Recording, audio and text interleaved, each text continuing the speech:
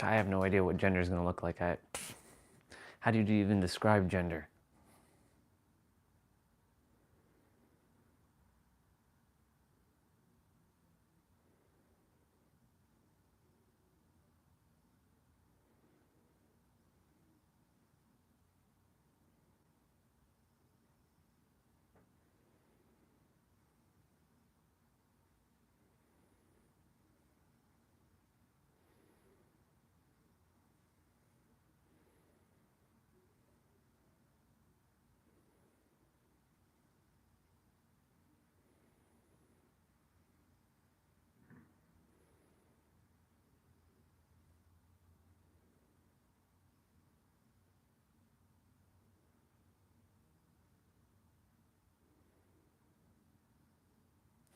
Awesome. The character had another meltdown this morning.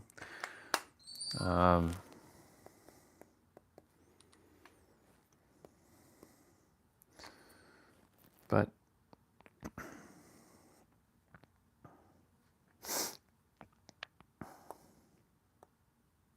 let's see.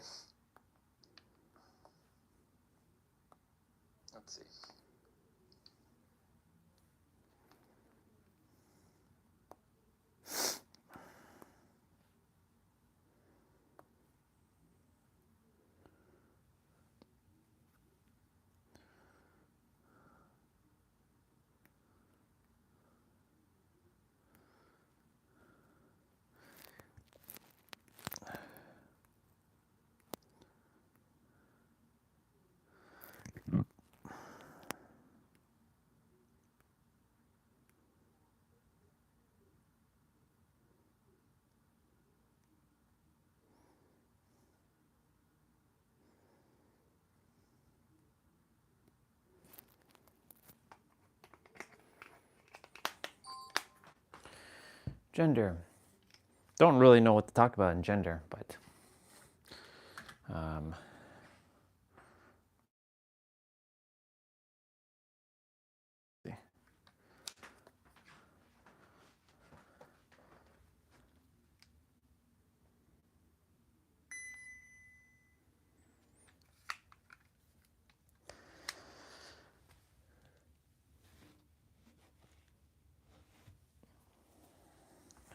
shoes kind of wet.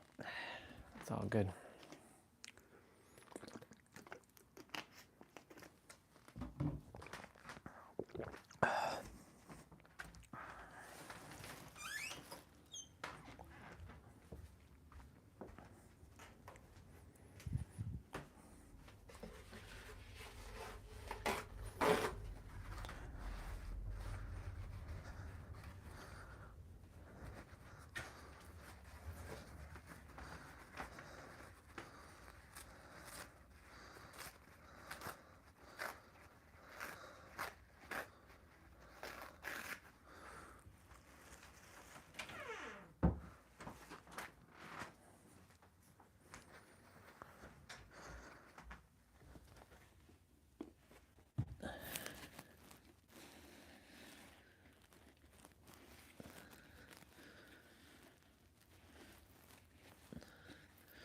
Put a layer of paper towel into my boots.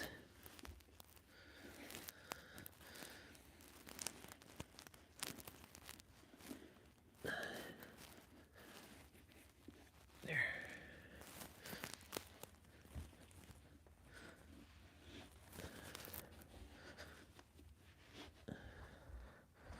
Just to prevent it from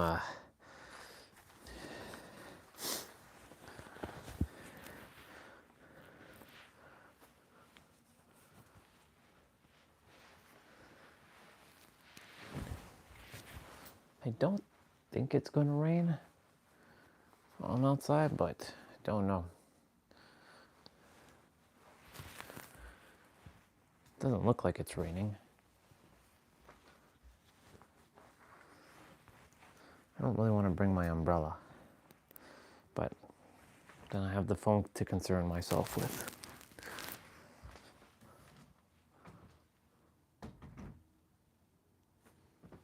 Alexa, is it going to rain? It's raining right now, stopping around 8:45 a.m. Is it actually raining outside though?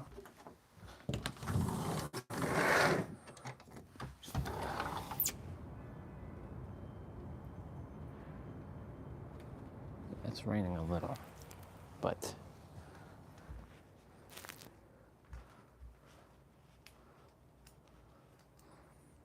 yeah, it's fine. It's fine. I'll go without the umbrella. The phone should be okay.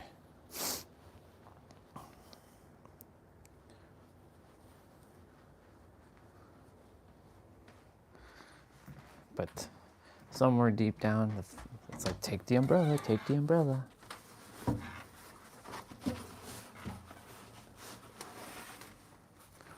Fine, I'll take the umbrella.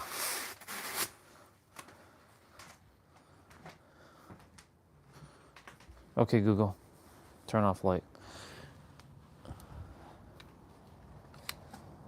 I don't think I'm gonna have to use the umbrella, but we'll see.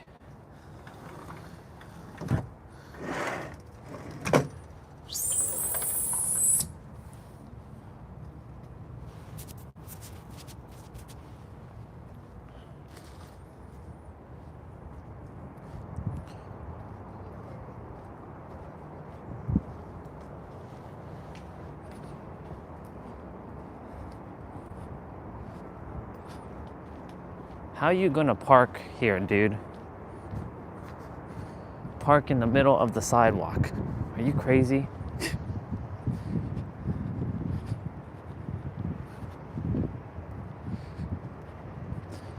All right. Principle of gender.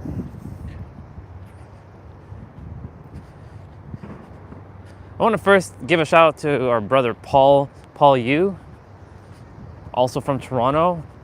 The dude just he hit 8,000 subs. He got over 4,000 subs in like less than 28 days. His channel is growing pretty quick. It's pretty awesome to see it. To see him like explode like that. His camera quality is like terrible, but it's just a dude turning on the camera and talking with y'all. It's kind of like what I've been doing. But yet, for whatever reason, it doesn't work for me. Well, it doesn't work for this character. And that's a belief that has to be removed. I can see it. I can see it and I can feel it for the character that like deep down, like nothing works for me. No matter whatever, that's always been like the theme of this character's story. Nothing ever works out for this character. That's not true at all. It always does, right? That's just a belief. That's literally just a belief. Morning. That's literally just a false belief that the character picked up.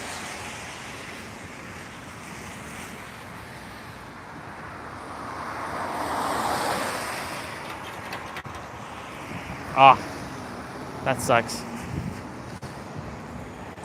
I have to wait for this light.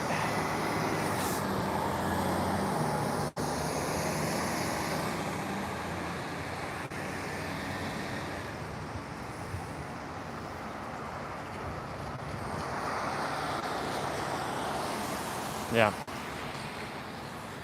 So yeah, the principle of gender goes similar to the principle of everything else, like polarity. Goes to it goes to all kinds of other, principles that exist in reality. But everything has a masculine force and a feminine force.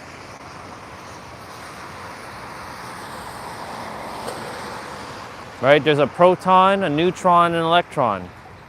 A proton would be considered technically the male. A neutron would be considered the female. And then the neutron is the neutral. The electron is the female. The proton is the masculine. and then the neutron is the neutral, the 3. Reality is comprised of 3 things.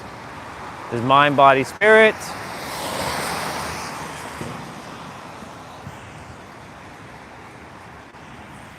There's mind, body, spirit.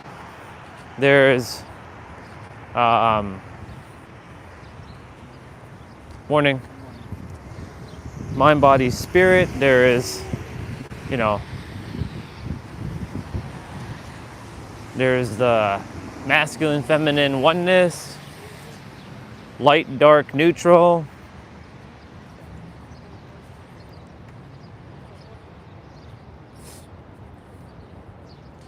Phone battery already at 99%. So that means we won't be able to walk that far today.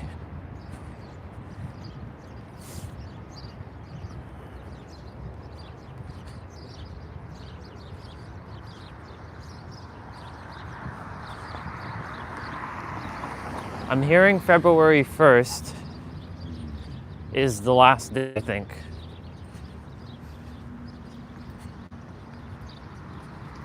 But again, I don't know. Because what's the point of streaming onto a dead channel? There's no point, right? What's the point of live streaming on a channel that's just there's no one to talk with much. I mean, people do come on here and there, and I appreciate the times when I do get to speak to anybody, but I desire to have constant communication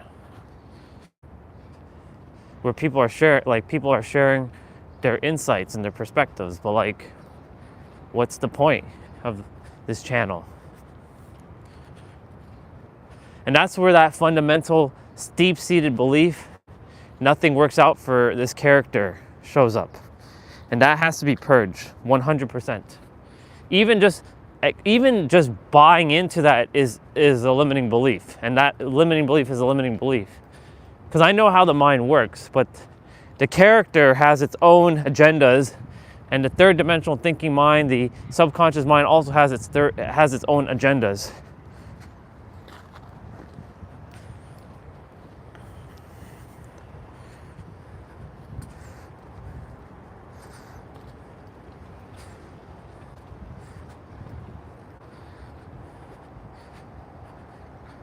Well, we're going to see grass again, but that will be soon. That'll be eventually removed.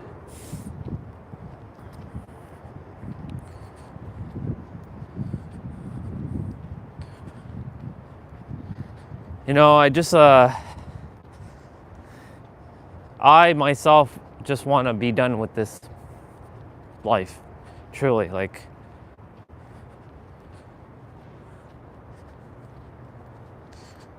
I was listening to a video this morning talking about the trion being that we are.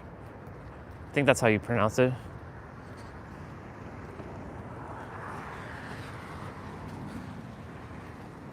And they were mentioning about the beliefs that you carry in your life, that when you die, you will instantly manifest it in the physical, once you die. If you really believe in hell, or you really believe in stuff like that, and you feel like you're going to go there after death because you committed some sin, then that's what you'll manifest.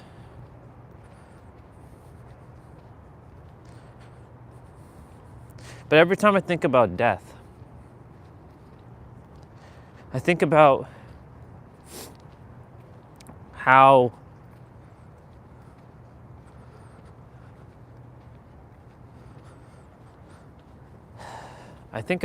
everything this life for this character is.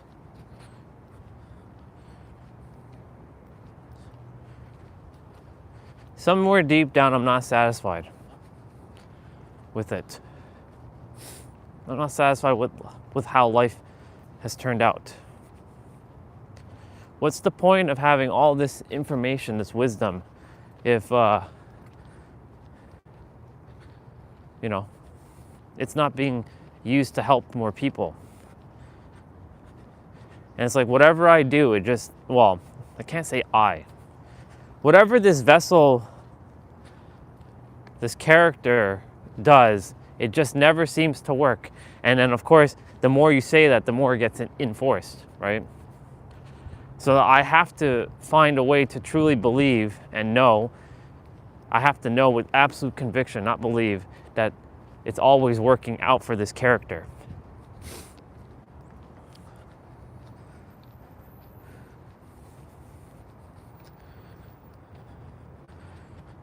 It's funny because in 2025,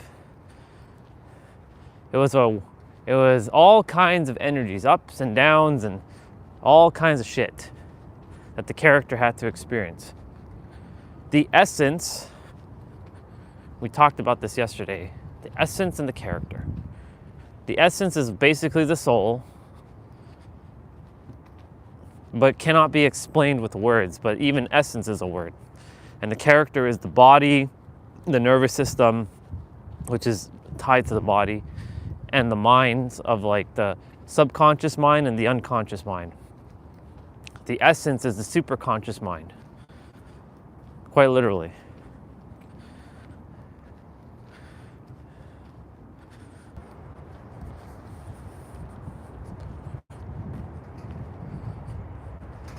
And we're back.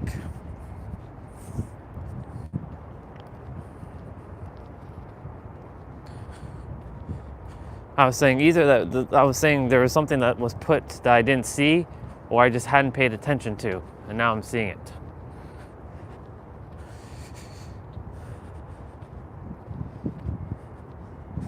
It's funny how some days the battery stays at like 100 for a while, and other days the battery is like, it's already at 95. We've barely been outside. So this is one of those days where the walk is much shorter.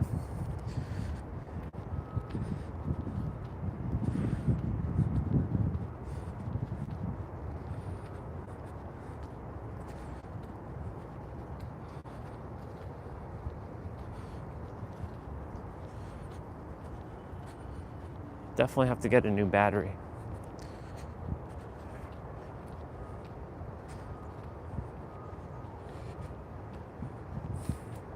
But it's funny because sometimes the phone will die at 5%. And yesterday, when we were walking back, it died. It didn't even die. It was at 1%. We got it back for our second walk, which was pretty awesome.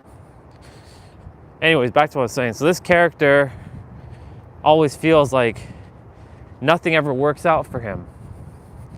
And that's a big, big, nasty belief to have, that nothing ever works out for the character to hold.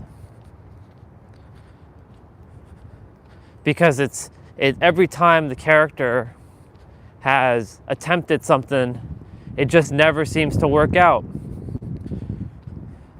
School didn't work out. Relationships didn't work out. Attempted to create a business, didn't work out. Constant failures after failures after failures. And the character says, like, what's the fucking point? Why am I wasting my time? Or why is it wasting its time with this? Can we be done with this? That's what the character is feeling. I'm watching the character closely, because the character right now just doesn't desire like to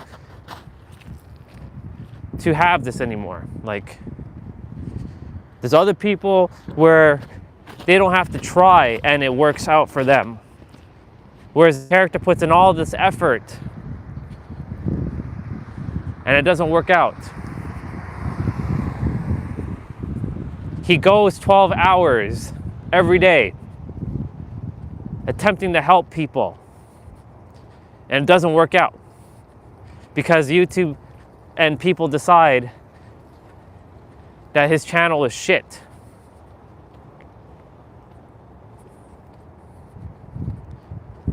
The character is really annoyed that, like, no matter what he does,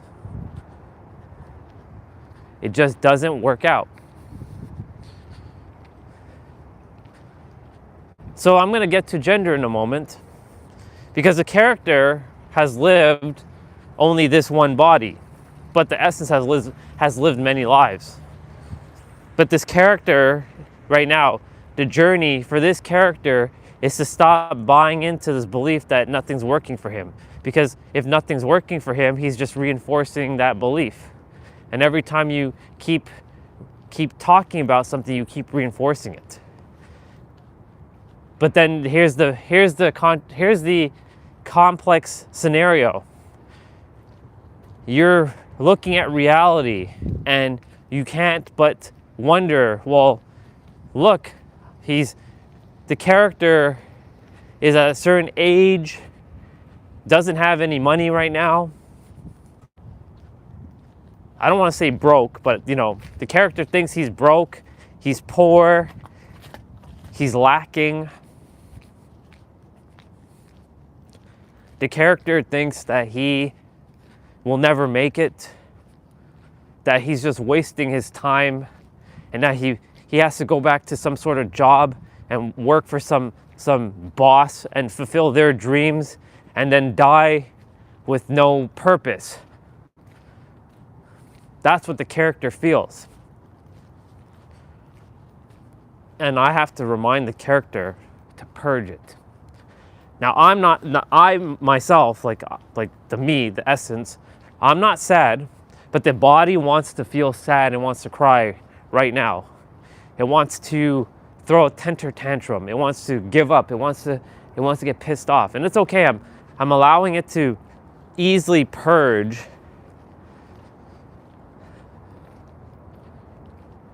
all these emotions. This is not me though, because I know who I am. I'm the infinite. But I have to abide by this body and the character's ideas at times. And I have to watch and observe.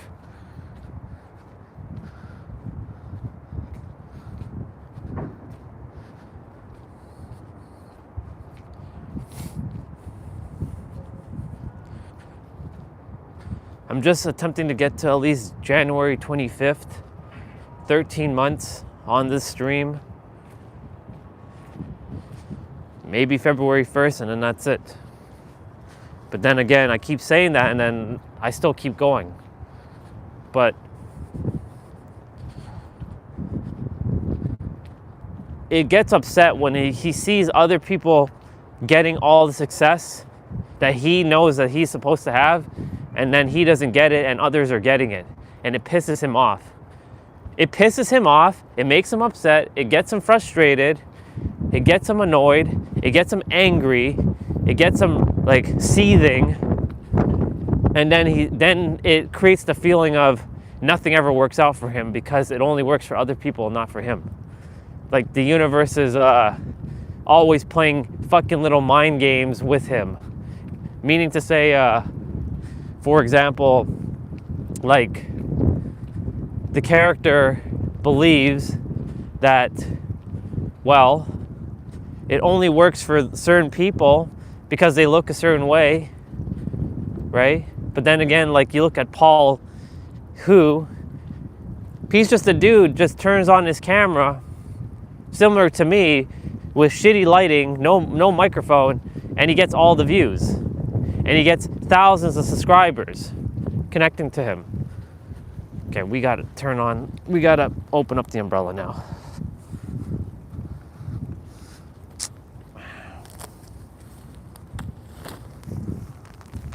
There.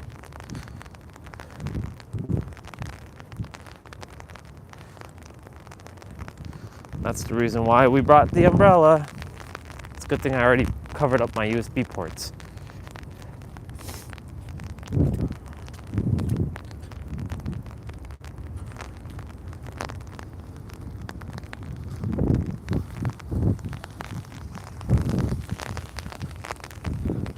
Well, I was gonna go hang, but I'm not going to now.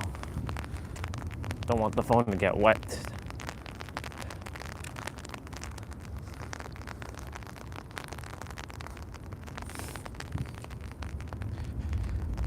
So that's basically, in a nutshell, what the character is feeling right now. Because, you know, when he sees others getting what they deserve and getting what they want, and it has no effort, right? The character experienced that last year. Around this time last year, the channel was growing pretty quickly. But then he's like, yeah, I knew it. There was self-sabotaging energy that was happening, because like this isn't meant for me, because I know something's always going to happen. And then it created that belief, right? Because reality is a mirror of what you feel inside. So let me get to the principle of gender now. So this character believes that because I look a certain way and this character was designed this way, right? That nobody takes this character seriously. That he doesn't really have a masculine look. And that's, you know, a lot of women see him as like gay. Men don't see him as a man. They treat him like a boy.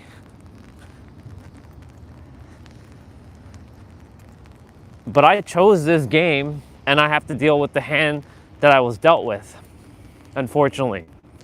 Well, the character has to deal with it, and it doesn't want to deal with it anymore.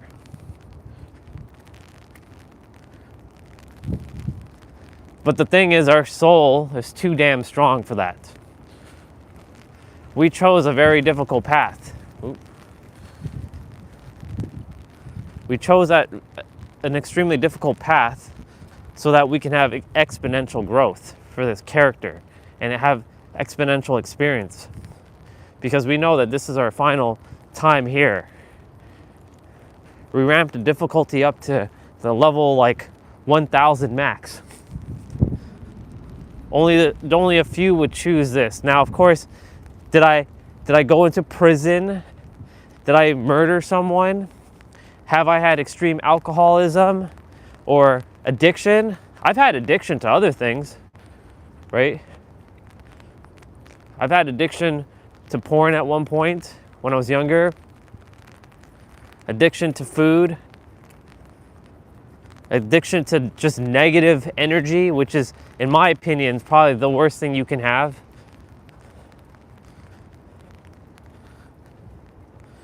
I never felt called to do cocaine or drugs or drink alcohol or smoke a joint. I never did any of that stuff. Never felt called to.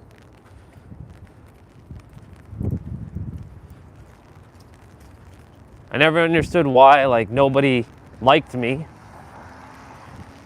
And I always had to put on like a facade for people to like me, but in reality they never really liked me. They just tolerated me because I just existed. Well, the character anyways.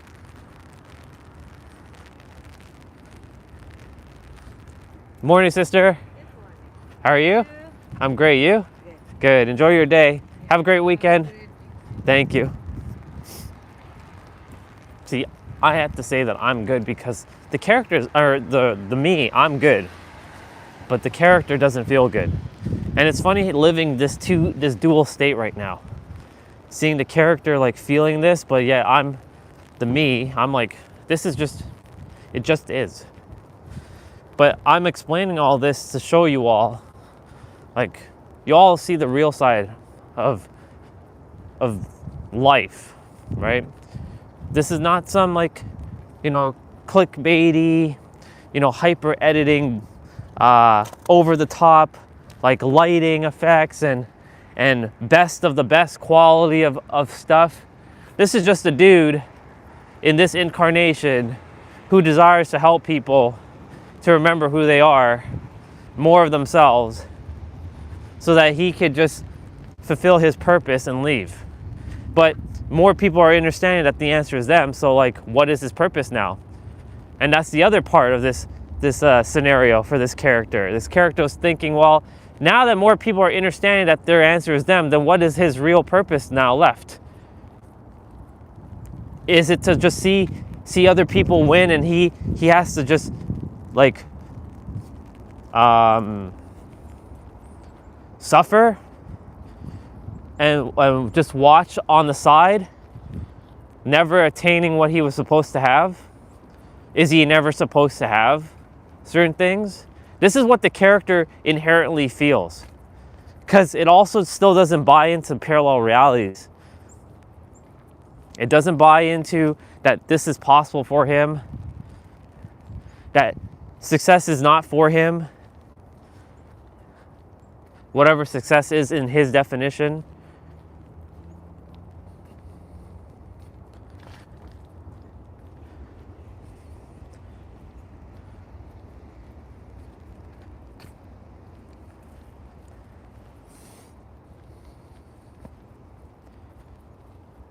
Phone battery at 84%. Okay.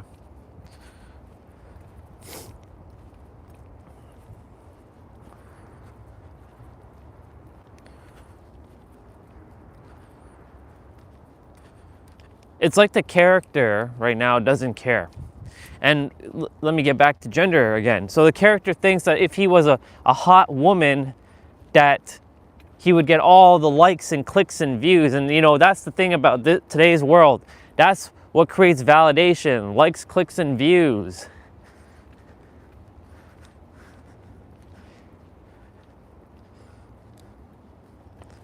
But I chose this path, a very unique path, to allow others to have success while this character watches on the sideline.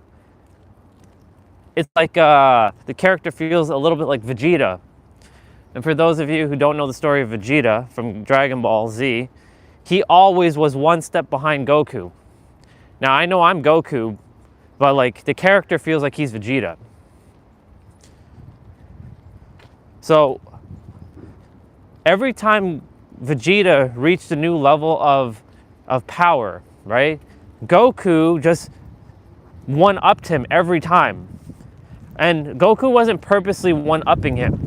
He just did it with natural effort, or natural ease, with little to no effort whatsoever. The umbrella right now is probably useless because the wind is just like, and it did technically kind of stop raining.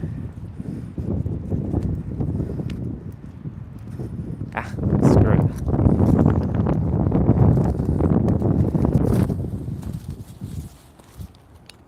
There. Right now the umbrella would be useless.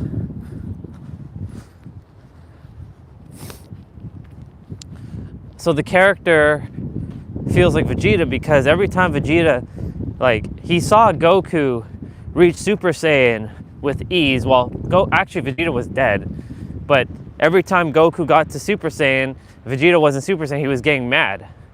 And he's always had to watch. And then there was a point in like when Trunks came and he saw Trunks turn Super Saiyan, he got even more mad that he hadn't reached Super Saiyan yet. So Vegeta trained with so much effort, so much intensity, 400 times Earth gravity. Fucking 400 times Earth gravity. Goku didn't even do that to achieve Super Saiyan. And there was he went to a planet where the planet was like on the brink of destruction, and like everything he was doing was like basically survival. And then he attempted to blast a meteor, and like the meteor was coming, and he landed, and you see all the blood coming out of his hands and his eyes and his face, and Vegeta's like, that's it, I don't care anymore, I don't care, I'm done, I don't give a shit about being Super Saiyan, fuck this. Well, he didn't say it like that, but you know, he's like, I don't care anymore, I don't care anymore. And guess what happened? In that moment when he just said fuck it and he let go, everything happened for him. So to some degree, that's what the character is doing. It's like, fuck it, I don't give a shit anymore. It's just doing whatever it wants now. I know that the character, it prioritizes moving, like moving the body, because it likes moving the body, it likes being outside, but it doesn't care about this YouTube success anymore. It doesn't care about making money anymore, because the character is like, fuck it. If I'm gonna go to jail, or I'm gonna get sent to problems, fine, whatever. I don't care.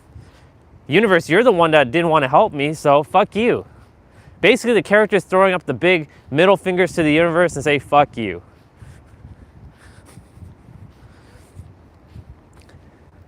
Not a dark night. There's no dark night of soul. That's just what the character feels. It's like, fuck you, universe, fuck all this. Screw it. I don't care anymore. That's what the character feels. So I'm watching the character right now very closely and allowing the character to feel these things so we can bring it up to the surface and release it once and for all. So if any of you today see me purging or crying or getting mad or frustrated, just remember, it's not actually me, it's the character, some will call it the ego mind, the third dimensional thinking mind, feeling what it has to feel. But it's not me. Because there's no such thing as me.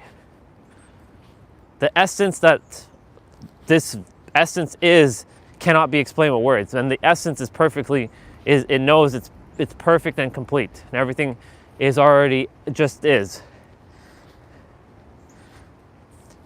The character also is really annoyed the fact that, like, yes, it is manifesting and it knows it's manifesting, but it's manifesting things it doesn't give a fuck about anymore. Like, why am I still getting information? The character doesn't require information anymore from what the character says. Like, the character doesn't require to know about this stuff anymore.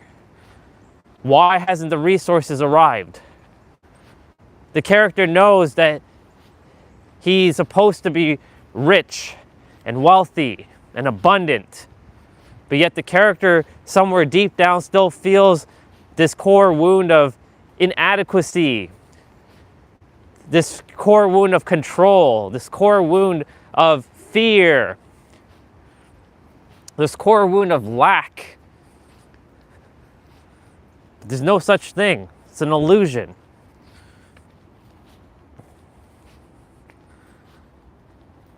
And that's why the character feels this, it never works out for him vibe. Some of you can relate, some of you probably can't relate to what I'm saying, because maybe you had it easy all your life. Maybe everything just worked out for you. Right? And the character made this story so that it could be relatable to others, because there are other people whose shit just doesn't work out for them. No matter what they do, it just doesn't work for them. No matter what they do, I'm going to use the word try, what they attempt, what they put forth, it just doesn't work. They take all kinds of action, it doesn't work. And the character now knows how this works, but yet the character, for whatever reason, still is adhering to the illusion of this third dimensional realm. This fake ass world that is not real. And is wondering, well, what the fuck is this character? What am I here to do? That's what the character is saying.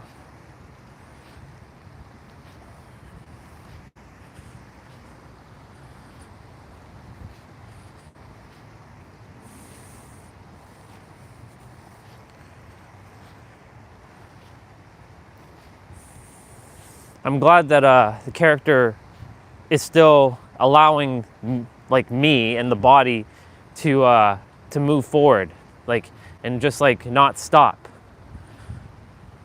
Got to give credit to the character. But the character wanted to show hundreds of thousands of people daily that to never give up.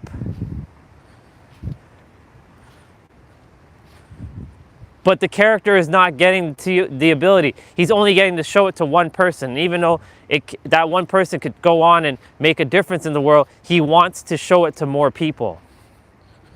Not to say this one person that's here who is remaining anonymous and not saying a word, doesn't really matter.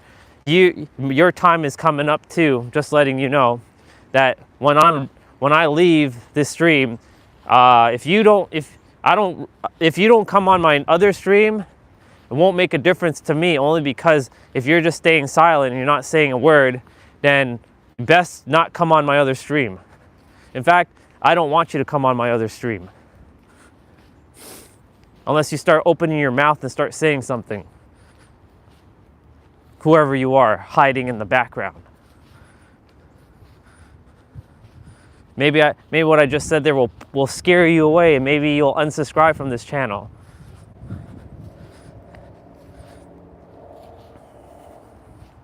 Doesn't really matter. I don't really care anymore. The character doesn't care. So I'm going to switch to the character now. So this is going to be the character speaking for a moment. All right, the character is taking over now. Yeah. I fucking hate this. I hate all of this shit. Reality is stupid. Like, it doesn't work for me at all. I'm streaming to a dead channel that there's nobody who comes on as often, and I'm not having constant conversations with people. Like, it's so fucking stupid why I chose this.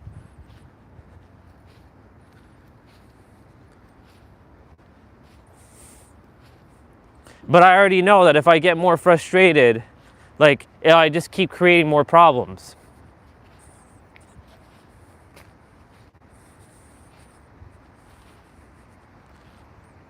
I just want things to fucking work out for me for once.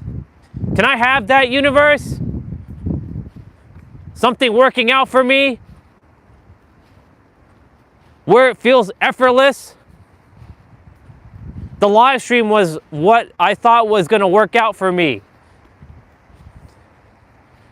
And you screwed me. You fucking screwed me.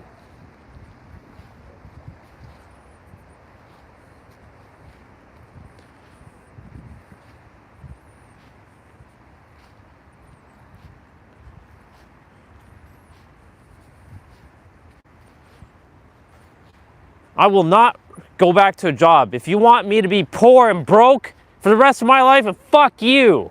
Because I will not settle for that shit. If I have to kill every damn person, I will.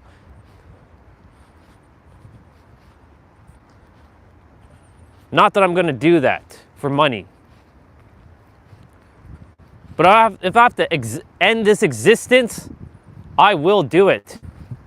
I will find a way. And I'll take everything out.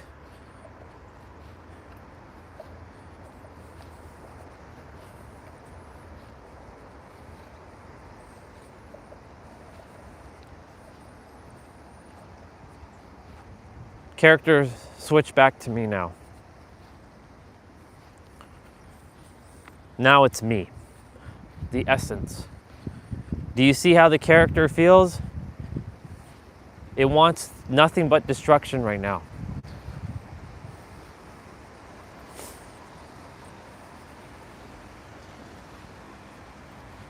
It wants total annihilation.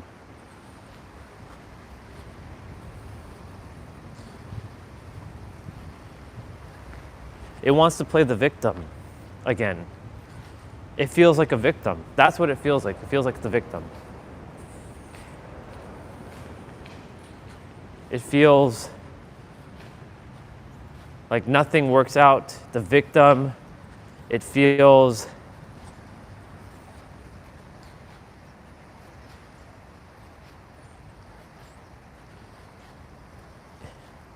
like these are like core beliefs that it still is holding on to. And that's where the essence, is coming in to tell the character, hey, chill out. And not identify with it. Because the essence knows that everything is working out exactly for this character. The character is getting trapped up because it's saying, oh, I'm still here and blah, blah, blah, blah, blah, and all this other shit and blah, blah, blah, blah, blah, and more blah, blah, blah, blah, blah. That's what the character is feeling. Hi, sister. See, this essence loves everything. It loves seeing people. It loves being outside. It loves everything. It just loves the fact. And the character, or the essence, knows that money's an illusion. It's not real. There's nothing to fear.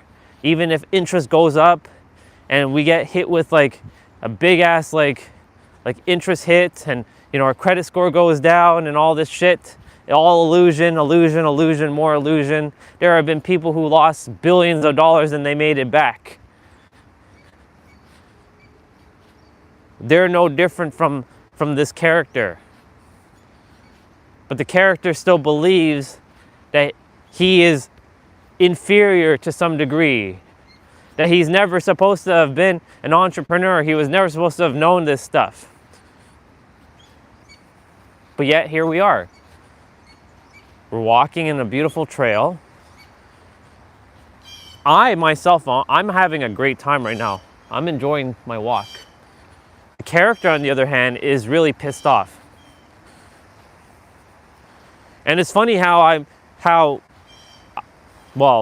this vessel at this point was able to switch, because it's funny enough when I think about it, how I used to role play all the time. I used to split myself a lot. I didn't know why I did that kind of thing when I was younger. I'd have like these make-believe stories of me being like a Power Ranger, and I would be fighting a villain. So I'd be like imagining like someone, like a villain, like I'd talk like this. So I'll give you an example. So you think you can stop me? Well, go ahead and try. Bring it on. Because you're no match for me. You and your minions. Come at me 13-1. I'll show you how it's done. Did you have that dream where you were gonna die? That's right, because I'm the one that came here to end your existence. So that would be like me versus like a villain. Then I would do ones with like love, like I'd be like fantasizing. So I'll use wife right now, because this is perfect. Wife and I are like, hi honey, hi babe. How you doing? I'm like, I'm great, honey. How was your day at practice with the girls? Oh, it was great, honey. It was amazing. I missed you. I missed you too. I wish you came. I know, but I had to take care of some things at the office. Always working hard, I see. Yeah, well, someone's got to put this world in order. Let's go out for dinner. And we jump into a car. Like, how's the food, babe? It's delicious. She ended up getting like burgers and fries, and I ended up getting a chicken sandwich and fries. And then we're just like holding each other's hand and just walking. So you see, like, I don't know why ever since I was young, or this vessel, well, the essence knows why, but now I'm switching to the character. I don't know why I've always had this ability to kind of like make shit up, right? On the fly, like impromptu, or make up a scene or a story, because I think that's how this character had to survive for the longest time, because it didn't have real friends after a certain age. Now, he did have a friend, a brother, who was similar to him, named Jason, and Jason has brothers like Kevin and Sean, right? And this character was with them, but he still didn't feel a part of them. He still felt disconnected because the character itself never felt like he belonged anywhere. He was always looking for this sense of belonging, but he never felt like he belonged. And then 2022 hit, when the character started meeting all these new people, also known as Soul Family. Some felt like Soul Family in the beginning, and then later on it turned out that they weren't. They were just mirrors. Others stayed, some departed for a little bit, and some came back. Some permanently exited the character's existence. But the character, right, was able to always role play. So the fact that I can switch between the vessel can switch between these two beings is remarkable. The character right now, whoever just showed up, because there's someone here, is really pissed off. It wants to go on a destruction path right now. It wants to go and tear shit down. It wants to destroy. It wants to conquer. It wants to bring all of this world to its knees and make everything and everyone pay for what it has experienced. There's a brother running behind us. I was wondering, what was that sound? We made it to the water.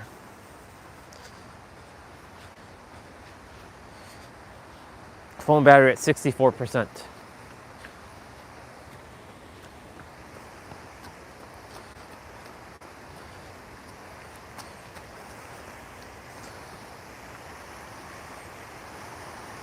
Look, my rock. You can finally see my rock again. I'm not going down there though. Too much snow. It's not quite ready to go down there yet.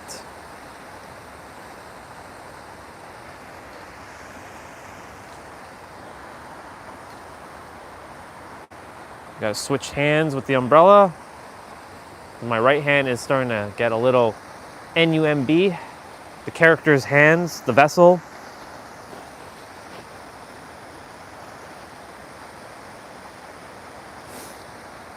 But you know, it's fascinating because the character, he just wants all this to end. He wants it all to end. He wants to bring all the suffering to end systematically, to bring everybody's life to an end. That's what the character desires.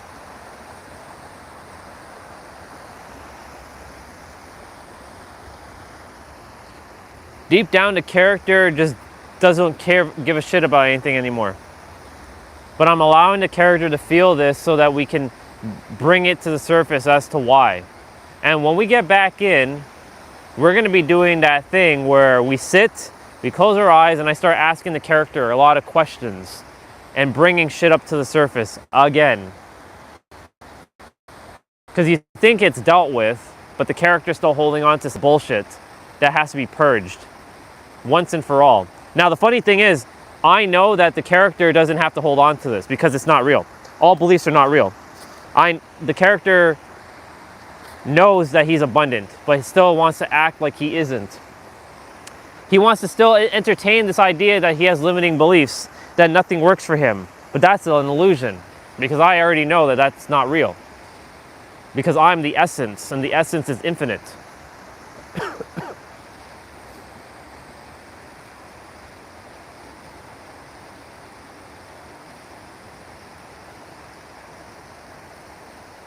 It's fascinating.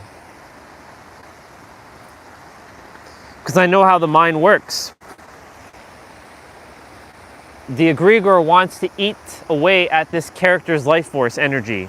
It wants to sustain and take up mental real estate. And you know what's fascinating? When our brother T-Bray, when he came on during the summer, he said something that dog is living rent-free in your head.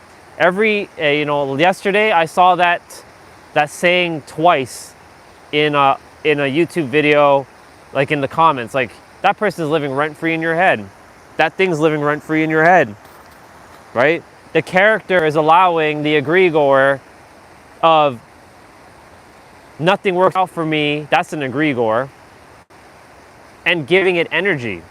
So today, I'm gonna allow the character to draw, sit down and draw out every belief that it thinks it has, put the belief in a circle,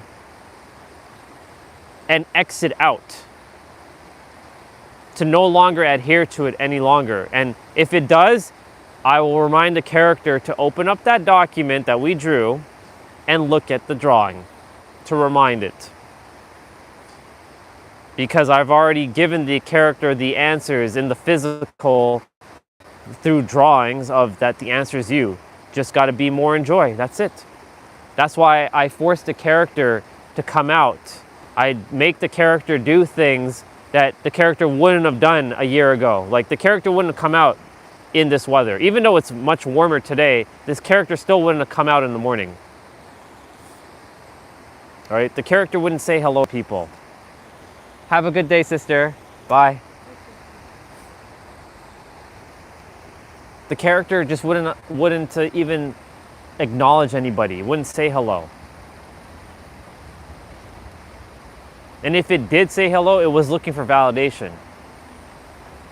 It was like a fake hello kind of thing.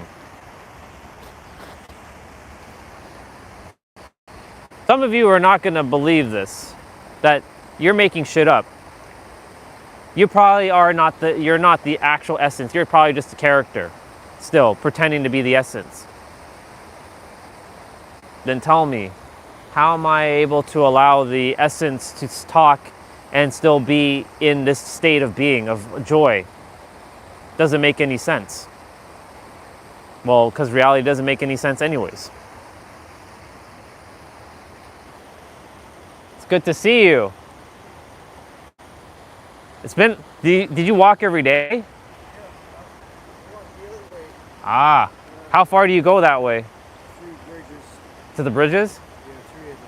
3 of them. That's a far walk. So are you going all the way to Finch then? Pretty much, yeah. Oh shit.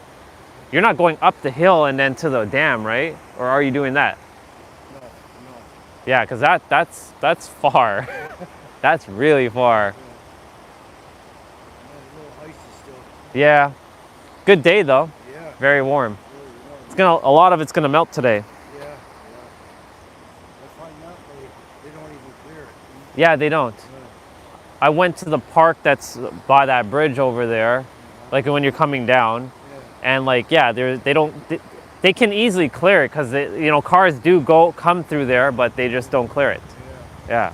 Just after that first bridge. Yeah. It's all snow. Yeah. Slush. Yeah, it was a bit of a challenge walking there. I bet. All else good? Yeah. All good so far. That's good. Still a little icy down there. Yeah. Can't be standing on my rock over there yet and stretching and doing my stuff in the mornings that I usually do, but it's okay. We'll get there. Yeah. We're getting there. Days are getting longer. That's good, and I like that. Normally, I'm not a fan of winter at all, but like I allowed myself to enjoy it this year. Yeah. And it was funny because we had the minus like 20-degree weather, and it was that weather, even though I was feeling the pain in my feet and my fingers, that allowed me to enjoy the warmer days. Yeah. So I appreciate the colder days to give me the appreciation for the warmer days. Yeah. Yeah.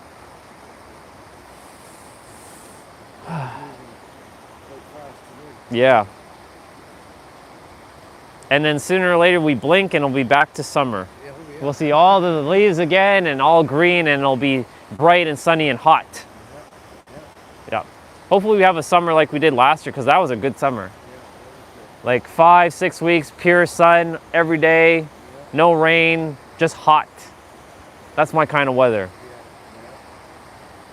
Not everybody enjoyed that though, because they're like, we need rain.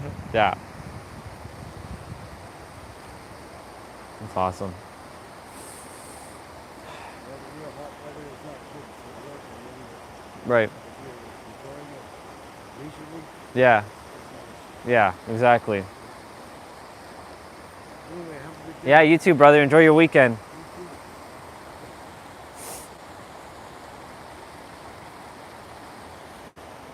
You see, the character and I have to, and I'm switching every time I'm speaking with someone to allow the character to just watch what I'm doing. Because he knows that, because the character, I'm telling the character, listen, you have to understand that everything is one thing.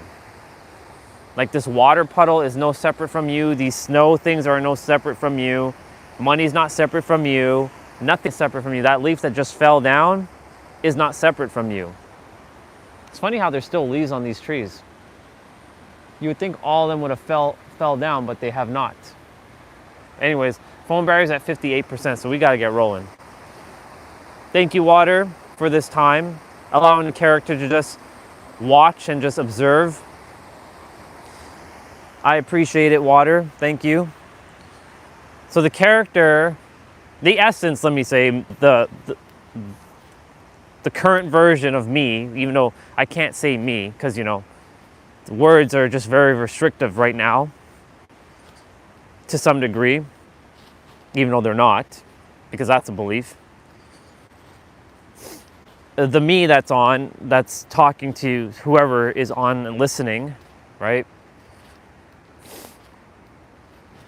It knows. I know.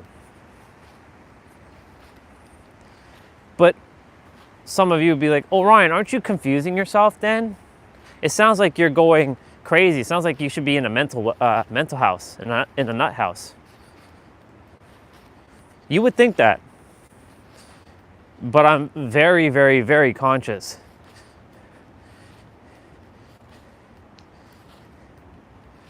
To what is happening. This is the multidimensional version who sees things multidimensionally and is basically the observer. The character is the one that feels like the painter, or I should say, it feels like the one that's being painted. But the essence, me, it, I, whatever you want to call this, who's speaking to you, even though there is no such thing as you, because you doesn't exist. What you are cannot be described in any word. Even the word you is not enough.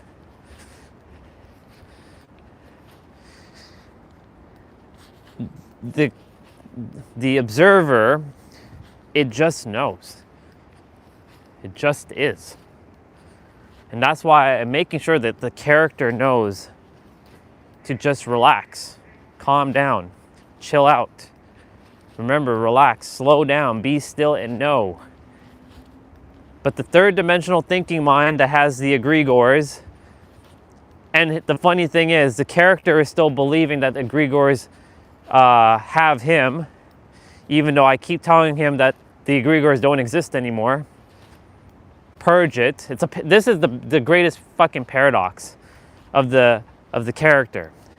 That the character believes that he has limiting beliefs and buys into the limiting beliefs, even though I told the character that the limiting beliefs are illusions. They don't exist.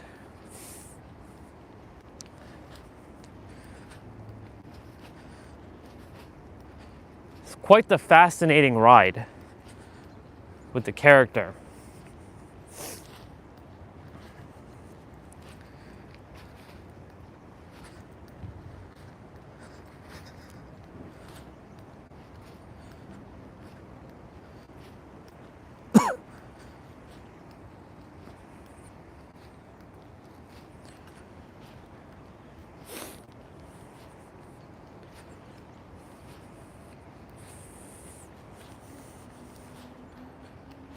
The character, every time it goes into the house, it wants to just fucking destroy.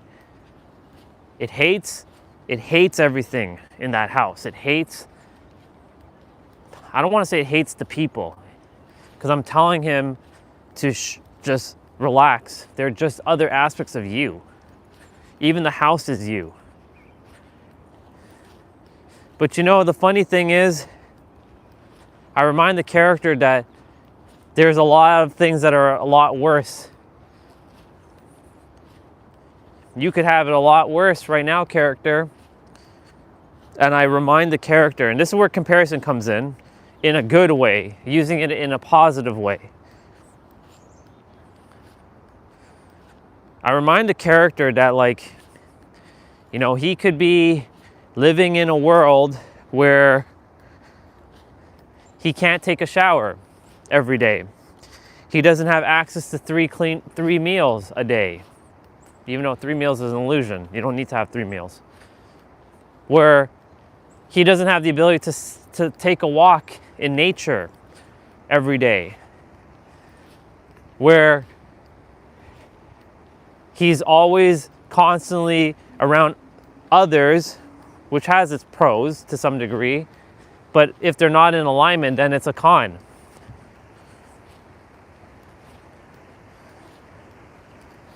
To reminding the character that gratitude is the great amplifier and multiplier.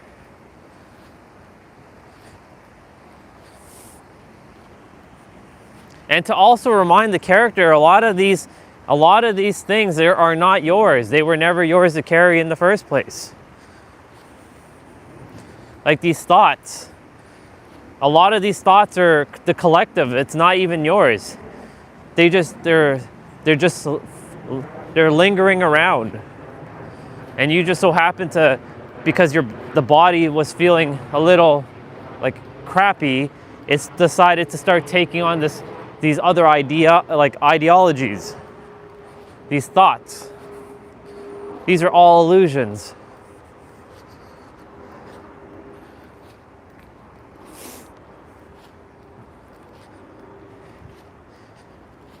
So like I keep reminding the character, like, these thoughts are not yours.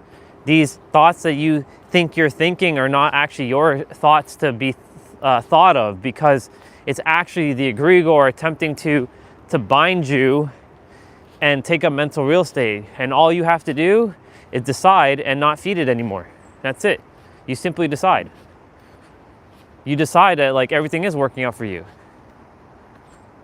I'm gonna punk your ass on that trail when I come up there, boy. Nice. So right now I'm having a dual conversation with the character and the essence. So I'm the essence, and the character is the whiny little biatch. Good to see you, by the way. Oh, by the way, since you're on, since the Stranger Things chapter is coming out in January 27th, that's when 2v8 comes back out as well, and they added a new class. It's called the torch bearer class. So basically, it's a flashlight class, which drops a flashbang, and they added Chucky and a couple maps to the 2v8, and they added they added the ruins or the tunics back. The thing where you can remove a hook status. So they added that back. So just letting you know. I think for the remainder of the time, I won't be playing Dead by Daylight. I don't know. There's nothing going on in it. I'm just logging in for on the Tuesdays to get my free 250 points, and then I'm just logging off. I didn't bother playing that day. When I came on Tuesday, I was like, yeah, I'm not playing this. I turned it right off. Yeah, basically remove a hook status. So you know, like when you got hooked once, it's basically when they had RPD, when they introduced RPD, they added that like flower thing, or you can eat it, and then like you grab one of those like plants or roots or whatever the hell they are called, or weeds. Yeah, they're adding that back, but it looks slightly different, because right now the public beta, a lot of people are playing 2v8 in the public beta.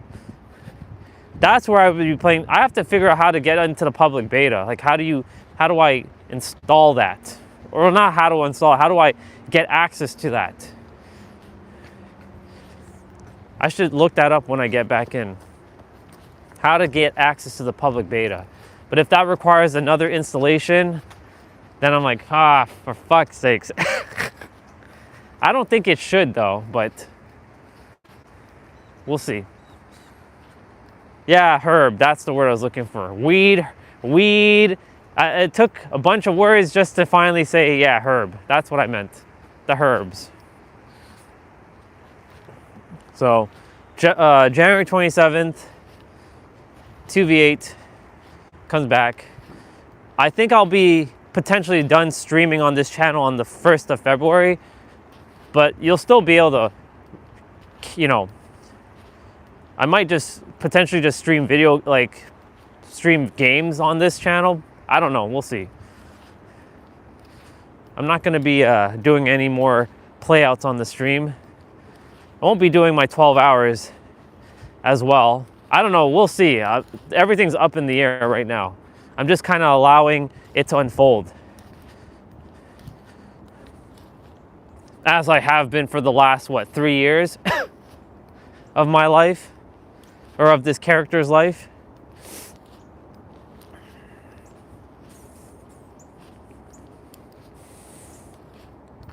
Phone battery at 46%.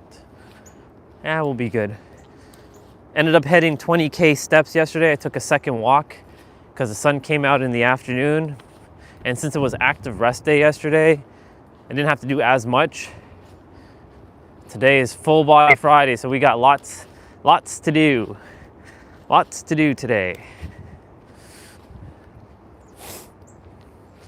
But yeah, I hit 20K, 21,700 steps yesterday, approximately, which was good. And I'm like, you know, when I'm home, that's gonna be my daily target every day, 20K steps, minimum. Dual walks, one in the morning and one in the evening times, and get my 10K. I'll figure out my path. I think I know how to get 10K there. If I start at the Star of India and walk all along Seaport Village and walk back, I think I can get 10K. I'd have to really see how that would work when I get back there. I'll make sure not to have the watch on, and then start my walk and see what the walk, how much steps I can attain by doing the route that's there.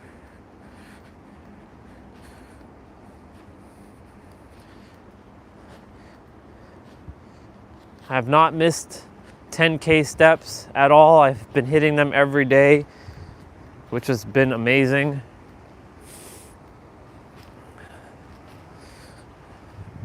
We got a warm day today. It's 11 degrees Celsius, which is like, I think low 50s. But this is like one of those anomaly days. So a lot of stuff is gonna melt, but then we're gonna get right back to the cold again in a couple days. So taking it in.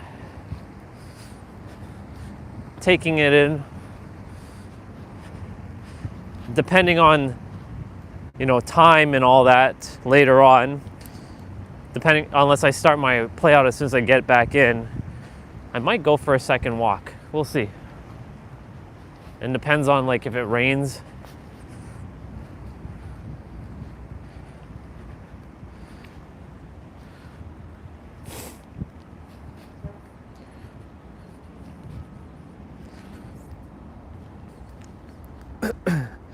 Yeah, earlier I was allowing the character to get frustrated, get it mad, allow it to just speak, because I allowed it to switch. We switched roles. It's sort of like if you ever watched Yu-Gi-Oh, TV show, the cartoon show, where the two entities, the two spirits switch. The character is one spirit and the essence is the other spirit. So right now the essence is speaking. But I'm allowing the character to speak for a moment. And it was like saying, fuck all of you. I wanna destroy all of you again. I hate all this stuff. Fuck you, universe. Screw you and all this shit. Yeah, that's what the character was doing.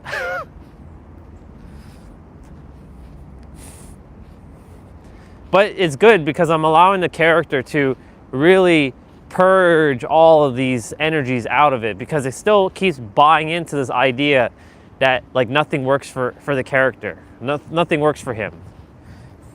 It's such a dumb belief that the character chose to believe this, because he sees other... okay, yeah. So basically in that show, there's two spirits that linger in one body. The Pharaoh and then Yugi, the kid. But when the Pharaoh takes over, his body grows, which is weird, and nobody ever like the characters in the show never like question why does his body transform to be like an adult, and he has a deeper voice and all this shit, until like in like season 5 when they started to like, so Yugi and the Pharaoh are two different people, two different essence, essentially. Yeah.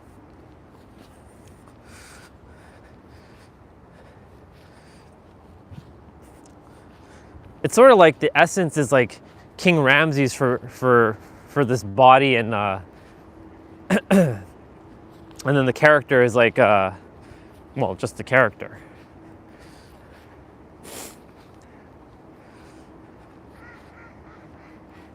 You hear that duck quacking over there. Quack, quack, quack, quack, quack.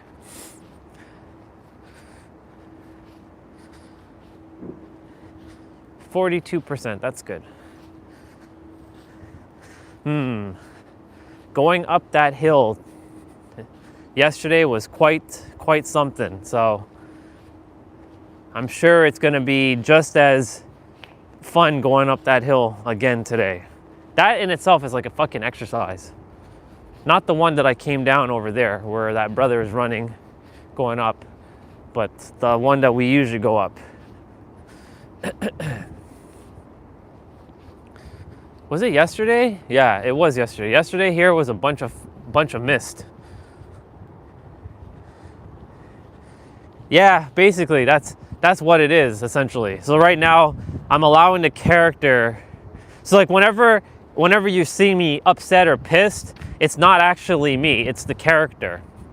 Because this version of me knows that everything is just an illusion.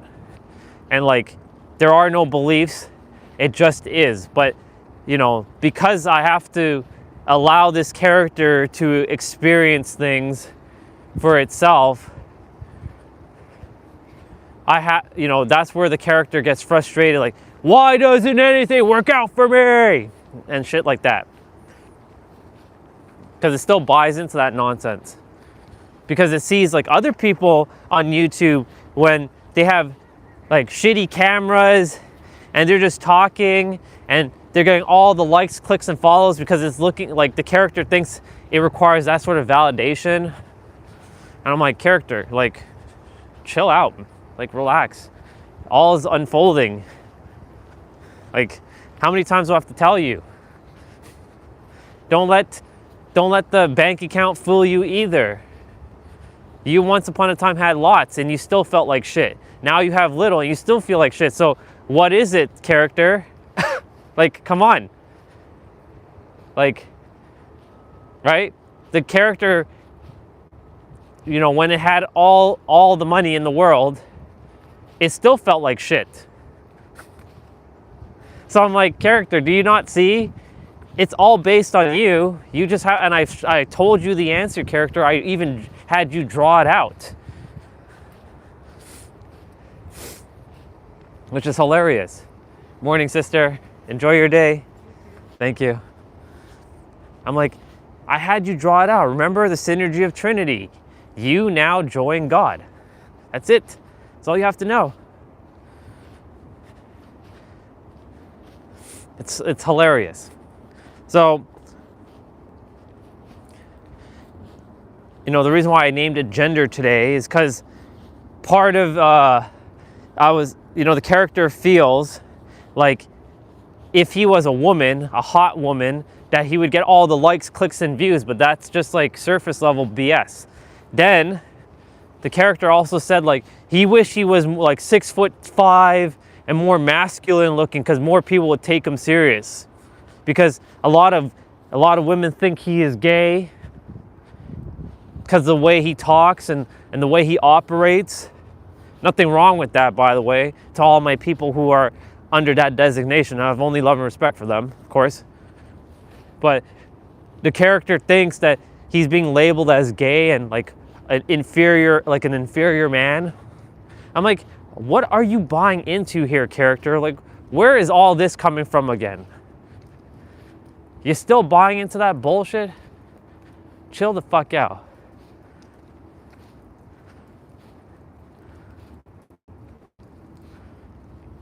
Like, seriously, like, chill out. The ducks in the water. All the ducks in the water. Lots of ducks. All above us.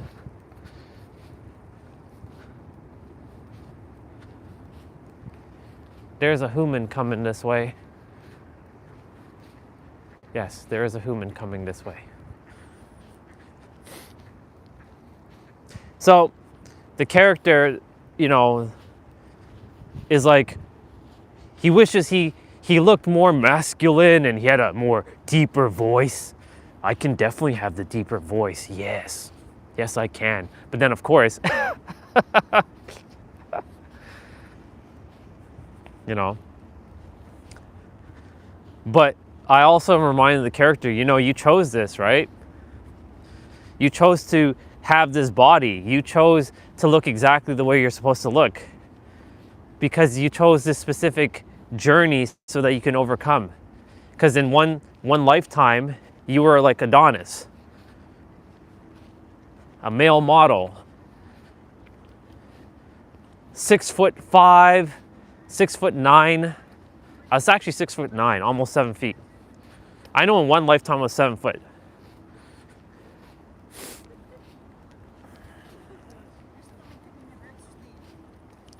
Morning, sister.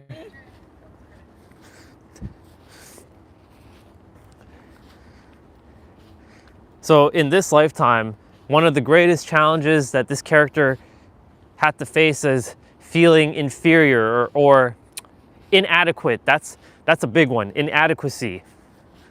A massive, massive one. That's known as a shadow in what we call the gene keys, which is a system based in astrology. And it's one of the most deep-rooted shadows. They're all shadows are basically all aspects of themselves, just like different nuances. Like there's the shadow of control, the shadow of inadequacy, the shadow of boundlessness, or being bounded. The what is it? The fear or the shadow of being a victim. So inadequacy, right? Which is gene key 48. The funny thing about inadequacy, there's 3 parts to it. There's inadequacy, then there's the gift, and then there's the siddhi, which is S-I-D-D-H-I. It's a Sanskrit word. And the Sanskrit word is basically, for the siddhi, is wisdom for that gene key. And of course, that's where this character, I told this character time and time again, you have all the answers. Relax, you is good. There's the doggy over there. That means our brother's coming this way in the yellow jacket. He's not walking with his friend though today. And normally there's another doggy up here. There's a German Shepherd, usually just kind of like stalking up there. But that German Shepherd is actually quite tame.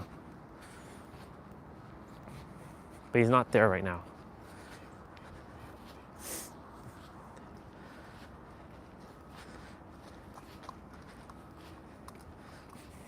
Morning, brother. Morning, how are you? Excellent. Yourself? Pretty good. Good. It's a good day.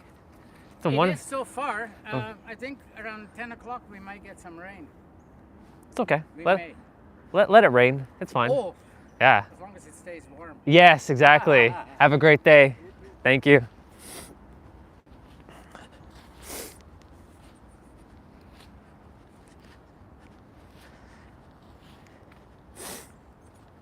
See, his dog I like.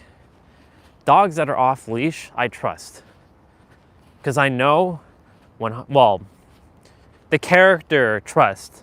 I know all dogs are just energy beings, just like we are. But the character, which is basically the body and the mind, it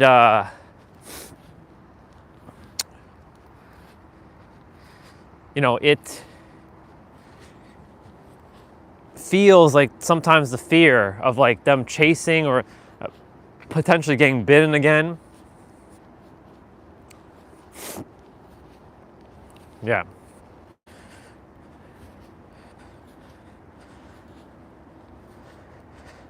Back to what I was saying. So this illusion of the inadequacy, right? This character, his greatest challenge to come here was the fear of inadequacy. And there was a poem, actually. I don't know if you're still here, bro, but there is a poem.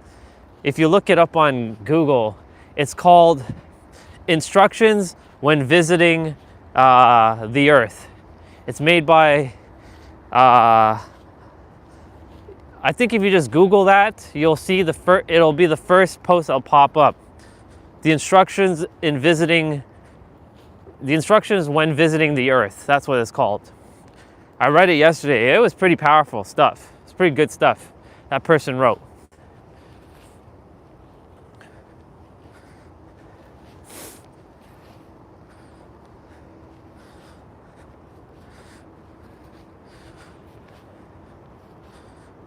I really liked that poem. It was good.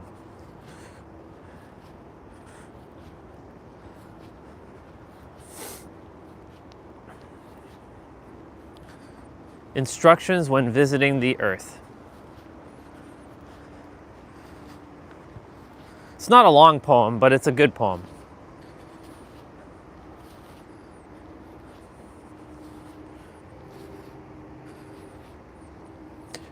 So the character, I had the character read it yesterday to remind the character, look, I keep telling you, this is an illusion. Yes, it's real that you're touching water right now with your feet or with your boots and that you're seeing what you're seeing, but reality is delayed. And it's frozen imagination based on what your consciousness is currently capable of seeing. It's funny how these pipes were all icy a couple days ago and now it's just like, now it's not icy anymore.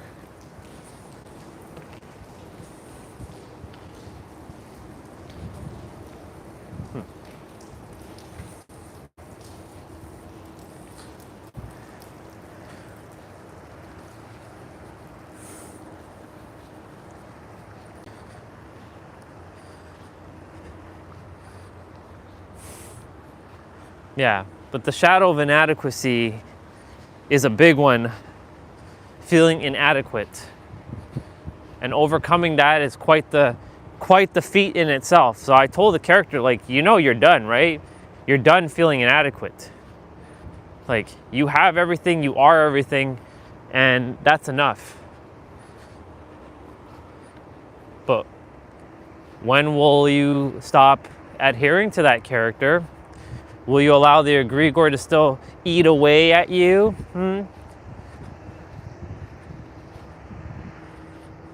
So it's sort of like the essence, right? The me that's speaking is like just the neutral bystander watching as everything unfolds. And the character is the character that's having to navigate this world and still buying into the BS. Because, you know, the funny thing is too, when you die, whatever beliefs you held throughout life will instantly manifest right away. So for example, if you truly believe that there's a hell after you die, and you have the fear that you're going to go to hell, you will manifest that immediately, because that's based on your consciousness. But ultimately, you will eventually get out of that hell, because once you die, the body, or the consciousness, will return back to the peaceful, loving state. So that's why people have that fear of death, or fear of hell, because it's been so programmed into this world. It's so deeply entrenched into the consciousness, the psyche of the mind and of the collective, that there is a dude waiting for your ass at the end of life with a pitchfork and a spiked tail. Doesn't exist though. That's all made up. See, when I die, or when this character at least knows that there's no hell, which I'm grateful for the character to finally realize there's no hell. And it really knows that there's peace and love on the other side, because the character is the one that got to experience all of that stuff, like all the other side. And it got to visit in 2022. It wasn't the essence. The essence already knew. I have to use the word I here. The essence, came to the character sometime in 2024 into 2025. Okay, this is gonna be fun. This is gonna be fun. I'm examining the situation here at hand. We're gonna have to walk on the side. Yeah. We went to our park yesterday and we sat for about 40 minutes, and we just sat and closed our eyes, and it was so good. I had the character just relax. I want to spend more time at my park this summer coming, if I'm still physically here.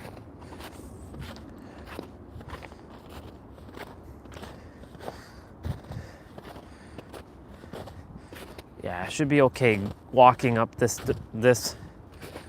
That, not so much. I'm still sliding backwards though, a bit. But I will make it up the top like I've done every day since it's been like this.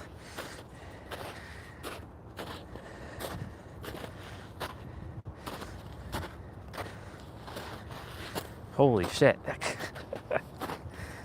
This is an exercise in itself, as I said.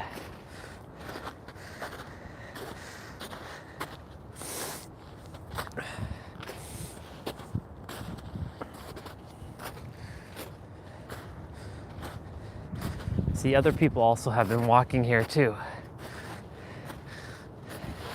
Holy shit. Whew. Okay.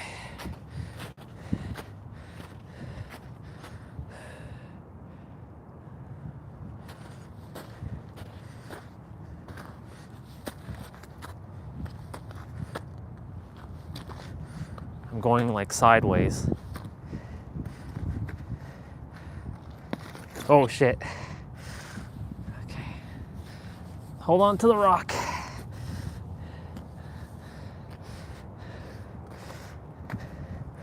Told you it was gonna be fun. But we did it. Yeah, there's no way we're gonna come up that. No way. Not with the boots that I'm wearing right now. It doesn't have that much grip anymore.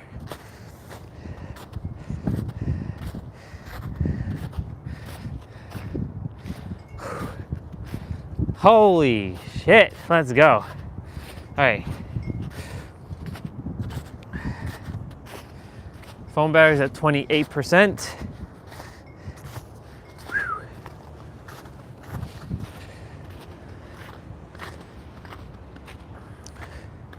I am gonna walk this way today.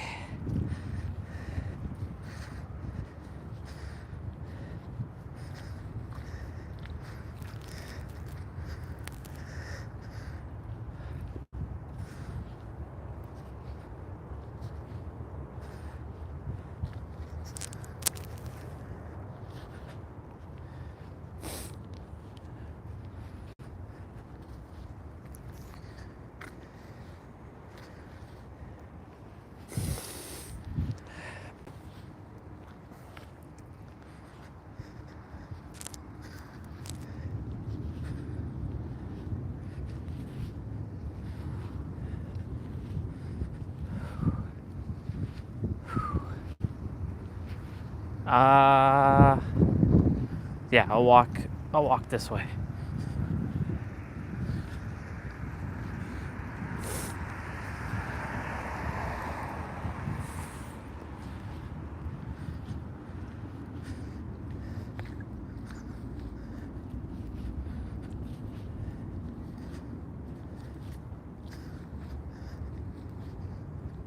Feels like my boots are wet.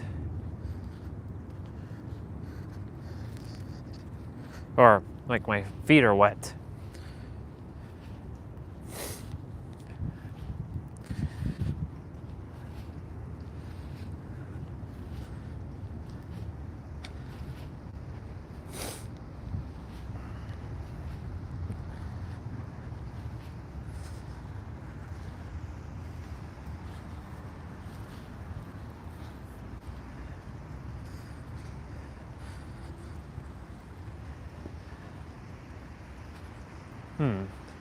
I might listen to the Gene Key today. Shadow 48. Not that I require it, but it's nice to hear the Gene Keys. I might do that when we get in. I should transfer the audios to my tablet. That way I have them all, the collections, the 64 ways. Gene Key 21, the shadow of control.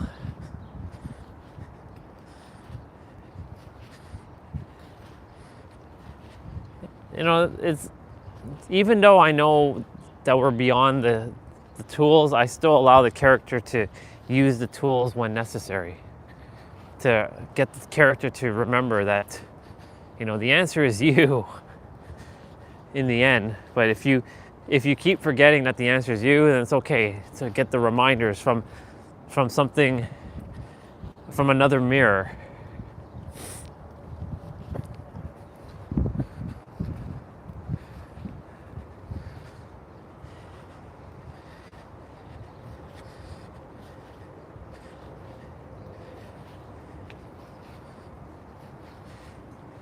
So normally, because it's January, people start to feel the blues of the holidays because there's no more holidays, right? But for me, I've been telling the character to, you know, keep coming outside.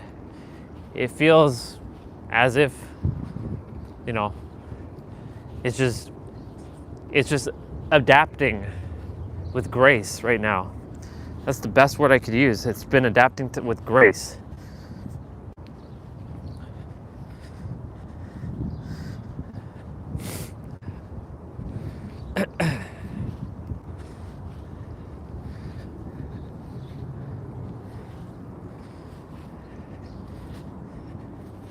Because usually it's around the mid-January to like early February. Or I should say from mid-January to mid-February, that's where it starts to kick people in the butt. Especially if it's like the colder temperatures. Because there's nothing to look forward to now. Right? Normally with the colder temperatures, when it's like December, you at least look forward to Christmas and New Year's. Now that that's over,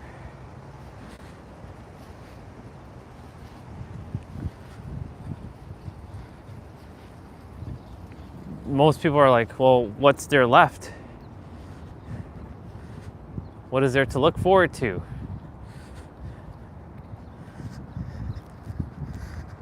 There's lots to look forward to.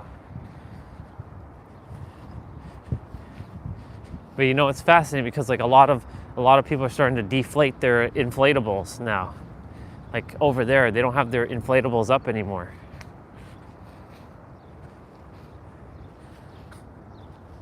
Which is fascinating.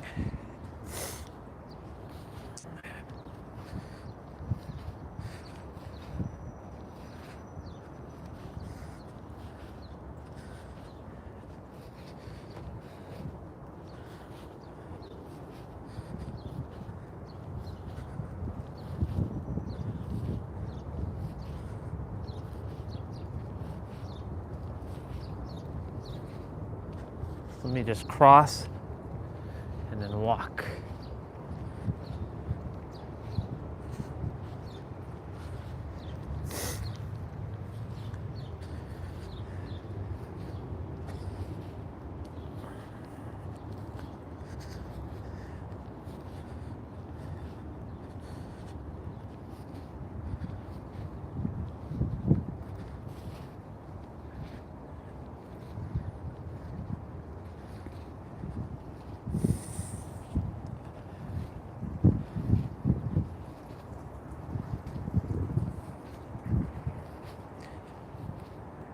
A laughing Buddha.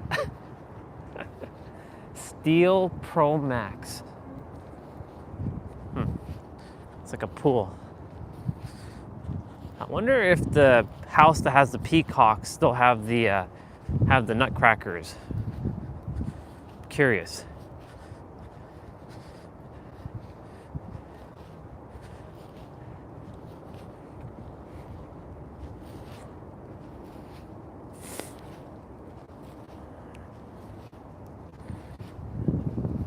Pergolia. I always wondered who came up with the names of these streets. Why did they name it these streets? What's the origin? Something's smelling nice here. Something's smelling nice.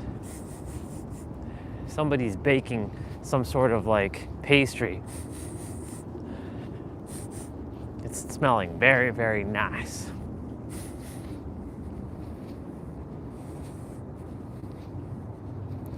Yeah, so I always wondered, like, who came up with the names of these streets, like in any part of the world? Like some streets we know the origin story, but like the random streets, like these streets, why are their names what they're named? Like who named them? What was their intentions for their names? Like this street that we're coming up is called Kearney Drive. Kearney. Kearney Drive. Why wasn't it called Kearney Park or Kearney Crescent? Or Kearney Place? Or why wasn't it called like Jefferson Avenue? Or I've seen Tom's Way, I've seen Bill's Way. Why wasn't it named that? Why Kearney? Why was this street named Kearney? Because somebody named Kearney made this street? When did this street come into existence? 70s?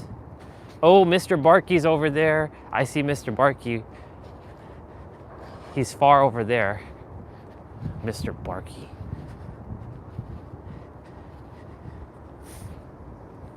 Morning.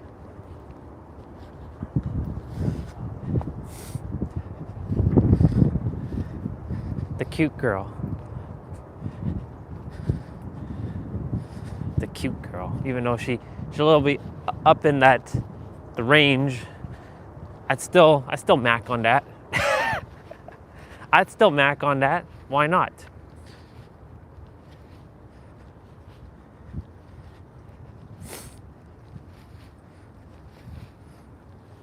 It's her doggy that that is like very like he's just ready to attack. Like, rawr, rawr, rawr, rawr. And he's like, rawr, rawr, rawr. So clearly it's not a me issue, it's a doggy issue. Rawr, rawr, rawr, rawr, rawr, rawr.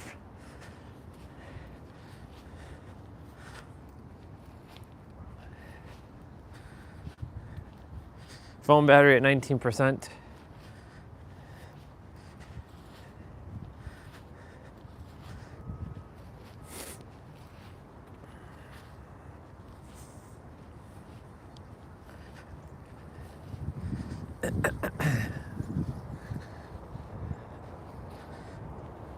Proud of this character for making sure to come outside and like make it still feel like as if this was still the summertime and not just be stuck indoors like he was doing last January all day. I mean, last January around this time, we were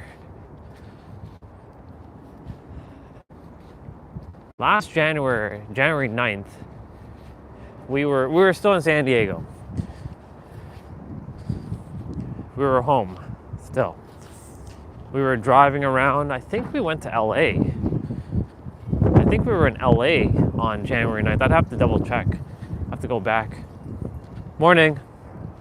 I'd have to double check to see if January 9th was when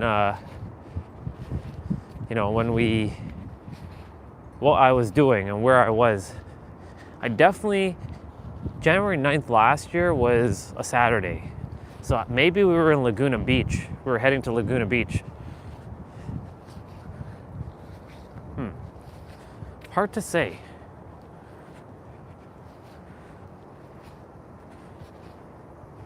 Hard to really say, actually. I'd have to double check though. Well, the peacock house is coming up, but it looks like all the nutcrackers have been removed.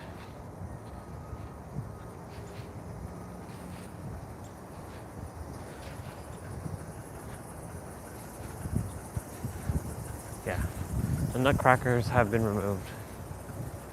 But I really like this house. It's nice. I'm sure they're gonna put the peacocks back soon.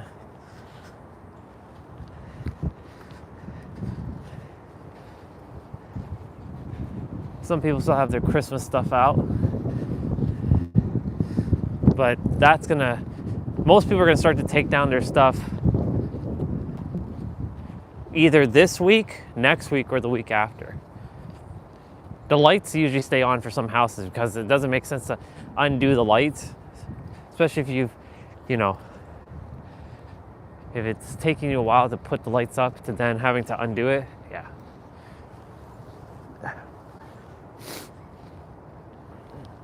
Almost back. My shoes are, I think my socks are wet. I think they are. They don't feel dry. So I'll have to change my socks.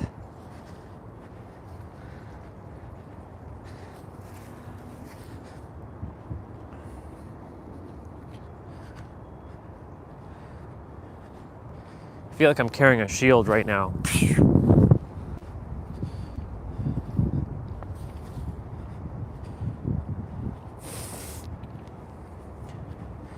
Yeah, so that's what I'm gonna do. I'm gonna make sure I transfer the Gene Keys audios to the tablet from my MacBook.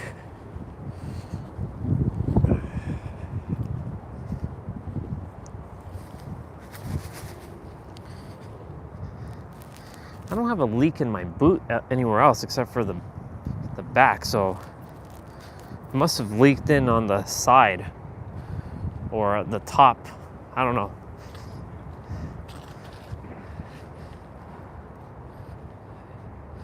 Look at me being a rebel and walking in the middle of the street like a badass.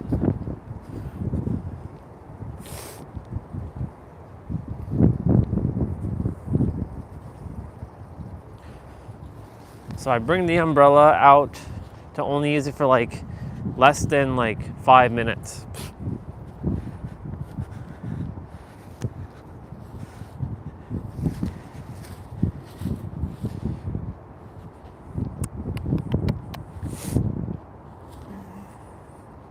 Okay.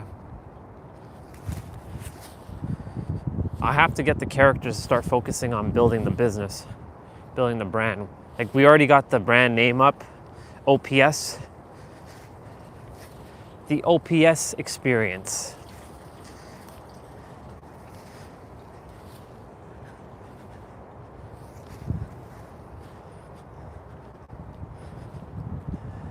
Omnity, purity, serenity.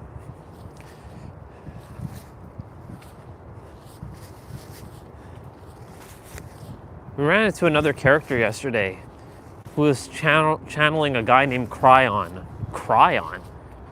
I've never heard of Cryon. Well, the soul knows what Cryon is. The essence knows. Like the essence that is beyond the essence knows. Cryon.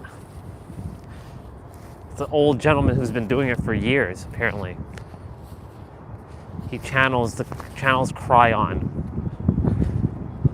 2026 is going to be quite the year, though. It's the year before the year. And because next year is 2027, something interesting is going to occur next year besides the aliens. For example, every 7 years, your DNA and your body and all your cells change.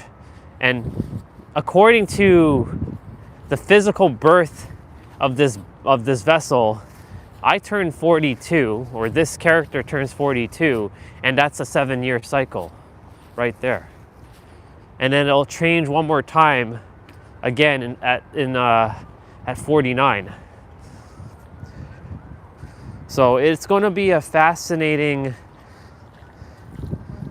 It's going to be fascinating. Morning, brother. Enjoy your day.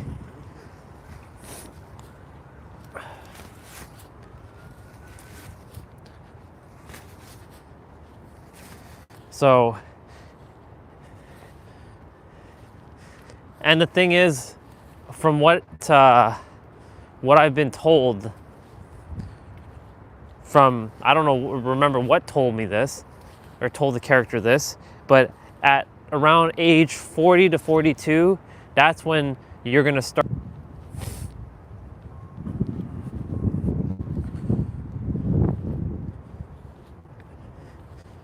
Internet cut out again. It usually does that sometimes when we get back. Look at this. This is crazy. Yeah, so it said around 40 to 42. That's when this character is going to start to blossom and find its way. Which sounds about right because the character is already getting to that point.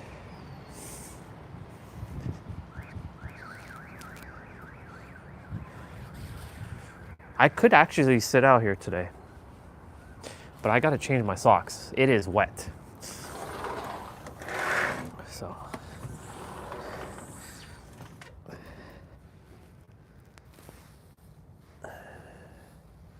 Yep, it's wet.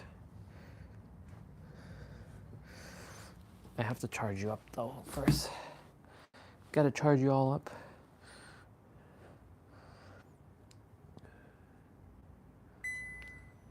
If I ever start making YouTube videos again, I'm gonna be sitting in that corner over there.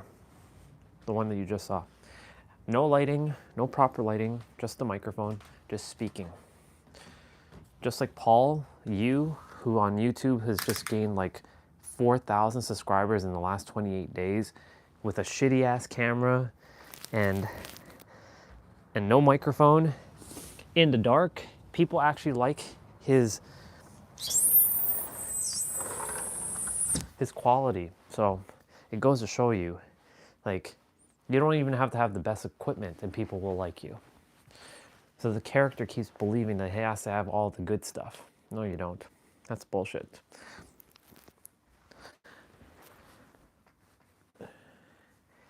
And it's not that wet, but it's still wet. It's damp. I gotta dry my foot.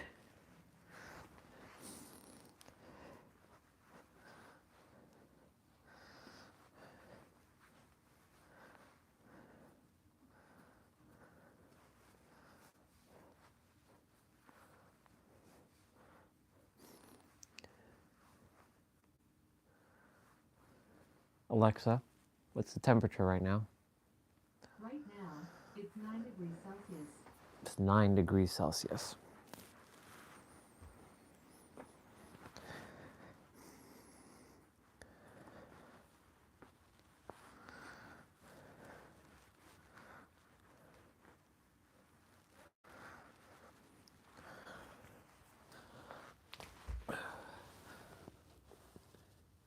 Yeah, it was like completely demolished.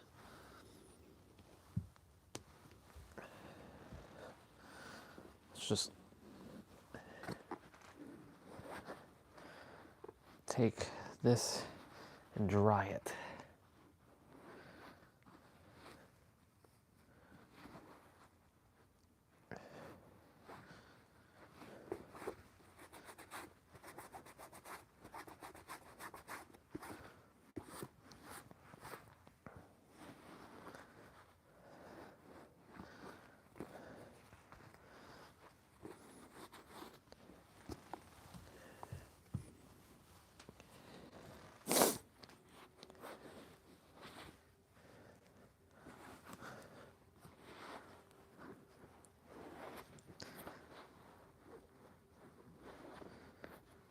Just giving this a wipe down.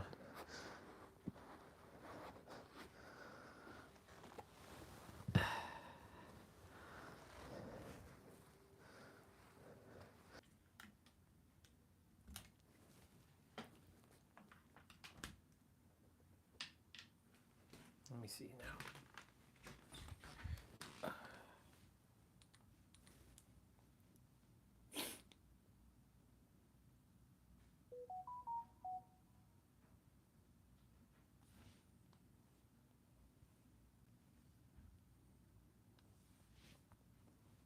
Test. Test 1 2 3. Test 1 2 3. Yeah, we're good.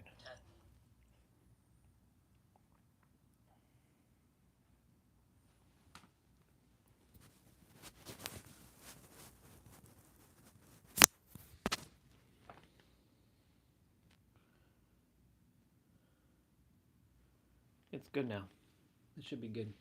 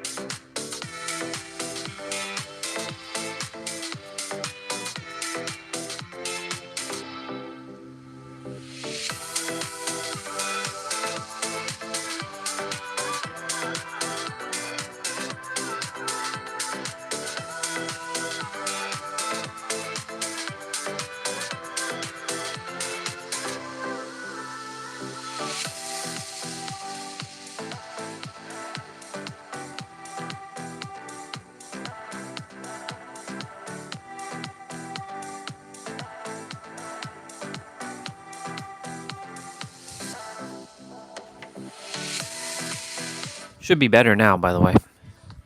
Alright, I was gonna grab my Gene Key files from my MacBook and transfer it over.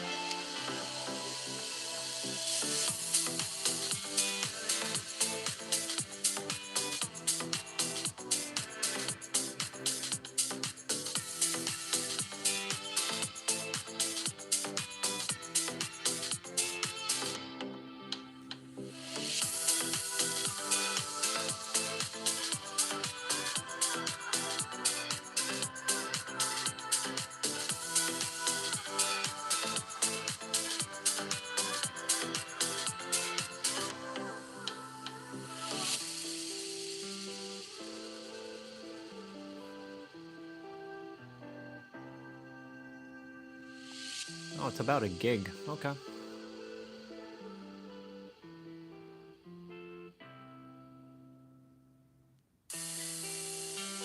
Transferring pretty quickly. I managed to get all the Gene Key. Oh shit! Just noticed the concrete there just got lifted up. It's wild. Yeah, that's definitely lifted up. That's not normal.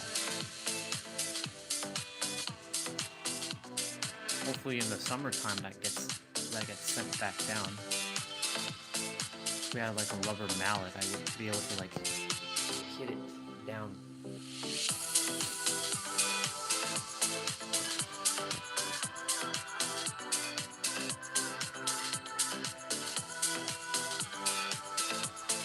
We're gonna be listening to some Gene Key stuff. I'm gonna go grab my meal just now too.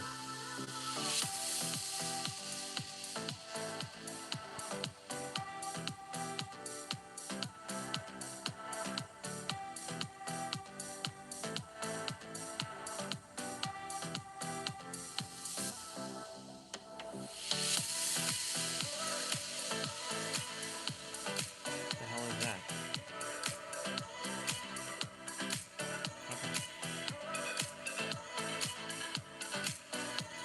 Name.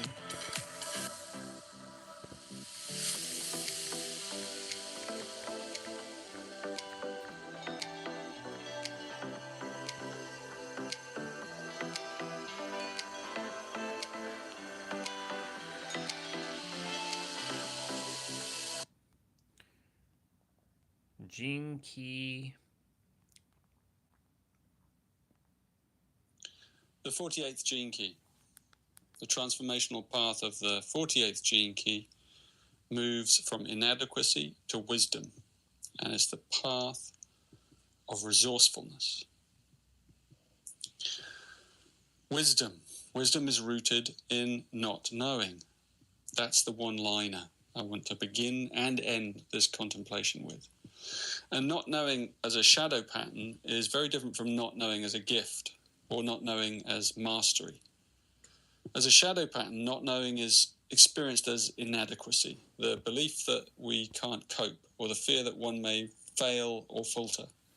And this is a very human fear, a very understandable trait that we humans often experience when facing the unknown. This then is a very deep fear key, this shadow. And whoever has this in their profile or as a living contemplation, you know you'll have to face some very deep fears. Oh yeah. One of my favourite places to travel is the Highlands of Scotland. And I used to live up there in a small mountain cottage, what the locals call a shieling or a croft. And I would often go out from my croft, which was halfway up a remote Scottish glen, a valley. And I would run through the forests, and sometimes barefoot, as the earth there is just so soft and yielding. And I loved above all this waterfall in the forest. And you would climb up the side of the waterfall, and there was this little pool at the top, quite deep. And then the water would plunge off this pool some 60 meters down to a huge pool at the bottom. And one of my dares was to jump into this upper pool. It was a jump of about 10 meters or something. And it was dark and deep, and you couldn't see the bottom, and it was cold. It's the kind of cold that really brings up your fears. And one winter, I decided to go out at night into the forest, and I reached my pool, and I stood on the edge, and I stared down into the blackness. And some kind of insane impulse within just dared me to jump into that void. So I took off all my clothes in that cold night, and I stood there on the edge of life, and that's how it felt to me. And fear or terror just kind of grabbed me like a kind of rictus. It was illogical, elemental fear, kind of ancient fear. And I stood there just quivering with the freezing cold and this fear, my mind kind of wrangling with the terror. And at a certain point, the jump just happened, I didn't do it, it just happened. And it was one of the most exhilarating things I've ever done. I was alone up in the wilderness, but this great whoop just tore through me, one of Walt Whitman's famous barbaric yawps. What a feeling. But this is the fear of the 48th shadow. And your life will always bring you to this fear if you have the courage to face it. And we have to face it. There's no choice, because it's the fear of our annihilation. But when you do face it, a great energy will come through you, and you'll never have to face it in the same way again. And you needn't go looking for it either. It'll come and find you when you're ready. In fact, it'll come and find you when you're not ready. Perhaps the fear will find you through a relationship, when someone dies or leaves, or perhaps through a teacher or a circumstance that just tests you to the limits. No one knows how or when these things will occur, but they're the defining moments in our lives. So let me reassure you and myself that there is actually nothing to fear. And this hexagram, this gene key, consists of 2 trigrams, 2 symbols, and one is called the abysmal, the abyss, and the other is called the gentle. And I think that's a beautiful paradox. Go gently into the abyss. The abyss will treat you with gentleness. And the elements connected to this are wind and water, or wood and water sometimes. And this is why the ancients called this gene key the well. And some think it's because the wooden bucket brings the water up from the well. But in fact, the old buckets in ancient China, where this teachings came from, were made of clay. So the wood is really referring to the supports in the well that guide the bucket up. So we also have this inner support system when we relax and find that place of gentleness and depth within us. And one of the problems that we create for ourselves in life is tension. We've learned tension and we've unlearned gentleness. Think about children. Children are gentle. But as we grow, we unlearn that pliancy and that softness. Some of us may retain it, but it's pretty rare. So be gentle with yourself. And in ancient Chinese medicine, the seat of fear, it's in the kidneys. But the kidneys are also where you find the virtue of gentleness. Inadequacy is actually a choice. To believe that you're inadequate is to allow yourself to become a victim of your fear of the unknown. And you truly don't want to give that power of yours away like that. And here in this gene key lies the antidote to fear. Gentleness. Always remember that. Gentleness. And one final insight from this 48th shadow. This gene key governs our developmental cycle from the age of 8 to 14. And this is a stage of massive growth as we move through puberty. It's the stage when the golden child finally leaves Eden and crosses the Rubicon of innocence, never to return. And what this means is that there's a very challenging passage we have to go through in this cycle, and it always concerns our emotional life. So this 7-year cycle dictates the growth and the development of our emotional life. And we become emotionally imprinted by whatever happens to us during this phase between 8 and 14. And there's always some great emotional trial that we face. And it's kind of written into our dharma, into our destiny. But whatever it was for you, it doesn't have to dictate the rest of your life. You'll have to face the root fear, and you'll have to disentangle it inside yourself. Your relationships will show you that. It will always involve your ability to love both others and yourself. So if you have this gene key, give yourself the gift of looking into the Venus sequence. It's a contemplative journey using the gene keys that allows you to understand what happened to you during that difficult period in your life when you were young. And it will help you transform what sometimes seems to be a curse that dogs all your relationships, but it will transform that into a blessing. In fact, you don't even have to have this gene key in your profile. If you resonate with what I'm saying, just look into the Venus sequence. And this is one of the very few times I've ever used, one of my contemplations to recommend such a thing. But through this gene key, if you're contemplating it, if you've come to it, then I would really say that that's an essential path for you. The 48th gift, resourcefulness. Out of the well, out of the emotional depths of our psyche comes forth all manner of fruits. What a beauty you are when this 48th gift transmutes the fear. What things you can achieve in life. How sought after you might become. So don't ask what you might do, but ask what can't you do.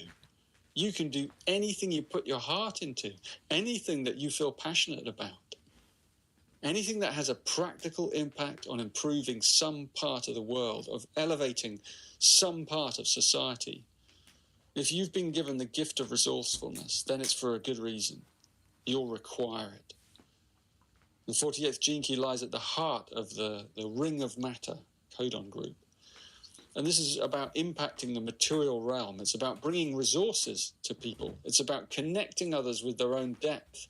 Or it's about helping them find whatever is missing from their lives, whatever brings them into balance. The 48th gift is also good with money. You may be surprised to hear that.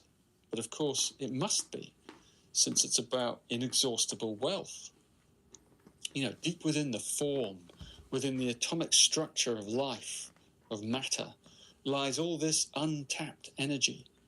And the 48th gift knows how to release it. You can apply this to any sphere of life. There's always been those in the world who see things, who know things. They don't know how they know. That's the nature of not knowing. But they can use this gift to their advantage and to the advantage of others. And it's a felt gift. It's an intuitive gift. It's almost a magical gift. If it's channeled into service, it even increases. Whereas if it's used only for one's own benefit, it will eventually dry up. There is such a thing as natural wisdom. And natural wisdom is rooted in common sense. But more than that, it's rooted in a connection with the natural world. And this is a gift that therefore needs to be outside often, under the sky, in the woods, by the ocean, in the ocean, connecting in with the source of its power. And the 48th gene key, lost behind a computer screen, there's nothing sadder. God weeps to see such things. With so much potential to connect people, things, animals, plants, what a waste. So be careful with this gene key not to squander the goose with the golden eggs. This is a gene key that can hit many health problems if it isn't out sharing its gift of resourcefulness. And it doesn't mean, by the way, that you're some kind of social natural. You may be or you may not be. But it does mean that you need to stay connected to the earth. Yep. With the 48th gift, the gift is in what you don't know. Always remember that. Others are defined by what they know, but you alone are defined by your willingness to approach the unknown with confidence and with openness and with a sense of adventure. And from this open space, you then become a field through which knowing arises of its own accord. And this can become blissfulness for you and an inspiration for others. How did you know that? People will say. And you don't know. But that's okay. It's simply how it is. It also means that you need to keep moving. You may not succeed at the same thing twice because your gift is with the unknown, not with the known. So be wary of repetition. If you decide to bake the same cake again, do it differently. Don't try to repeat what you did before because it won't work. Yeah. Of all the gene keys, this is the one with depth. It's the deepest. It's the most yin, along with the second gene key. And here we find the true place of the goddess. Not some frilly dancer in a white frock with her arms open, the goddess. The goddess, the unknown, the unknowable, the eternally abundant, infinitely unpredictable, the mystery of mysteries. Woman. You know, this gene key is all woman. And if you're a man, don't fret. This gift is the gift of appreciation of the ways of woman. You may love woman more than any woman can. You may see the nature of the feminine more clearly than any woman can. And if you are a woman, you're here to embody those qualities of womanliness. Above all, gentleness and the unfathomable, the wind and the water. You know, the future healing of the world will come out of the feminine. Not from women, but from the feminine. The honoring of the feminine. This means the love of curves, the love of slowness, the love of the subtle and the supple. You know, there's not an ounce of showiness or ego in woman, not in true woman. There's only the smile, like the smile of Mona Lisa. You know, people have wondered for hundreds of years about that smile. There is no reason for that smile. It's the smile of the yin, the smile of knowing. Excuse me, sir. That all is Sir, held within the lap of the divine. That is surrendered and accepting of everything. Have you seen the channel? That can be passionate and on The School of fire. Hard Knocks, we grew it to 18 knows million the followers. greatest We've been in power chat. lies in stillness and in water. Resourcefulness. Thy name is woman. The 48th city, wisdom. And so we come to the city of wisdom. Perhaps you've felt this city as you've explored the gene keys a little. You know, wisdom is not the same as knowledge, not even a bit. They are diametrically opposed. Knowledge comes from knowing, and wisdom comes from not knowing. It comes from innocence. Similar to revelation, wisdom wells up. Revelation floods, and wisdom wells up. And it wells up gently from beneath the waves. It requires deep unlearning of knowledge. It requires a radical valor. 21st City here is the programming partner. To let go of what's come before and to be that open, that naked, and that vulnerable. Wisdom lies between the words, between the concepts. It's older than the mind. It may be reached through the mind, like sunlight through a prism, but it doesn't attach itself anywhere. It emerges spontaneously right from the heart of creation. Wisdom is alive. It's hard to explain this to people with a strong mental polarity in life. Wisdom is alive. It's intelligent. It's in our DNA. Our body contains great wisdom. The sun contains vast wisdom. You know, whenever I'm challenged by a masculine mindset, by someone with a greater intellect than mine, I think of the sun. The sun is inexhaustible in its intelligence. It's always been seen as a masculine principle, but it also has this feminine aspect, like all living wisdom. You know, and it draws its energy and its light from the darkness of deep space. And thus wisdom comes into the world. It's perennial. Many teachers have carried it. Many non-teachers have carried it. It comes to roost inside certain people. Regardless of your gene keys, it will alight on you if it's your karma to have it do so. You know, the gene keys are a living wisdom, a terma, a treasure, a transmission of light refracted through word and shape and concept and person. But the wisdom is simply using us as its hosts. The words are its host. I am its host. You may be its host. But you know, after all this is gone, after you and I are gone and the gene keys are gone, the wisdom remains. It's the only thing in the universe that will survive the end of the universe. The only thing that survives death is death. I know that's kind of deep, but what it really means is that unless you can become empty like this, you just can't realize your eternal nature. So, wisdom, it's something that you can't grasp. It will elude you like a slippery fish. And if you make it into knowledge, it's no longer wisdom. It'll become ossified. It will only have limited use. You know, wisdom is endlessly useful. We speak about pearls of wisdom, and that's what they are, endlessly dripping from the heavens. And the beauty of wisdom is its very ephemeral nature, because it detonates like soap bubbles. It can't be trapped, it can't be caught, it can't be materialized. This is the ring of matter, but its greatest secret is that it's not permanent. Nothing material lasts. It can't last. Wisdom emanates from everything, from the very smallest things. A snail has more wisdom than the greatest logical mind, you know? And this is why wisdom has long been the domain of women, of the wise ones, because the woman brings the child into the world. She alone knows the mystery of birth, of something coming from nothing. And you can study this as a man, but you can't experience it. You can't really know what it means. And this is not to say that man can't be wise. You'll notice that most of the masters throughout history are in fact male. But there are two reasons for this. Firstly, because the feminine pole can be developed within the male in a way that makes it very visible and very easy to understand. You know, this is not knowing, shining through knowing. And the second reason is that the female masters are not really masters. They're usually mothers or grandmothers. And so their responsibility, and this is in the history, has always been to bring masters into the world, and therefore to remain hidden because of that. And of course, there have been many great women masters, known and unknown, throughout history, and there remain many in the world today, I'm sure. And you don't even have to give birth. If you're born a woman, then the transmission of wisdom is latent within you, within your aura. You know, until I met my wife, I never wrote anything. You know, my wife is a 48th gene key. That's her purpose.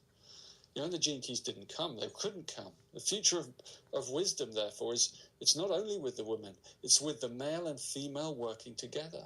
And this is where the transmission of wisdom is now seeking to come through, in the magical exchange, in the fluidic emanations that lie between the male and the female poles.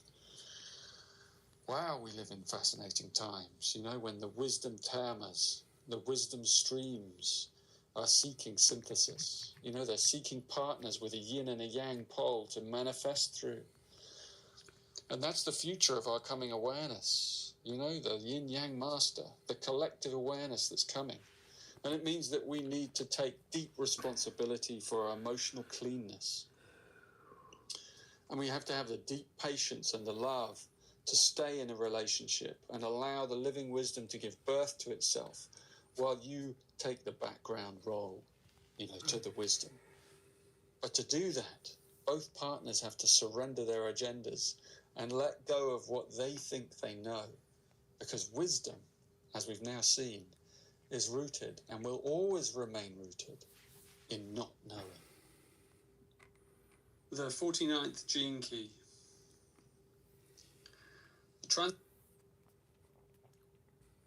How did it go from that one to that one?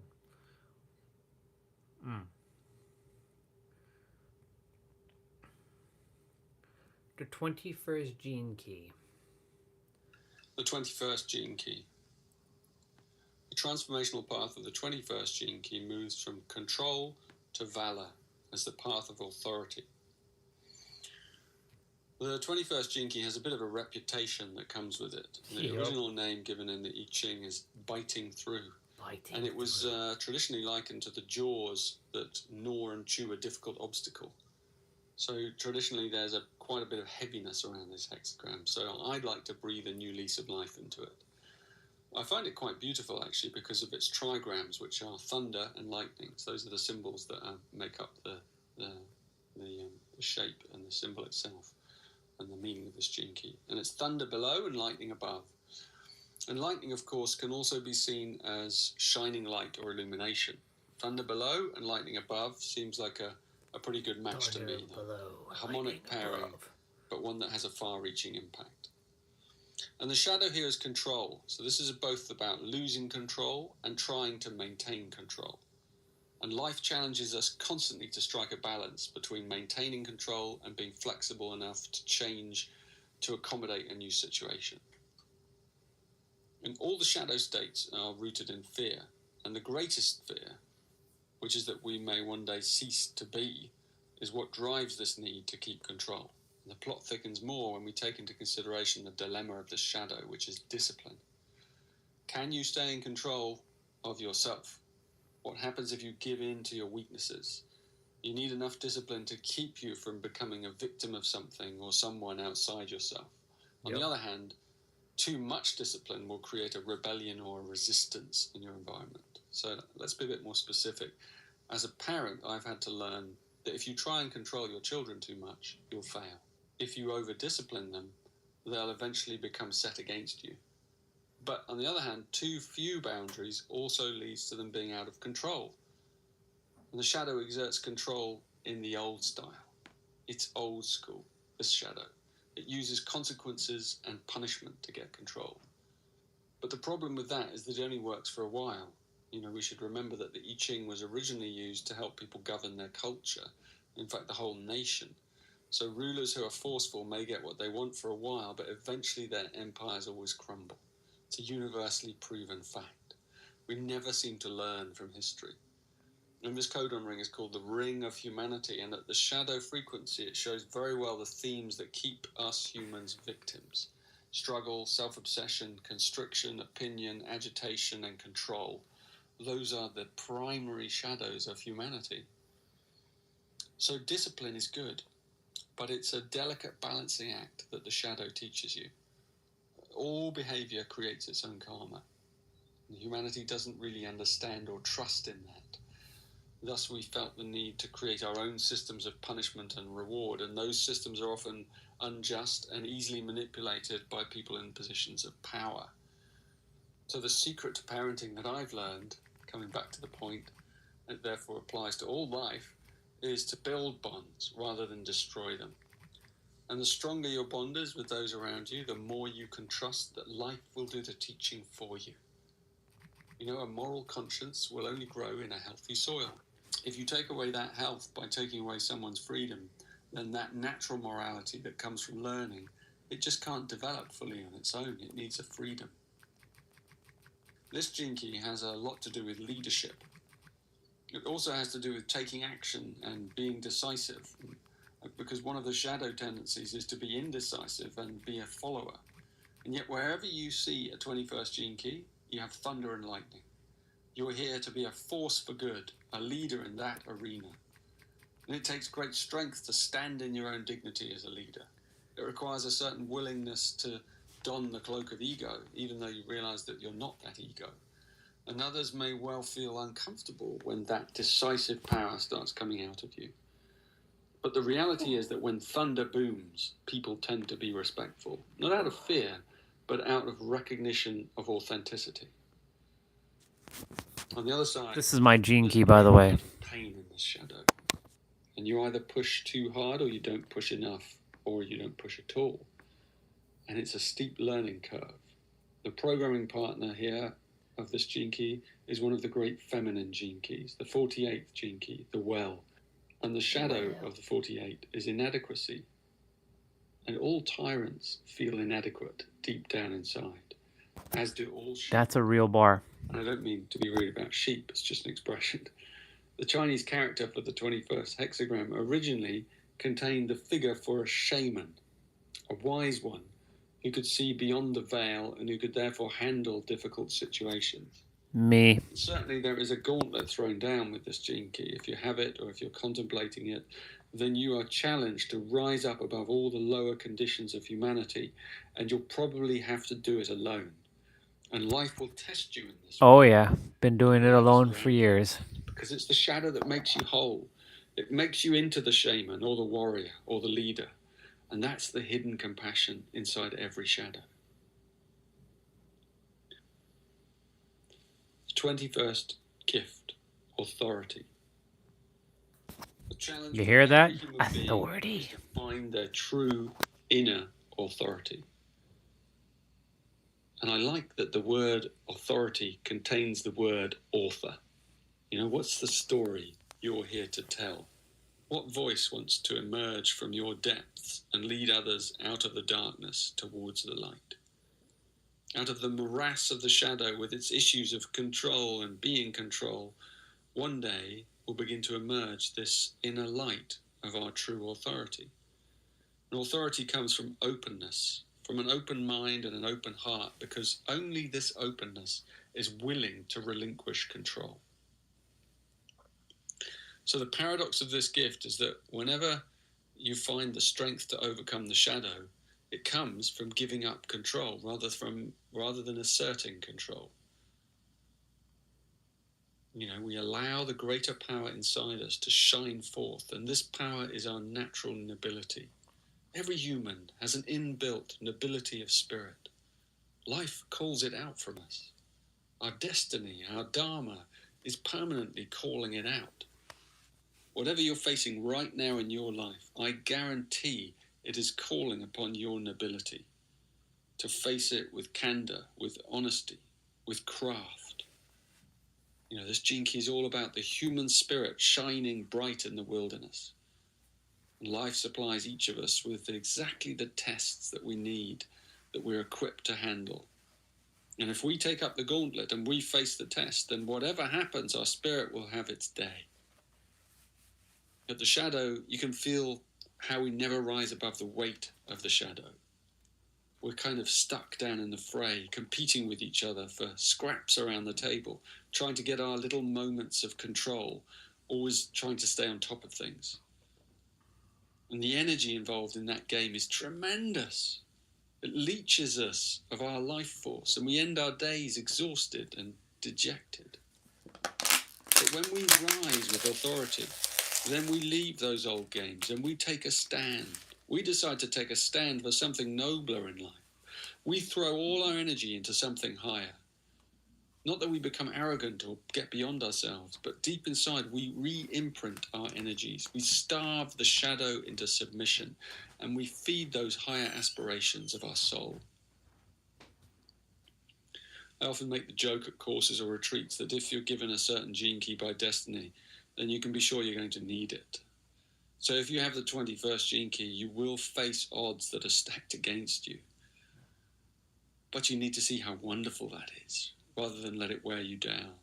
This is all about moving beyond the victim stance. You're not a victim. You're a god. You've been given this rusty old sword and an old nag and sent out to do battle. There's this wonderful story, old story from Hungarian folk tales. It's about a magical horse called the Taltos horse. And Taltos means shaman here. And the youngest son of the king is given exactly this, an old decrepit old horse, and sent off on a journey to heal his father, the king. And basically he discovers that this old horse can speak. And because he alone sees its inner value, it transforms into a powerful and a beautiful diamond horse who can fly like the wind, and he helps him to overcome insurmountable obstacles. And the 21st gene key has this inner authority. This is part of what I'd like to reclaim for this archetype. The 21st gift is the shaman warrior. He or she is given these trials in order to polish that sword and learn from the horse. And many times in these old tales, the shaman has to give up control. In the Taltos myth, he has to let that horse die countless times, but each time the horse comes back stronger and more powerful and resplendent. And This is me. I become stronger every time I get beat up. So the gift of the 21st gene key is one of steady and strident refinement. You're here to polish that sword until it shines resplendent. You've been given the sword of authority, and you have to learn from it. And as you do so, your life will become more polished. It will reflect the hidden qualities of your soul. With the 21st gene key, you're called upon to stand tall, to meet obstacles with dignity and courage. And in time, others will gravitate towards you, drawn by the very light that they also wish to cultivate inside them. The light of your nobility, the light of your only true authority.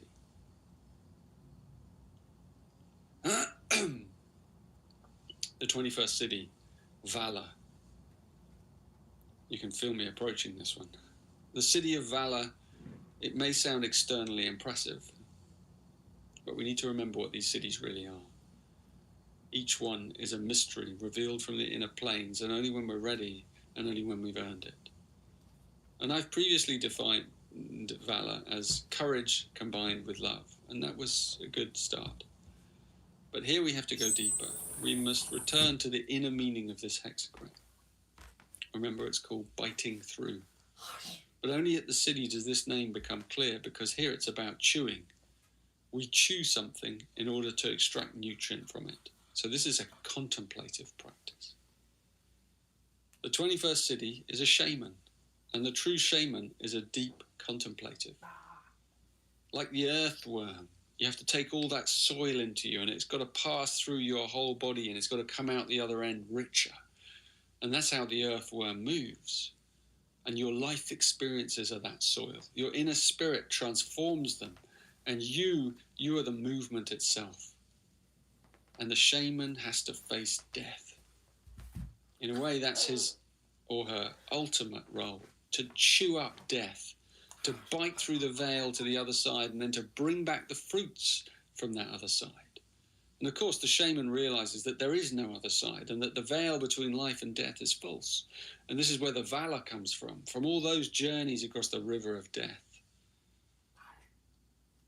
The things that are hidden from us, eh? The hidden reasons behind people's sufferings, behind the timing of our death.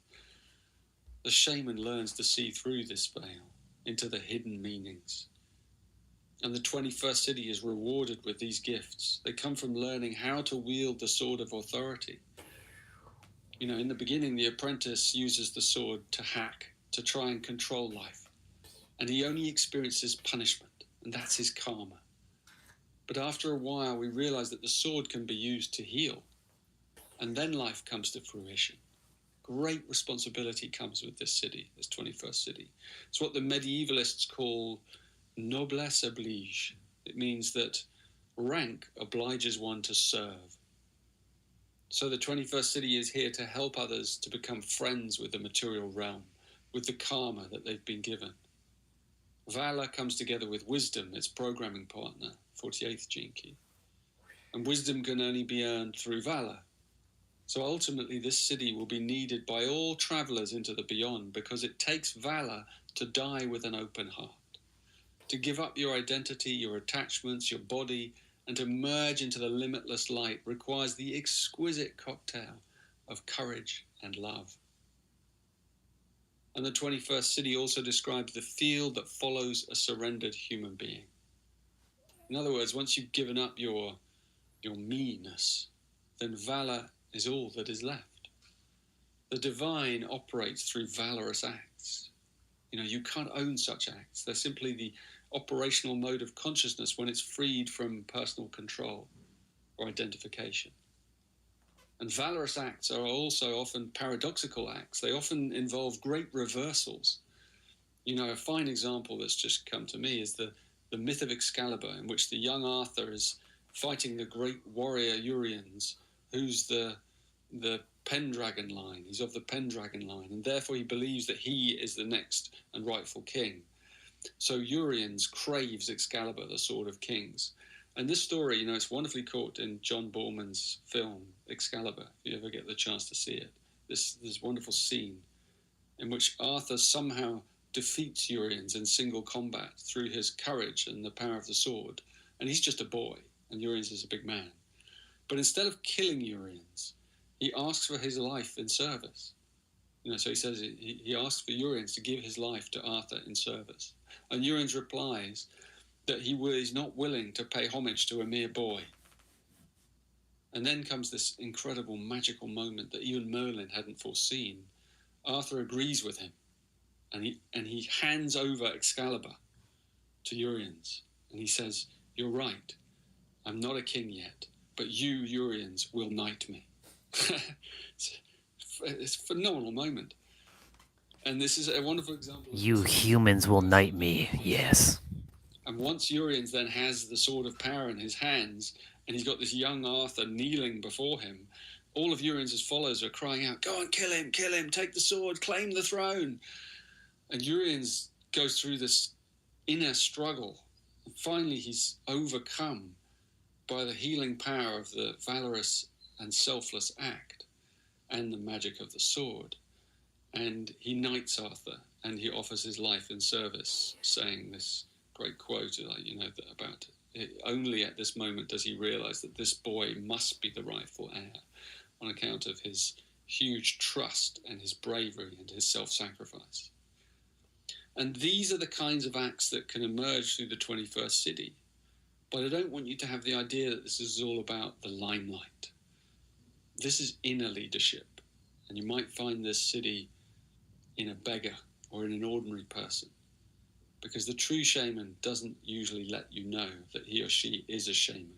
They prefer to operate invisibly until the moment of revelation occurs.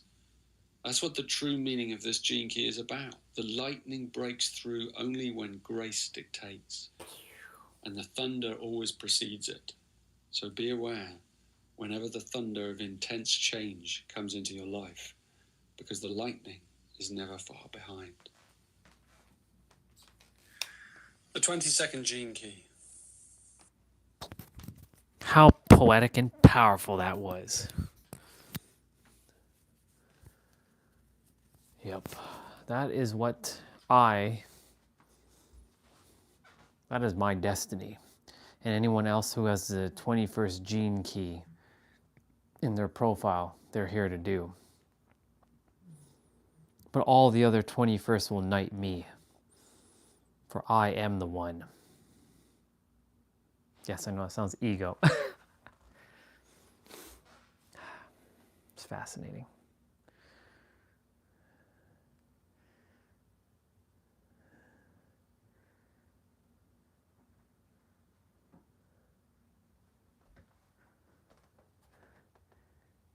Oh yeah, all the snow is starting to melt.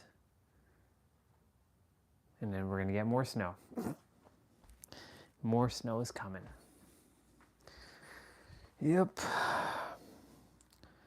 And that, ladies and gentlemen, is a wrap.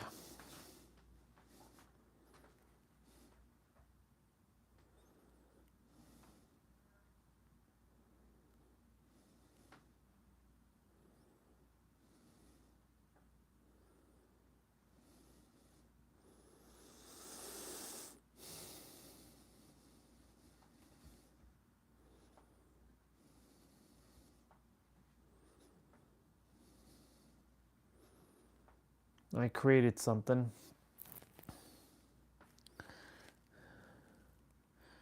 Now I have to draw it out.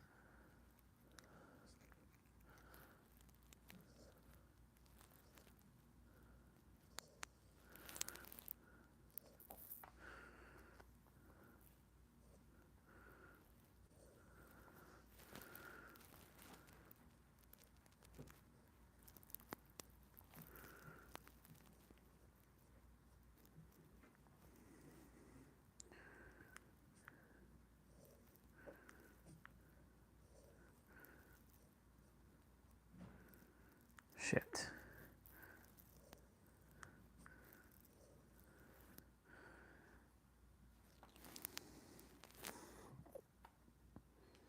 I'm drawing out something right now that I already created.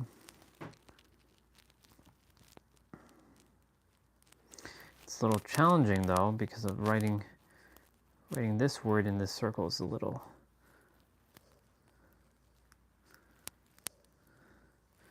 These are just screws.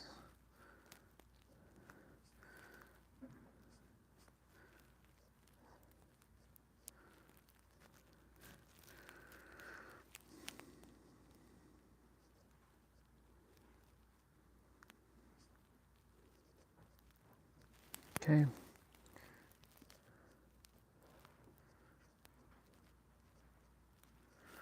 All right. How was it, bro?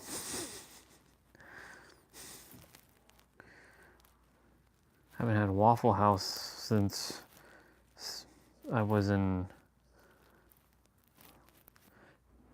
Let me ask Alexa, is there a Waffle House in Toronto?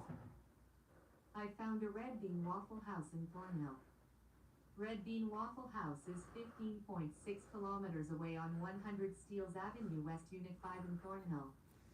It is currently closed but will be open today from 11 a.m. to 9 p.m.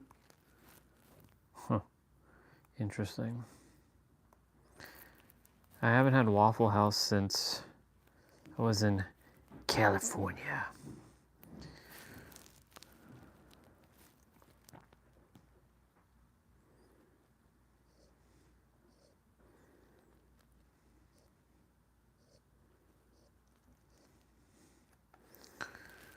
Each one of these has a circle.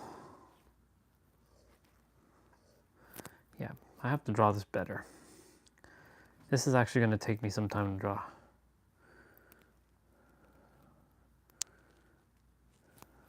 Right. I have the picture.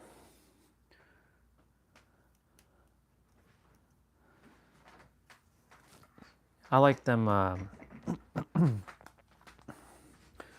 Ooh, I like them. Those like diners where it's got like that homey, like small town American vibe, like small city, like not on the map kind of city. Like you walk in and like, how do I even explain it? You know what I mean. It's one of those like diners where it's like completely like small town vibe and whatnot.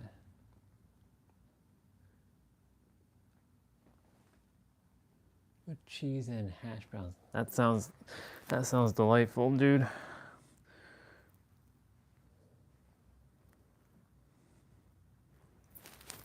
Okay.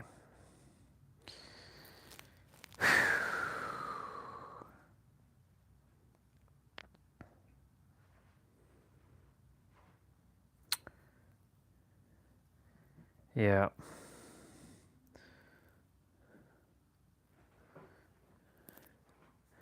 Now I need to draw. So I have to draw, what, 1, 3. I need different colors.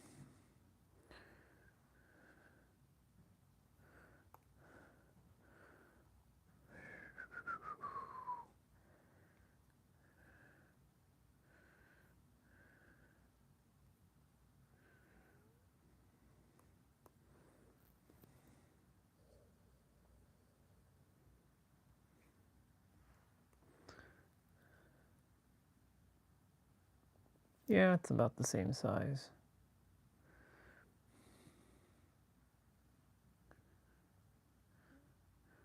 Slight. Let's see. Yeah. One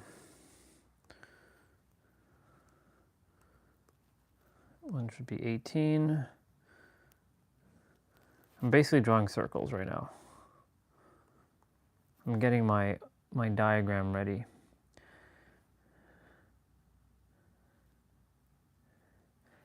Let me ask you a question from your perspective. Do you feel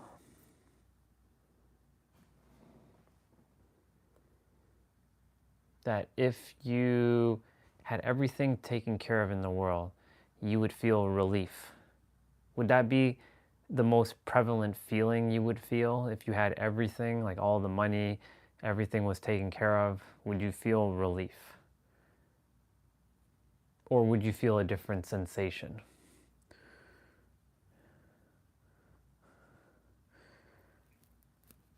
I'm coming to a conclusion about something about humans and what they're ultimately seeking in terms of like a feeling. Of course, there's a feeling of safety and certainty and comfort, but I'm looking for a overarching feeling that basically summons all those other feelings. And I feel, for me, the word relief is the word that basically encompasses safety, like assurance or certainty, serenity, which is peace and harmony and tranquility. That's what I feel is I feel like relief is like like you know that everything is, it already worked out and everything, you have everything you ever desire. So I think relief might be the feeling that everybody's kind of searching for. I don't know. It might have to change, but I feel like at the present moment, relief is that overarching feeling. But you let me know what you think, if you have any thoughts. I'm gonna draw an orange circle. I'm basically doing my best to match the circles in terms of size and shape. Yeah, that dude is tiny AF. We gotta give you a little bit of a boost.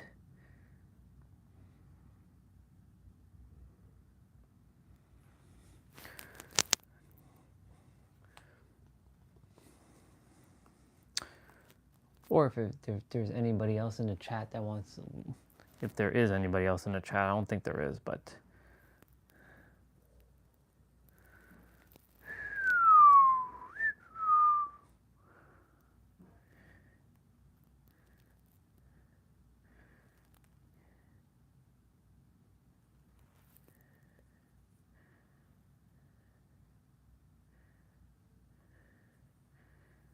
I think the orange one is still a little tiny.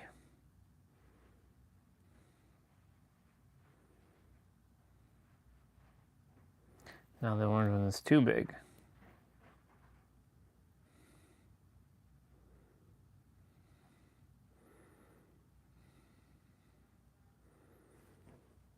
Let me see.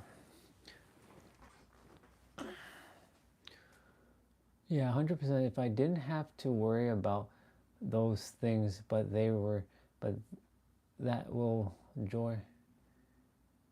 So would you say that happiness is basically relief then? Because the happiness will come from the relief. Because I think it would go both ways. Relief would bring happiness, and happiness would bring relief. But I'm basically, I'm seeing what everybody on the planet is ultimately, like everybody's looking for freedom, right? But where is freedom coming from? Certainty. But where is certainty coming from? From a sense of knowing that I feel like the word relief is the word that starts this whole thing. Because if everybody felt relief, then everybody would be feeling at peace. And because everybody's feeling at peace, then that brings joy, brings happiness, brings calm, brings clarity, because they're not stressing anymore. Because relief removes stress. Because stress would be the starting point on the opposite spectrum. So for example, how I mentioned relief is the starting for all that. I feel that stress is the opposite. So when you start to stress, you start to worry, you start to have fear, and then you start to have anger. And then from that, each one of them spurs out even more. So for example, from worry, you have this sense of worry and fear are kind of the same, but there's a slight nuance. So maybe there's a different word I have to use instead of that. I guess uncertainty. So uncertainty is certain. So safety is fear, and serenity is. I'd have to look for the opposites, basically, of that. Not for me. I could have all the money in the world, but no purpose would eventually lead to unhappiness. Yeah.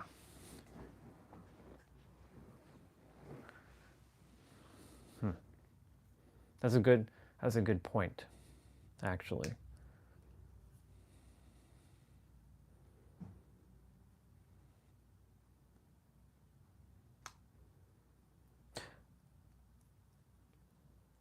I have a chart drawn out. This is just a chart, but the words can flip around.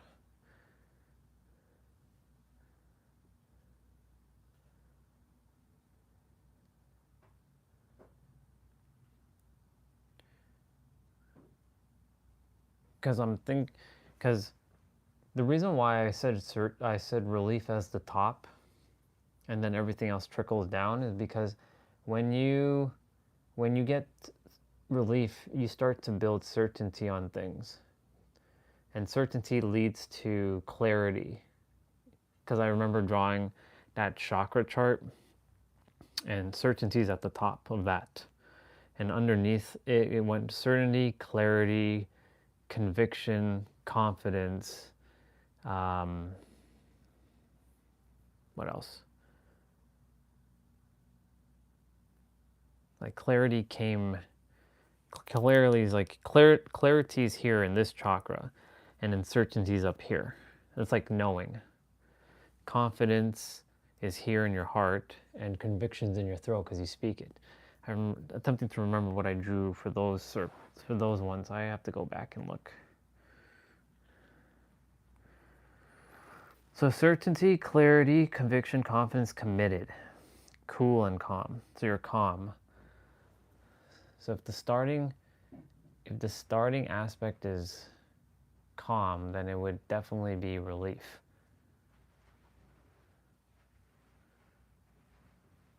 Calm is another way of saying relief.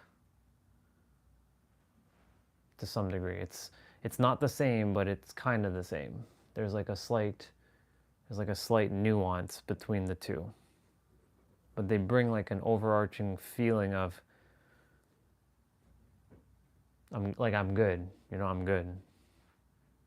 I think I'm good.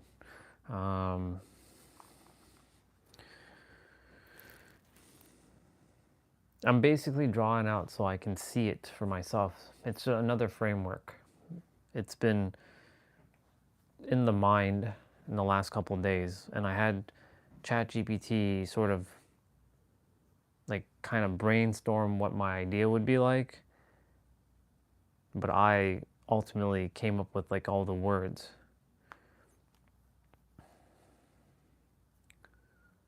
So 1, and then I have to draw 9 circles.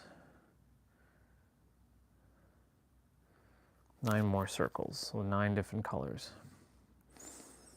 Do I have 9 different colors? I can probably make 9 different colors.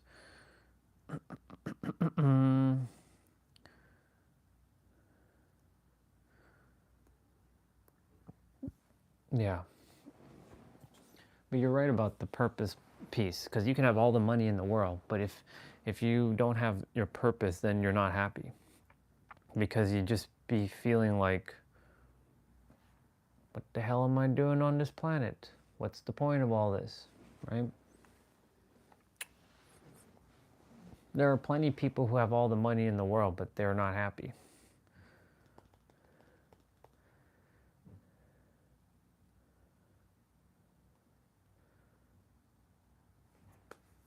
I'm just kind of processing some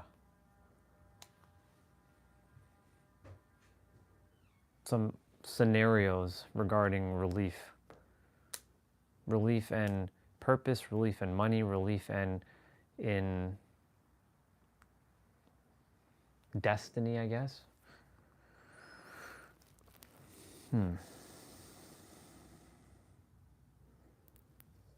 I appreciate your insights, by the way. Just wanted to see it from another perspective. Thank you, brother. That's going to come in handy. Because it's not the be-all, end-all. It's just but one framework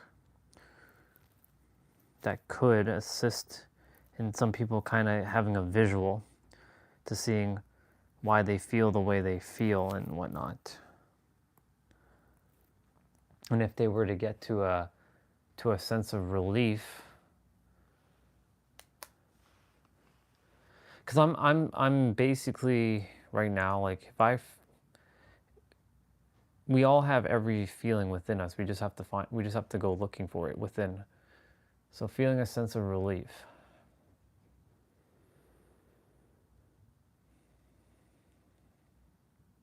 To some degree, I don't know what that fully feels like because I haven't fully experienced what relief felt like. Fully. I know what I've experienced some sort of relief, but not like the full, like, everything's just, it's just working out. Because that relief brings like a knowing, certainty. And then it also brings safety because, you know, it starts with some level of safety. Safety then leads to assurance. These words are basically, they're redundant essentially. I'm doing my best not to overly complicate this next diagram that I'm about to draw, but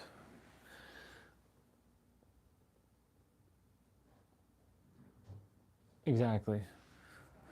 The cash will allow you to pursue the purpose indeed. But if you're like, I'm attempting to put myself in the shoes of someone who already has money, but who's miserable right now. Because there's plenty. There's tons of people who are, a lot of Hollywood actors and actresses have tons of money, but some of them are very miserable. It's like they're lacking fulfillment on something. And they're seeking some sort of externality to validate their existence, though they have the resources at their disposal. Not saying all of them, because a lot of them have started to fix themselves, which is good. And by fixing them, I mean remember who they are.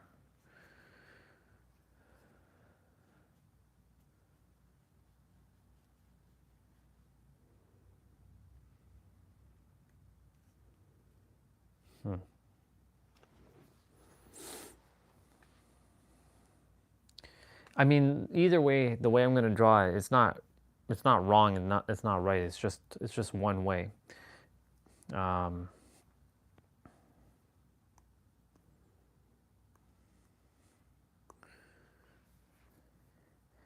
It's just a matter of, it's just perspective, basically.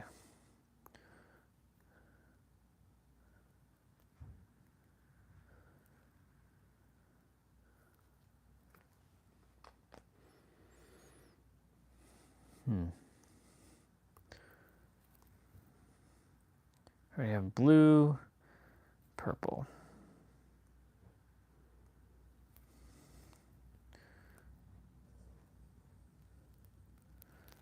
Okay, so let me not use a Hollywood actor because they have a purpose. They're doing what they came here to do as an actor or an actress. So let me use a Beverly Hills rich kid who can buy any Ferrari and he can total it. I'm using a guy for this one, and can total it, and he can just buy another one because he's got a massive trust fund, a trust fund baby. So let me put myself into that person's shoes for a moment, a trust fund baby who's like just kind of going about life, probably hitting up clubs and parties, you know, splurging, spending frivolously, not a care in the world, but is miserable. If they were to have a sense of relief, let's say, their relief would be aiming towards purpose, more clarity.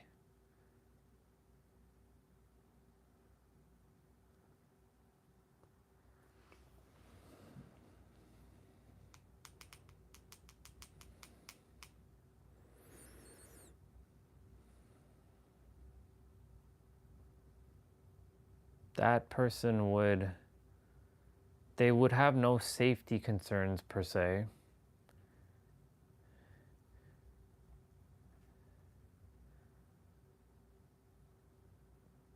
but they would start to feel more in balance with themselves. They would have a sense of purpose, which would then bring fulfillment, which would then bring joy. Or another way of saying that is they start to feel more joyful, which then will bring them more clarity, which then can help them find their purpose, which then will lead to their fulfillment.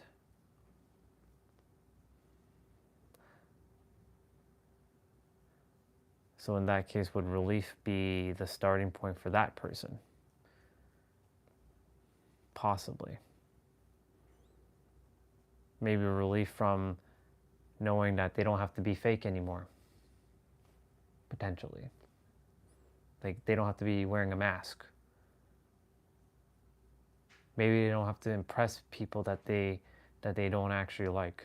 Maybe it's a sense of relief that they can finally let go of the armor that they've been wearing to put on the facade. I really do feel, I think the word relief really does encapsulate a lot of what people are looking for. The starting point is relief.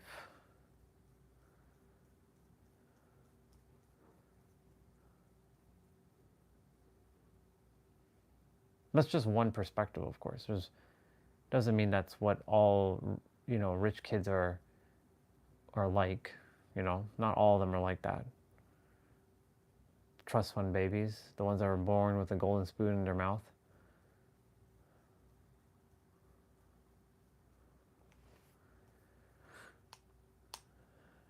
Now, what if I were to take Michael, the Hollywood producer who's a billionaire, the guy that's overweight? He's got all the money in the world. He could barely get up when I saw him from the chair. He had to hold on to the handle for dear life, just to, with the sheer amount of girth that he had. Not making fun of him, just, he's carrying a lot of mass. And he's like not super red, but you know when someone is like, you can see the redness in them.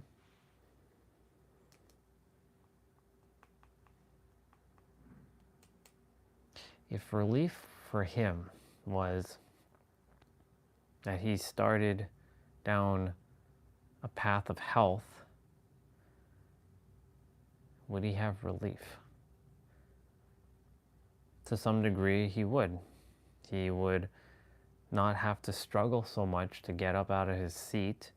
He'd have relief from having to, feel tired and not have the energy from the sheer exhaustion of moving the amount of girth, the amount of mass. I don't want to say girth. The amount of mass that he's currently with. That takes a lot of energy. I know, because when I was a little overweight, and by a little I mean I was 100 pounds overweight, I felt sluggish. I just couldn't move. But then when I started losing the mass, I started to feel more relief that I can finally move again. I can fit in my stuff again. I feel a little bit more relief. A sense of, I don't have to struggle to put on my clothing.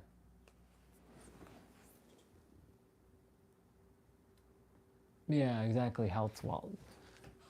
Yeah, health's wealth. Yeah. Plus you have relief over your health. You can have all the wealth in the world, but if your health is not there, it doesn't matter. I really trust Michael is still, I don't know if he's still alive or not. I'm sure he is. I would have probably heard about something by now. So he's still alive. but I don't know what his condition is. I don't have him on Facebook or anything, so I have no idea. I just remember seeing him and Jessa was supposed to work with him. Like, but Michael made excuses. It's funny, a billionaire making excuses. Because he didn't prioritize his health, so it's not important. If it's not important enough for you, you won't do it. That's why, like, when people are like, they really want to do something, but then they don't follow through, it's because it's not important enough. There's no, like, drive towards it, meaning, like, you're just not in alignment. Like, you can say you want to be an entrepreneur, but if you're not passionate about entrepreneurship and you focus on, like, something that's just not entrepreneur-like, that just means that your beliefs and your emotional sense of being are not in alignment, and you don't have the drive. Because if it was important enough, you would get up and do it. Just like, you know, if you, like, most people, they eat because they have to, or do they eat because they choose to? Most eat because they think they have to eat. You don't really have to eat. Most don't. Most are eating thinking that, okay, is that loose, or is my eyes deceiving me?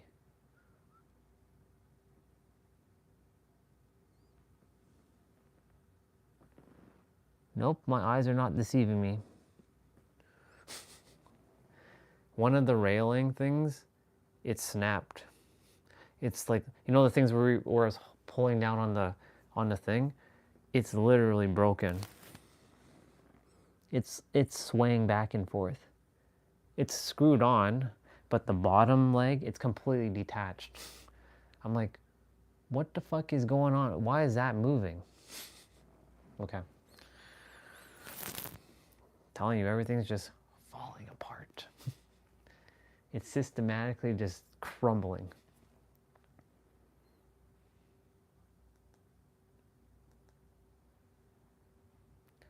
Yeah. If it's not important enough, you won't do it. That's my conclusion. For me, health is very important, so I do it.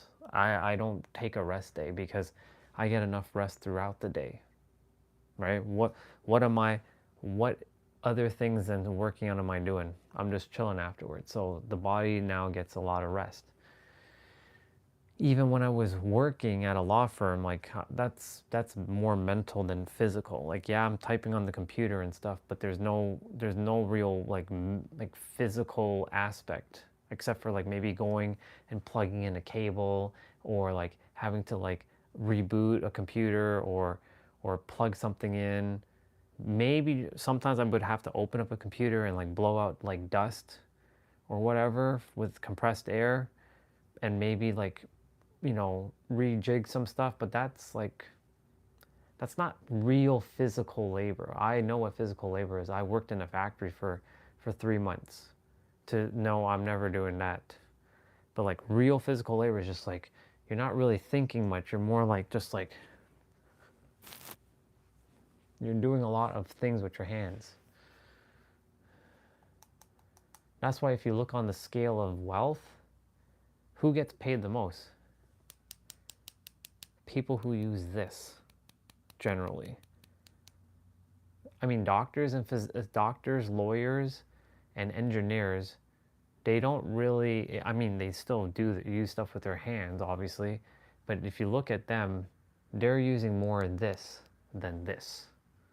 Because this can be done by anybody, but not this. Technically, everybody can use this, but not everyone's going to get here. That's the problem. Anyways, my point to say is, like, if it's not, or let me rephrase, if it is important enough, you will handle it. So like for me, every day, moving my body is a must. It is a must. It is a must because I prioritize health over anything else. Like, health brings me joy, brings me brings me a sense of peace and clarity. It brings character. It brings the character, peace, clarity. It brings a sense of joy. So I do it because it's important. There's other things that I don't do because it's not important, such as calling somebody and talking with them and gossiping. That's an example, because I used to do that, by the way. I used to be like a big gossiper. I'm like, hey, did you hear that that person did this thing? And, you know, I want to like get revenge on that person. Yo, man, like that's some dark shit, yo. Yeah, I want to snuff them out. That's not important to me anymore because that's not who I am. That was never who I was. It was just an experience I had to go through. But yeah, if it's important enough, you will find a way to do it 100%. Because you made it important, and it doesn't matter what that is. If it's like, for example, I must shower twice a day. That's important to you, right? For me, I shower once a day. That's enough for me. I used to do two showers a day. Once in the morning and then once when I'd come back from like work. Because, you know, get rid of all of the milk, right? Some days I still shower twice. You know, if I sweat, if I took a shower and we went for a bike ride and came back, but then I usually don't, when we were going out in the summertime, we weren't, I mean, I wasn't showering before I went for the bike ride. I would do the play out, you know, cool down a little bit and then head out for the bike ride and then come back and then shower. Only a handful of times on the stream have I ever showered twice. Probably like 2 or 3 times, max, I shower twice.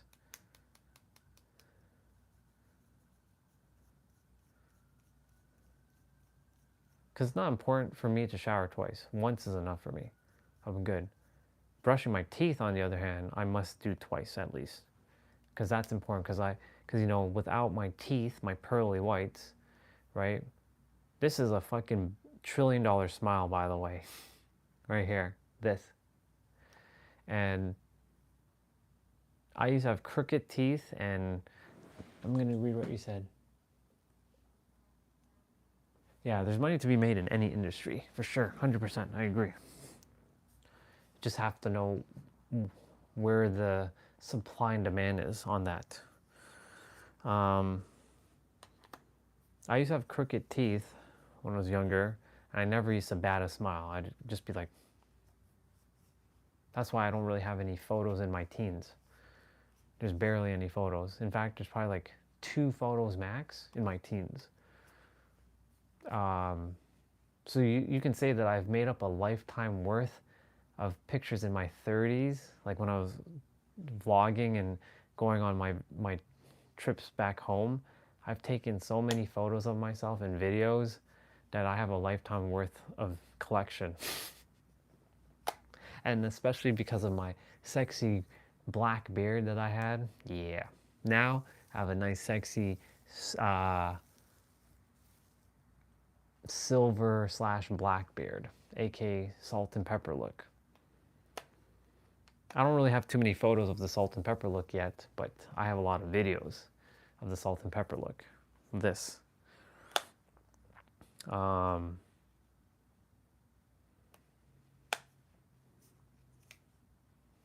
I look good. And my facial beard is growing out more. It's starting to get thicker.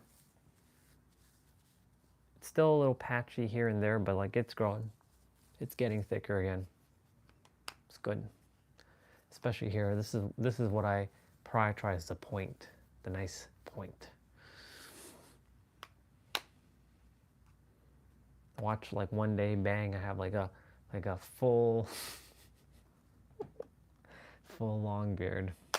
It's funny.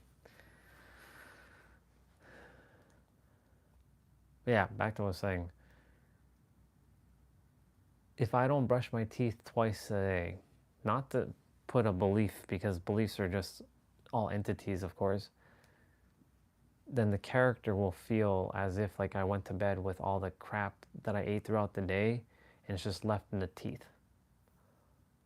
Whereas brushing the teeth twice a day is important to me because I want the teeth to be feeling revitalized and feeling fresh and healthy when I go to bed. So that way when I wake up, you know, don't really have too much of like bad breath or, you know, that kind of thing. And I'm waking up with still with a fresh mouth or somewhat of a fresh mouth. So for me, twice a day is important. If I'm going out specifically, I will brush the teeth 3 times a day. So if I'm going to go meet someone or chat, like hang out with someone, I'll brush my teeth for just before I go see them. Especially if it's a date. Definitely a date. Anytime there's any date involved, it's always brushing the teeth. Because you never know. You never know. It's 11:07.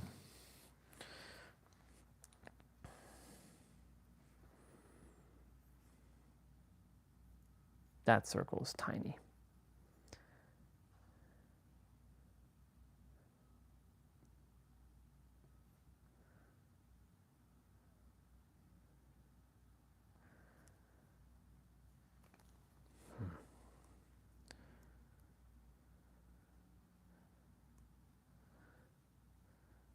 We gotta get a green circle.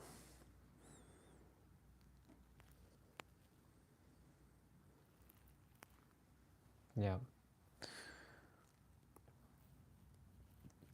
I'm gonna do some of my movements shortly.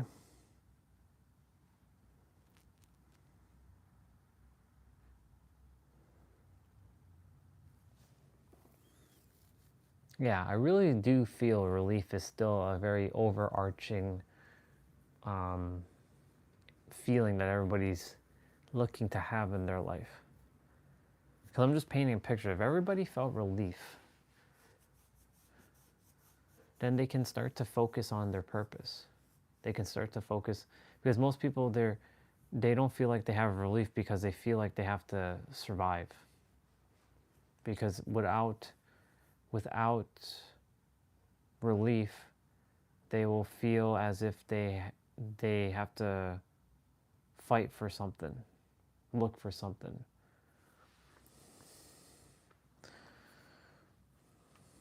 But if they can cultivate relief, then what will change in their life? What can change in their life? Everything can change in their life, in fact.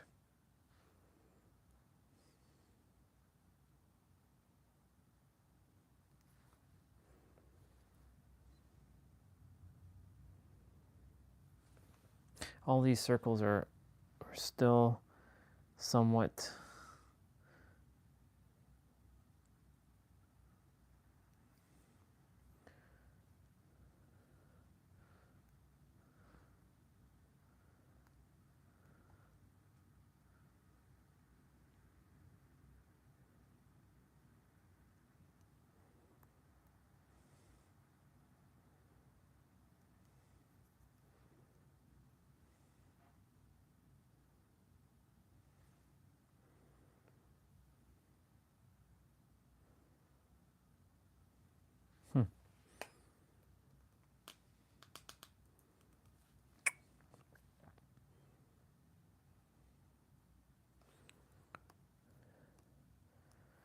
You know, it's taking longer for me to draw these circles than to actually do the diagram.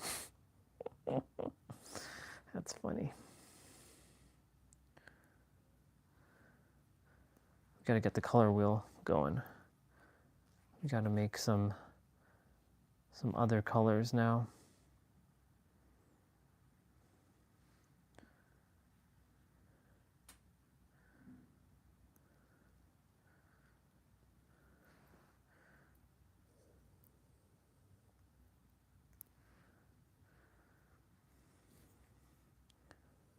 Oh shit.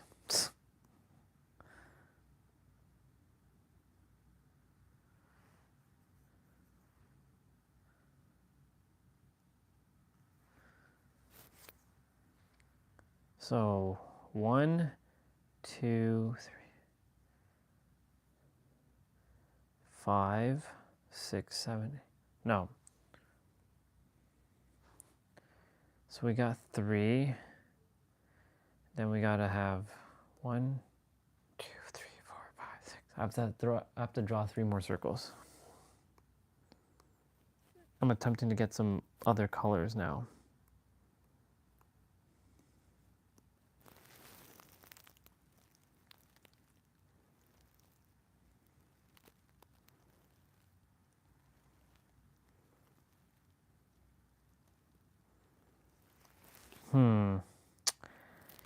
Yep. I want to do that one.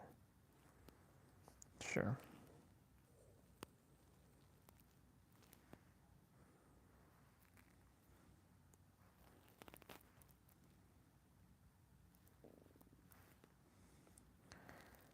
This is going to be one hell of a chart, though.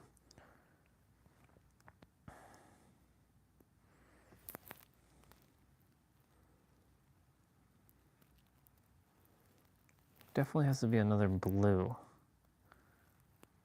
Like a dark blue? I don't know.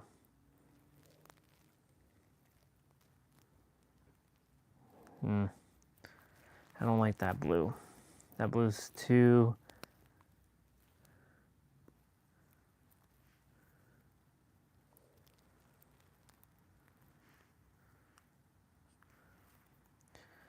I don't know, there's something about that blue I don't like. That's similar to that blue.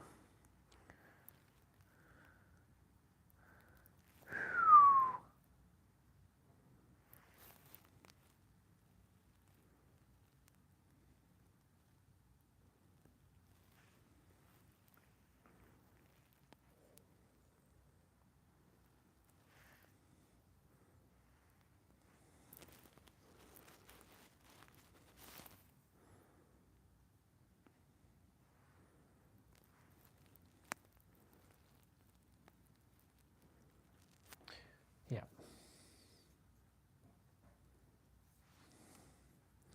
I missed 11 just now. All right, 1, 2, 3, 4. So 5, 6, 7. So 1, 2, 3, 4, 5, 6, 7, 8. One more circle.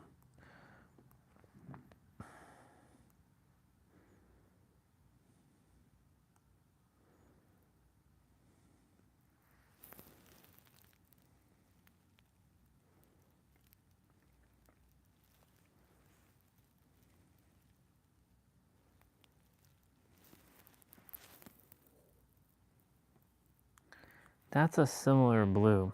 Oh.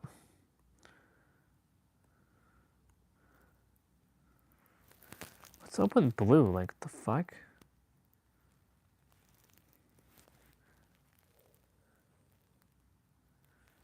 Screw it. We're gonna have to use that.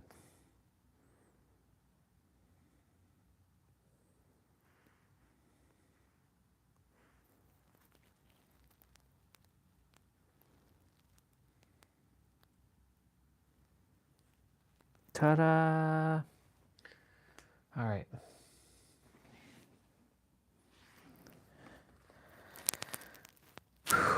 All right. Now that that's taken care of,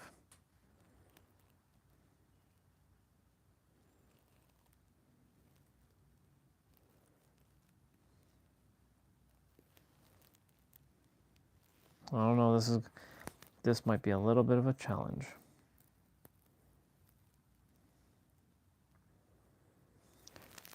I'd have to probably make the diagram. I have to probably make these circles smaller, potentially.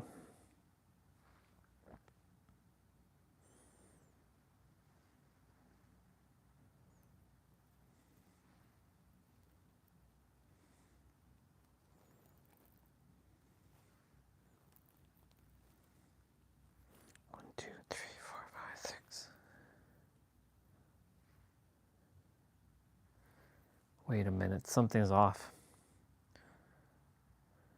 1. No. Nothing's off.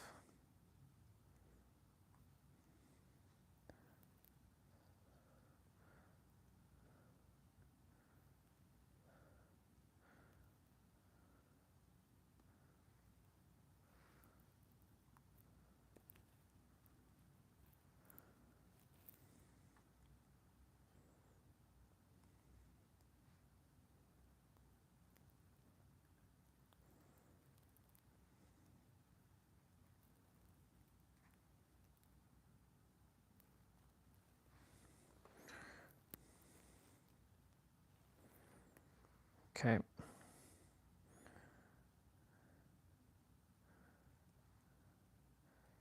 Probably purple.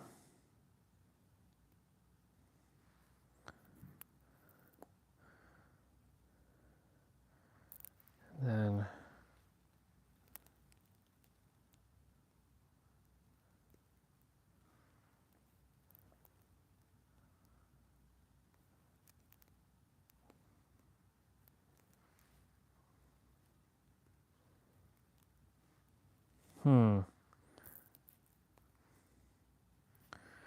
color arrangement doesn't really matter. It's just a matter of getting this shit sorted out.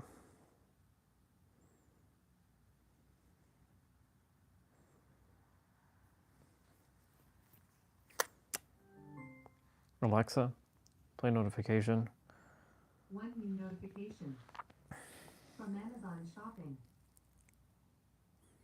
There's a low price offer from your cart. Compressed air duster. Electric air duster replaces compressed air cans.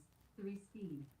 It's $32.39 after $3.60 in savings. With delivery by tomorrow. To purchase, say, buy it now.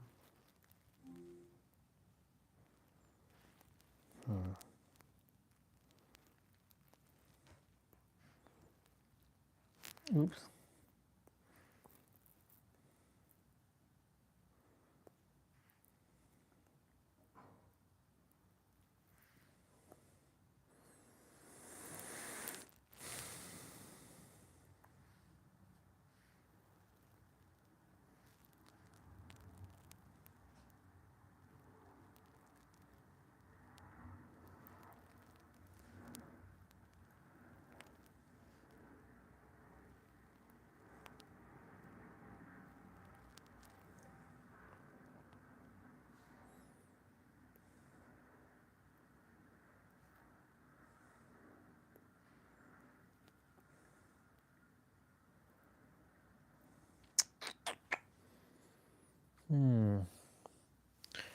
It's not going exactly how I desired, to be honest.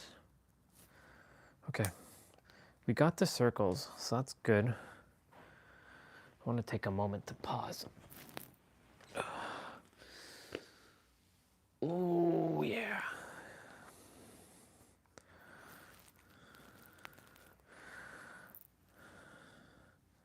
I'll figure it out.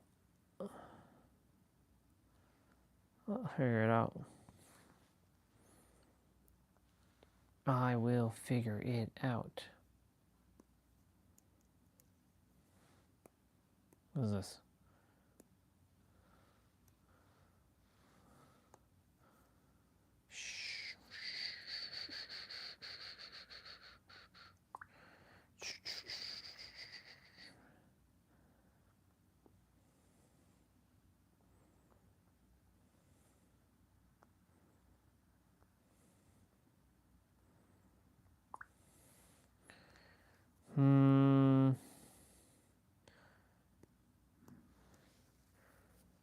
Is there anything new at CES besides?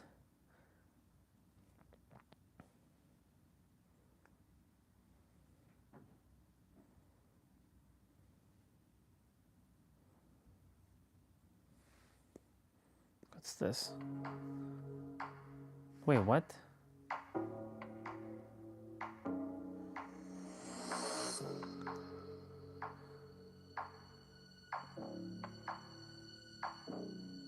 That's only 10 minutes? He's got a plant in the background. He's got new camera angles as well too.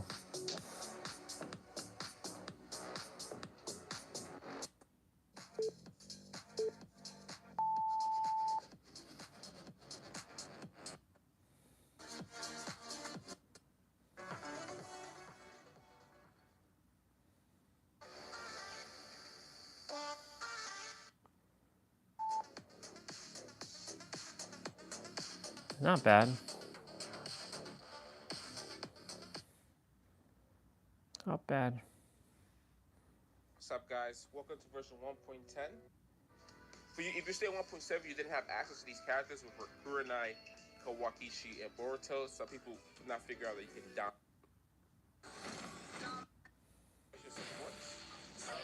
Come up. Okay.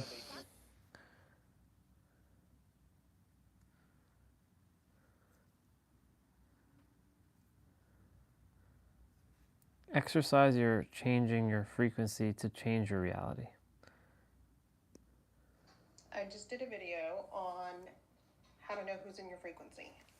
So I'm going to go more in depth on how you change your frequency and talk about it, because this is a good way to change your reality. Remember, I've told you there are very many ways to roam and all leads home. So this is actually a fun way for you to change your vibration and your frequency. And then when you change that, you're actually reversing the polarity, and you start to magnetize your new reality, magnetize the things that you want, okay? Really nice to you, then you are probably feeling really happy and really nice too. So in the exercise, I was telling you to practice with this and practice and experiment with it to see if it works, if your reality really is reflecting you. So I said to go out and hold and get really angry and hold anger, and then see how people reflected that. And it's not even just people you meet, it's going to be the comments you read, the interactions you have if they're online. So then I had you summon happiness and do the same thing. If you focused on holding the feeling, it would dissipate. You're focused. Okay, I already did that. If it genuinely feels impossible to stay consistent with content, this is going to be the only video you need to watch to understand how to fix it. But before we go into the how, we need to actually focus on why it's important to stay consistent, because I feel like a lot of people never take it seriously, so they never actually implement the how because they don't know why. Now, the first things first, I've had clients, and even myself, I'm guilty of this, I'm not perfect, where consistency has been an issue with content, but also YouTube specifically. Well, I'll be there for a whole month weekly, and then I'll disappear for a month and showing up. It's little things like that. And the third reason you need to stay consistent, it's a great feedback loop, like literally. And that's the issue. Or you probably never even got to the place where you blew up, so you just stopped posting for like the last 5 months. And I see it all the time. I always tell all of my clients, if you want to be consistent, which you need to be if you want any sort of result, if you want to be consistent, start with the low end first. And this is why, like on short form videos, that's why iPhone videos are so popular, because it's just easy to, whip out your iPhone, say something to the camera, post it, done. Now, theoretically, you could do the exact same thing on YouTube, which I actually told my client Nia to do. So I told her, yo, we need to do videos that are just easy for you to do. So this is low effort. She used to go on walks and record. And I remember she posted one time, and then I seen the video. It's like, the video was just booming. I think currently it's probably around 50,000, 70,000 views or something like that. But that video went booming. Whereas before, she used to for her anyway, it used to be like heavily scripted content. It used to be heavily scripted content, but also like makeup fully done, made in their head. They store all their posting dates in their head. They store all their filmed videos in their head. They don't even know what they have filmed and what's not. They don't even know what ideas they have. And what typically happens is, okay, cool, they realize that they can't just keep all of that in their head, so they write down their ideas and they write it on paper or write it on Notion. and then potentially lose it, or even forget about it so they never return to it. Maybe they script their videos, and maybe they script it in Apple Notes. Nothing wrong with that, but for me, I just kind of get that confused because I put like grocery list in Apple Notes. You know, I'm motion in someone to actually make them want to watch the video, which is why you will see people post YouTube videos or post content without any edits, and they will get views. This is why you will see people post short form videos without any captions, and they will get views. I'm not saying that you shouldn't edit or you shouldn't post with captions and stuff like that. They help 100%, but to record extra videos right now, and we didn't record for like 3 weeks.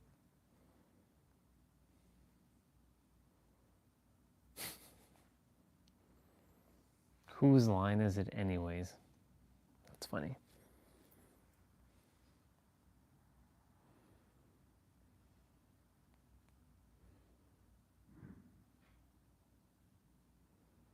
Bruno Mars, I Just Might.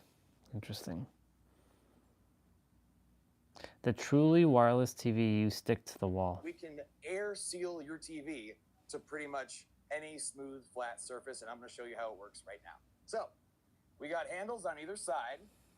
On the top part of this handle is a button, and when I push that button, it says pull the joystick down to attach. That's this joystick right here. This green dot at the top, that's my leveler to make sure it's as straight as possible.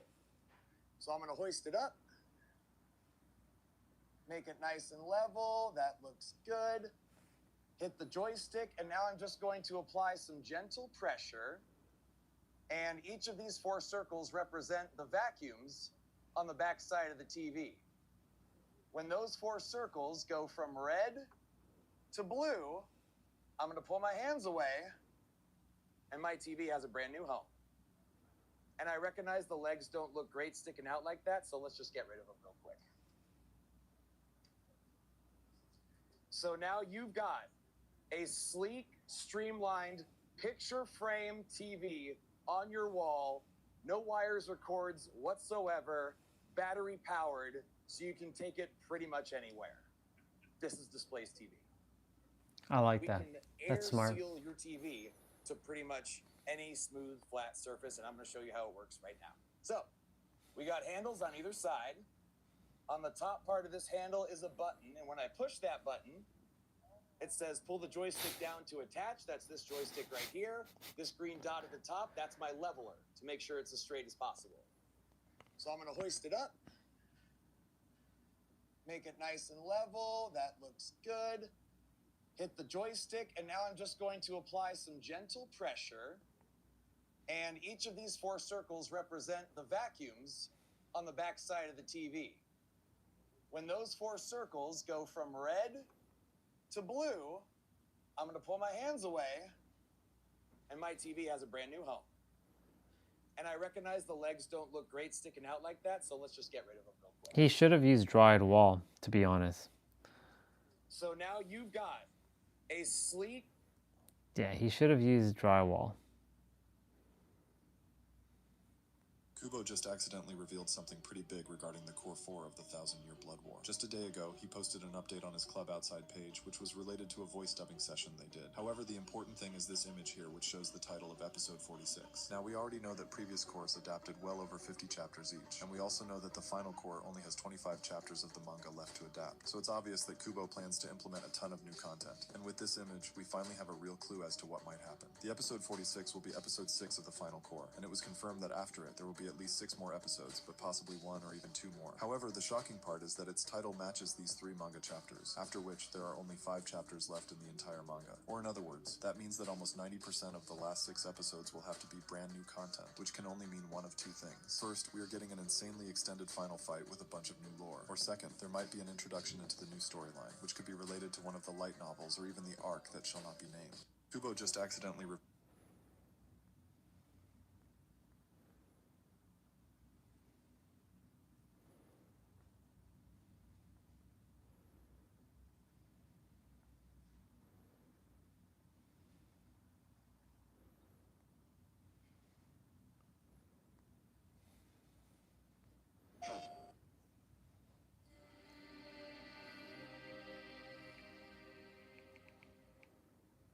ノクティス様も光が見えるんですね。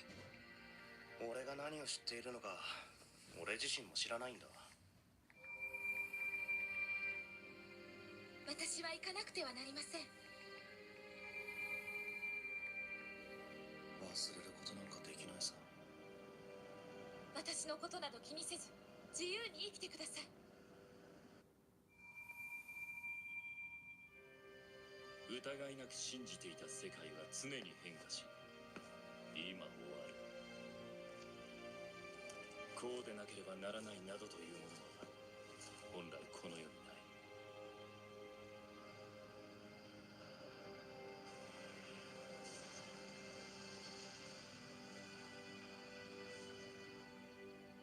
どうした？食べないのか？美味しくないよ。 It's starting to get そんなことを言うな。 sunny outside.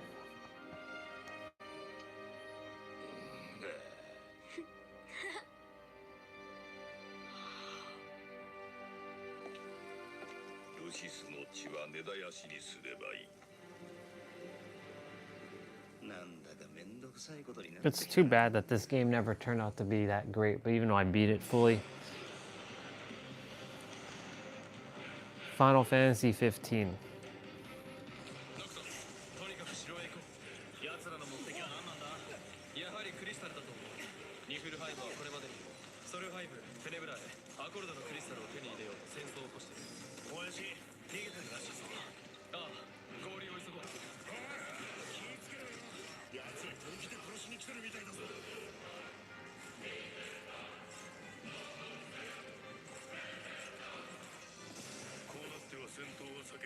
Half of this stuff wasn't even playable.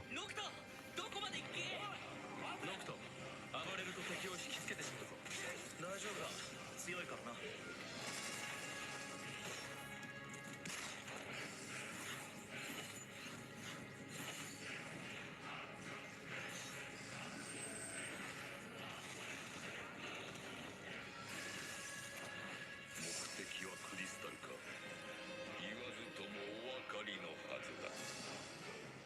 世界に残された最後のクリスタル。奴らはクリスタルを運び出すつもりだろうか。 It's crazy. This was like years ago. ルチスの制圧を完了させ、それと王子をエギスの息子を見つけたら始末しろ。 Can't believe they changed out Stella for Luna.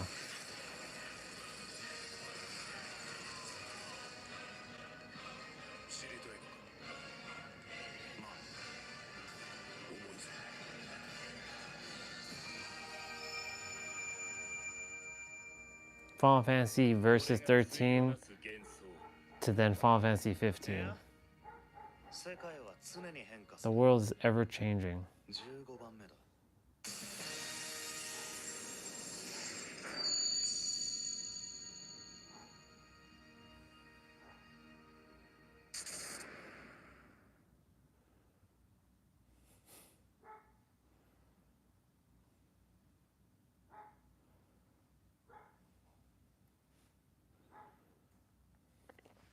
That shadow.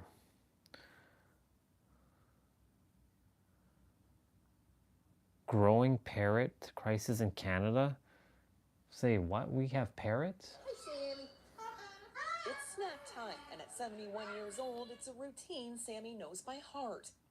He came to Parrot Partners Canada after outliving his original owner, and now calls the rescue home along with 54 other He's aging and surrendered 71? birds. We get them from all walks of life all the time, and we generally get up to about 5 a week inquiries. Will you take my bird? Hi. She says it's a crisis quietly unfolding across the country as rescues like hers struggle to keep up. The care system is this patchwork of individual people, mostly doing it out of their homes. And they're doing it because they see that there's nobody there for them. The issue? Parrots can live a long time, some up to 80 years. But as 80 caregivers age years? out, rescues are shrinking, compounded by a shortage of avian veterinarians. And unlike cats and dogs, there's no safety net when owners can no longer care for them, even as parrots continue to be bred and sold in pet stores, some for thousands of dollars. we're still dealing with birds that were bred in the 70s and 80s. They're still in the system, and we're still pumping out new birds. This is April, a 30-year-old African gray who could live another 30 years. That's why the organization is testing a 3-year pilot project, the first of its kind, to see whether having a plan, a This is guaranteed crazy. place to go, and early support can stop the I didn't realize parrot parrots lived that from long. worsening. Holy shit. Rather than using the traditional rescue model, This is a big ass parrot she has on her shoulder. or a pension point of view. Under the pilot, adopters would pay a $20 monthly fee, helping cover ongoing support, education, and boarding. With the guarantee, the parrot can return if it can no longer be cared for. The goal? To keep parrots in one stable place for as long as possible. We're doing a fundraiser for it now. Mathematically, this might be what allows professional rescues to take hold. Giving more parrots like Sammy a This is crazy. well into their golden years. Caitlin Wilson, CT. I did not realize that parrots live that long. That is crazy. Wow.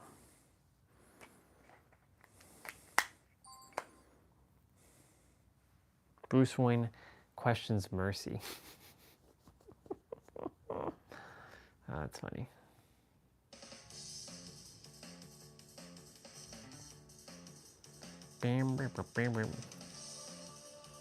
Chrono Trigger. I really should play through this game again.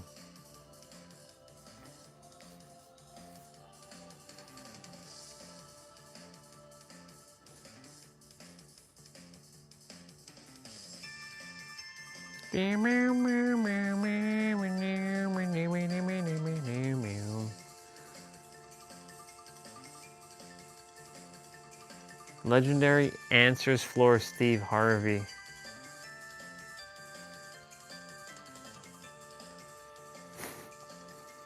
That's funny. Chrono Trigger on Super Nintendo is another Ted Woolsey translation. It's a beloved and legendary JRPG, and the script and translation are a large part of people's nostalgia for the game, despite its shortcomings. The translation has some quirks, grammatic. The most significant issue with this port is its loading times. They're actually notorious for being some of the worst on PS1 among all the games I've covered on the channel so far. The loading times cannot be mitigated much on PS2 or PS3 either. It seems to me that the load times are intentionally programmed like this. PS2 on fast disk read did make a small difference though, and it's possible that the speed up options on PSP and Vita could help too. The speed up options in fan emulators didn't seem to help significantly without side effects. If anyone has had any success in basically removing the load times for this version, they should let people know.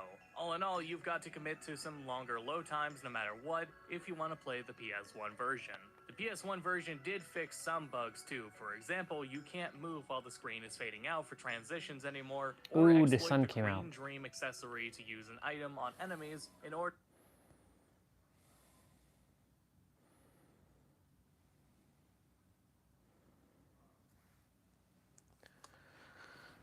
Oh, going out for some sun. I'll be right back.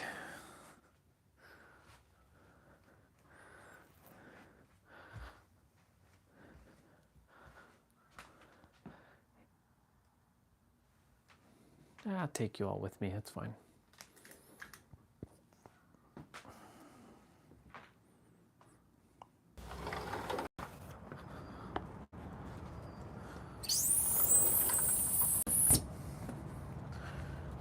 Like I said, I could actually sit outside today. Holy moly. Out here, it's just, all of it's just turning into, we got that green grass, y'all. That green grass is back. Temporary though. It's warm too because I'm bare feet. Well, not bare feet, but no socks, nothing.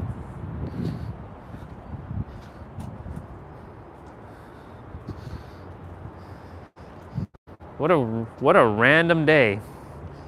Random day to yeah. It's quite fascinating.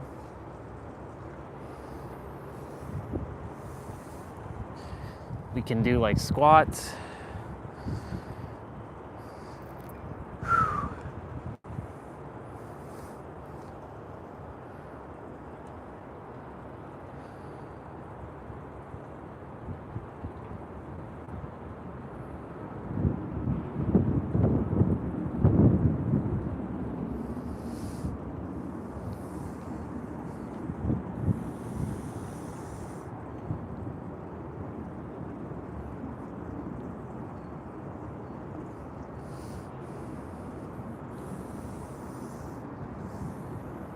Pop up a chair out here and just like sit and chill. Just be.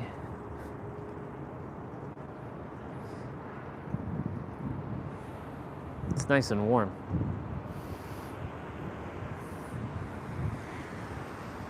It's warm. You can even see the brother over there opening up the window. And mom's like going out. Don't want to scare her. So she'll come out, she's like, who's that?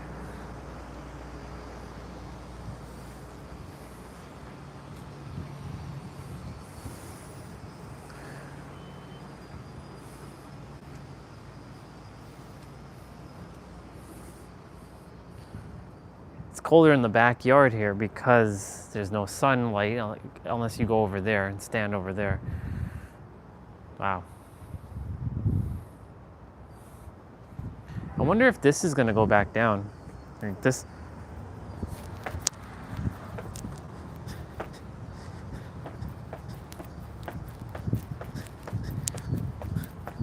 Stepping on it.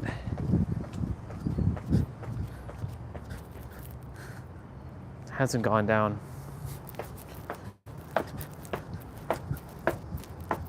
Nope. We'll come back outside. In fact,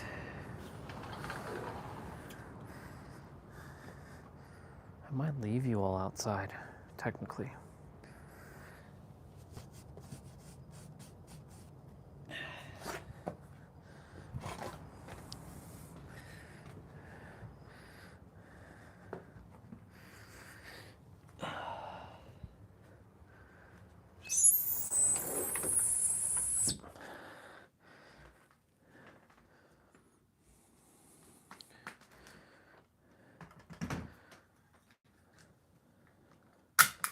Let's get some of our movement in.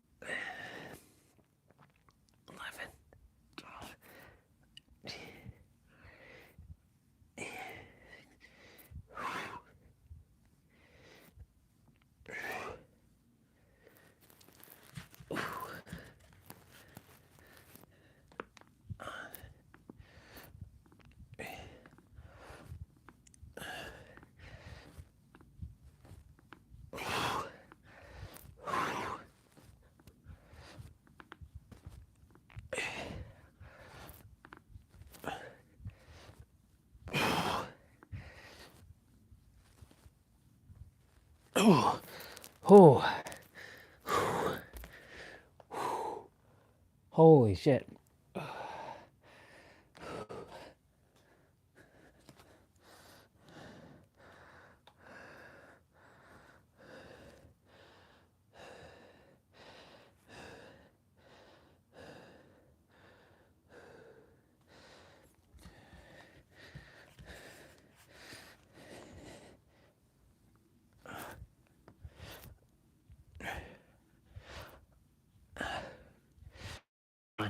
Five more. Let's go.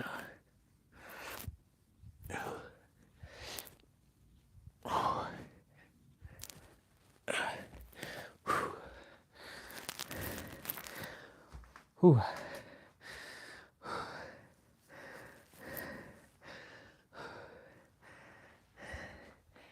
That was something.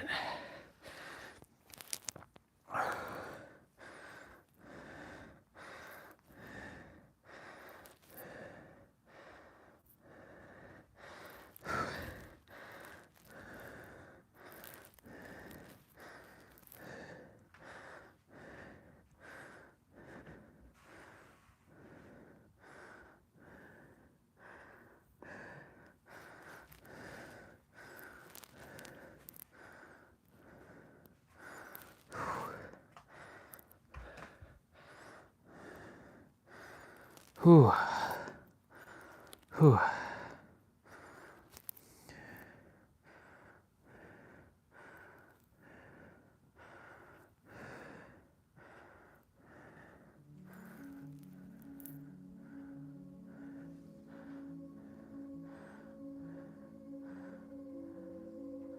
So it is.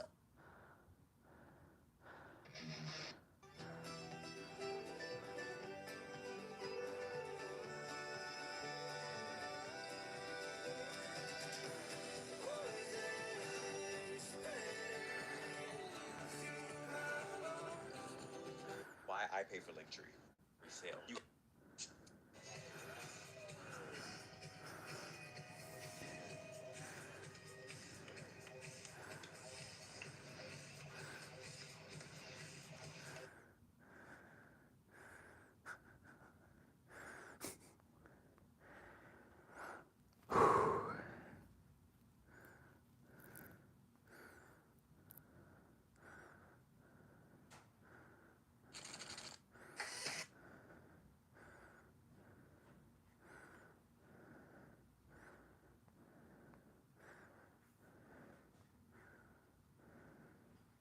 Version isn't adjusted to its intended look and is a bit squeezed on DS. Understandably, this was the best way to handle aspect ratio, it's just that it made editing these comparisons harder. The reason I adjusted the Super Nintendo footage aspect ratio to match the DS version was to make the sprite changes easier to see. And for the PC version later, I'm gonna have to stretch the DS footage. The UI was adapted to the dual screens of the DS, and there's even two options for battle UI. One is a more classic style with your usual info up on the top screen with the battle, while the other enables you to use the stylus to select actions and clean up the top screen. Otherwise, the bottom screen gives you quick access to any menu option at any time, along with customization options to move and disable the shortcuts, plus a remarkably convenient minimap that is exclusive to this version of the game. The music is a subtly different flavor thanks to the DS hardware. It's a little more compressed as well, but it's subtle, so we'll keep this sample short too. And of course, on actual DS hardware, it'll sound different as well.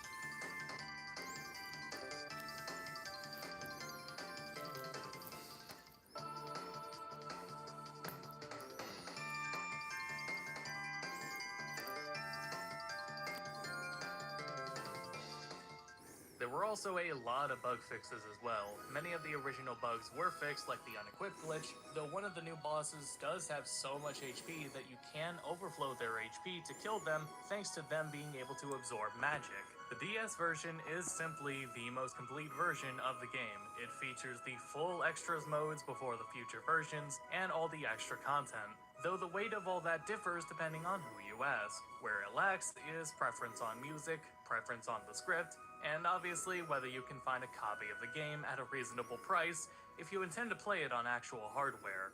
Chrono Trigger for iMode compatible phones only released in Japan, and in two parts. We'll see. All the info here applies to both versions unless specified. The anime cutscenes are cleaner in quality than they've ever been before, though two of them are now missing. They're not optional anymore either. The DS content is still here except for the Arena of the Ages minigame, and there's 20 save slots plus achievements now. The only 4 bonus modes left in this version are now a theater for the anime cutscenes, art gallery, music player, and an ending log. The only notable change to the core gameplay is that ATV builds significantly faster than both the Super Nintendo and DS versions. It's so fast that the fastest setting may be too fast for most people to keep up with. Even the slowest setting on PC is still faster than the default normal speed on both Super Nintendo and DS. So don't be afraid to slow it down if you need to. Passwords you enter in the game were changed to tapping colors on mobile, and on PC you may have the extra work of transcribing the given password to your controller's face buttons. An auto battle option was added that repeats basic attacks while speeding the game up by 1.5. However, you cannot hold A through battles or battle results anymore, so now you have to mash. You can also now move diagonally in the overworld, and the game now autosaves every screen transition. So now let's discuss visuals. On the mobile version, there's this unavoidable... Alright. Let's get squats done.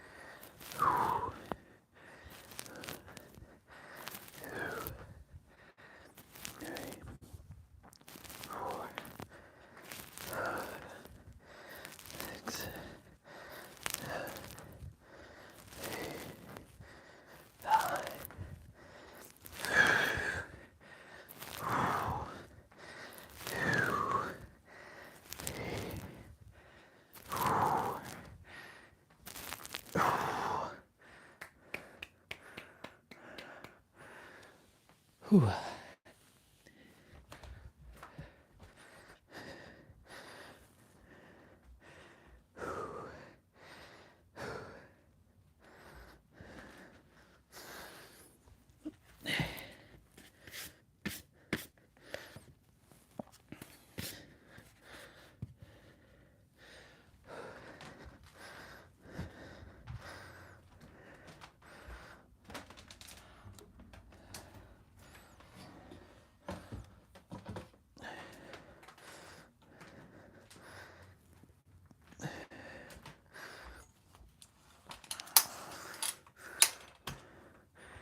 Whew.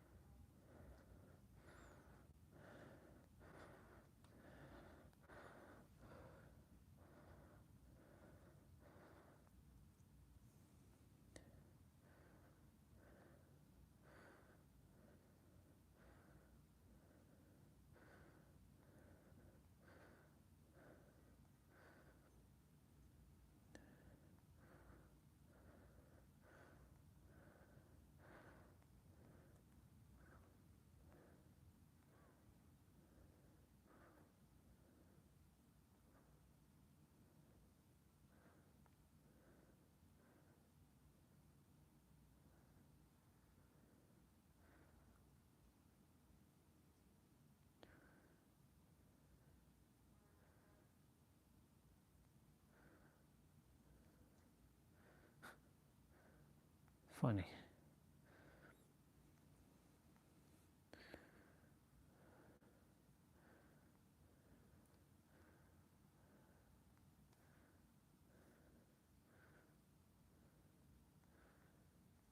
Why is Linktree showing up so much?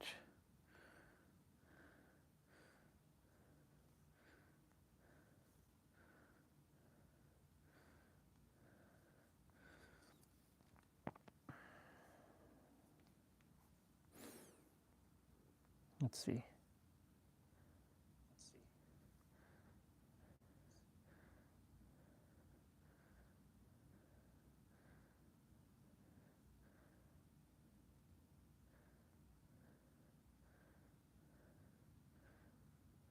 This outdoor exoskeleton makes walking feel effortless.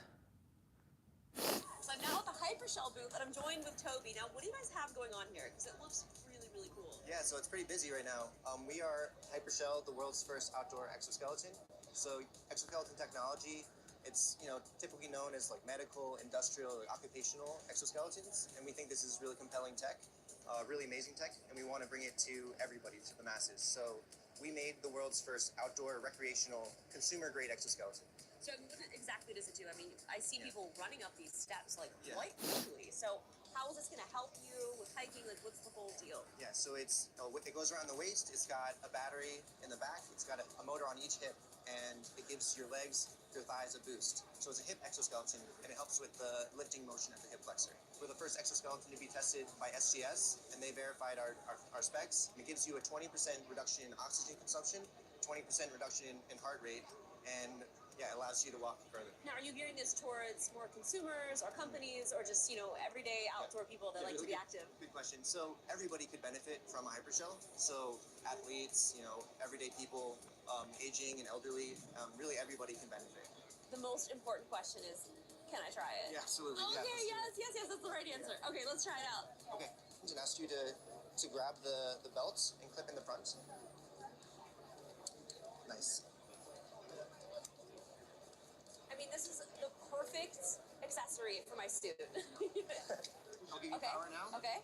So yeah, just walk normally. I just walk. Walk normally. It recognizes patterns, so don't do baby steps. Just walk normally. Just walk. Oh, it's picking up my leg. It's picking it up. Okay, that was so surprising. Like I'm moving my legs, but it's moving them. So now I'll give you what we call hyper mode, which is our max power. Okay. So here on the side, long press. And now you're in max power. That wasn't max power before? Nope. No way. So take it easy, yeah? Okay. I'm barely even thinking, I'm barely moving my legs. I'm not moving my own legs.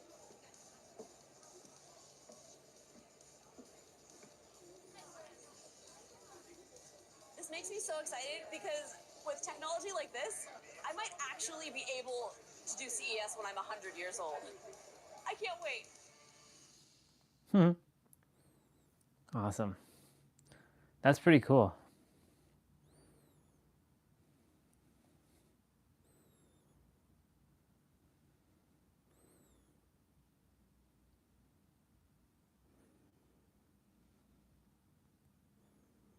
The largest Nintendo store in the US full walkthrough.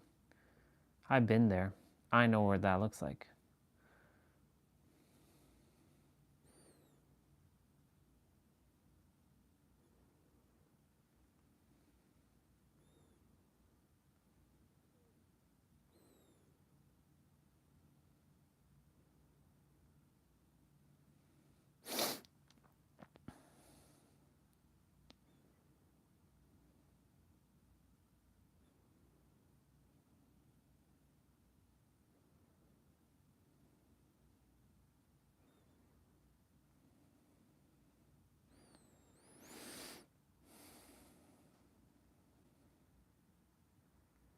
There's so much on this YouTube channel. It's crazy.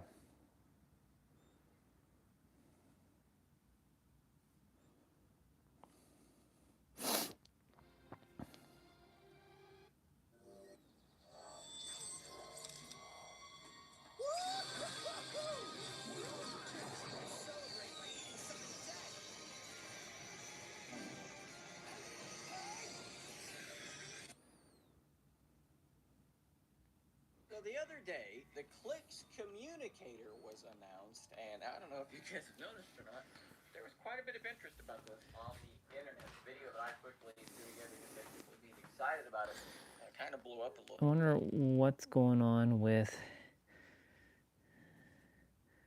Is one of the browsers crashed downstairs again? Yep. It's crashed. Keeps crashing. Google Chrome be silly AF.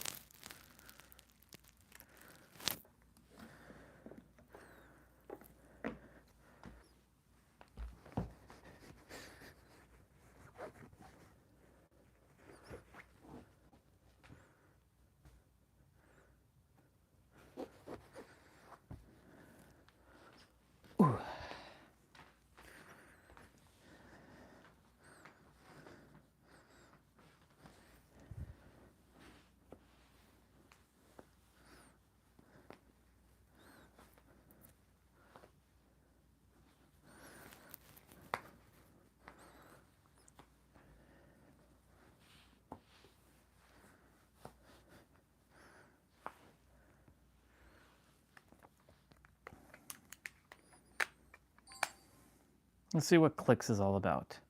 A little bit, and yeah, the response to this thing has been, I would guess, probably bigger than what Clicks Technology actually expected. But in the comments of that video and just broadly on social media, I've seen a lot of people asking what I think is a very pertinent question. Why wait for the Clicks communicator when you could just buy the Unihertz Titan 2, which is available right now? You have the full QWERTY keyboard, you have a square. It's funny how people want everything back from what we had before. The same things you're going to do on your Clicks communicator over here on the Titan 2. Now, I kind of laid this out in an article I posted talking about, who is the Clicks communicator for, and I told you guys in that article what my personal use case for this, what I hope that it could be. And basically, this is the idea. I am switching my SIM from folding phone to folding phone all the time, and it's a little bit annoying. So in theory, what I would like to do is put my SIM in a central sort of home-based device, and then I wouldn't have to move my SIM around. My text messages would be there, my phone calls would be there. If I'm away from Wi-Fi, which is honestly fairly uncommon at this point these days, I can just tether it to that phone, no big deal, and I don't have to switch SIMs. If I want to text from my folding phone, I can use messages for web or potentially try Beeper. I've had a couple of people tell me that would also be a good option. I haven't used Beeper in a long time. I digress. That is my use case. I want a communication device that is not going to be great for doom scrolling because it has a square screen. I'm not going to get caught up doom scrolling and doing dumb things on that phone. I'm just going to communicate text, phone calls, etc. Maybe get some work done responding to comments on that device. And then if I want to play, I've got my fold in maybe another pocket. Because I have to admit, the Titan 2 does seemingly fit the same bill that the Clicks communicator fits. I decided to put down my own money and purchase the Unihertz Titan 2. It was just delivered. It is still inside its packaging. So in this video, starting here, we're going to unbox this thing and we're going to get some first impressions. Will this video make that $440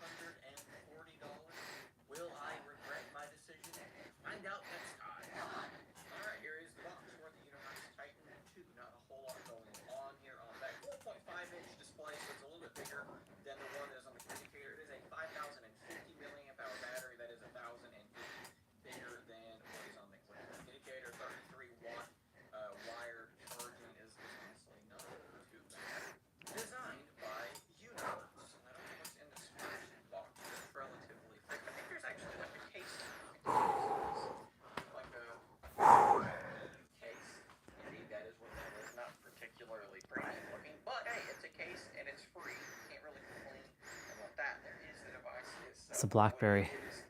Interesting. One thing I can immediately tell you is that it is a bit bigger than I expected it to be. That is indeed what she said. You may have noticed that there's a screen on the back of this thing, so rather than having like an LED notification light that tells Unihertz, you huh? what is incoming, there's a screen on the back that will just kind of show you your notifications. And I wonder if a light will be less likely to pull me in and get me using the phone when maybe I shouldn't be. If I see what the notification is, will I be more likely to pick up the phone? I don't know. Here is the front of the device, and that keyboard is looking quite good. Can you hear the keys? Fairly clean. Old school BlackBerry keys. Power button, volume rocker, and then we have probably 2 shortcut keys. Unihertz is really big on these like shortcut keys. They do this all the time. Quite a hefty forehead up here at the top, but they put their selfie camera up there. It looks like there is a screen protector already installed, which is also really good. Speaker, which we're gonna have to test. You have your USB-C, SIM tray, and then up top there is an IR emitter, so you can use this as like a universal. That was a headphone jack. We do have on the back 2 different cameras and an LED flash. I'm not actually sure what the camera specs are. Their website just says 50 megapixel main and then an 8 megapixel telephoto, 32 megapixel front camera, obviously. Processing software, that matters a lot. We do have 12 gigs of RAM and a Dimensity 7300 as the processor. Both of those are absolutely fun. Now, as far as I'm aware, this thing is running Android 15, and I doubt that will ever change. One of the biggest complaints I've always had about Unihertz is that they have a tendency to just release phones and then forget that they released phones. They just don't really update their devices. And yes, we are absolutely putting the SIM card in this device. Is this dual SIM? Looks like it probably is dual SIM. You know, it's hilarious. Humans. Stick it backwards and then stick it the right way. One thing that I'm immediately noticing is that this thing, it's Once upon a time, humans wanted nothing to do with keyboards on their phone. So, what happened? All phones removed the keyboard because they preferred the... Not all humans, of course. And then, now, we get back to this. Same thing I was saying earlier. People wanted all this hyper-edited content on YouTube, and now, because they had enough and they're sick of it, now they want to see people just doing their thing. No hyper-edits, no flashy like B-roll in their videos. You could even have a crummy camera and people are liking it now. So you see, humans are fascinating.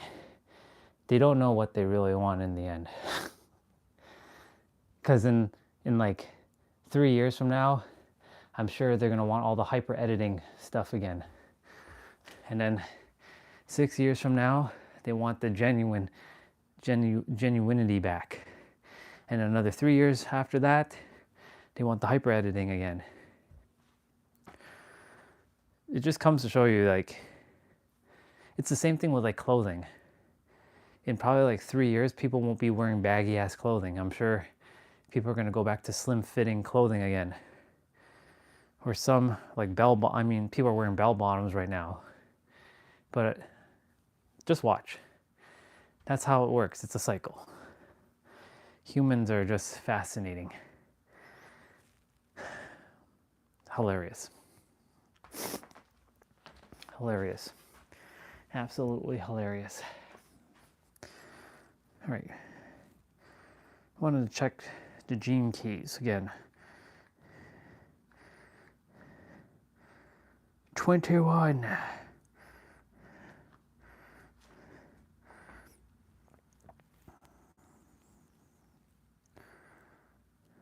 A noble life.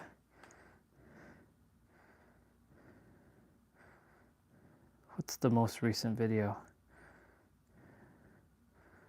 Your soul's essence.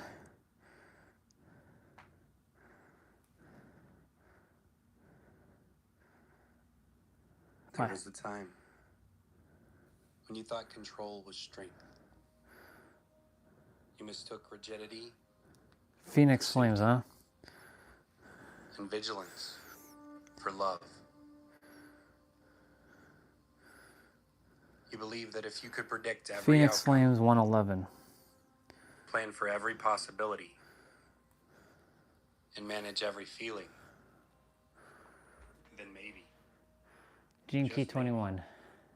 you'd finally be safe. Nope. That's an illusion. You learned early that the world could shift without warning. Yep. So you built walls from willpower and rules. A fortress of order around a tender heart that couldn't bear more chaos. 1 month ago. And for a while, it worked.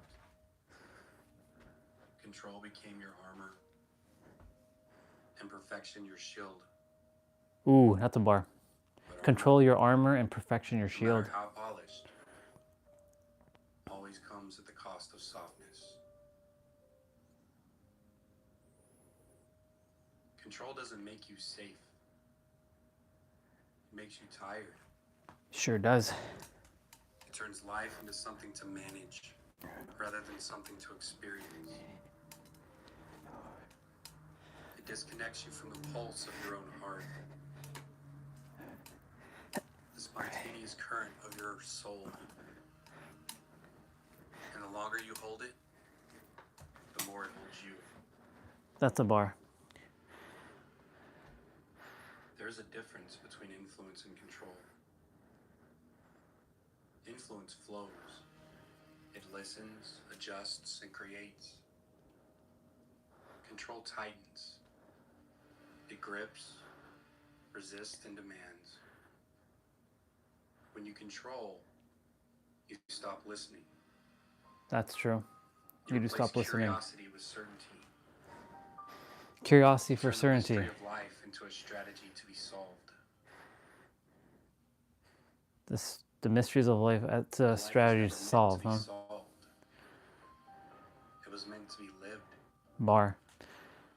Life was not meant to be solved, it was meant to be lived. The mind That's a tells bar. you that control prevents pain. But what it really prevents is healing. Because to heal, you must feel. It's true, you gotta You feel. must soften into what is, not what should be. And that softness terrifies the part of you that believes survival depends on tension. He's using very melodramatic music Or here. anticipate disappointment. You reinforce the idea that the world cannot be trusted. But the truth is, the world has always been conspiring to meet you where you are. It's true. It's your resistance that creates friction. The control you cling to was born from love. Character, I hope you're listening to this. Yes, but love nonetheless. And subconscious, you're listening to this. Part of you once said, if I can just keep everyone happy, everything stable, everything in order, then maybe no one will leave. And that part deserves compassion, not condemnation. You don't need to fight control. You need to understand it. Because control is not the problem. It's the signal. It tells you where you stop trusting. It Yep. shows you the exact place where surrender feels like death. That's why I have to redefine surrender to relaxation. Fix or prove. Just pause. Breathe into the space behind the effort. Ask yourself, what would happen if I didn't intervene right now? That's where trust begins. In the brave act of not doing. You were not meant to force harmony. You were meant to embody it. And harmony is not control. It's connection. Control was never who you were. It was who you became when you forgot that life loves you.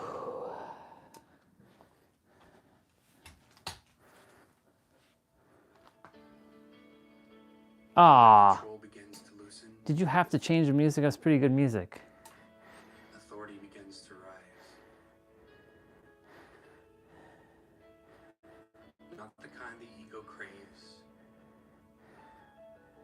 not the kind the soul emanates. Authority is not about dominance. You know, this is good because It's about presence. there's no AI voice here. It's the quiet power of someone who no longer needs to prove their worth. It's the inner alignment that says, Did he do all the gene keys? and therefore I can trust life. I'm sure he did. Where control grips, authority grounds. Where control manipulates, I don't know if he did all of them. where control demands. No, he didn't. He's only has 37 videos. Authority simply is. Authority is what happens when your inner He world did is my congruent, 48. when your thoughts, emotions, and actions. Did you do gene key 55? Its integrity made visible, and it radiates without effort. Nope.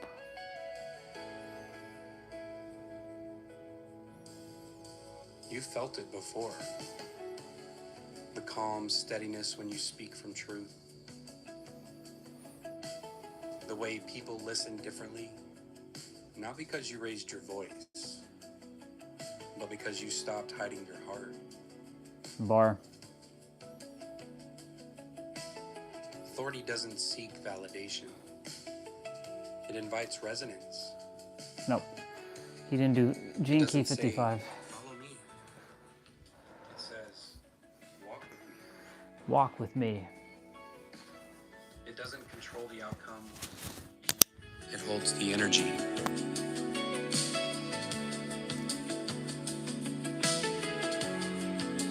Authority trusts timing. It understands that alignment creates more movement than pressure ever could. It knows that the most powerful leaders don't force. They model. They become the example of what harmony looks like in motion. And this is the gift that you are reclaiming. To lead by embodiment, not effort. To influence by authenticity, not manipulation. To hold your truth gently enough that others feel safe to find theirs. When you live in authority, you don't need to protect your boundaries. They protect you.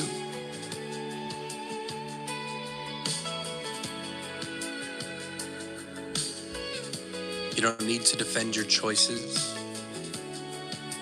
They speak for themselves.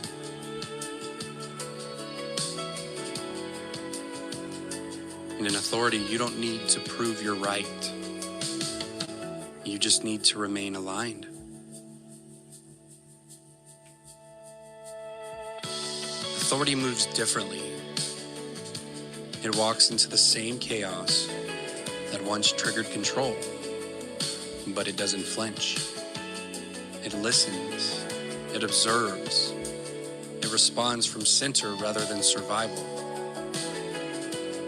And in that stillness, a sacred kind of leadership awakens. The kind that can hold contradiction. The kind that can see many sides and still choose love. This is not about perfection. It's about coherence. It's about trusting that your presence is enough. Because when you stop grasping for control, the divine begins to move through you effortlessly. You're not the force. You are the channel. And then we come to valor. Valor is courage wrapped in grace. So he changes the music here. It is the bravery to live undefended. It's the willingness to be open even when the world feels sharp. Valor doesn't roar. It hums quietly in the chest of those who've known fear and kept their hearts soft anyway. It's the soul's decision to keep loving even when love costs everything. Control was about fear. Authority was about trust. But valor is about love. It's the moment you realize that no matter what happens, you will not abandon yourself again.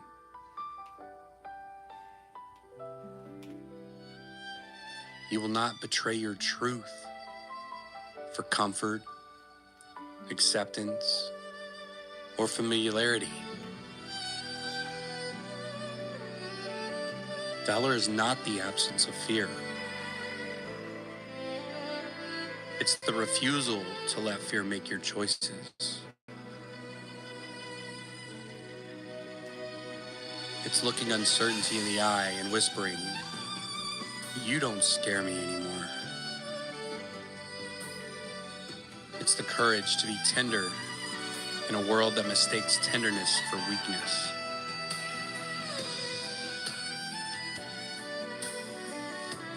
Valor is the strength to forgive without forgetting what you've learned. It's the wisdom to surrender, not because you've given up, but because you finally understand that surrender is strength.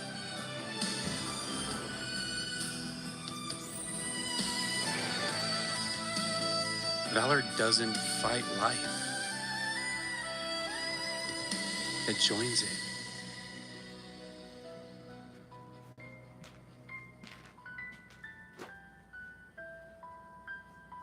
It moves with storms instead of against them.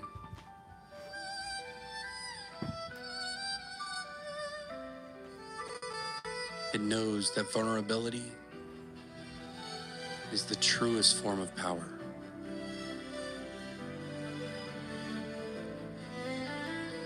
When you embody valor, you become transparent, not invisible, but luminous. You no longer hide your wounds. You wear them as symbols of awakening.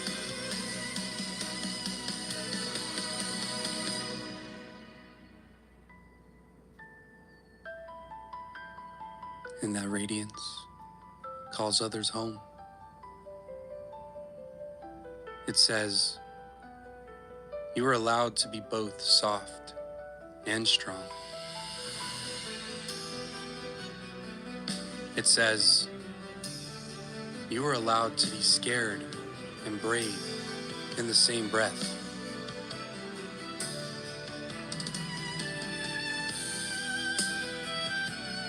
Valor is the full integration of heart and spine. It's when compassion and conviction hold hands.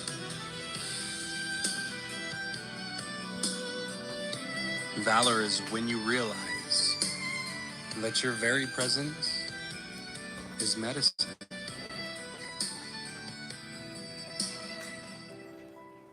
And this is your natural state. You've just spent years remembering.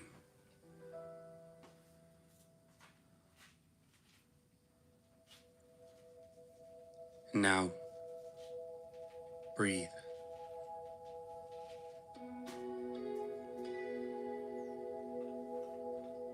Let it all come together.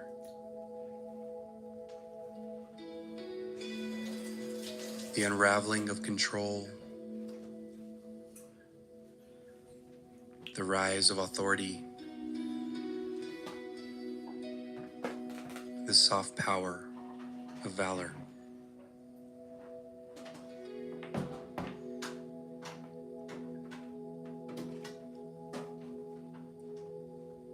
They were never separate lessons. were the same movement, seen from 3 different stages of awakening.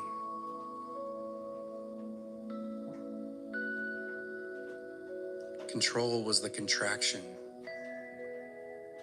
Authority was the stabilization. And valor is the expansion. And you, beloved, you are the space through which all of it flows.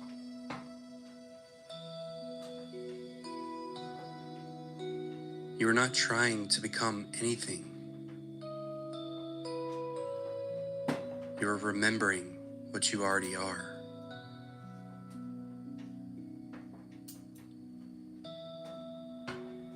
Notice how, as you release the need to control,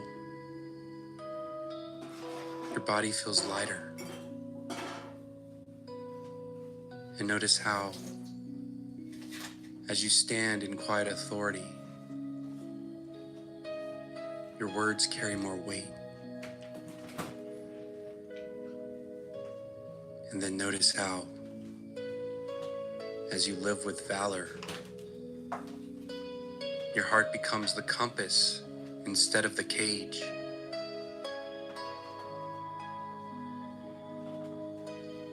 You don't have to chase alignment anymore. You are alignment. You don't have to manufacture peace. Your peace remembering itself. The world no longer needs your control. It needs your calm.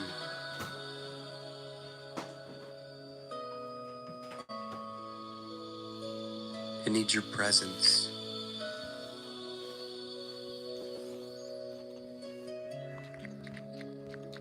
It needs your example of what it means to lead with heart rather than fear.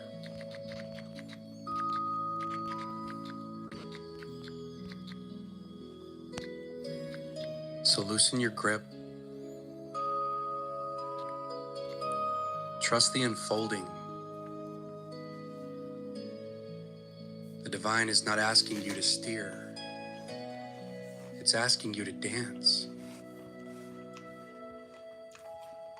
And as you do, you'll notice that the chaos you once feared becomes the rhythm that moves you. The uncertainty you once avoided becomes the doorway to intimacy. The vulnerability you once resisted becomes your superpower. This is your becoming, not a destination, a rhythm, a continual blooming of authority into valor, of valor into peace, and of peace into love. You were never meant to control the world. You were meant to embody the stillness that reminds the world that it's already whole.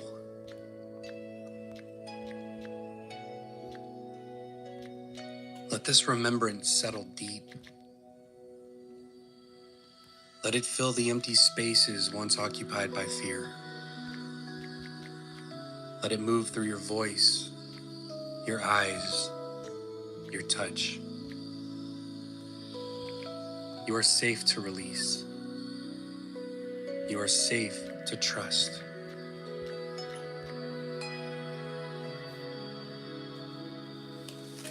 You are safe to lead.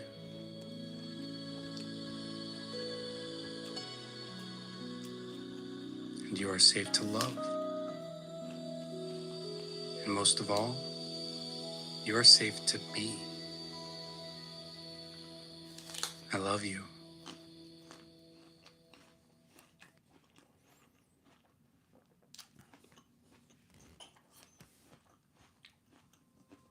There's a quiet ache that lives beneath the surface. A feeling that no matter how much you learn, how much you give, how much you build, it still isn't enough. It hums softly, like a low vibration in your bones. It whispers that someone else is wiser, stronger, more capable.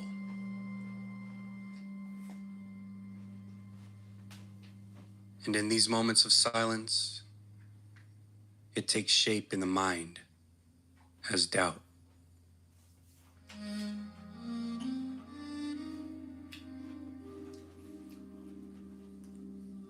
This shadow doesn't scream.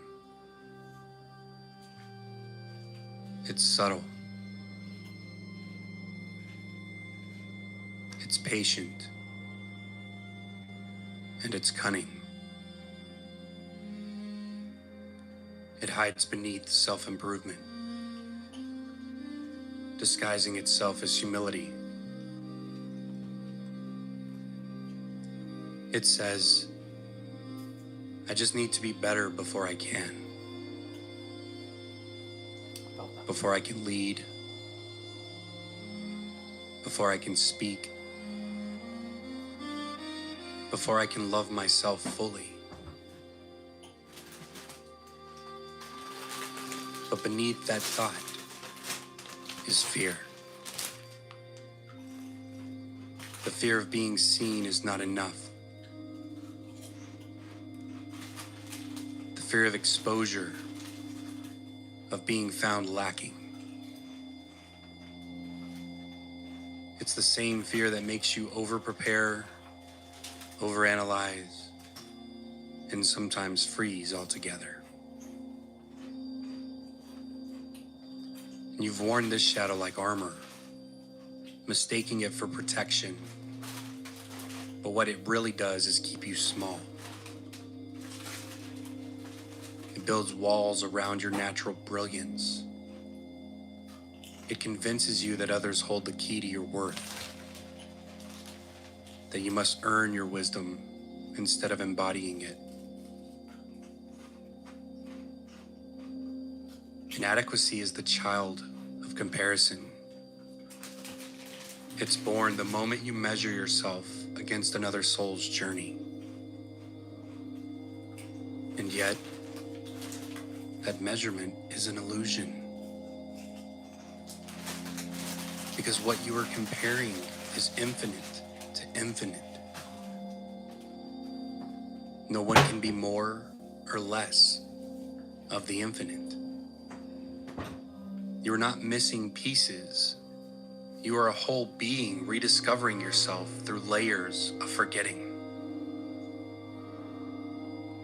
The deeper truth is this: the fear of inadequacy isn't proof you're not enough. It's proof that your depth is stirring. You feel the vastness within you, and it's intimidating.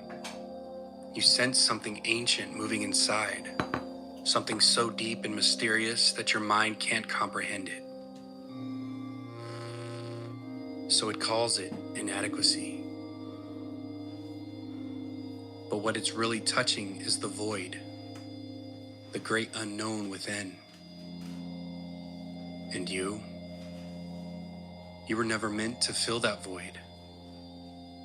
You were meant to enter it, to breathe inside it, to let its stillness strip you of false identity.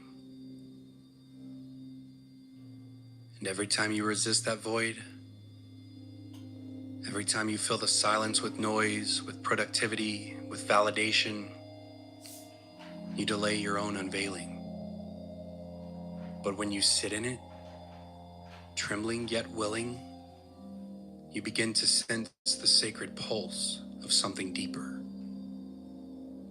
And that pulse is your hidden wellspring. It doesn't come from knowledge or training. It comes from trust. From knowing that even in emptiness, you are whole.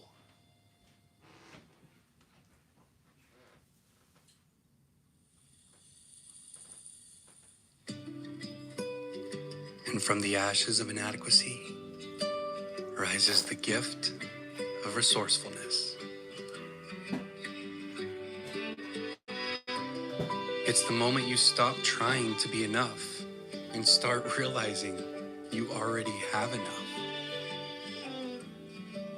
Every tool, every experience, every scar and success, all of it has shaped your toolkit for this exact moment in time.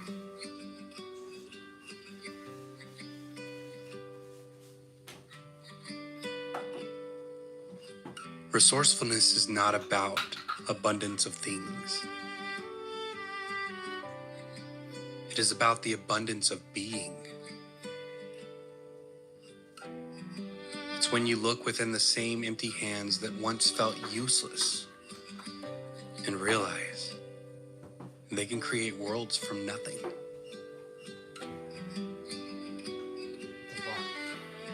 When you embody this gift, life becomes less about waiting for permission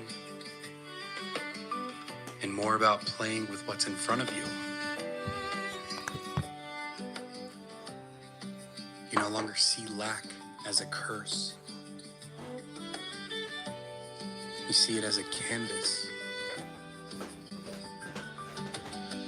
You see limitation as a doorway to invention.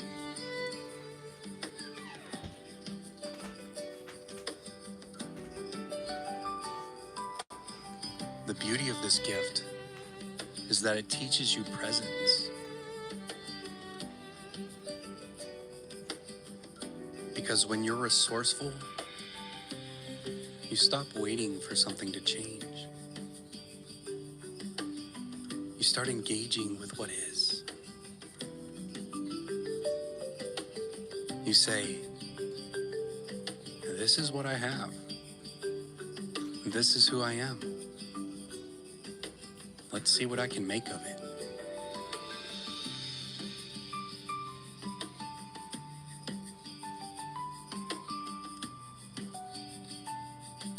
And that's when the magic begins.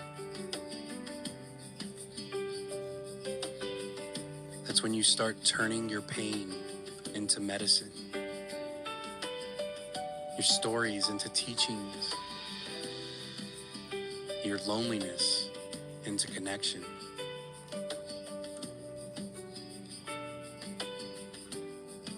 Resourcefulness is the alchemy of spirit. It's what allows you to take the same materials everyone else has and create something only you could create.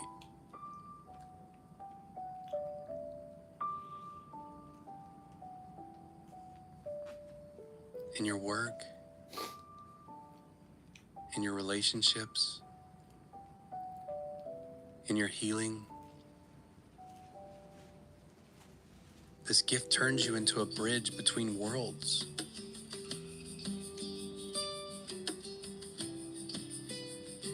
You learn to trust your intuition, to listen to the quiet voice within, and to draw from the deep underground river of your being. There's no inadequacy here. There's only creativity.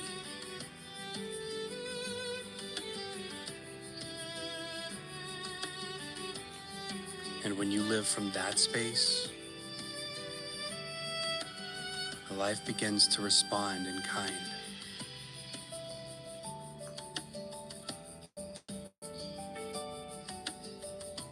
Synchronicities appear. Ideas flow easy. And the right people show up. Resourcefulness opens the door to a kind of quiet confidence. Not the kind that shouts,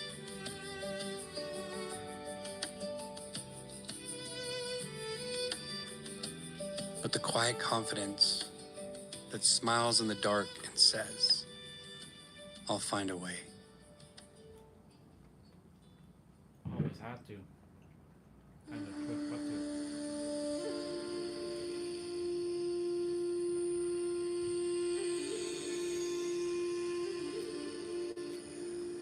And from that deep well of resourcefulness, something even more ancient emerges. Wisdom.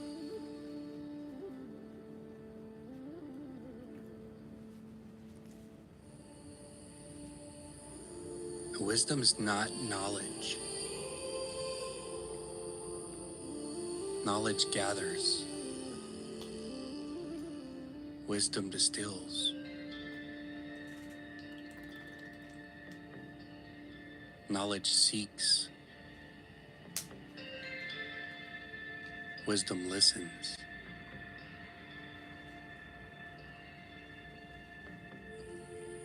Knowledge fills the mind.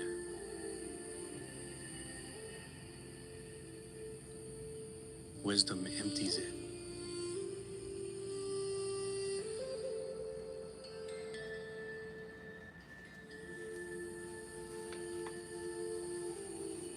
Wisdom lives in the silence after the storm.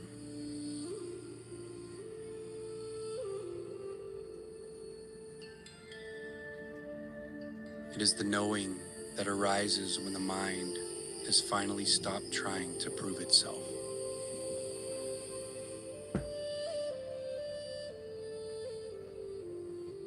When inadequacy no longer drives your choices and resourcefulness becomes your way of being,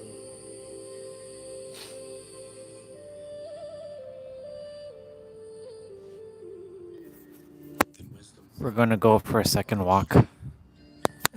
through everything you touch, Go wash this out and we're gonna go for another walk. A shorter one.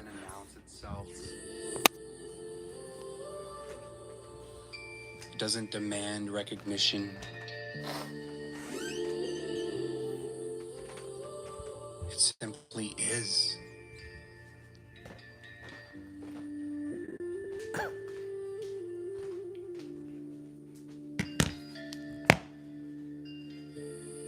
The wise one does not claim to know. They simply trust the unfolding.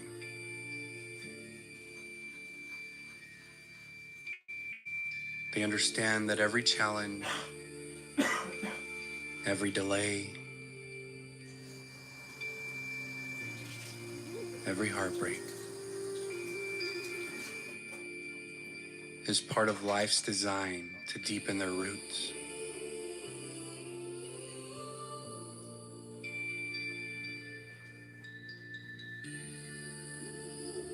You begin to see how even the void was never empty. It was the womb of creation. And you realize that the moments you felt most lost were the ones that led you to your deepest truths. That one was true. 100%. Wisdom softens your gaze. You stop judging others for not being there yet. I also have Because to get to that point. You remember what it felt like to doubt yourself.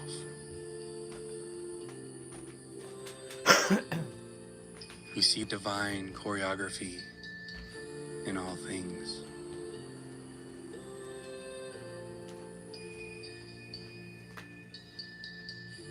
There's a peace that comes with that realization,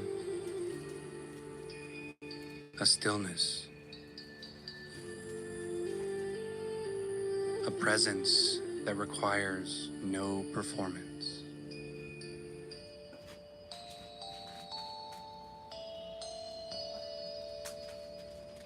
You've been swimming in the depths all along. And what you thought was drowning was initiation.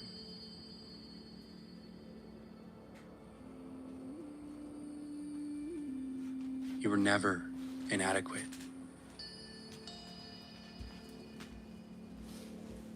No. You were being seasoned by mystery.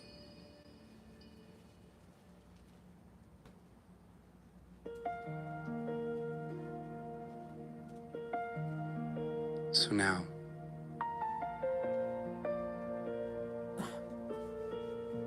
let this remembrance settle into your bones.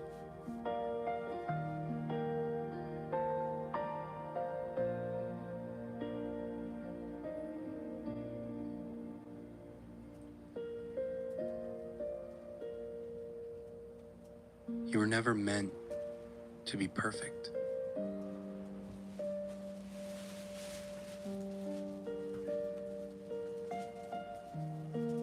You were meant to be real.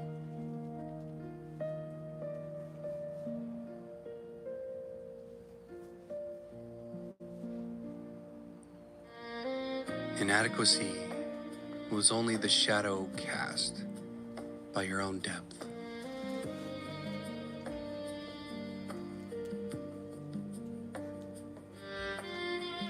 It showed you where you had forgotten your power.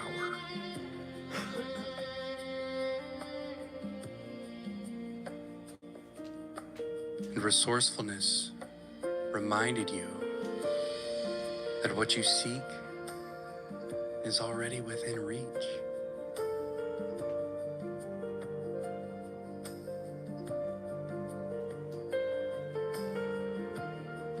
And wisdom revealed that what you were seeking has always been you.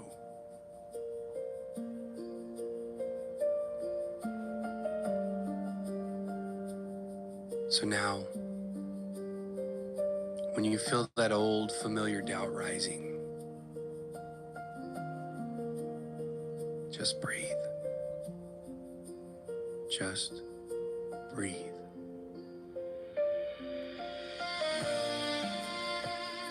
Feel the ground beneath you. And remember that you carry an ancient well inside your chest.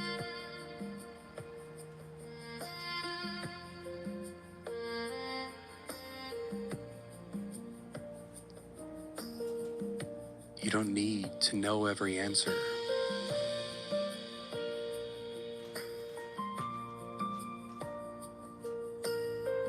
You only need to listen.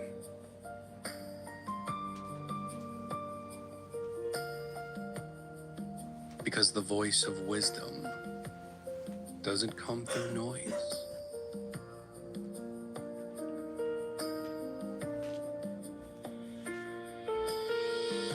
It comes through silence. It comes through trust.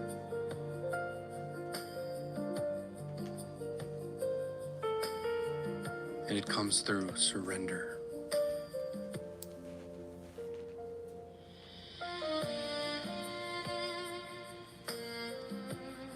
So let your life be a meditation in motion.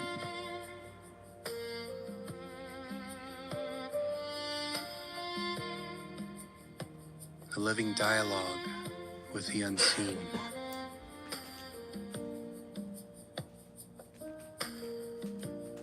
A rhythm of listening, trusting, and creating.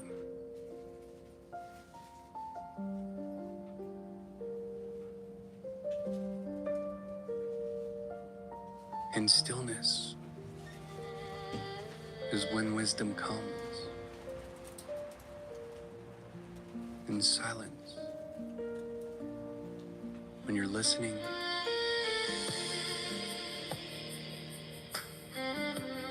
so when the mind says, I can't, the heart whispers, watch me.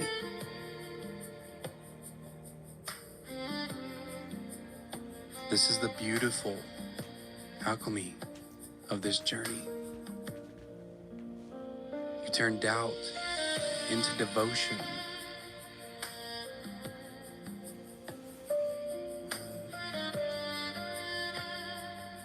And you turn emptiness into a sacred wellspring. You remember? It's been you all along. You are not inadequate. You are infinite depth, learning how to breathe in human form. I love you.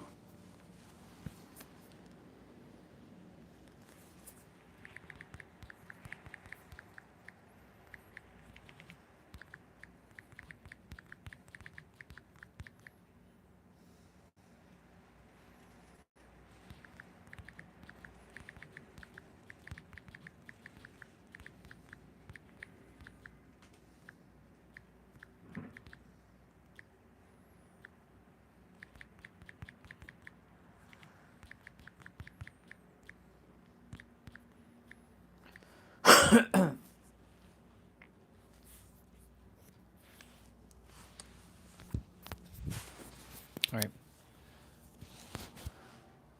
I'm taking my battery with me. Oh shit. I just realized we're on data the entire time. No wonder. I was like, what the fuck? Why are we on data? It's been using that much more data, more power. Oh well, whatever.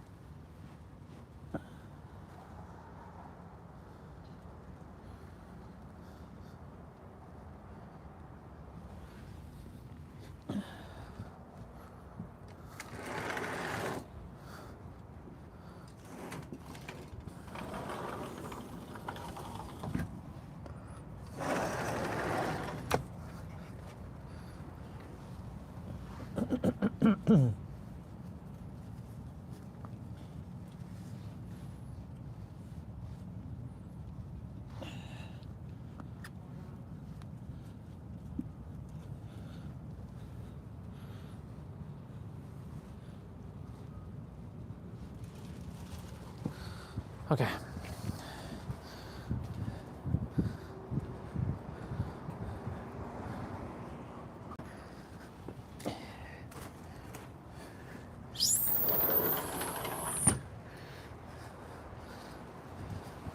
Take advantage of this extra walk. So we're gonna go just walk. This time I came prepared though. We're gonna head to the park.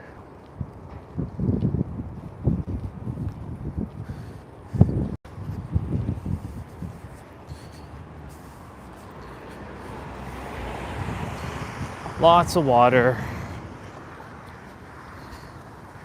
Lots of water.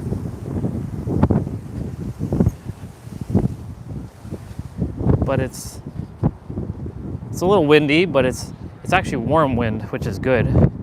This isn't like cold wind or bad wind. This is actually pretty good wind.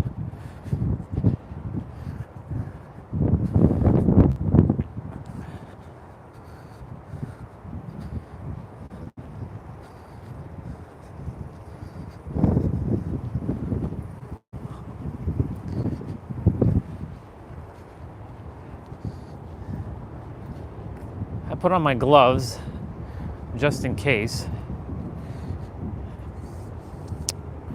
But yeah, just gonna enjoy this walk.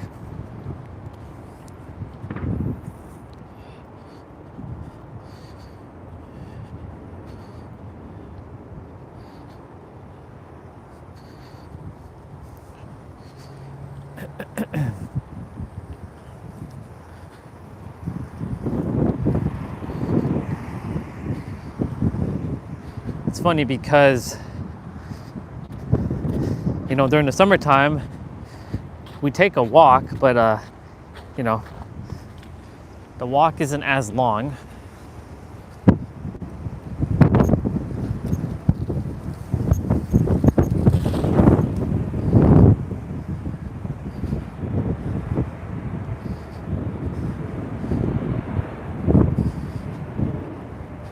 But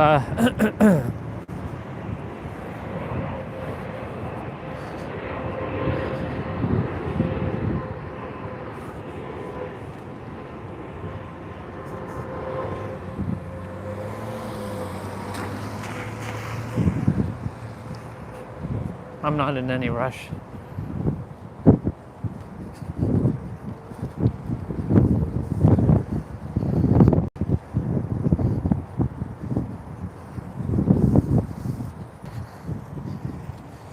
See all the water, just like the snow melting. You know, it's fascinating because when I was listening to that Gene Key thing, it was very poetic. It was saying, you know, you were never inadequate. You were infinite with infinitely in depth. You know, I felt that one because I know for years I spent my time feeling like I was inadequate. And that inadequacy felt like I'm not good enough, I'm never good enough, I'll never be good enough. Those were the challenges that I chose for this journey. And it unfolded exactly as it was planned in my Gene Key. Now, of course, you know, am I buying into the Gene Keys again? No, because I've already been through all the tools and I know that the answer has been and will forever be me. There's a doggy at the window. No, there's two doggies at the window. There's two doggies at the window. They're just looking at me.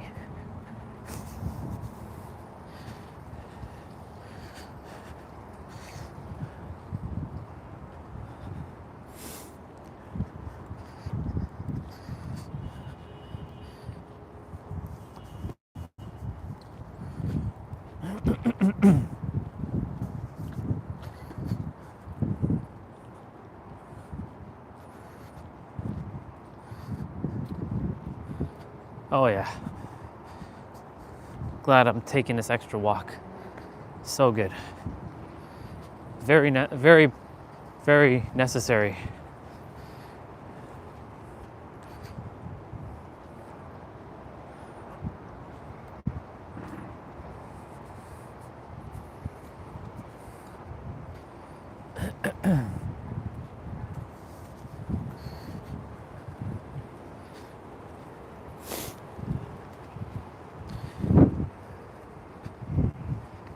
For a moment, I thought my dad's friend was moving. But it's that house, not this house. They live right here, not there.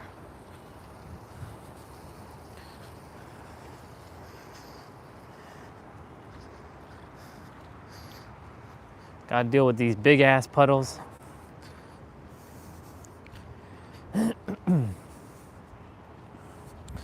When we get back, we got when we get back, we got our play out to do, and then we've got our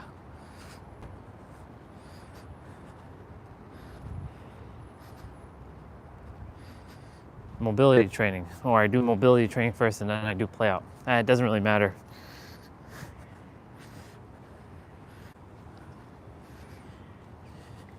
Y'all, it is hella warm. Like, I mean, it is extremely warm. I might even have to shed these gloves. In fact, that's exactly what I'm gonna be doing. I'm gonna shed these gloves.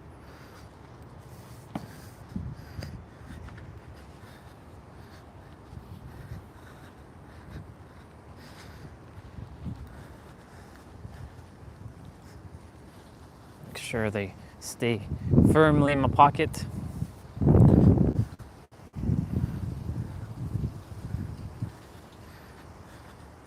Look at us in January 9th in Toronto. 11 degrees.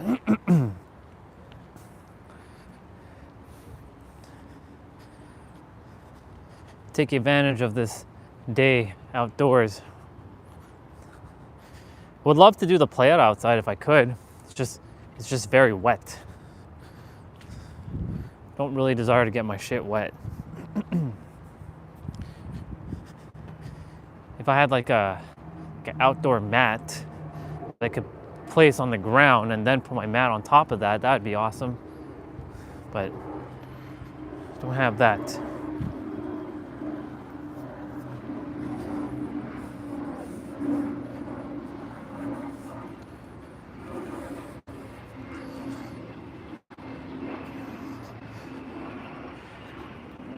Phone battery's at 68%.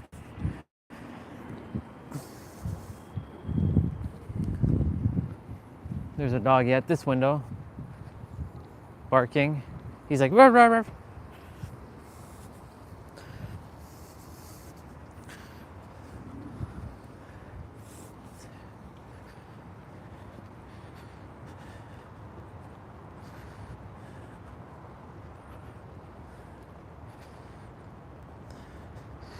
That channel was called Letters to Myself.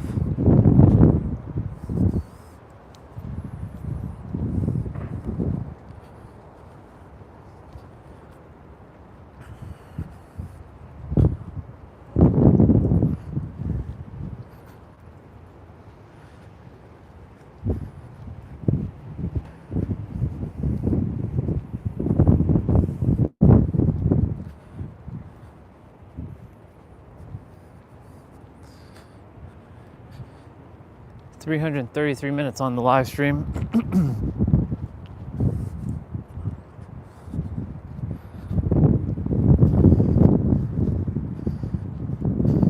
We will be going down again, 333, down to the park.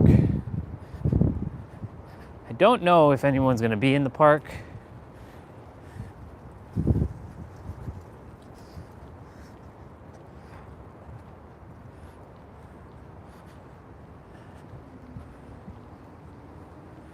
But we shall see.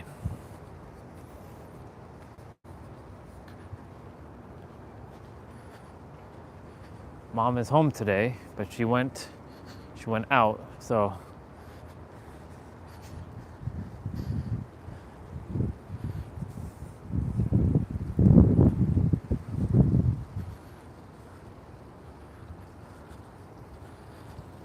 we're gonna sit at our bench.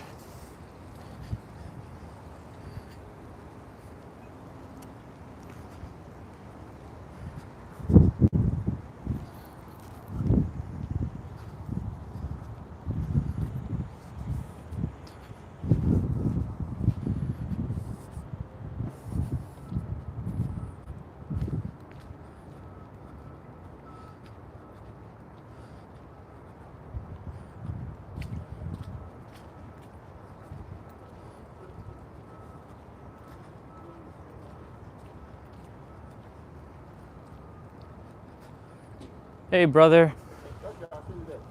How are you? Good. I'm great.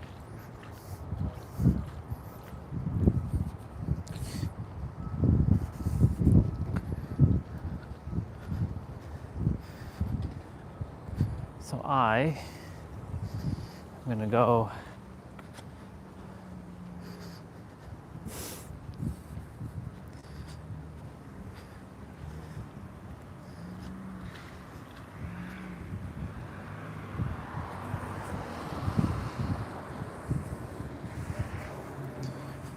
I really just want to spend time at the park. So what I might do is go straight instead of curving around. We'll see. I brought my battery just in case. So I can charge it up. Have more of a mobile setup.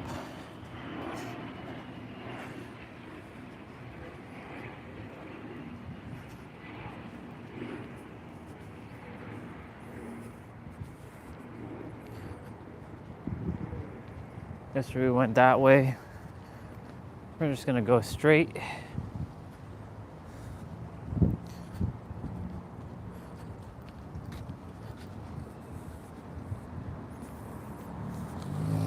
Or what we can do is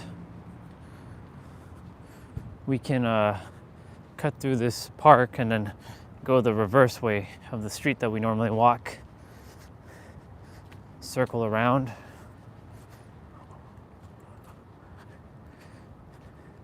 You can see the shadow. What's up?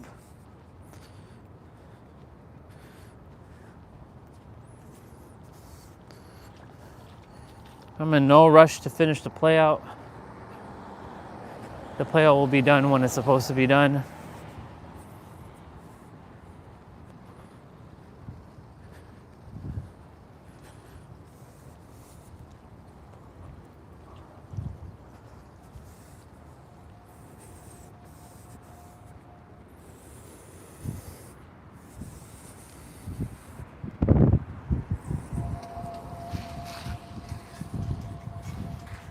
That reindeer fell down.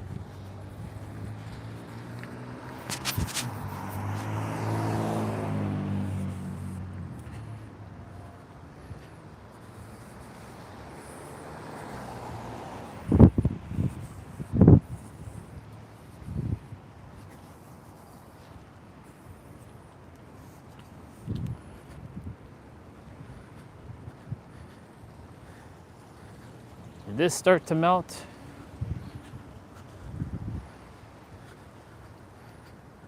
Let me see. Yeah, it melted. We'll go this way. It's still a little icy though, like here specifically because the sun is not reaching here.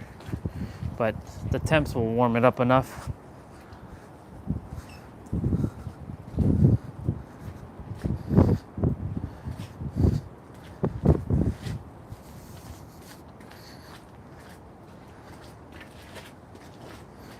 Look at me. It's like me ice skating. But look at all here. Completely. Wow. Got that green grass again. Yeah. It was a nice. This is a nice little break from the cold that we've experienced. Now, if it could stay like this for the rest of the season, that would be great. But this is a normal. This is not normal.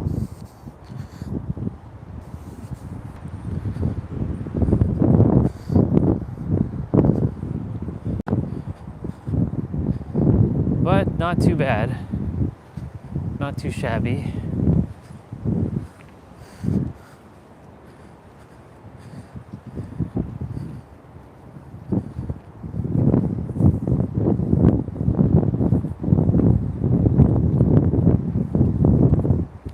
Hello.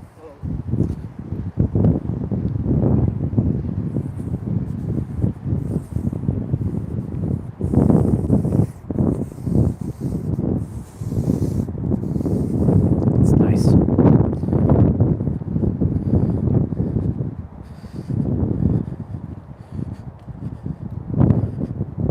we're gonna go somewhat around because all that's just pure water.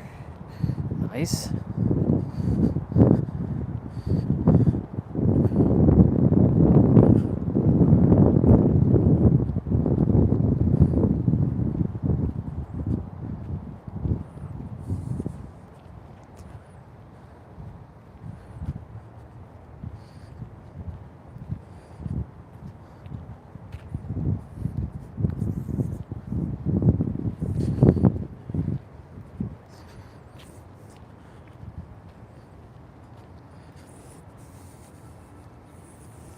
Now we're gonna go this way,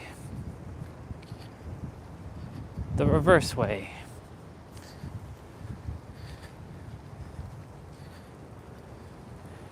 I wonder if we're gonna run into those brother and sister again.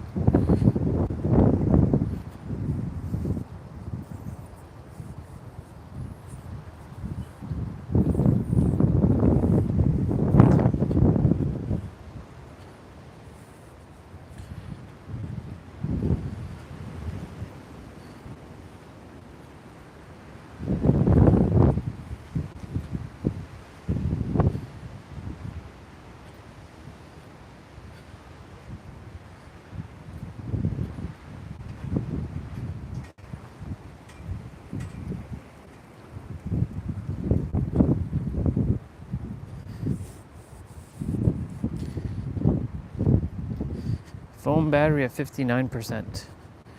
I'll have to plug in shortly. Well, there's our brother.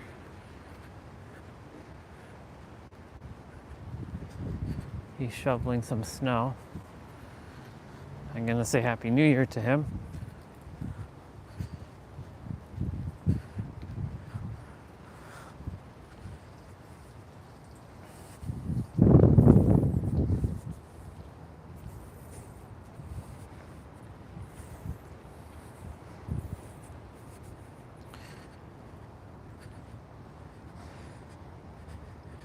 Look at him go.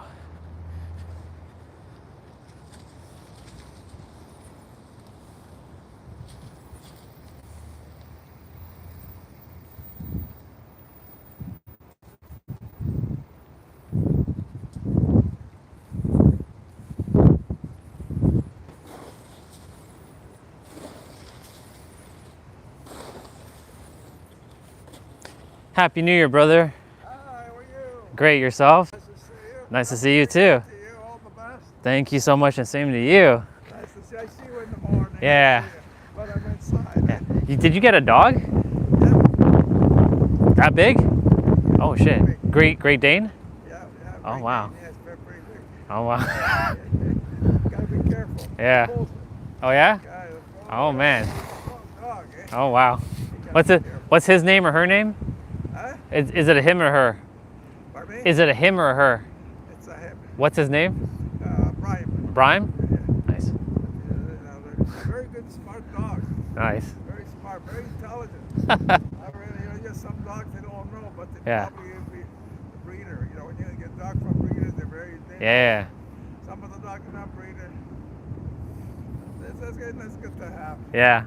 My son moved in with me, with my grandchildren. Oh, very nice. Got a 4-year-old, a 3-year-old, a 5-year-old, and 8-year-old. Oh, very nice. Yeah, you probably may see sometime in the truck park there with my son. Gotcha. Nice to see you. Nice to see you too. All right, you too. You too. Thank you.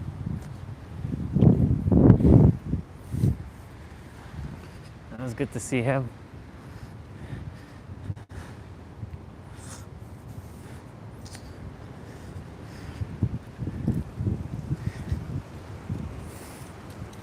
Sun disappeared for a moment, but no, thank you, brother. I appreciate it. It's gonna be quite the year indeed. He sees me walking. He says in the morning. He's like, whoa. I'm like, whoa, Great Dane? Damn, I haven't seen a Great Dane in person. I don't think I've ever seen a Great Dane in person. I've seen pretty big dogs, but I don't think I've ever seen a Great Dane in person. They're gigantic. Like they're bigger than most. Like if you're like 7 foot tall, right? And you had a Great Dane, like I mean, that dog is, is big. But damn, son, Great fucking Dane. That's crazy.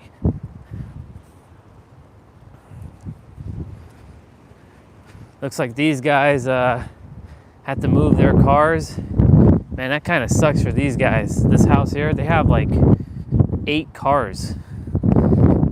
And they got ticketed. It's pretty wild how you get ticketed on this street.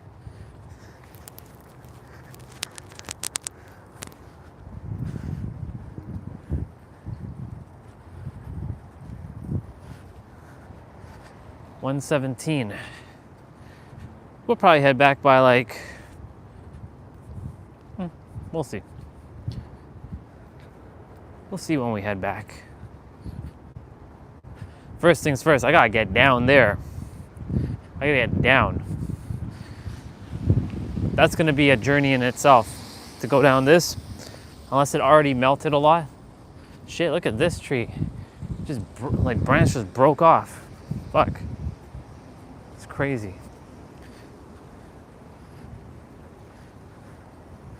There's the sun coming back out. Now, all this water, like Like it's got to stay warm in the night for it to dry up.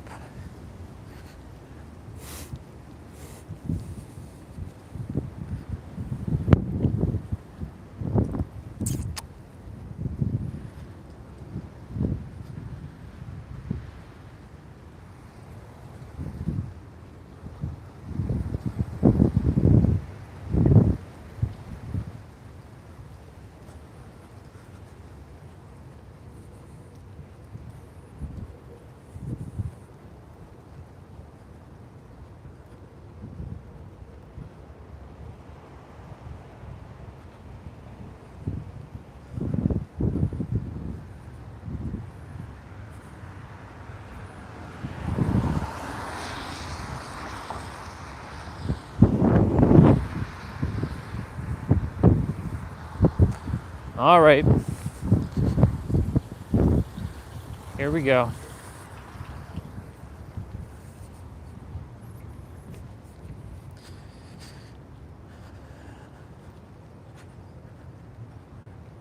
Oh, there's a doggy in the window looking at me.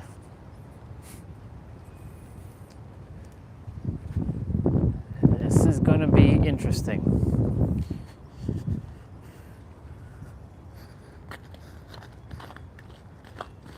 Yeah, this is going to be fun going down. Because it's such a steep slope coming down this thing.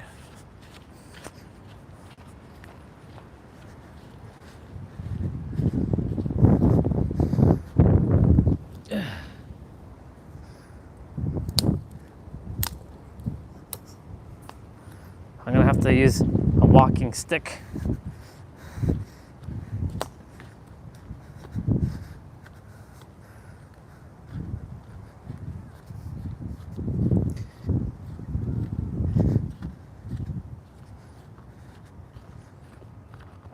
There's a balloon over there.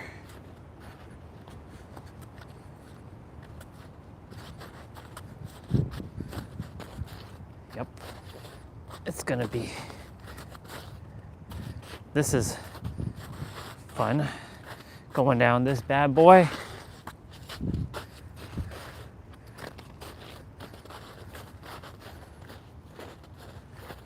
We're getting the joys of going down.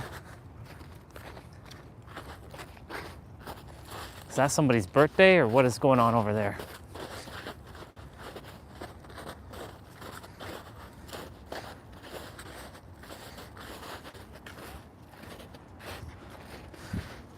Hey, hey, Happy New Year! Happy New Year, yes, yes, yes. I'll see you in the summer.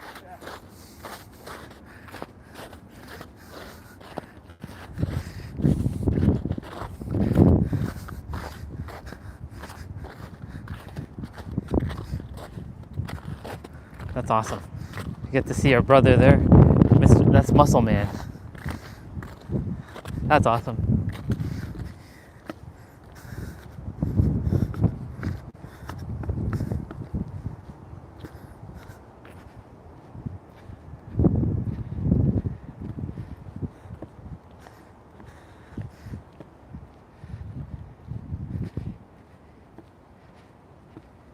There he goes off for his run. Yeah, he's got to be careful because like it's like icy.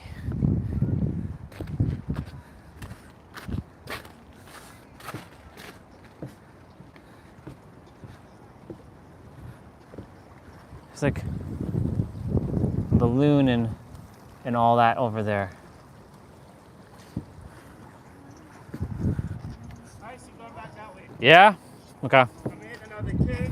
Ah, gotcha. All right, brother. Happy New Year to you too. Good to see you too.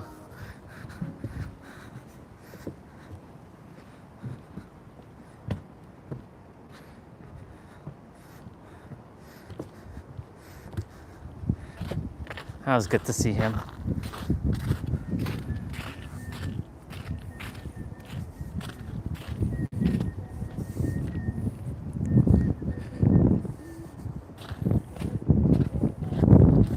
It's a little icy here, y'all, but we have the stick.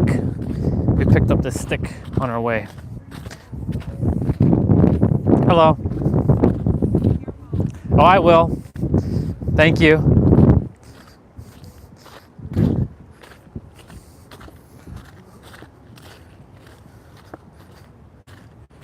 All right.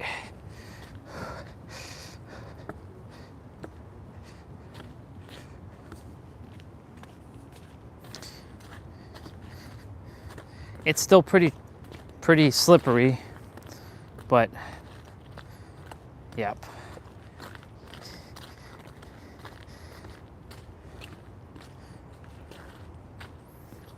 It's a good thing we got this stick.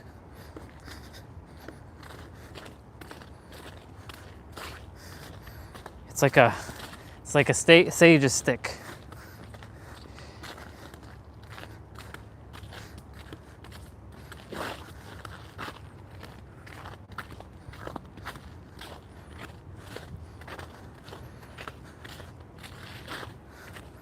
Very icy here, as you can tell. We're kind of skating on this ice a little bit. I have a walking stick. I found one, a smaller one, but perfect. We got to see Muscle Man, which was awesome. I didn't get to see him since, well, summertime. He's like, I'll see you in the summer, bro. I'm like, I'll see you in the summer too, dude. I'll see you in the summer. There's a sister sitting on one of the benches back over there just before we get into the park here. She's like, be careful. I'm like, I will. She's jamming out to music, enjoying the nature. And I brought me my battery. Because guess where we are? We're at our YouTube park again.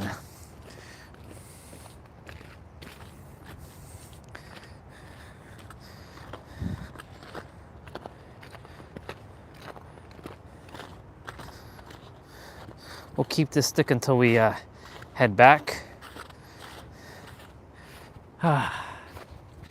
Quite something. The legendary park.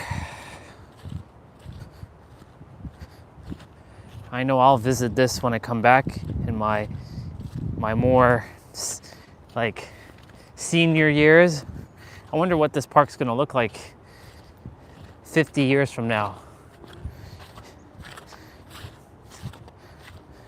50 years, that's a long time. You know what my age will be? 90. Should I make it there, of course. We sat here yesterday and we were just like chilling.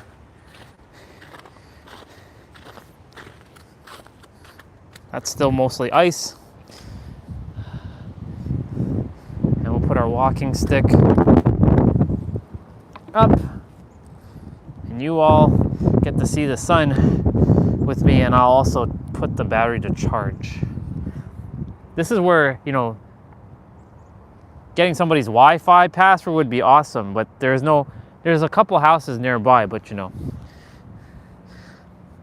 I could use Wi-Fi out here. That would be pretty dope. Instead of using like cellular data. Ta-da! We're charged. We're at the park.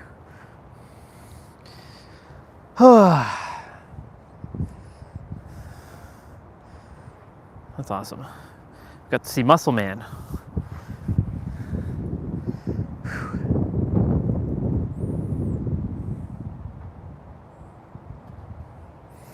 Sat out here for about 40 minutes yesterday. I just closed my eyes and just chilled. It's pretty dope. Oops. Just making sure that the cable doesn't get pulled, and then I'm making sure the legs are stable so that it doesn't go flying. Otherwise I have to hold down the phone with my hands, which is fine. Big deal. The park. The park where I called for it things and things came to pass. It just didn't come to pass as I thought it was going to come. It came into pass in different ways.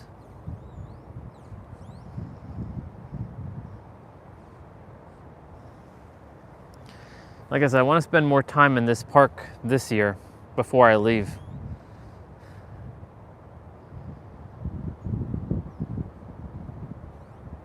Like technically speaking, in the mornings, like during the spring and the summertime, I don't actually have to walk the trail. I could just come to this park and just run around in a circle and just like get my cardio in here. Provided that the grass is dry, of course. And it's not soggy and wet.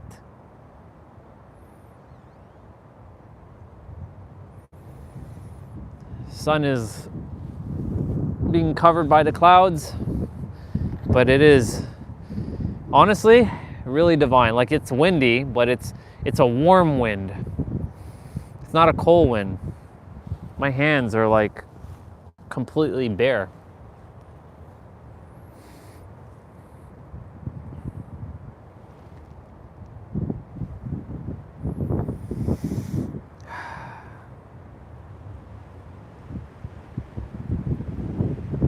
Oh yeah, definitely gonna hold down the phone, the gimbal.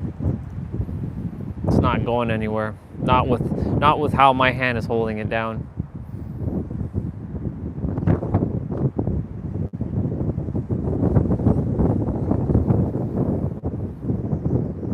Muscle Man was about to go running in that direction, but he had to turn back because it was just too damn icy. Like they don't clean over there, unfortunately, which is weird.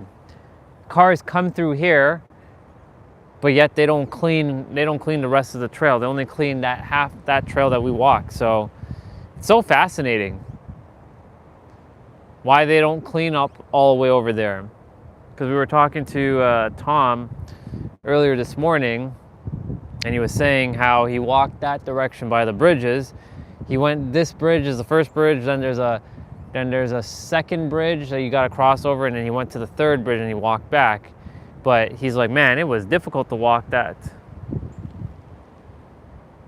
So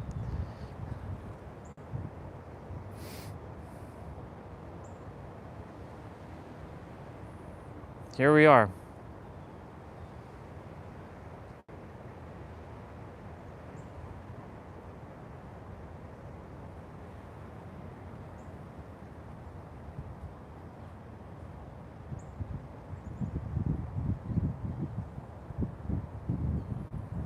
Good thing I saw this walking stick when I did, because coming down that shit would have been really interesting.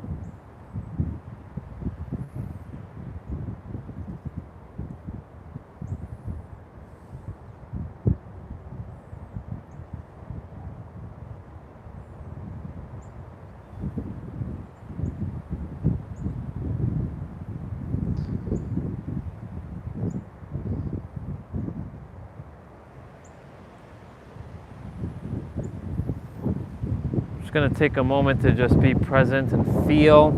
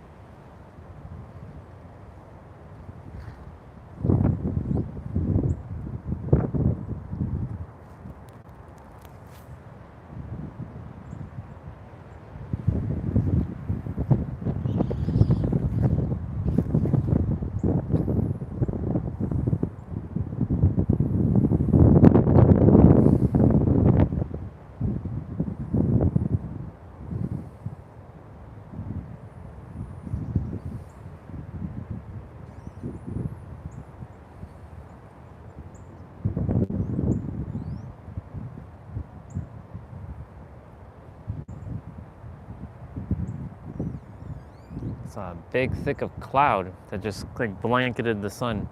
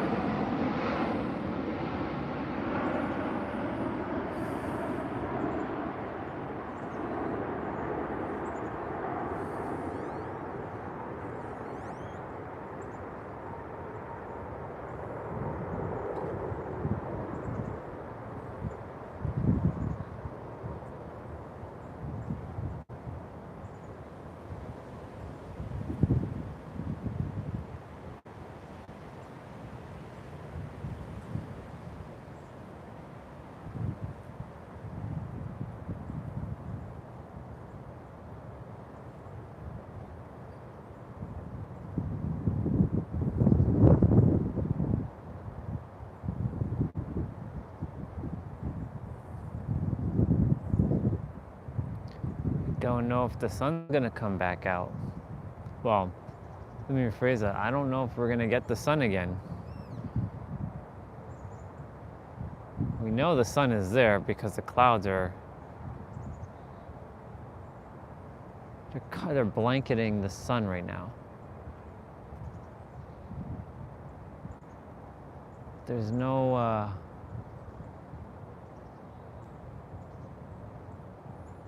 like there's a pocket up there that you can see the light beaming through, the blue sky.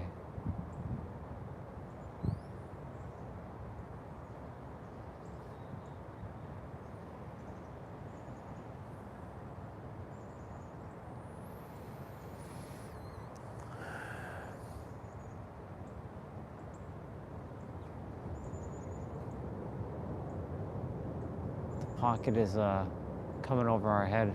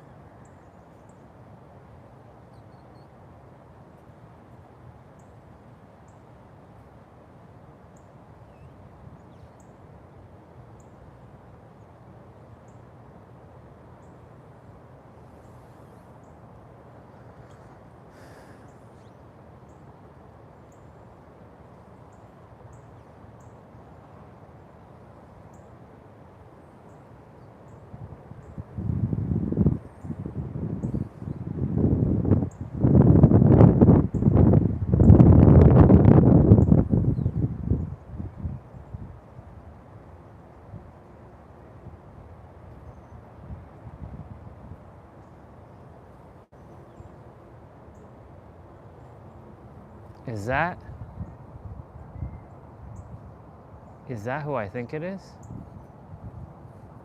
Oh, wow. Oh, wow. Hi.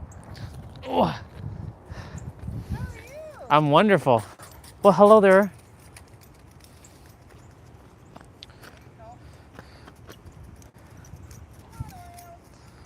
I was just about to ask where Oreo was. Ah, Happy New Year, by the way.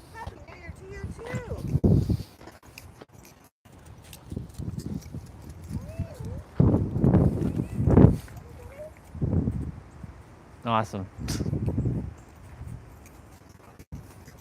So what's new?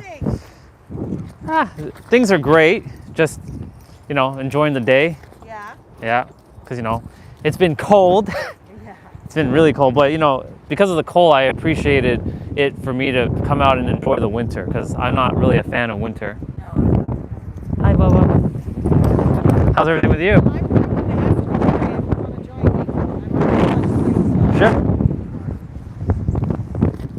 I brought a walking stick. What I'm gonna do though, I'm gonna mute myself though, and I'll turn off the camera.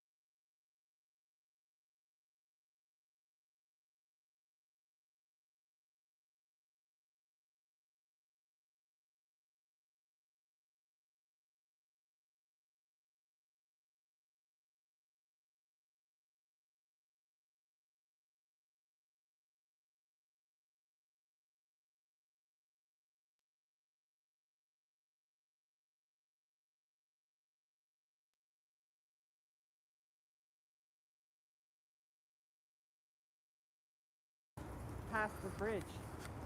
And there was one day I was heading towards that way, and there was a runner coming towards me, and he said, "Just to let you know, I just saw a coyote." It was on like the path side of Right. it.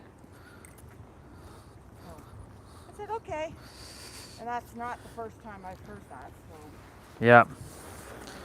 I'm like, "Okay." I've seen. Guys, just stay over there. Yeah, I've seen them on the street at one point, and I'm like, And one was just like they were at the lights, right by the like crosswalk. I'm like, interesting, how they're just over there now.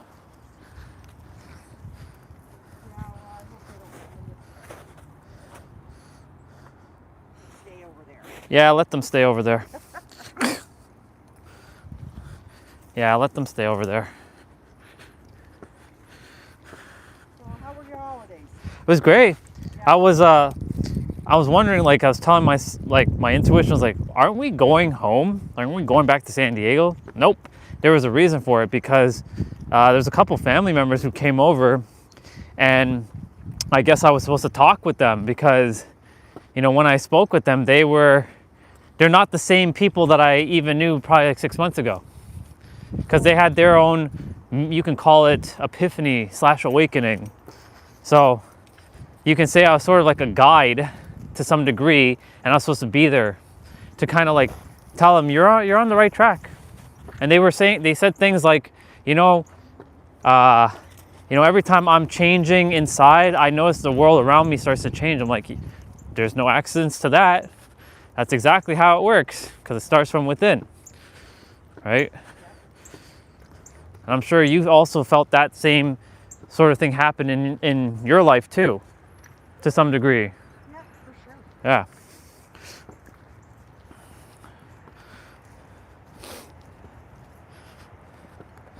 So my holidays, New Year's was quiet, because normally the last 3 years I hadn't been here.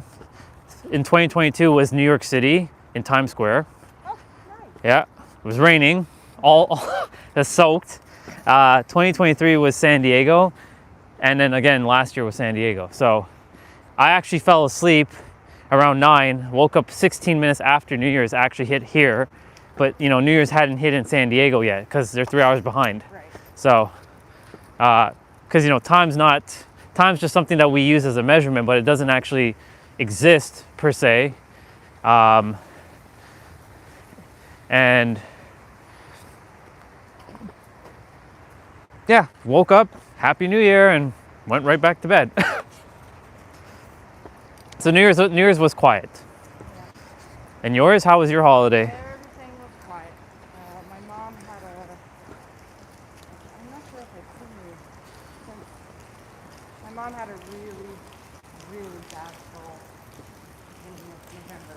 No, you hadn't seen. The last time we saw each other was in the summer, and I came out for that that evening walk. Right. We met over on that over there. Yeah. So she had a really bad fall in the house. Fortunately, I was home. And she split her forehead wide open. Oh shit. She's good now? It's healed, but it has affected her mental health. I see. So that's been a bit of a struggle for me to be compassionate and understanding about. Right. I have my moments where I'm not such a great daughter. But you're doing your best. Physically, she's going to progressively get worse. And she's in so much pain that she's on a very...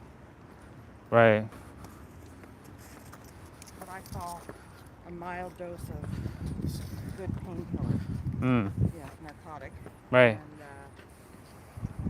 so she's sleeping more than she's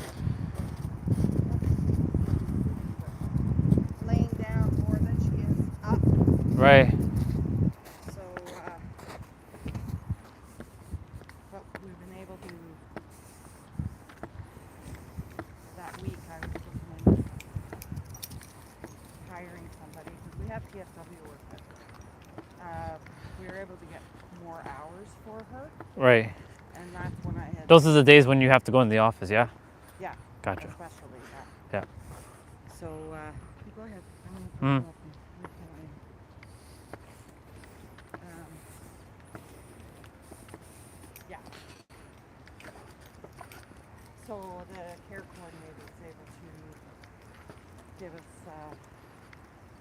3 extra hours for 2 of the days when I'm in the office. Right. So that kind of takes pressure off. But learning how to utilize them, their services, because some are really good and some are Not so good? Yeah. Yeah. I've heard. Yeah. I've heard stories. Yeah. We've had to report a few, Mm. unfortunately, but I think we're in a good flow now of who's coming in and that. Oh, so it's random. Well, it was a matter of finding certain people. Right. Right. So because we have the help in the morning and then the I'm going to say afternoon shifts. Right. So, we've got 2 separate shifts of people that we have to work with. Right. So we were just getting so many different people in the evening. Like the morning, okay, we already had that set and Right. good, but the evening and the weekend was just crazy. But we've gotten that. But some are willing to do, what they weren't supposed to do. Right. And, what they used to do, but don't do anymore, and so forth. And it's like, well, you're at her house for 3 hours. What else are you going to do? Like, I mean, she's already had her shower and her breakfast in the morning. Right. And there's one, it's like, okay, you're coming around 4 or 5 o'clock in the afternoon. Can you help her make dinner? Oh, no, we can't. We're not supposed to use knives. We're not supposed to use the stove. Okay, so what you're saying is that if she was living on her own, she would never get a healthy dinner. It would always be like soup and sandwich. Right. You know what I mean? Like, anyways. Is it because they would be liable if something happens? I don't know. I think that's just a crock of crap. Mm. You know what I mean? Like, anywho. So, in summer, well, they're supposed to do light housekeeping. Lighthouse? Oh, okay. Yeah, light housekeeping, like some sweets Yeah. or whatever, right? Well, if I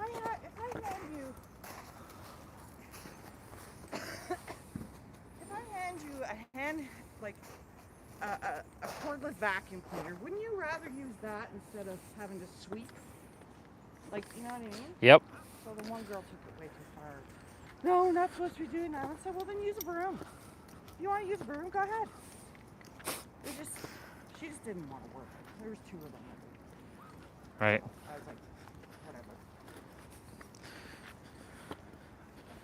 I mean, they chose that career.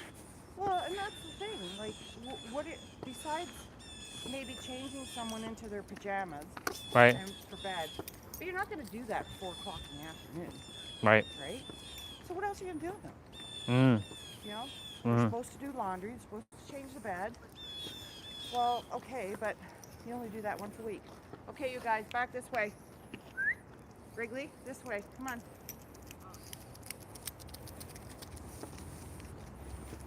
Anyways, like I said, we've gotten into a good roll now. Right. That's good. Yeah, but he had, the big guy had a scraped cough on Christmas Eve from the ice and everything, because he went from that snow to the rain and freezing and all that. Right. He scraped his paw, so he was housebound for Do they not like to wear the like those like? Stays. Mm. No, I don't put. You don't put those on? Not when I'm down here. Right. Does it bother their paws if they were wearing that stuff? The salt. Well, I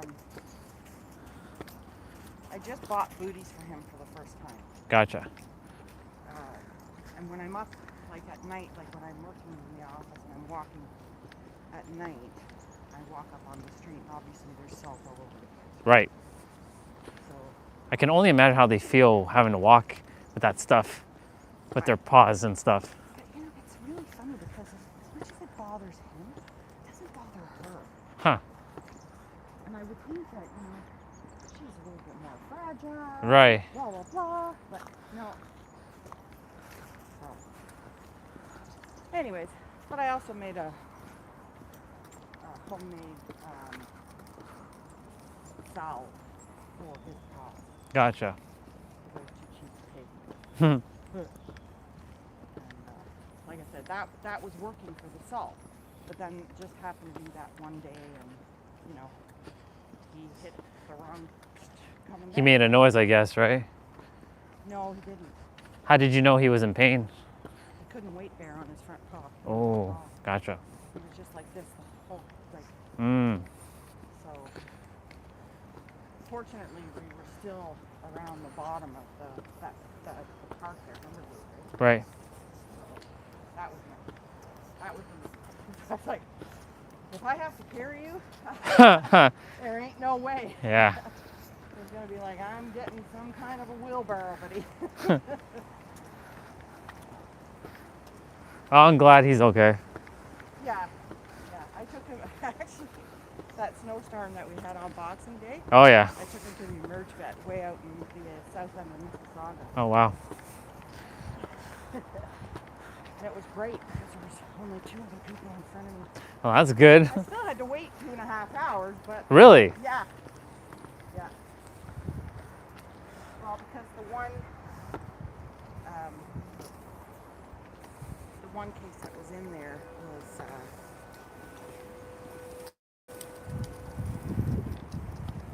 some kind of poison in his backyard. They got it in his backyard. Gotcha. So that was a full monitor, you know what I mean? Ah.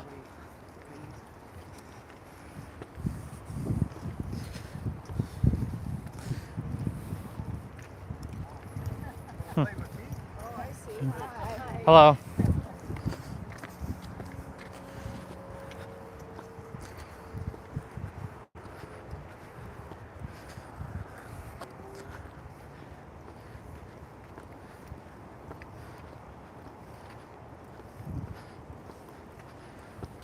Decided a couple months ago I went on the Ozempic to lose weight. How are you feeling about that? Well,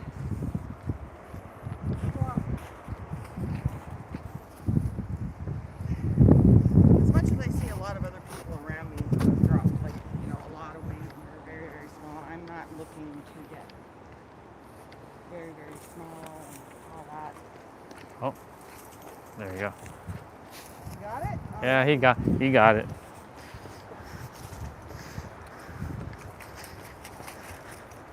Well, it's been a sorry about all the side effects and everything. I'll tell you, man, I've gone through them all. So it's been 3 months. Mm. Yeah, October, November. Yep. 3 months. And yeah, I've lost 10 pounds. Awesome. And Amazing. you know, I've been, but the whole tiredness, the nausea, the heartburn. Oh my God, it's just been. The initial couple months was brutal. Yeah, it usually is like that, but then once the body adapts. Yeah. Yeah. Hi. Hello. How are you? Good. How are you? Good, thanks. Good.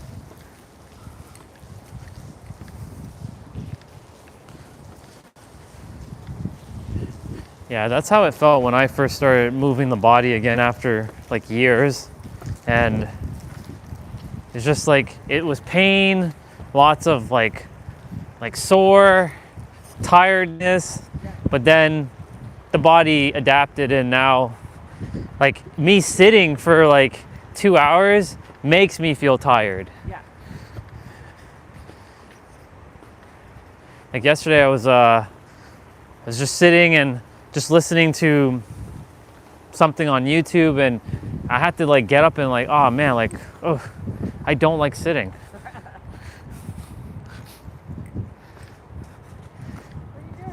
Like during the summertime, when I was outside in the backyard, like, you know, playing with the soccer ball, moving the body. I would sit on our patio stuff, but like I wouldn't be sitting for too long.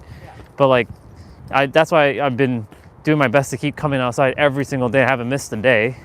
From even when it was like minus 20, I'd still come outside. It's pain. It was very painful, but still did it.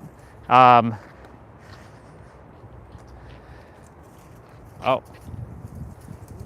Hey.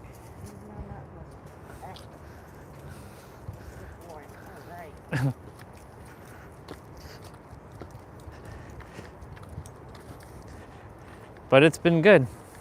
Yeah, no, I've been trying to.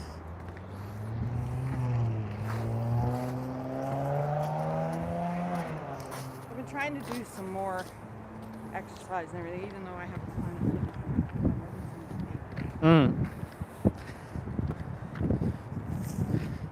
That Planet Fitness membership came in handy for me when I was in San Diego last year. Oh yeah? Yeah, because I did an interesting travel with that journey last year. I was actually doing, you ever heard of van life? Okay, so basically I wasn't in a van, I was in a car, but basically people sleep in their car.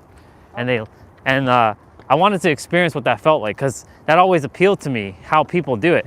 And the Planet Fitness membership comes in handy because you get to take that shower there. Yep.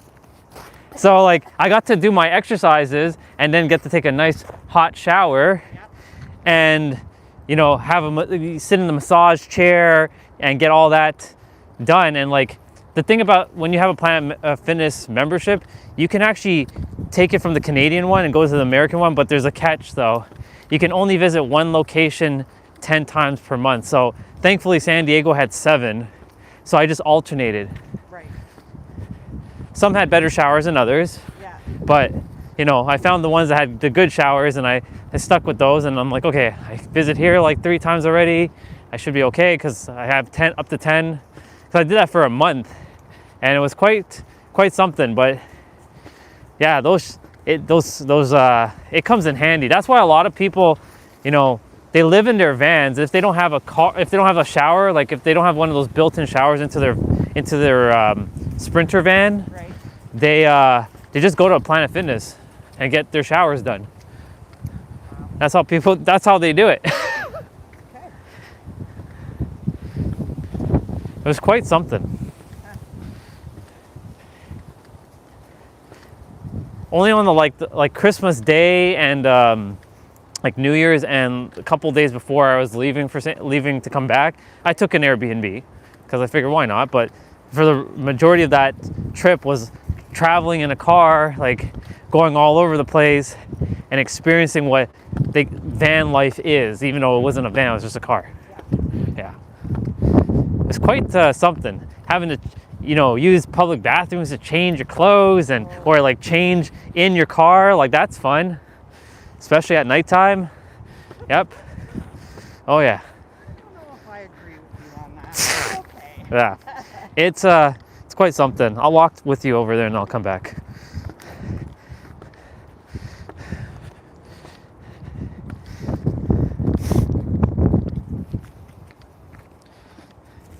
Well, this path, we have to be grateful for the fact that they do this still, because they only started this during COVID. They did. And I honestly thought once we were all back that wasn't going to happen. Yeah. Because there's a sign that says clearly, no maintenance during winter. Yeah. Well, clearly that's true over there, but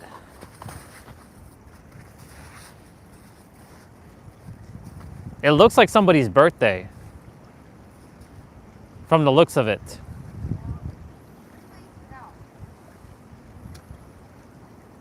Is that an actual cake or something down there?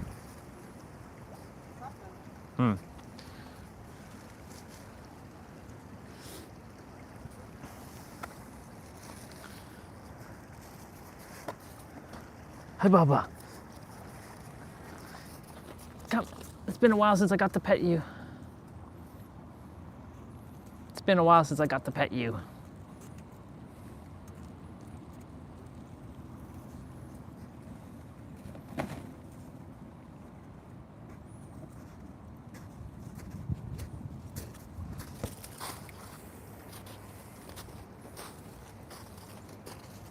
Okay, Wrigley, get your ball. Get the ball. There you go. Alright. It's my birthday and I'll do it if I want to. Yep.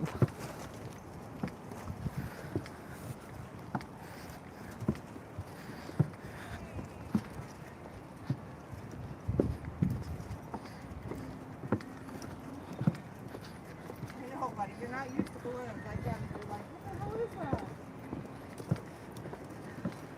Just a bunch of, yeah. Just a bunch of floaty stuff.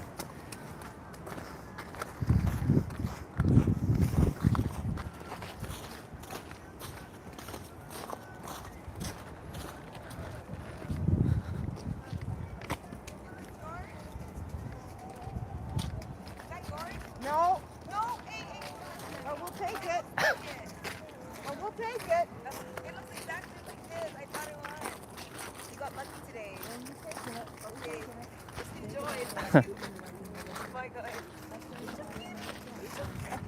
I'm cleaning up the neighborhood. Yeah, so this spot is very, very icy.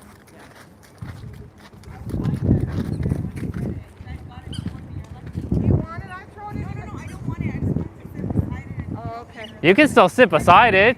You can still have it though. I'm coming back this way. I don't want to. Well, I'm throwing. If you're gonna, Take it. You should take it. Yeah, take it. Here. Give it to her. Okay. Oh. Thank you guys. Oh my God. You know, I wished all day to get it. It was There, so hard. there you go. Did you get it? Huh? You got it? Yeah. Thank you.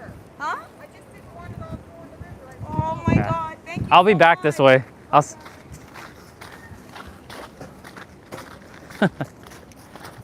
Well, you got another ball in the process. Yeah. Good ball too that he's got in his pocket. Nice. Well, sweet. It's a rubber one? Yeah. Nice. It's like a thicker.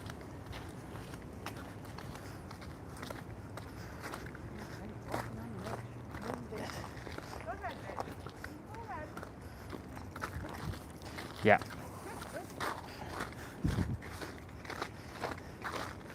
At times like this is where I'm grateful for the snow.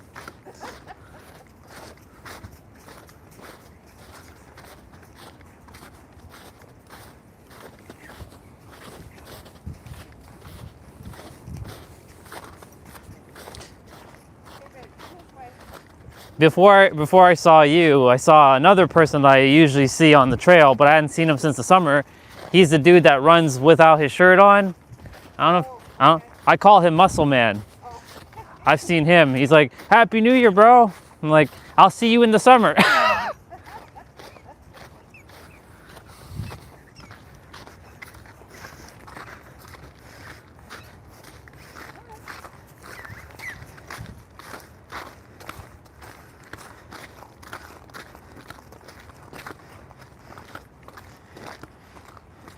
I remember you were telling me your plans about doing pet sitting.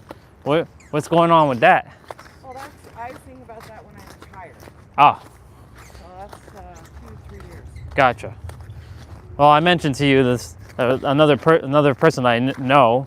She's doing that. She's just traveling around all of the states. Right. She's still doing that, and she's enjoying it because it allows her to expand her horizon. She gets to see, like, basically, she's been traveling a lot of specifically California lately, and yeah, she's just enjoying it.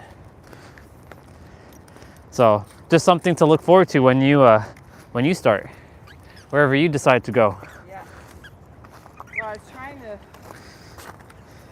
still in the process of figuring out if I'm going to do that. Right. A friend of mine and I were go to Morocco. To Morocco? Morocco. Nice. And we initially started.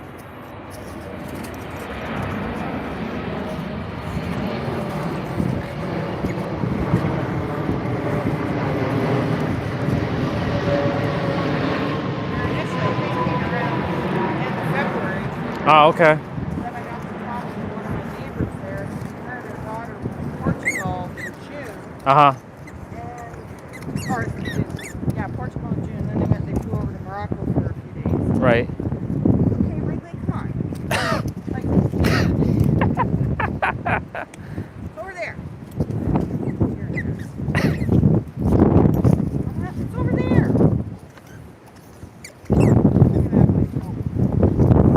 I guess one ball at a time.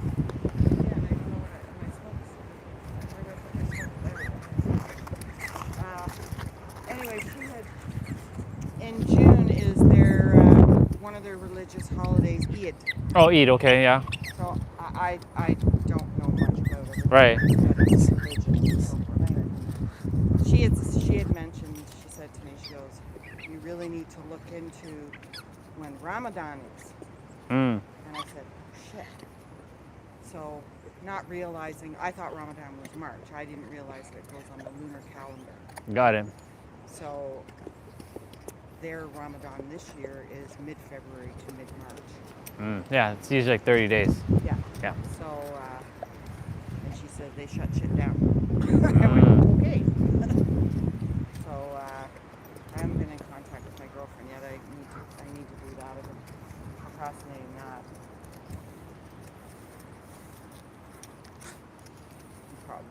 Probably going to be the end of March now. So Right. go on a tour because I don't know. She was brave to just be like, her daughter's in her mid-20s, but still you know, female and that kind of Yeah, that area. country. It's one of those things you got to be mindful of. Yeah. Middle Eastern countries are interesting. Yeah. Yeah. Because they still have the ways of like 200 AD Yeah. kind of vibe, you know? They're not caught up with the rest of the world. I just wanted to do something different because I've been going down south for, several years now, and Right. I did a lot of Europe. That's something that I still have to do, Europe. How old are you? 40. Oh, okay, you're outside that mark. All right. When you say that, what do you mean? No, I was gonna say a good tour company to do.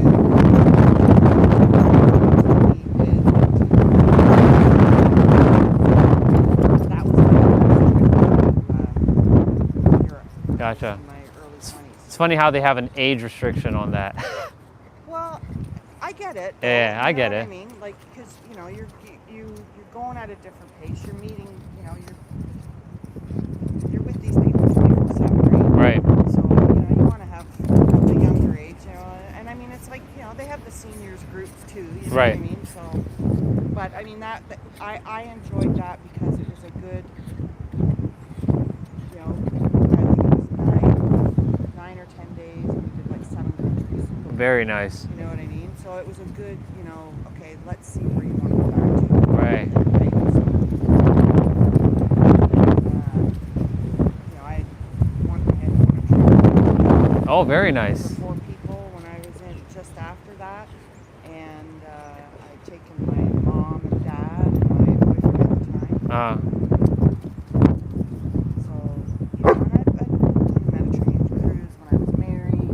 Right. And all that stuff, right? So that one, for now.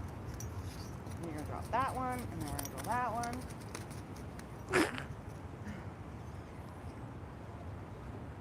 So yeah, and I'm on the top of my bucket list for a year after I got divorced. The top of my bucket list has always been to do safari. So I went to Kenya with the girl that I'm going to Morocco with her sisters and that. We went. So I just really wanted something Different. like like the Kenya experience. Yeah. That kind of thing. So. For sure. But, That sounds like an awesome experience with Kenya. Being an animal lover, like to go on the safaris that we did and everything, it's just amazing. And the country, to go from like, you know, super desert to lush Amazon type of environment, it's just like phenomenal to me. You know what I mean? Like, and yeah, so it was quite the experience. And I mean, the places we stayed, you know, you're not talking about brick building of any sort, you know what I mean? Like the tents that we stayed in were basically a hotel room on the inside. Like, you know, wood floors, canopy beds. Nice. Full tile bathroom and everything. But on the outside, it's just a big ass tent. Right. But you have to watch the monkeys, boy, because they know they are smart. They know how to get in the zippers and everything and get into the tents and everything. I bet. The stuff they've had to do in order to, you know, try to be 5 steps ahead of them. Yeah. Was interesting.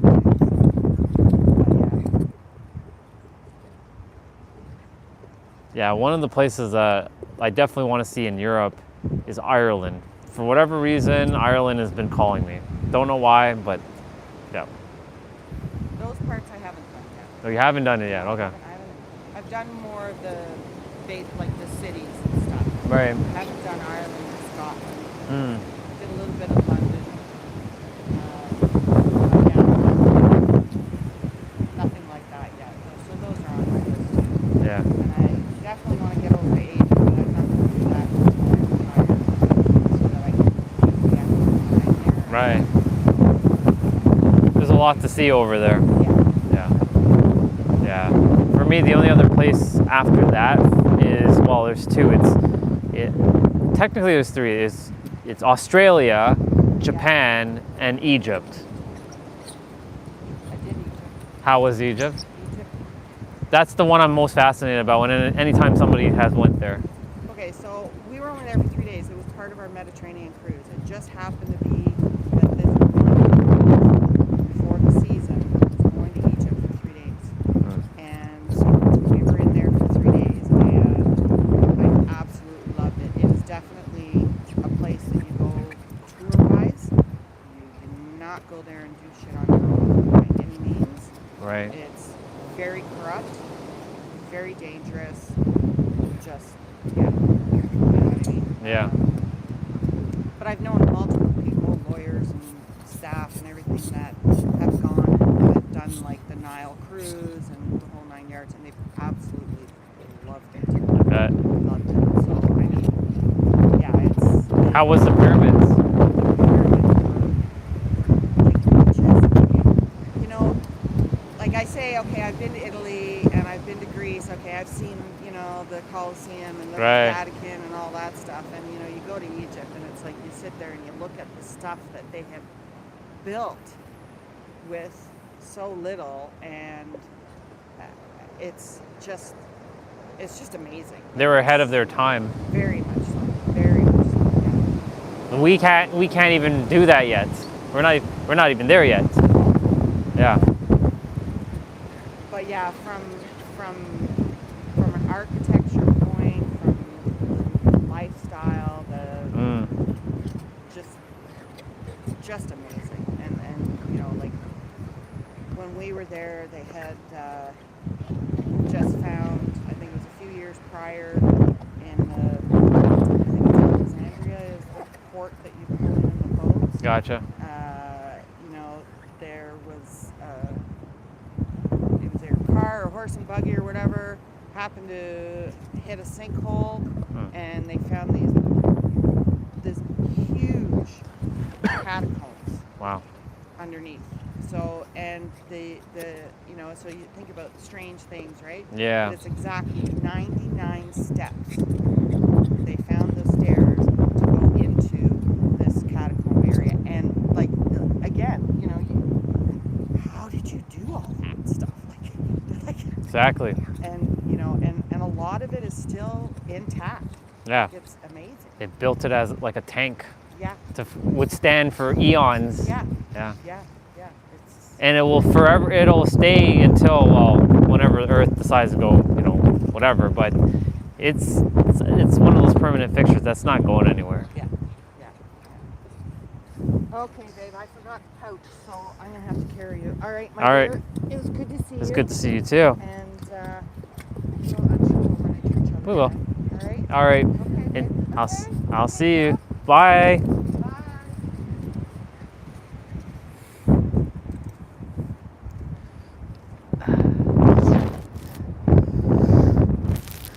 I have to charge the phone up anyways.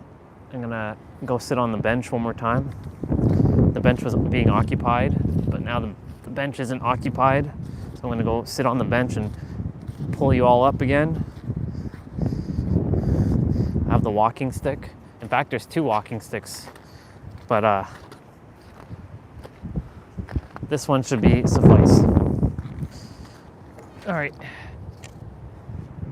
So if there's anybody here, which I don't know if anybody is here, but if you are here, I was just speaking with an old connection of mine. Oops. I didn't even realize what the fuck? Ugh. No. Shit. Oh my god, I hid this guy? What the fuck? Ah. I'm so sorry, T-Bray. I didn't mean to unhide you, bro. I didn't mean to hide you. That sucks.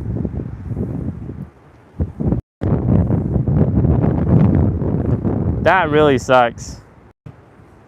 Shit. This is what happens when shit rubs against the phone like that. God dang it. I'm glad I saw that. Holy shit, man. That fucking sucks. I didn't realize that I hid you. Damn, son. My bad. I put you all in my pocket and that's what happened? Man, what the fuck?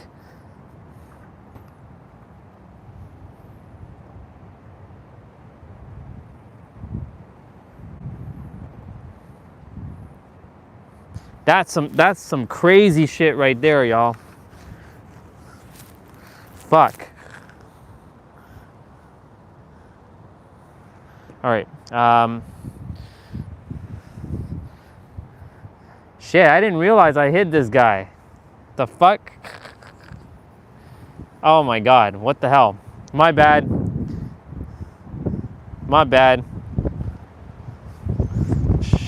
Heisers, I have a story to tell now. I'm like, y'all, I went on a walk yesterday and I accidentally hit T-Bray. Dude's probably like, what the fuck, where's this guy? That's some craziness right there.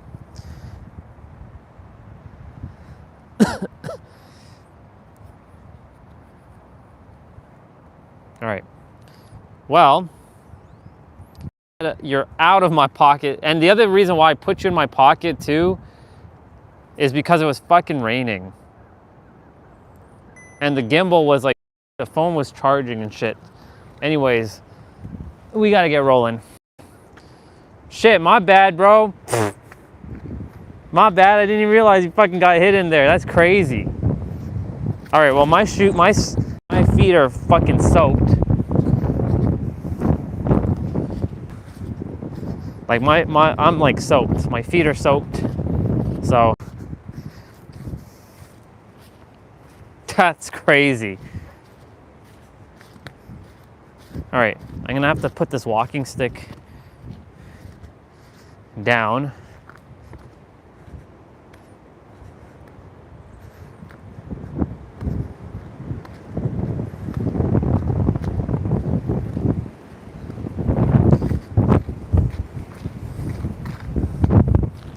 Well, that was nice. I got to see Michelle for a bit.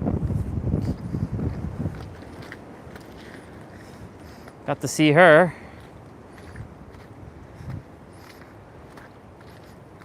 It's funny because I met her in 2021 when I was making content here. Damn, that's 5 fucking years.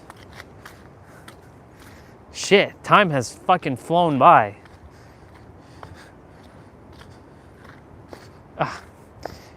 T-Ray's probably gonna be like, boy, you hit me? My bad, dude. I didn't realize that's what my phone was fucking doing. I was like, could have ended the live stream. It could have done all kinds of shit. I don't know what the fuck else it probably did.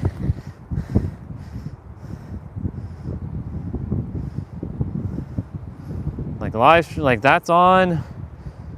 None. Blocked words. Like everything else seems okay. Seems okay.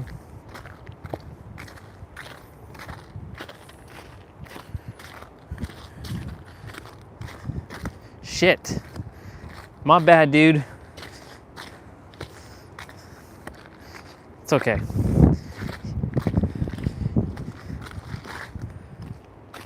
Our sister over there,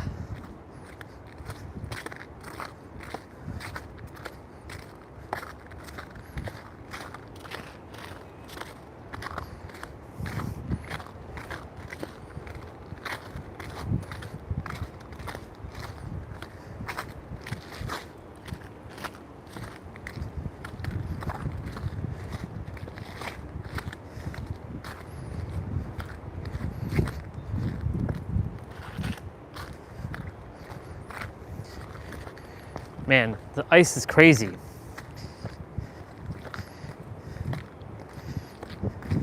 By the time we get back, it'll be like 3-ish. Thank God I brought my battery. It's crazy.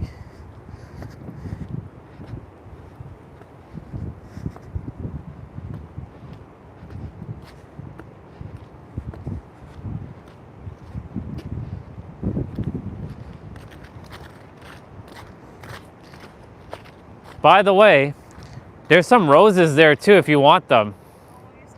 They're just, she just left them there.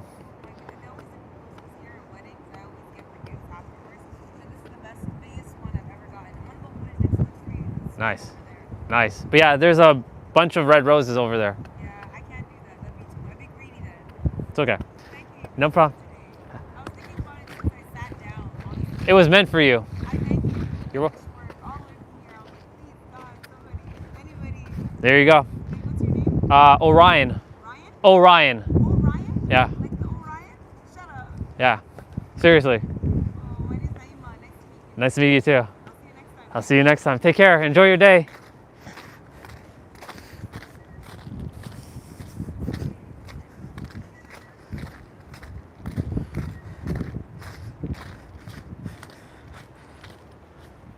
Okay.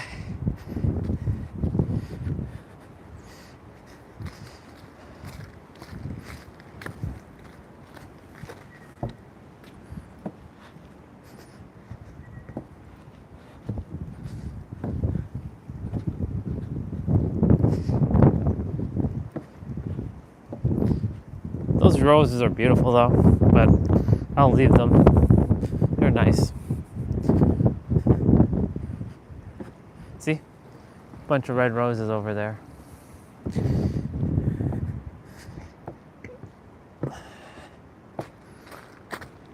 It's for whoever else wants to grab them.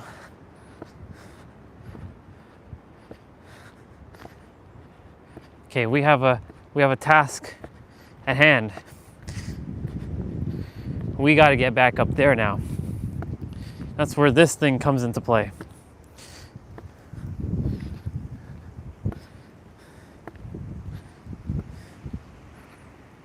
All right.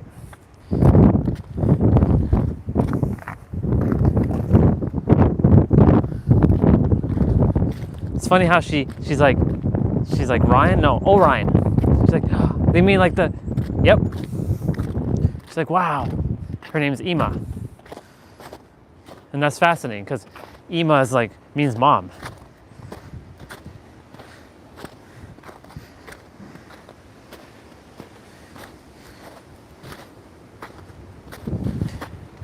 I should throw this stick back down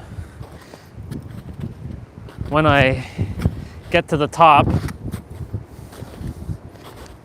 That way I can collect my stick tomorrow.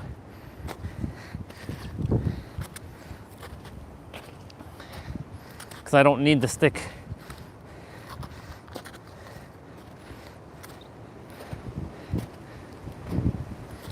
Okay.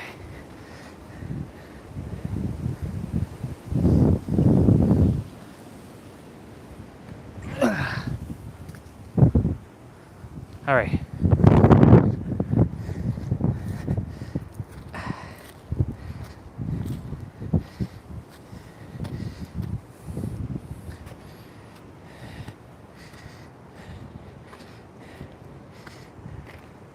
Perfect.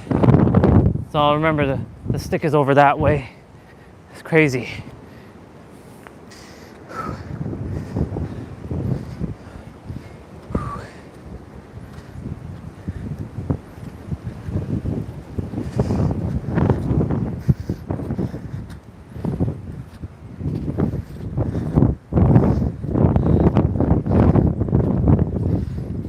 Well, it's not icy here.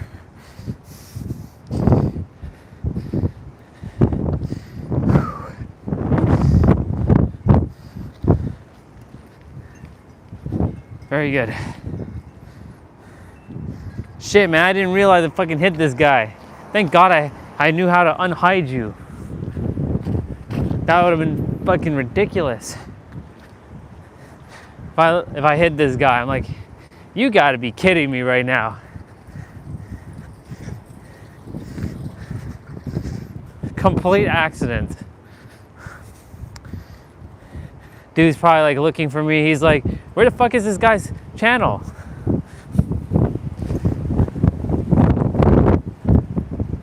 And the thing is, when you hide somebody, like all their messages go kaput.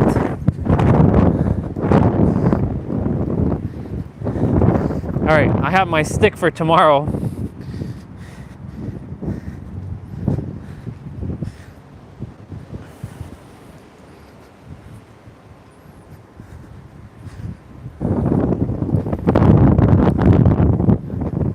The sun came back out. It was covered all day, but the sun came back out, which is good. And that panel flew right off. It's crazy.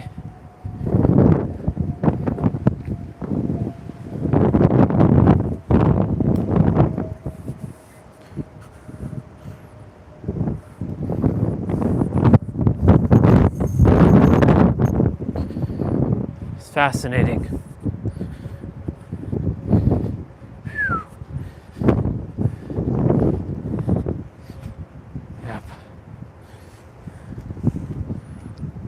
Hello.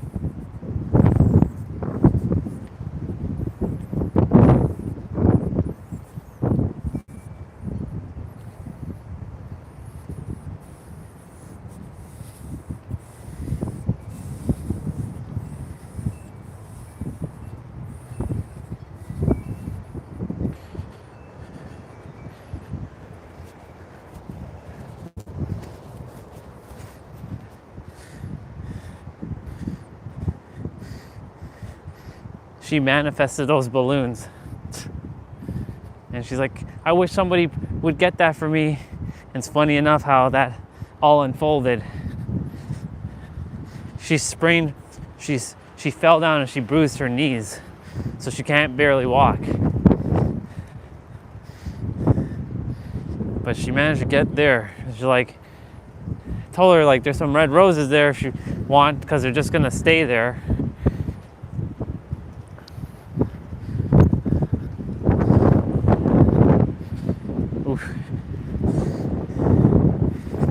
Gonna be he'll come on later, he'd be like, what the fuck, dude, what'd you do that for? I'm like, my bad, bro, that was by accident, had you in my pocket. I didn't realize that. See, they should add a feature where, you know, it locks the fucking like screen when you putting the phone in your pocket, you know. Didn't know it was doing all that. I was just walking with Michelle. I had to put you all in my pocket because it started raining a bit. And I was like, ah, shit, we're not doing this right now. I had to do all kinds of shit.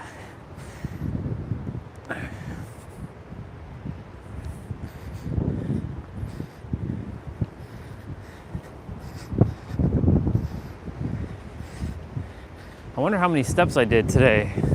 I went with her, went back, stopped.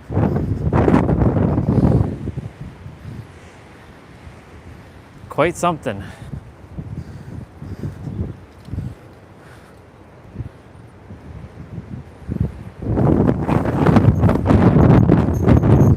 We got our play out to do, full body, and we got mobility training to do.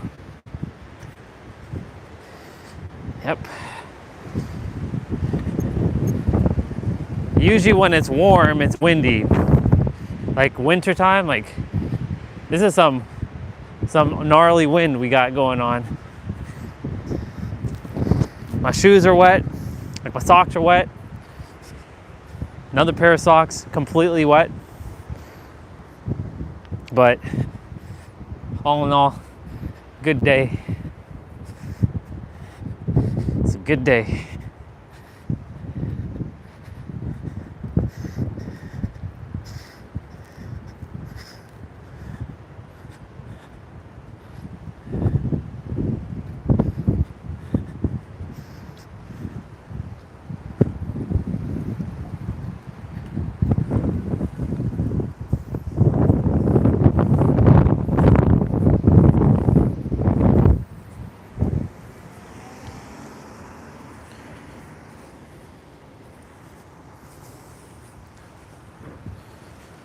Ooh.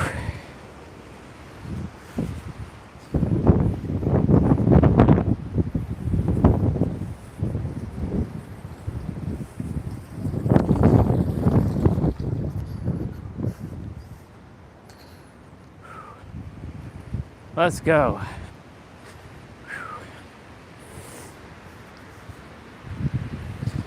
Okay, I'm just making sure my gloves are in my pocket.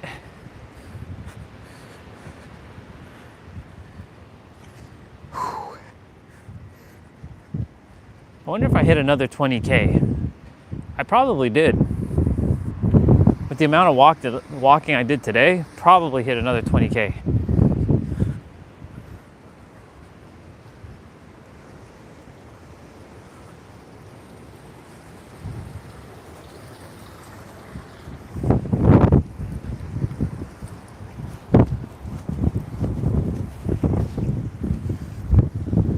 It's good to see Michelle. Good to chat with her. Got to see Muscle Man and Michelle today. Starting to see my regulars.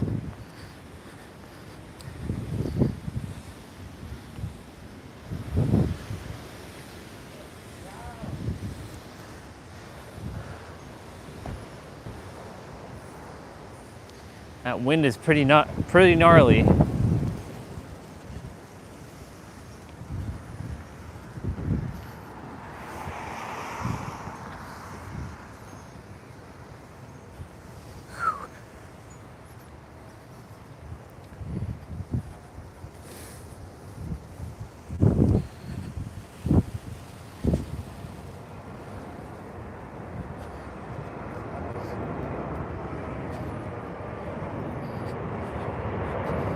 You know, technically speaking, if the outside is dry, I could technically do my play out outside.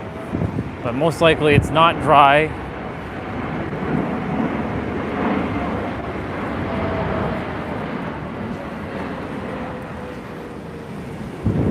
Egypt.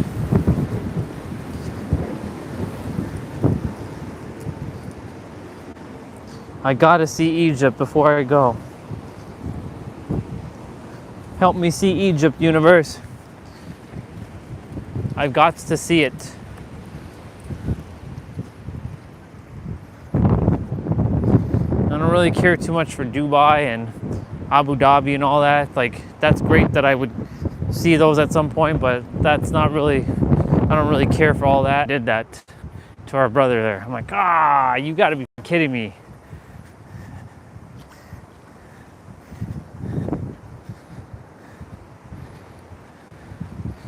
2:43.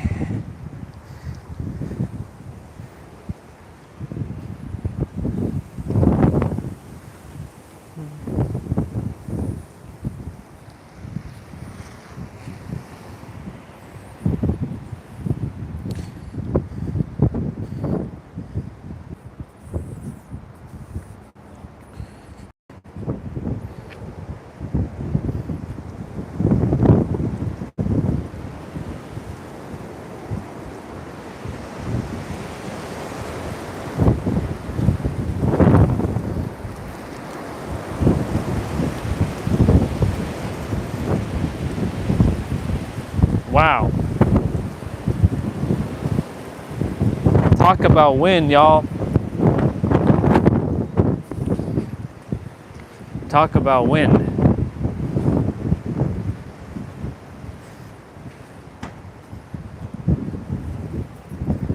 Like things are just like blowing.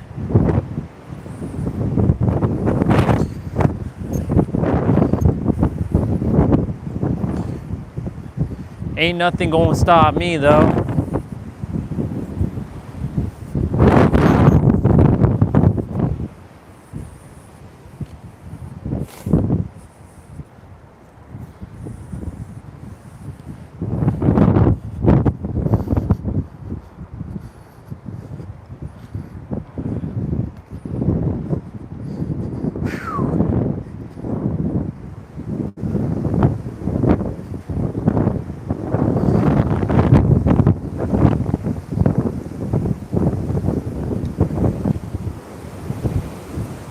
Holy mackerel.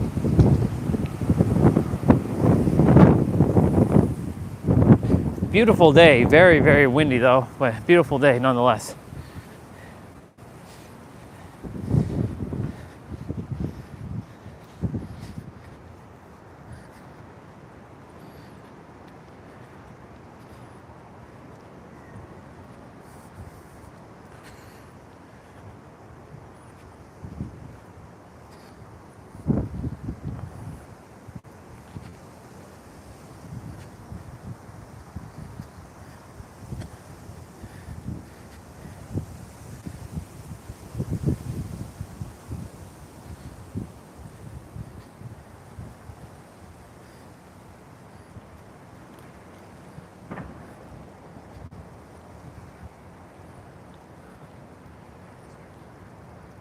Nice.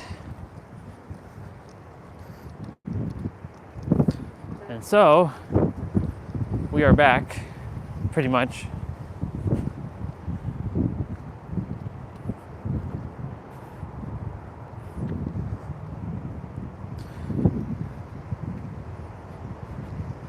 Now there's more grass than snow.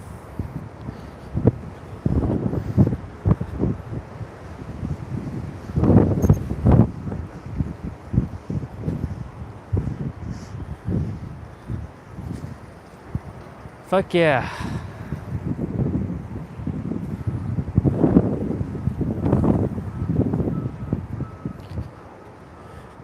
Gotta change my socks. Jeez.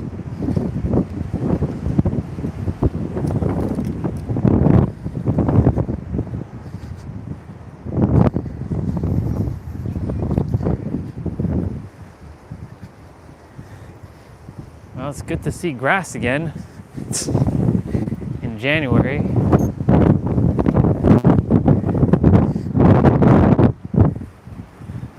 Look at all here. This is crazy. Look at all here. Whoa.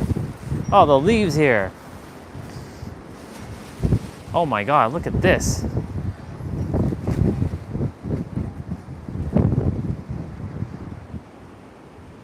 Shit.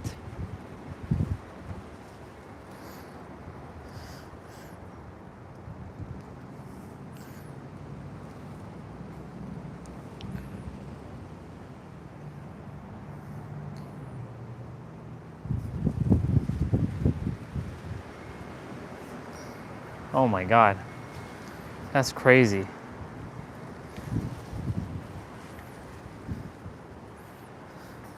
How the fuck do I get this back down here? It just needs to screw back in, but the screws, it just came. Oh my God. All right.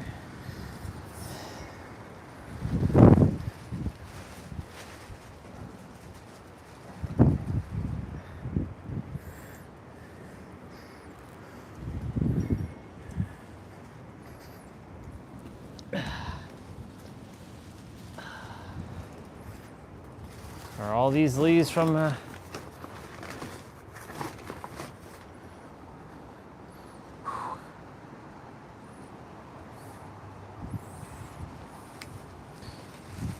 on the field? Like, what is it? Where all these leaves come from?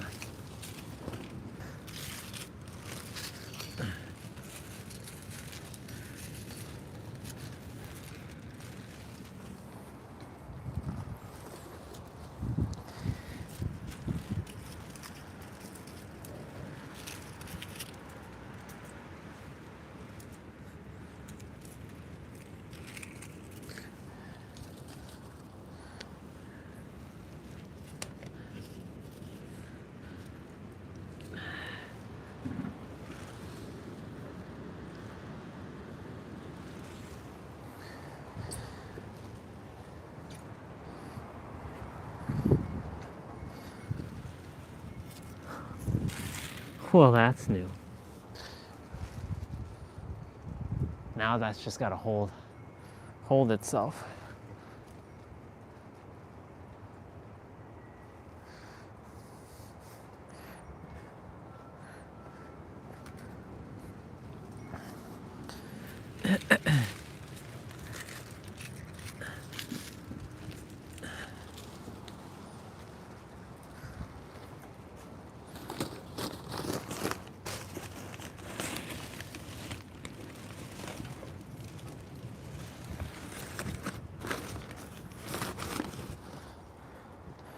Whew. All right. That's fun.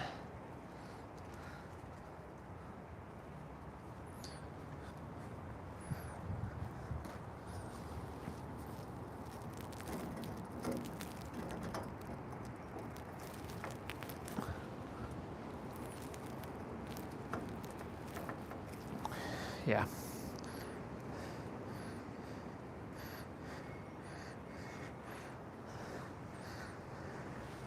The wind just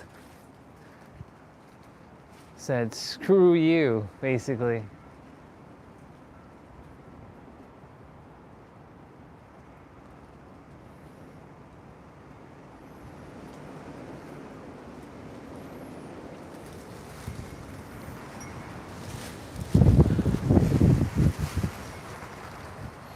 I expect more leaves to be blown here, but yeah, it's quite something, y'all.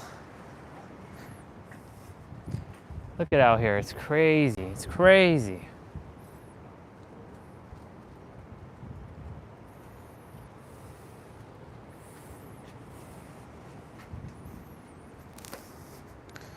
Okay.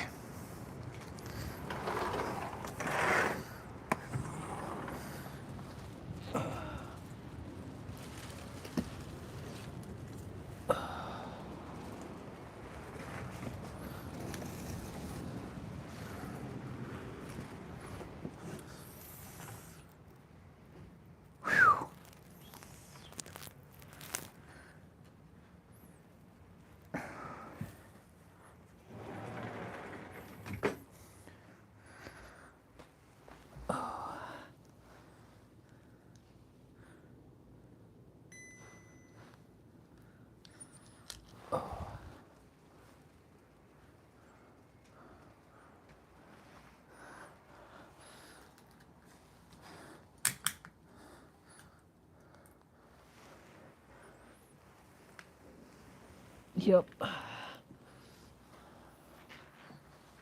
Oh, that's crazy.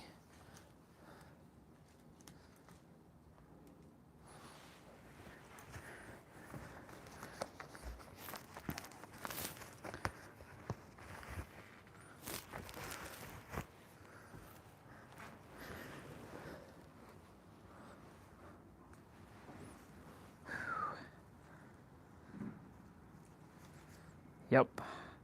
Screwed that up. Shouldn't have done that.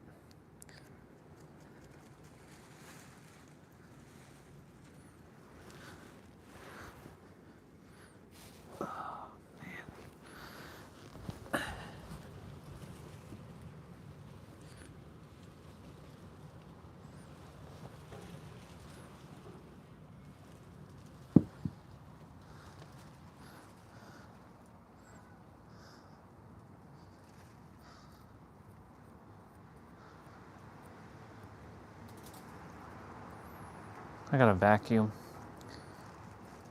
at some point.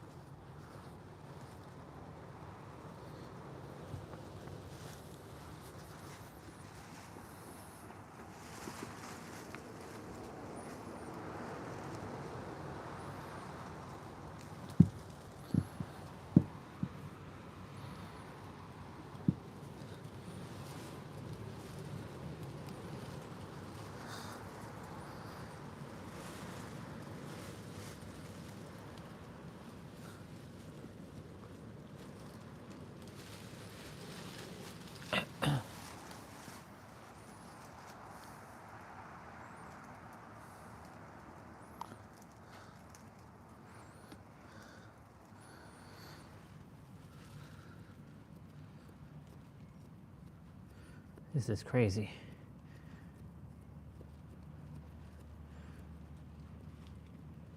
Totally forgot to not do this.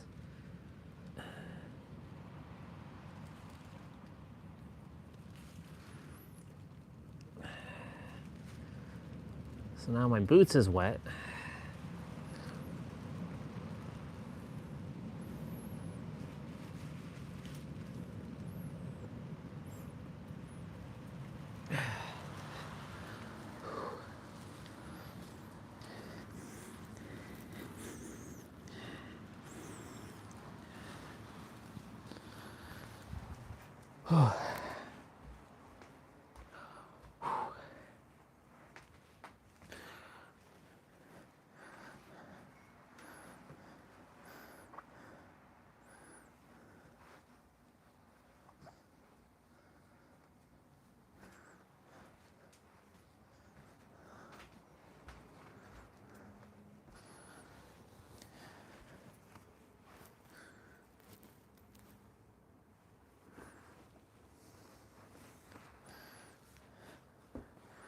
All right.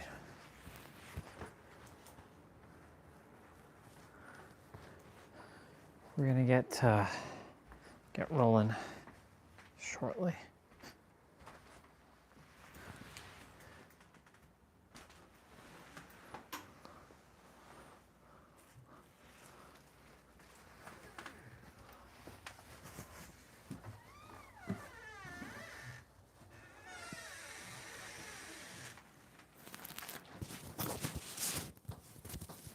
Ooh, that looks like it's gonna rain. Well, I was supposed to go outside and experience all that. I was supposed to go outside. I was supposed to see Michelle and Muscle Man. I was supposed to walk again and have that extra walk.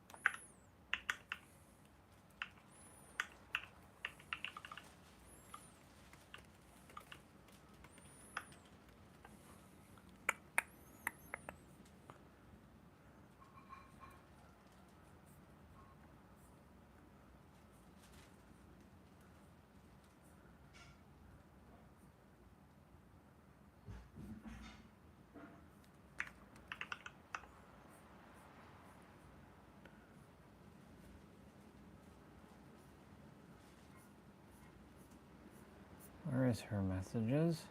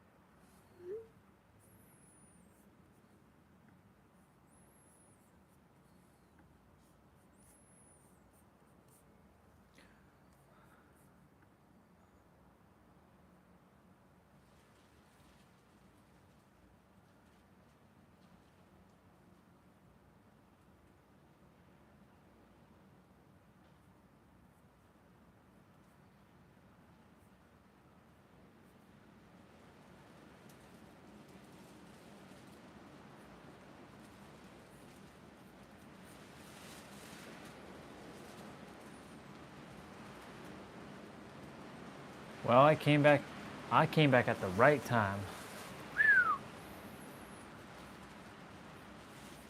I came back at the right time.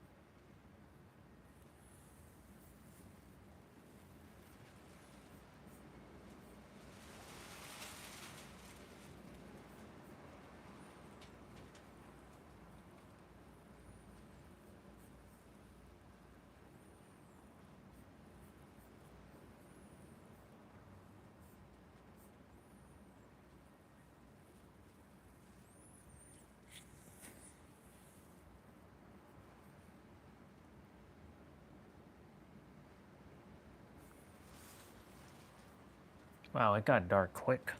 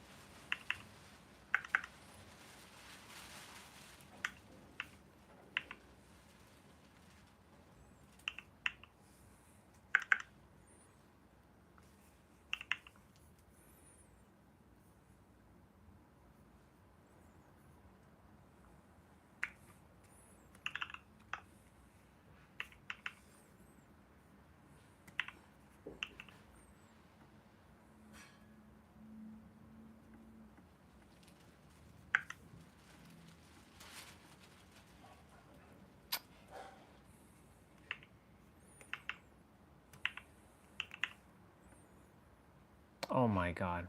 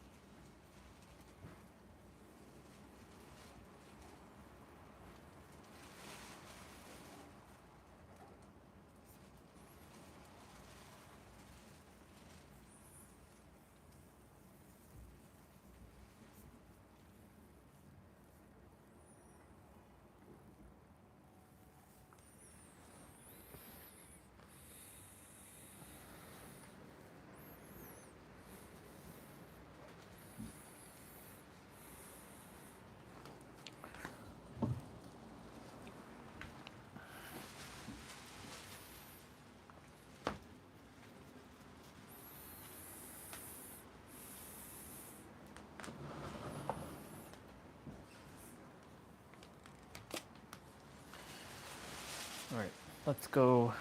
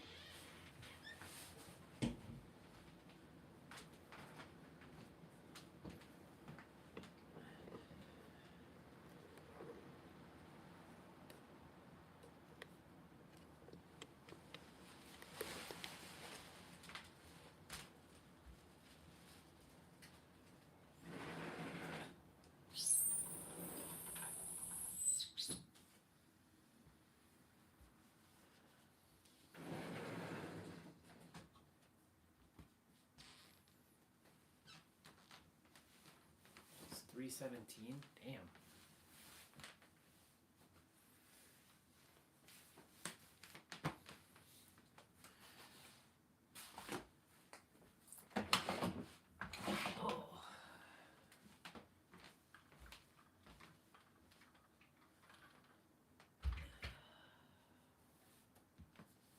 Universe, I need your help now. I need your help. Help me. Fuck. Ooh, another 20K a day.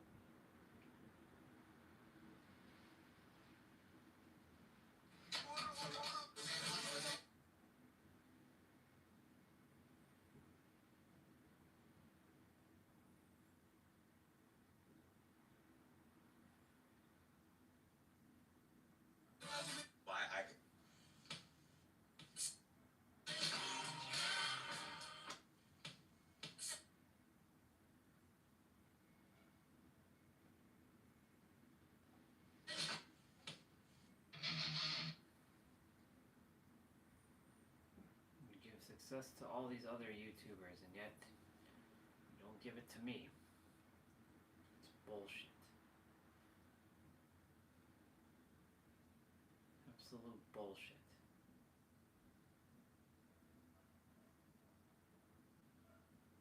There was a time.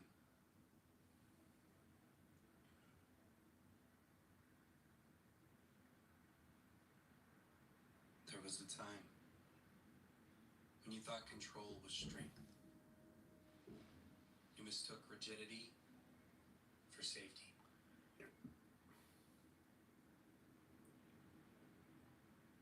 There was a time.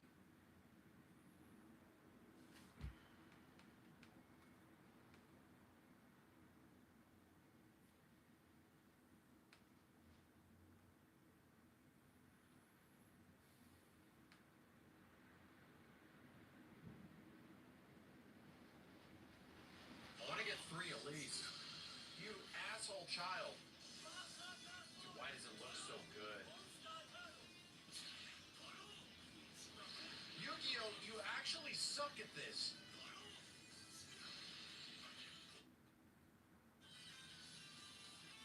Moments later. My card deck is broken. There's no way.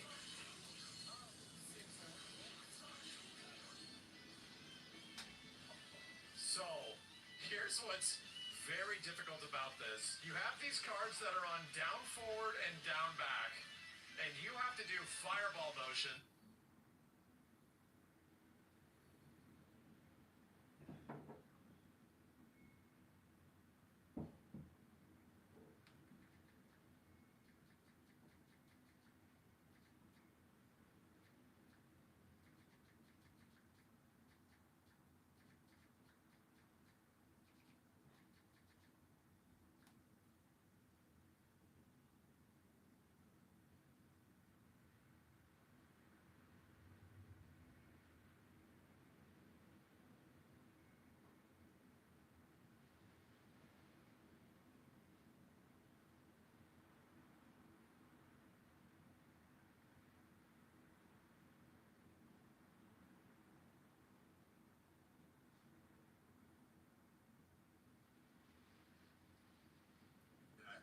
how many of us grew up, right, hearing things like, money doesn't grow on trees, you know, rich people are greedy, or you have to work hard for your money. You know, these phrases, they may seem harmless, but they create this subconscious programming that shapes how you approach wealth.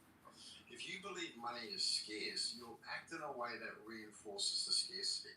But on the flip side, if you believe that money flows easily and abundantly, you'll start to notice opportunities you might have missed before. It basically says, you know, ask for anything you want. The universe is not on a budget.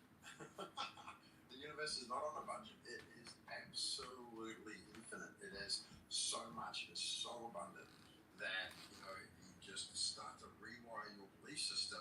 You're going to be able to achieve the financial goals you want.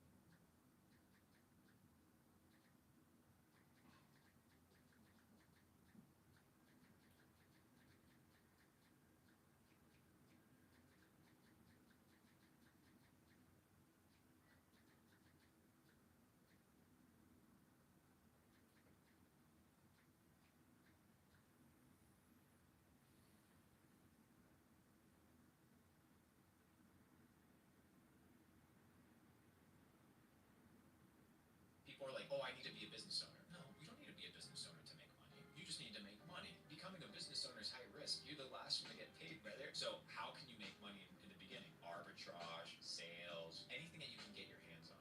People are like, oh, I need to be a business owner. No.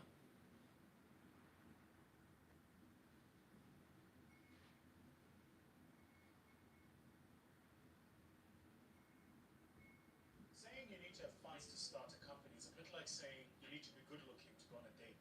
There are many of you in this room who are ugly but you're married. That was a joke. That's a lazy Western concept. I see many entrepreneurs who go through it. It's a cancer, friend. It's very dangerous. And the question about do you need funding to start a business comes up. I've been saying this for 10 years. No, you don't. Here's what you need to start a business. I'll tell you the secret. You want to hear it? The thing you need to start a business is called a customer. I see way too many entrepreneurs spending time on building a viable product. And once you build a viable product, you want to build a website. And once you build a website, but you haven't done one transaction. You have a single customer, no use case, nothing. You need capital to start a business. You need a customer to start a business. You need capital to grow a business. That's the difference. Saying you need to have funds to start a company is a bit like saying you need to be good looking to go on a date. There are many of you in this room who are ugly but you're married. That was a joke. That's a lazy Western concept. I see many entrepreneurs who go through it. It's a cancer, friend. It's very dangerous. And the question about do you need funding to start a business comes up. I've been saying this for 10 years. No, you don't. Here's what you need to start a business. I'll tell you the secret. You want to hear it? The thing you need to start a business is called a customer. I see way too many entrepreneurs.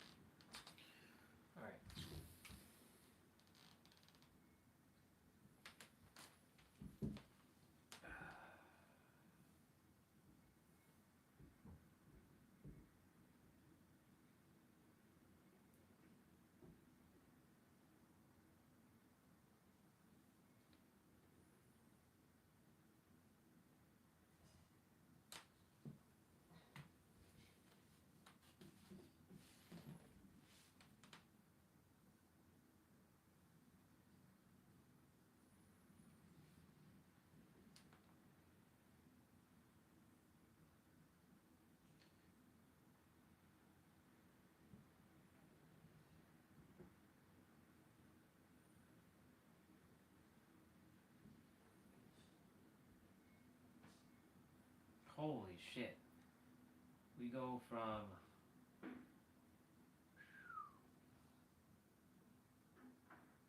hot to like cold.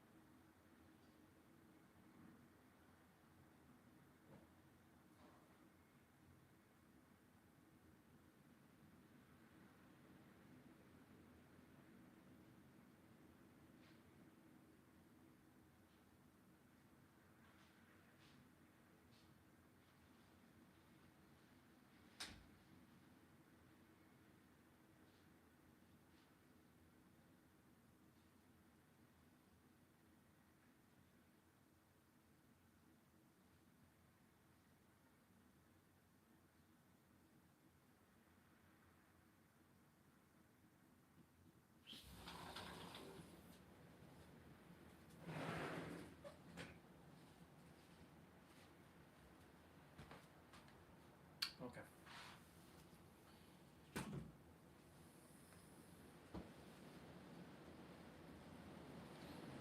Time for me to get rolling. I'm not even gonna explain. There's like no one on. I'm done. I've been whatever now.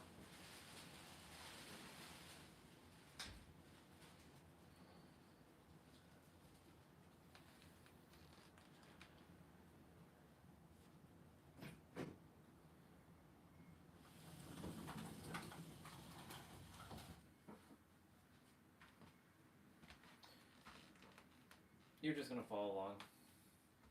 Drink water in between. Yeah. Let's get rolling.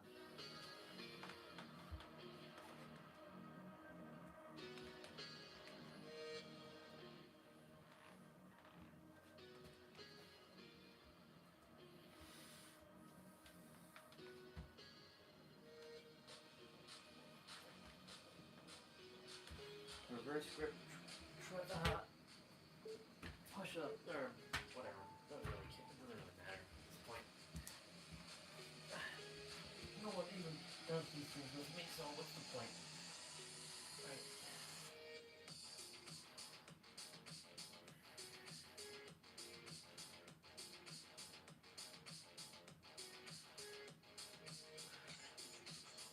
Okay, Google.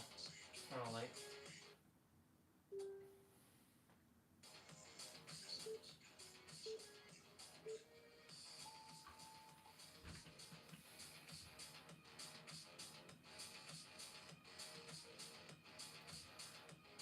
So we're doing chest and triceps right now. So alternate between diamond push-ups and wide push-ups and narrow push-ups. Skull crushers are next.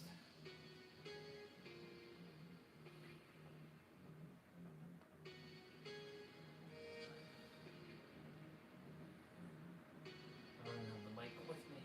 Just notice that.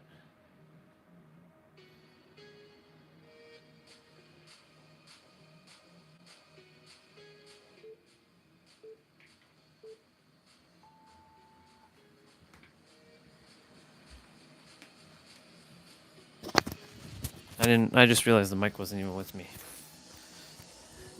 Yeah, you're just following along basically. So this is doing chest and triceps. 10 exercises. We're doing twist chest press now.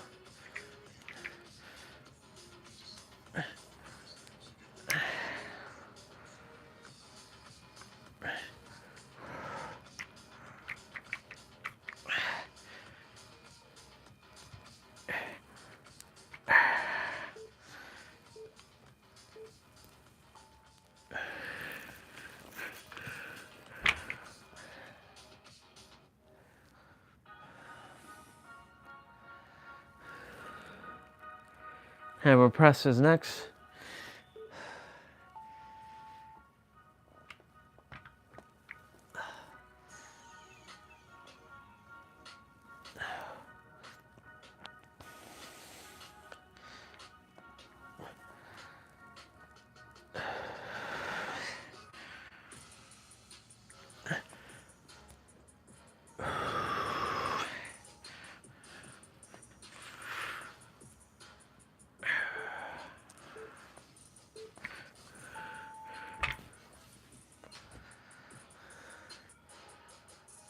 How?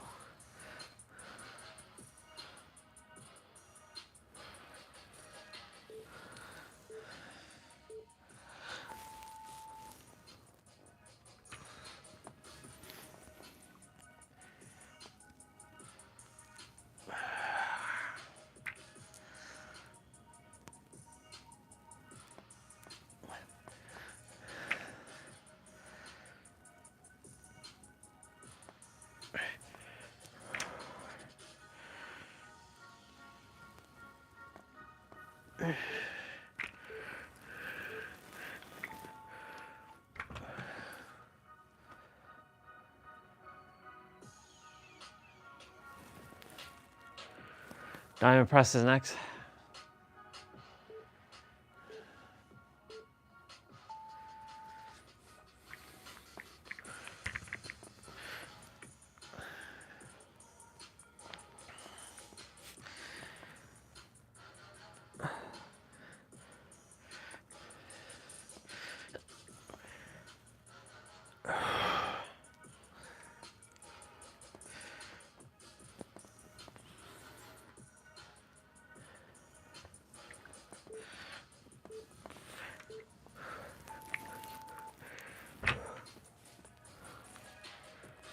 next? Wide push-ups.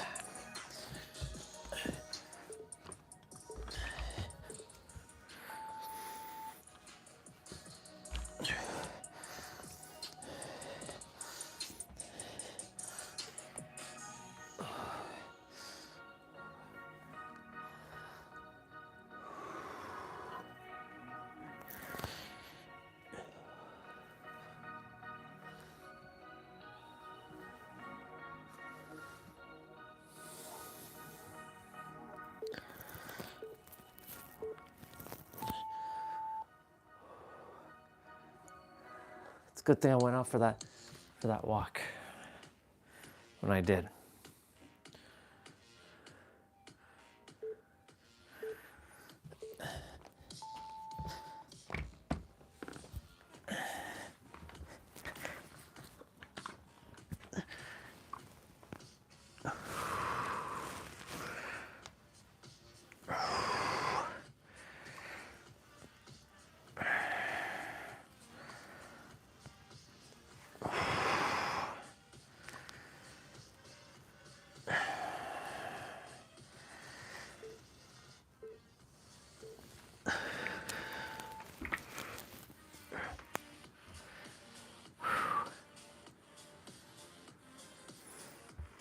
Diamond push-ups.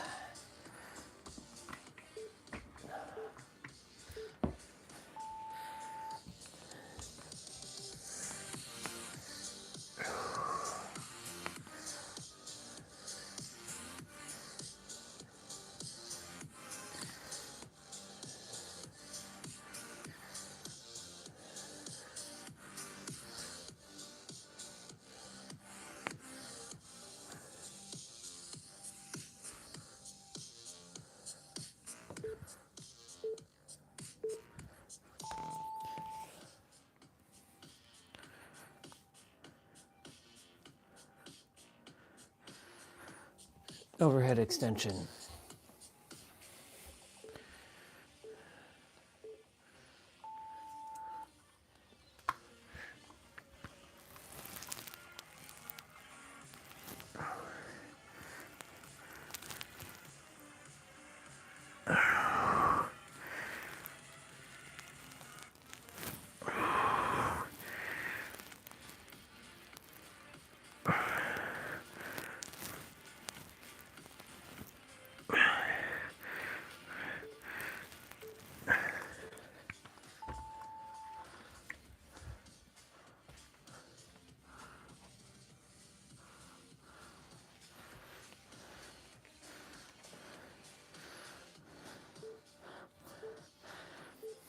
Lower body now.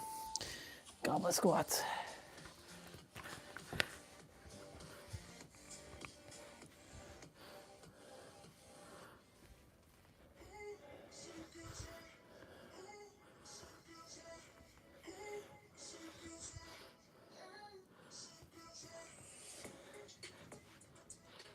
Good.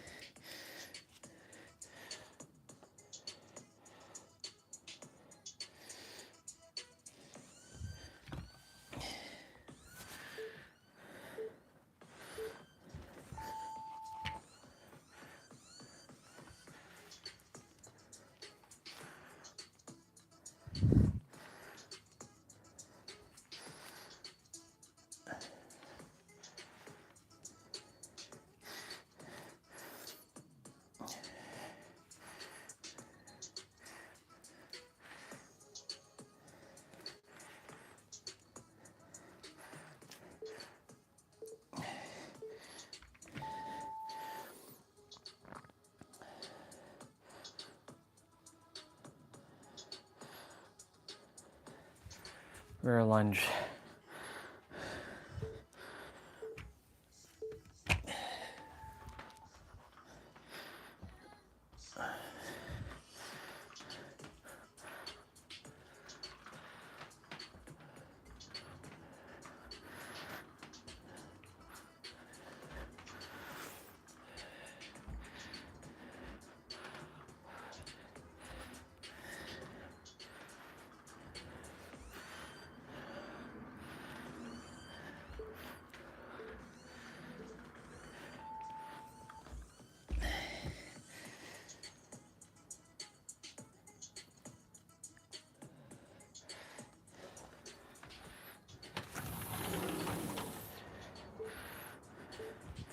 sumo deadlift pulse.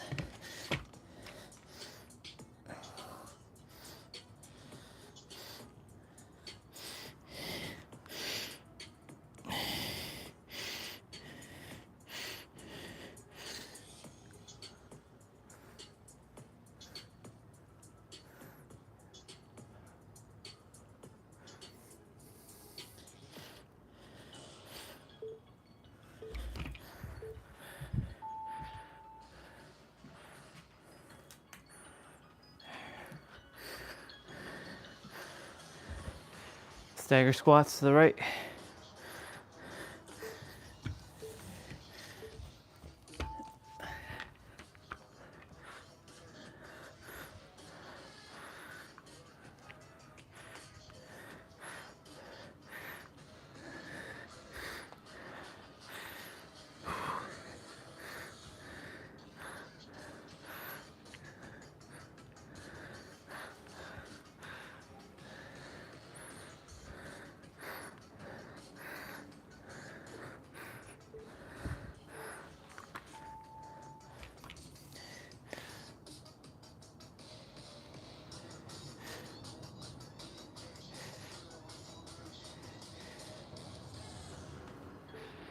Stagger squats to the left.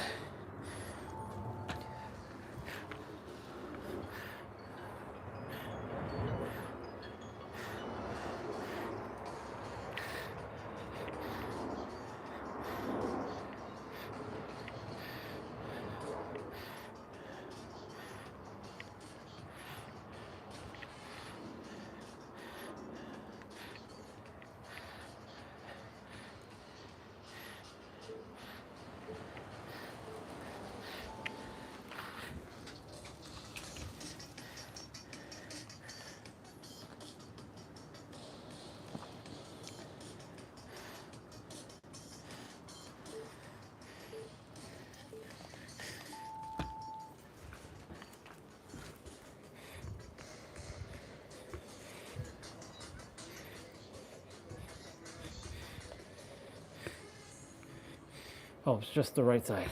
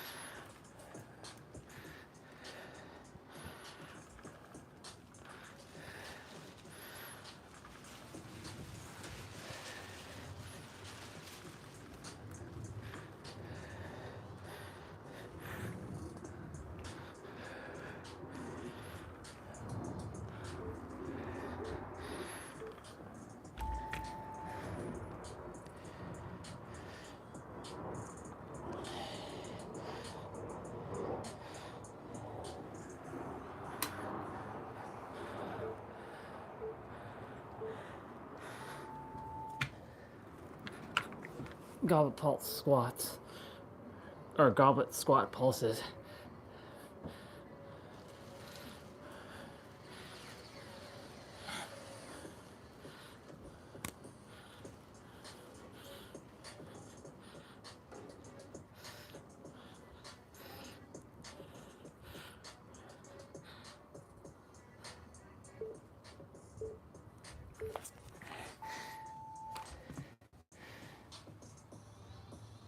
What's next? Shoulders.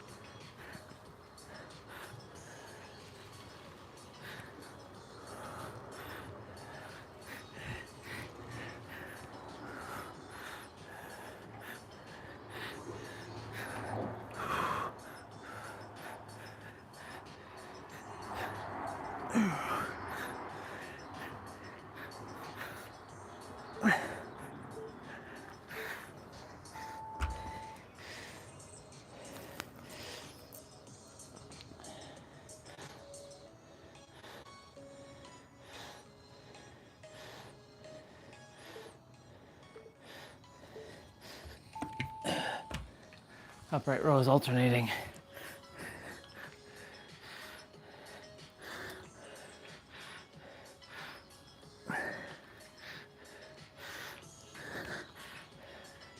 Okay, Google, turn off light.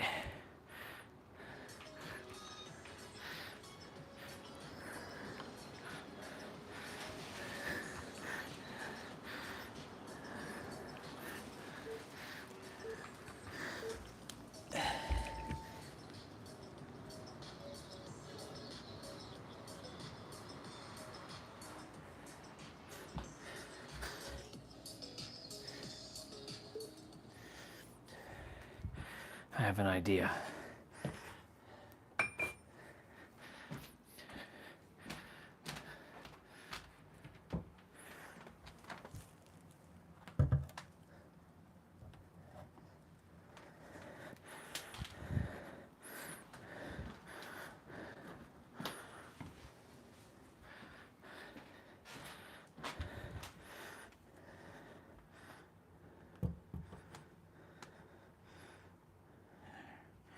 There. That's better.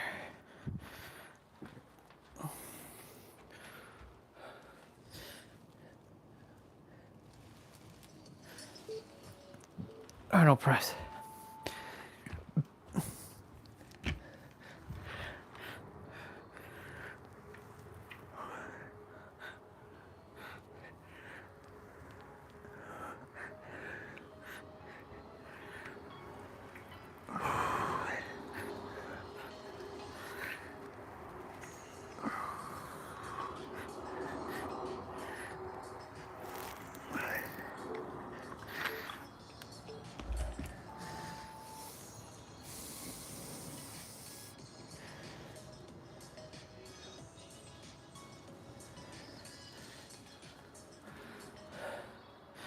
Alt lateral raises.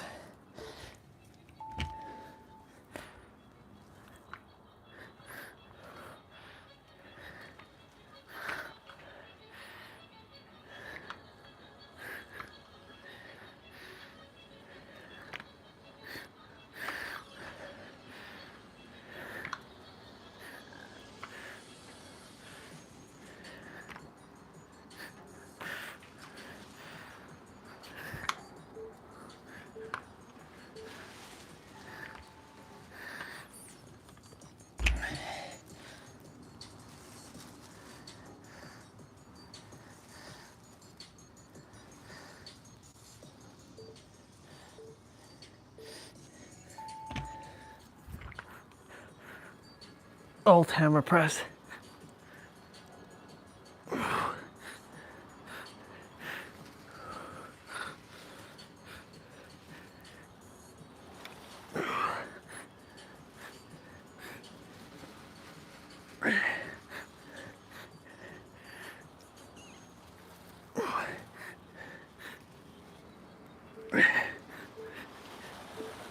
Yeah.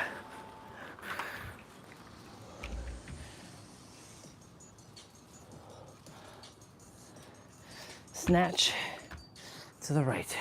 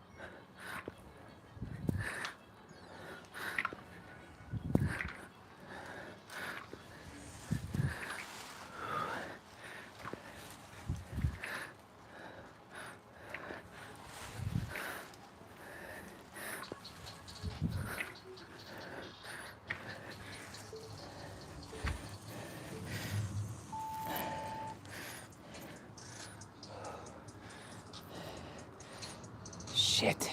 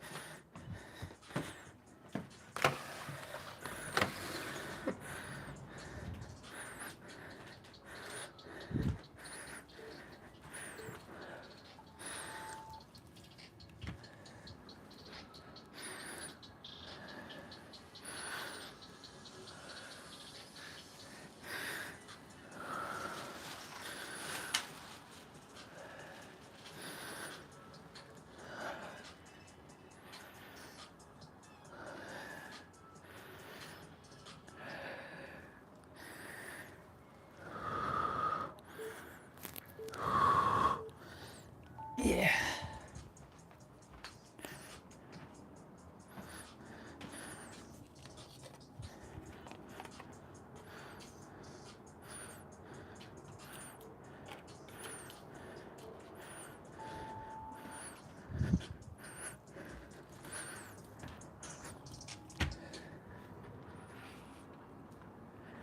Biceps now.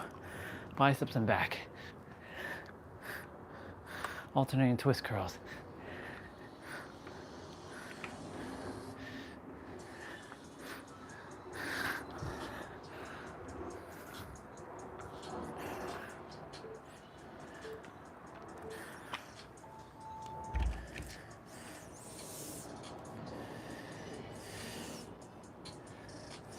Dumbbell swings.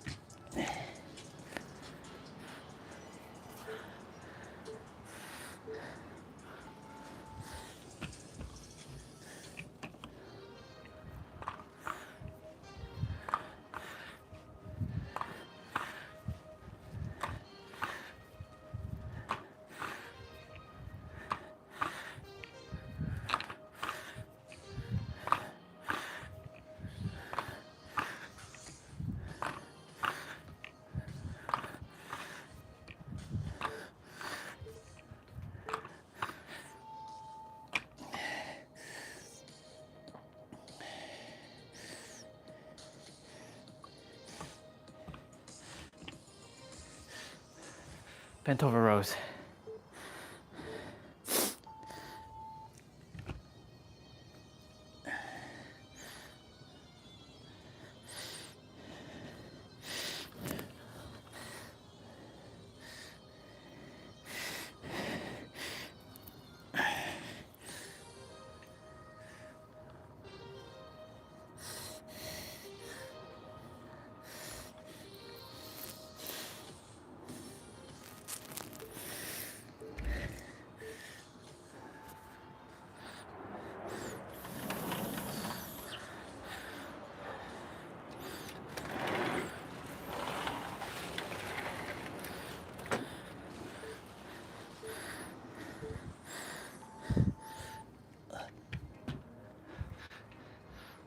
Alternating hammer curls.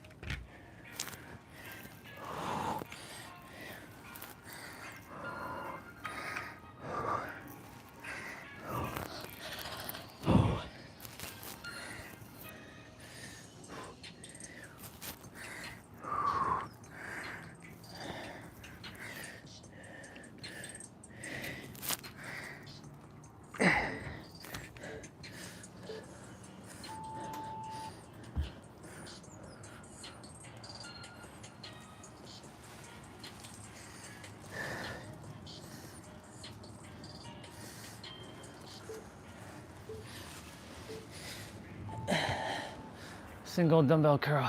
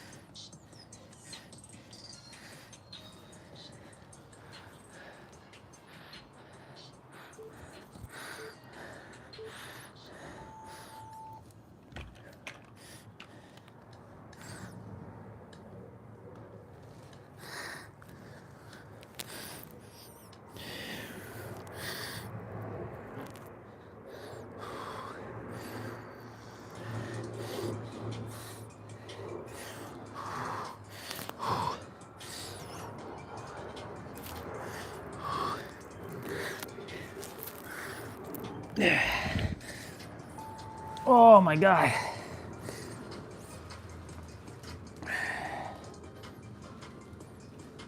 Renegade rows.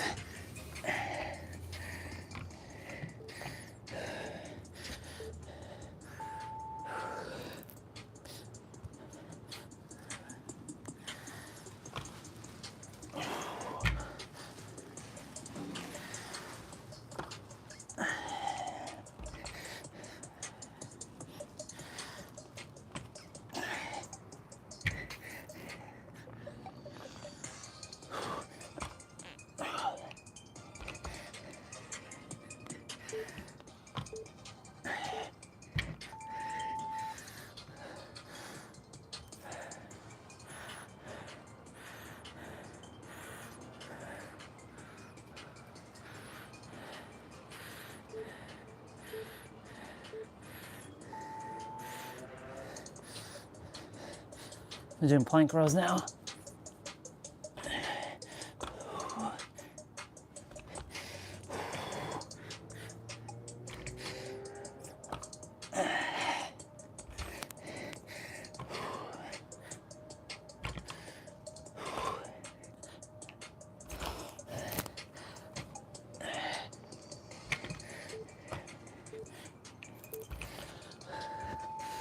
Shit.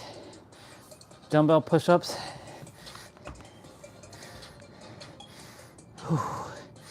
Weighted jacks. That's gonna be fun. Oh shit. I remember the finisher is just ridiculous.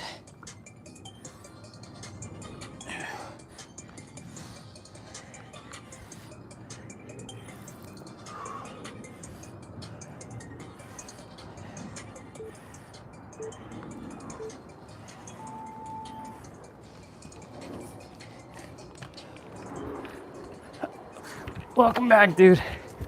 I accidentally hid you from the channel.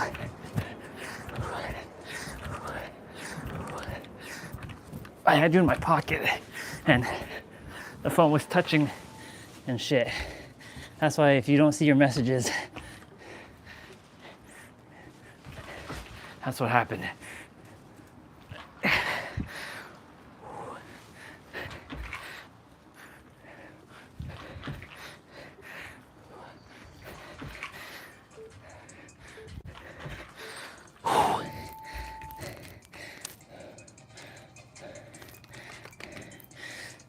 Oh.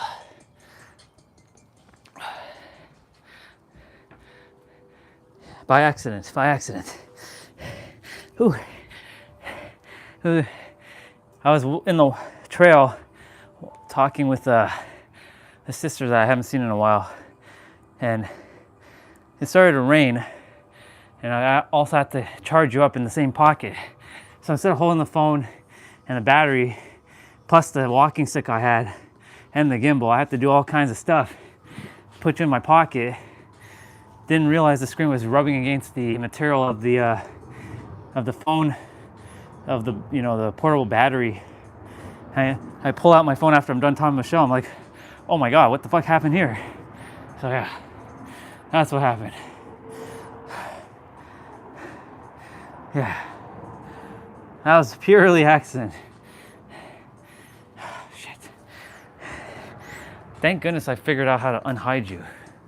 I'm like, because normally if someone else hides someone else, then they have to unhide, which is so stupid. Like, the person who hides you has to unhide you because the owner of the channel can't unhide you unless he goes into his accounts and looks for the user that's been blocked. Really annoying. Extremely annoying. But yeah, thankfully it was only me, so.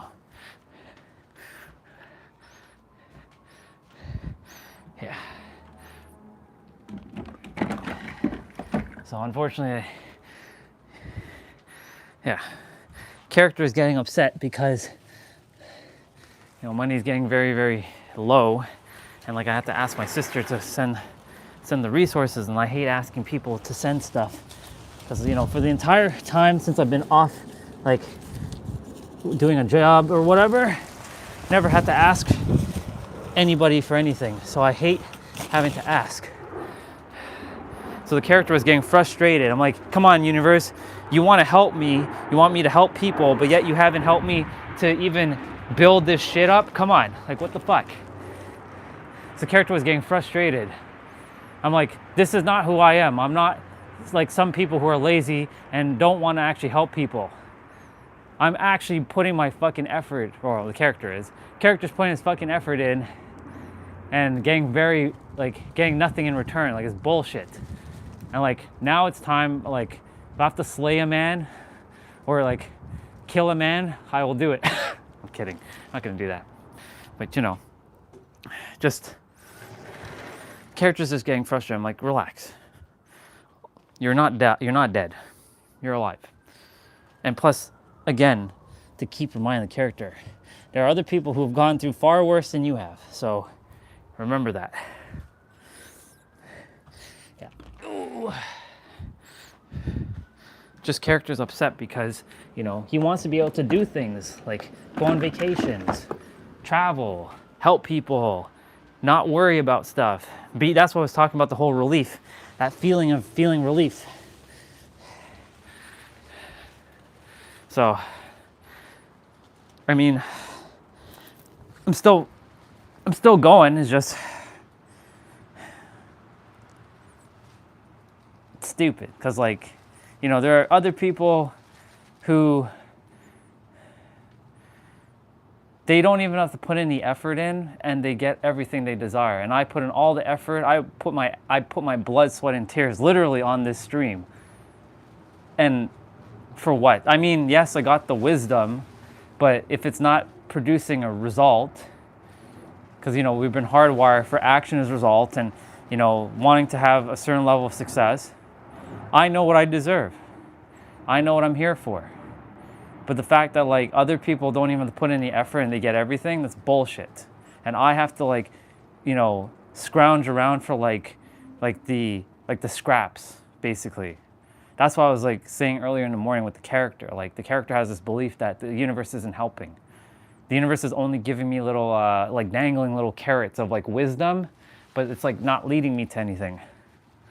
Or, like, leading the character. When I know it is, it's just, it's fucking stupid. That's why I'm, like, attempting to allow the character to just feel all this rage. I have to, once I'm done live streaming, I have to, like, purge. I have to, like, literally, like, pull out my soul from my body. I mean, I'm good.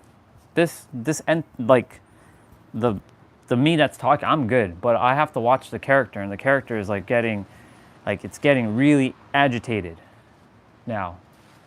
I told the character, we're not bringing this energy from 2025 into 2026. This is a different year. So we gotta stop that. But yeah, I do have to give the character some time to regroup at some point. But we have a few days left. Like, we have January 18th, which is a milestone, to hit 12-hour daily streams for a whole year. Even though some days we didn't actually hit 12 because of technical difficulties or travel or whatever, but the intention of streaming for 12 hours was there. And then we have January 25th, which will equal 14 months, because we already hit 13. We're heading into 14. And then there's February 1st, where I think I might just stop this channel completely. And yeah, I know everything's working out for me, or working out for the character, but the character has to get into alignment with the superconscious. The subconscious and the body, aka the nervous system, has to get in alignment with the superconscious and this character or this essence that's speaking right now. Yeah.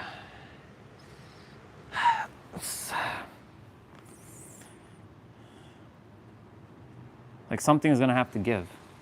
It's not like I'm not taking any action. It's just now I have to, like, figure out, okay, this is not working anymore. We have to figure out the next step. And, like, it sucks because, like, the universe and me are supposed to be one and the same. And I get the insights, but the insights are not coming, especially for entrepreneurship. And I didn't come here to work a job, to work for someone else's dreams. No. That will crush the soul completely. It'd literally be like a slap in the face for all the years I put into this. But I don't know.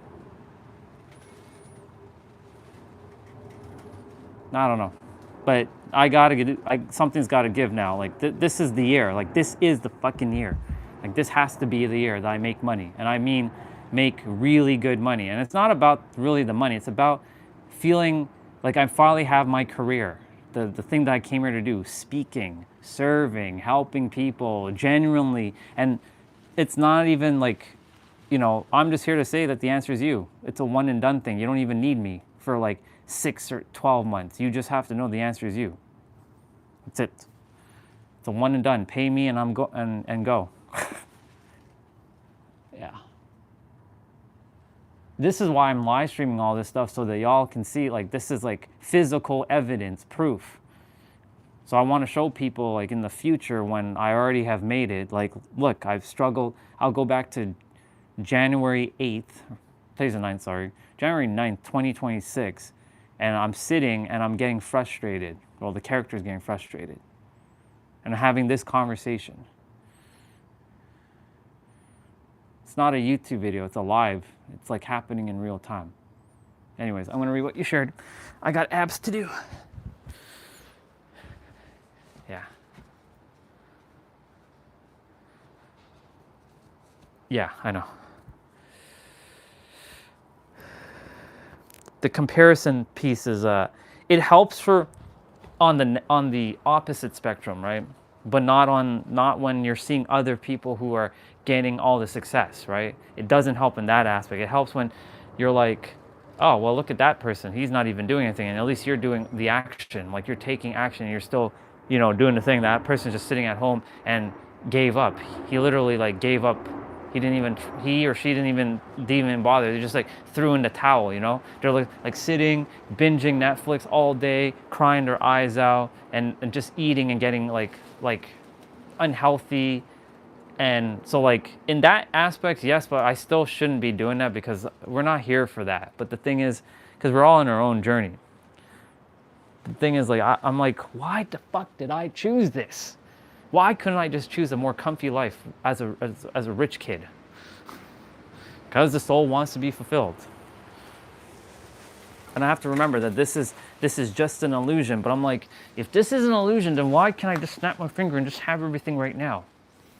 And why did the universe build it this way, where you have to like, you gotta like stay in the frequency and just be the thing and know that you already have it within, seek ye the kingdom within and all the blah, blah, blah, blah, blah, and everything shall be added onto you and blah, blah, blah, blah, blah, and make sure that you know that those who have more, all shall be added to them, and those who have less, all shall be taken from them. And remember that you always have, because you're always infinite and abundant, but yet it doesn't feel like that. And like telling the universe will help me to feel infinite and abundant. Tell me what that feeling feels like. Show me how that feels. I don't care if you don't show it to me in terms of the physical, but show me how to feel what it feels like to feel infinite and abundant. Well, not me, but the character. So the character understands, because it's the character that's running into the problems. And that's where like the universe isn't helping me. The universe doesn't want to help me. And then you see, there's that problem, the paradox, because when you keep reinforcing that, that's what you get, because what you focus on is what you get. And if I say, but the universe is helping me, it doesn't feel real because it doesn't feel like the universe is actually helping me. So you see, it's like this, like, ugh. The character, this is what the character feels. I have to remind that this is not what the essence feels, because the essence knows. But the character, well, the character is having a little bit of a problem right now. So, yeah. But I'm still good. It does, definitely. I agree, 100%. It does. It definitely leads to bitterness, 100%. That's why that's why I keep reminding the character, look, I know you're seeing other people succeeding. But that's for you too, right? It's for you as well. You're successful. Don't go by numbers. Don't go by like, clicks and views and all this shit. It's irrelevant. Like it's, what is it? It's vanity, essentially. It's fake vanity. Like the goal is for you to master yourself so that you don't have to come back the next life. Let the others focus on the likes, clicks, and follows, and they'll see, and let them have their fun. You've already had your fun in other lifetimes. I'm like, but why did I choose this? It's bullshit. But you chose this, character. You chose this. You wanted this. I didn't want this. You wanted this essence. I didn't want to come here. You did. So this is your problem. So you should be helping me. So this is where the character battles with the essence. Now, you chose this higher self. You put me down here to suffer. You damn piece of shit. That's what the character is telling the essence right now. You're a piece of shit for saying what you're saying right now. It's so funny because I'm literally like split into two beings right now, and it's like two conversations are happening at once, and one with you specifically, and one with the character. It's hilarious. It's absolutely hilarious. Yeah, but yet I keep reminding the character to stop comparing, because yeah, exactly. See that character? Do you read that? Look at that. Read that character. Bitterness brings to being judgmental, then just a negative motherfucker. Exactly. Remember that, character. You got to stop. Remember what you listened to earlier? There's nothing to prove. There's nothing to worry about. You are infinite and abundant. Why can you not understand that, character? How many times, how many things have you seen? Like, how many things from the summertime to now have you seen about infinite abundance? I had you make a new Instagram for you to see this, and you still can't, like there's just this something like lingering that doesn't want to feel abundant. Like it's afraid to either feel abundant. So that's where I'm attempting to like see where the character is getting tripped up. Is the character getting tripped up because it doesn't know how to feel abundant? Or is the character afraid of abundance?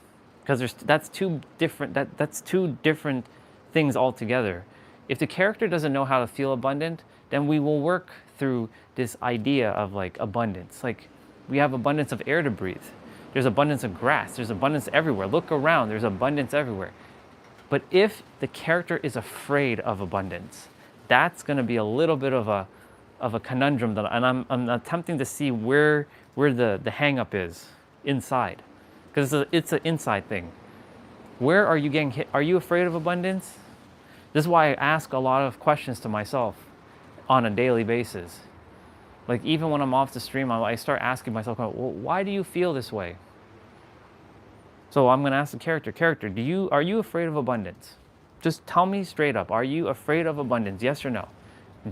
Are you afraid that if you have abundance that something else is going to happen? Are you afraid that you're going to lose it again? Are you afraid that people are going to rob you? Are you afraid that it brings more responsibility? Because I know you hated the word responsibility, and because you hated the word responsibility, you associated problems and pain and suffering and more anger and more resentment towards responsibilities. Because when people dump shit onto you, you have to deal with their shit that they don't want to deal with. Because I know the character doesn't like that. When somebody asks the character to do something, specifically in this house, the character gets really upset, and I'll tell you why. Because the character, nobody even talks to the character. The character can be completely invisible, and nobody will even know that I'm here. Like if for God forbid that the character gets hurt and injured, do you think anybody's gonna come in the room to check the character? No, they'll probably go days to then see that the character is hurt. Right? I had to learn to just be on my own. Right? But when someone else wants something to be done, then they call the character. But they don't check on the character, how the character is doing. That's why I came to have to remind the character that you're loved. I'm here with you, character. You're not alone. You know what I'm saying? So that's why the character hates responsibility to some degree, and that's where responsibility and money might come into play, and that's why I'm making sure that responsibility isn't tied to money whatsoever. Because you can have responsibilities in like things that people dump on you, and then there's other responsibilities. But if your definitions of responsibility are the same across all things, you will literally push away everything. Nero talked about this, I talked about this, other people have talked about this, so it's interesting. That's why I'm watching what the character is really feeling and like taking in, and like allowing the character to feel, pull shit up. Pretty sure your mom would come in if you didn't eat dinner. Well, that's true. Well, she'd knock. She wouldn't actually barge in, but she would knock. But you know what I'm saying? Like, my point to say is that the character doesn't feel like he exists here. This is why the character wants to run away. But the character is meant to be in San Diego. That's his home. 100%, that's his home. And we will be there. When?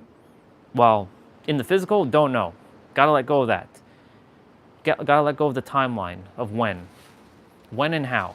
The when and how has to disappear, because the character's analyzing, well, how do I like get there? Like how? Like I have to get my US citizenship. I gotta like get a place. I gotta get like business. I have to get like a credit score. I gotta get this. I gotta get that. Who's gonna let me just win the fucking lottery, damn it. It'd just be easier if I won the fucking lottery. It'd just be easier. But yet, you know, you're not even helping me with that. So fuck you, universe. That's what the character is basically saying. Fuck you, universe. It's like throwing up the middle finger, like, fuck you, universe, even though it's really fucking yourself saying that. It's funny. And while the essence is just like, I have to deal with the body and what the character is feeling, right? So like, you know, I know what's going on, and I'm doing my best to not let the character like, you know, go like, you know, start curling up into like, you know, like this, you know, one of those like sad, like, you know, I'm done, I'm finished, I give up, I fucking give up life, I'm dying, you know, that kind of shit. All right, it's 4:26. I have to do abs, and I still have my mobility training to do. That's what the character is feeling. Yeah, we talked about this in the summer. I know. This is what I'm reminding the character. That like, come on, dude. We had this conversation. This is what I'm keep telling the character. The character is this. Really, it's not even the vet. It's not this. It's really this. It's this thing, not the brain, but the energy that resides in the brain, the third dimensional thinking mind. That's what I'm calling the character. That's the character. This is really the character. The character controls this, though. That's the thing. Like the brain is the one that, like, you know,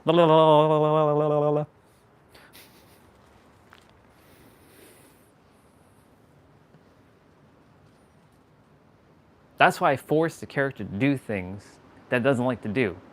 Because I'm the one in control. I'm the one in charge here, not the character. But the character still runs into like, but the thing is not here. Like, come on, man. Come on. Enough of this. Enough.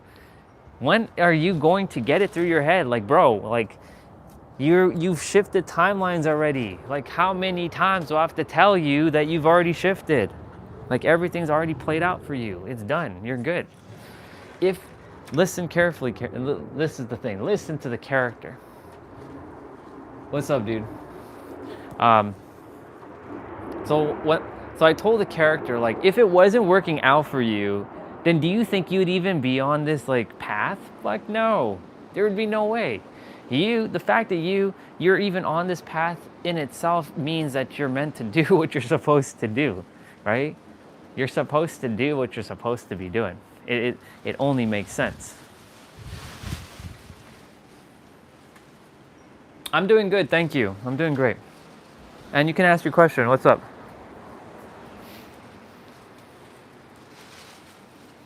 It's funny though. It's hilarious. I keep reminding the character, like, yo, like, come on, man. Like, we're on the same page. We're on the same team. It's not me versus you. It's me with you. Like, come on, man. Like, it's like getting this to stop.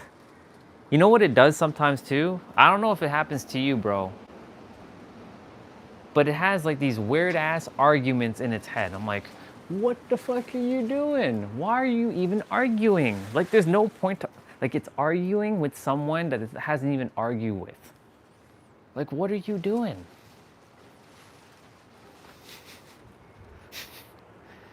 It's hilarious. When we were a child, we never had these things in our heads. Let's see. Tell us the truth. Will we see a teaser for Avengers Doomsday which ends with the superhero? Probably not. If the superhero love is actually going kaput. No, the superhero love's not going to be in the movie. Won't be there, unfortunately. He's taking he'll be going bye-bye soon enough. Like, I'm putting him to rest, and he'll be bye-bye for the rest of eternity. Nah. I think the X-Men are going to be the stars of the movie, though. I think Wolverine, and Cyclops are gonna do great in that movie. Nah, he's not coming back. The superhero love is like, I'm completely, he's gonna be wiped out from existence. Orion, on the other hand, the me that I am as Orion, he will probably be in Secret Wars. Yeah. But the superhero love is going complete.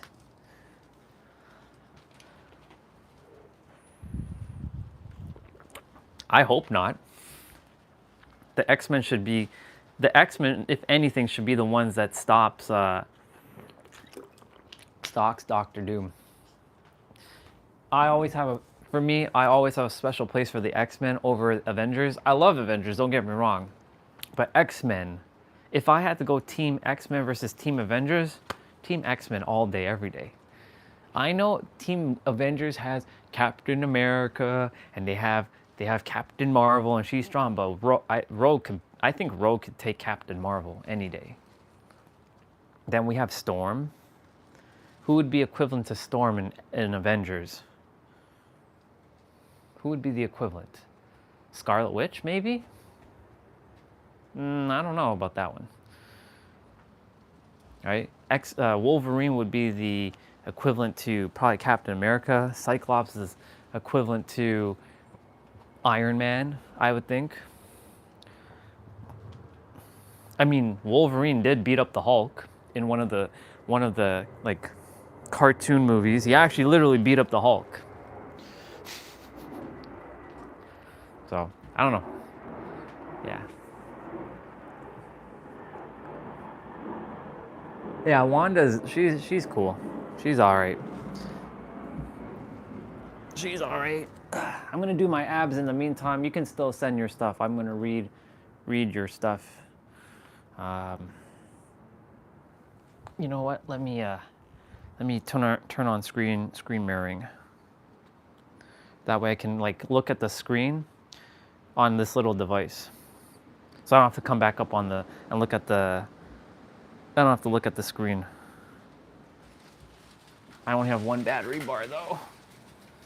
Screen mirroring.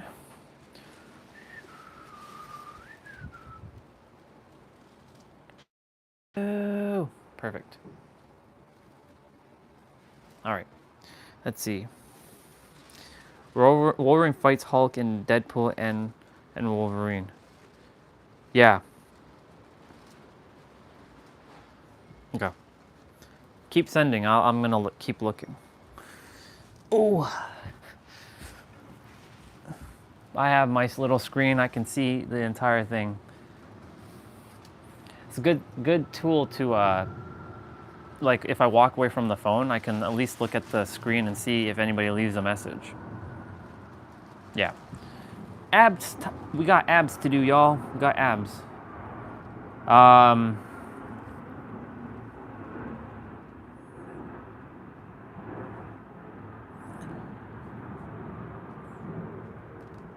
Thank you, by the way, for this giving the character something else to think about.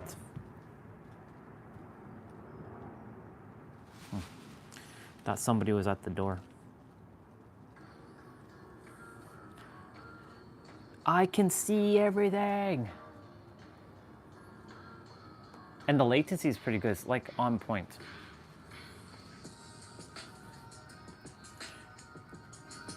Ooh. Reverse crunch.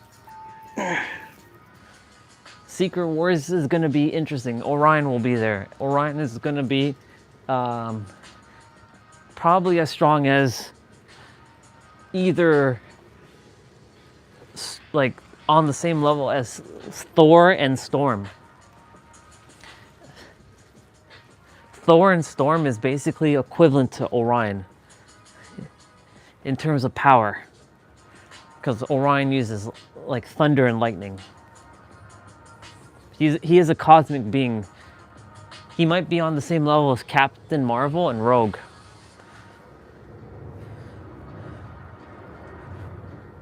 Anyways, back to T-Bray. So yeah, I'm just reminding the character, like, chill the fuck out. That's all.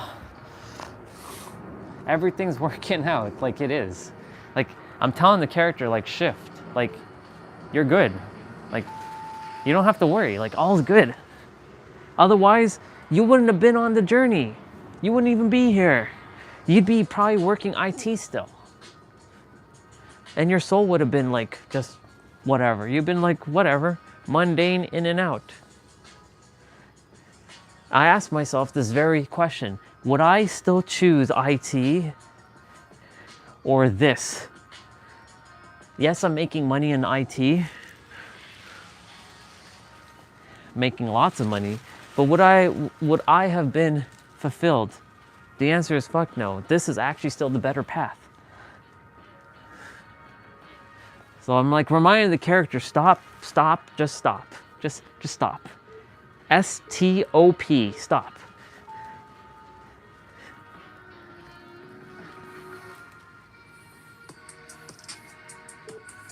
Scissors crossover.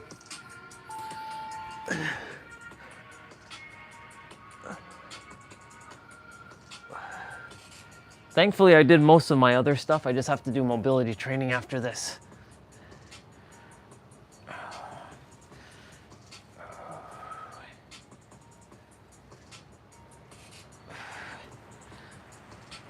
No rush to finish it anyways, because, you know, after this, like, I'm doing my best not to be too much on screens as I can. Like last night, as soon as like the stream ended, guess what I did? I went straight to bed. I went straight to bed. I didn't even bother with anything, y'all. I turned off my tablet screen because that's what I'm doing now, is making sure that the tablet is off at nighttime. So it doesn't, I don't go and like, you know, turn it on and like watch anything in the nighttime, like early in the morning when I like kind of wake up. And I leave it off until after I finish brushing my teeth. And sometimes I just leave it off until I start the stream.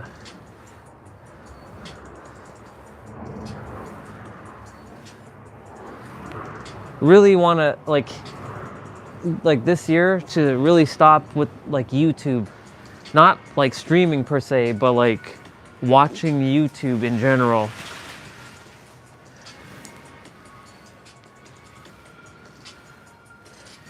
Which would require me to, you know, fill my time with building the business and getting ideas. And today that framework is part of the business plan. Part of like setting up everything.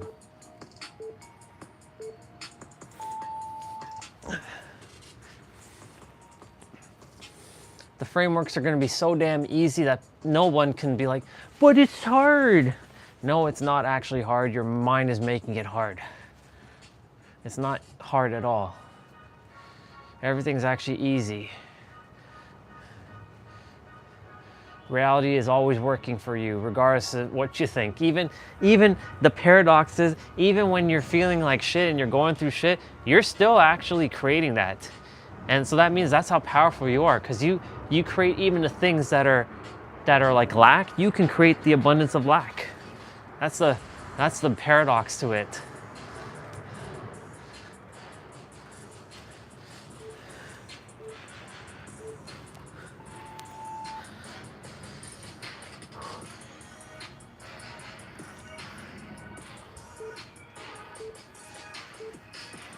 Straight leg.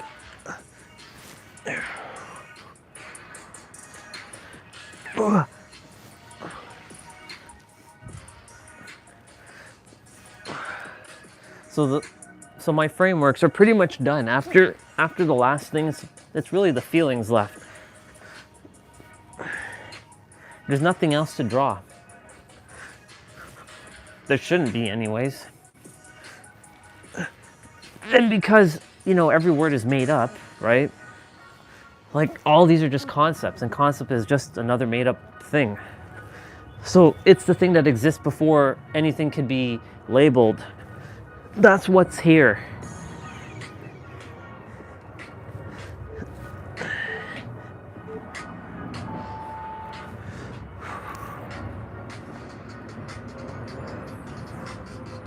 Butterfly crunches. I have the window open as y'all can hear. Y'all can't feel it, but you can definitely hear it. It's pretty warm. It's starting to get a little chilly though. Just a little bit, but hey, in comparison to what we've had, this is like summer. This is like a summer day, y'all.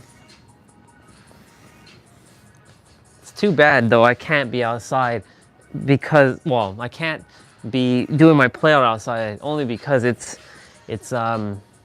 pretty damp outside.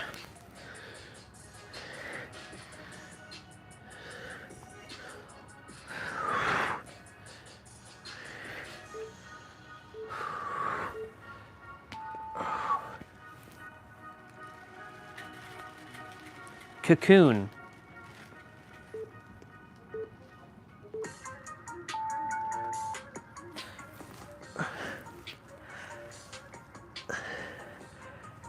I like that little screen, by the way. It feels like a phone, but it's not a phone. Because there's no touchscreen function on it. It's just, I can invert my own screen.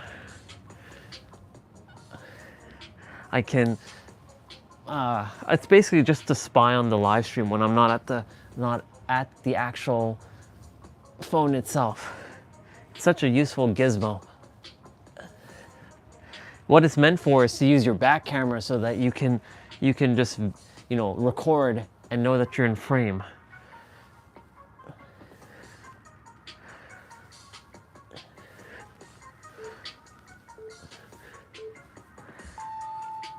I want the small rig one.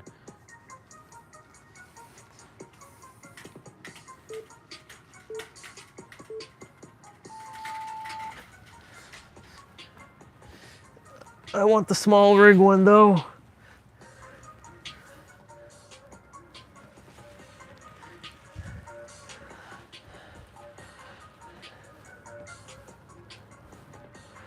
But of course, it doesn't come to Canada. Nothing comes to Canada. Well, that's not true. If nothing came to Canada, then I would have nothing, right? Like the Samsung tablet wouldn't be here in Canada.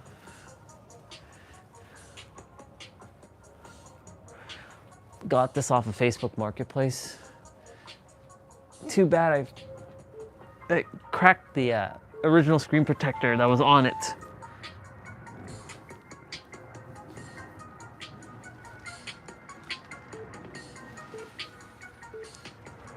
Sprinter up. And this is the last exercise, and then we start our mobility training, and that is going to be fun. Because we're going to get rolling. We going to get rolling.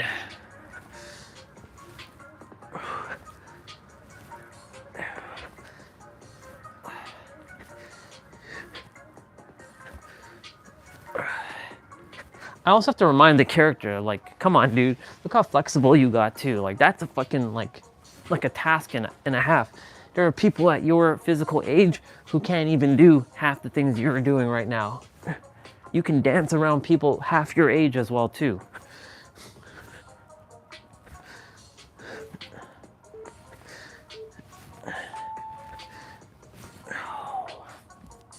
Let's go.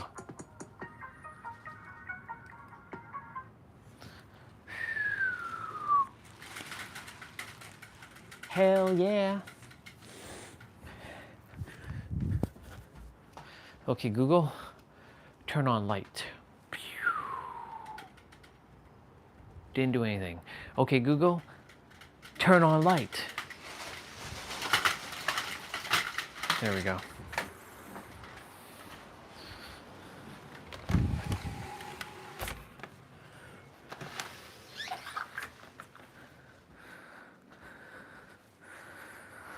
Okay.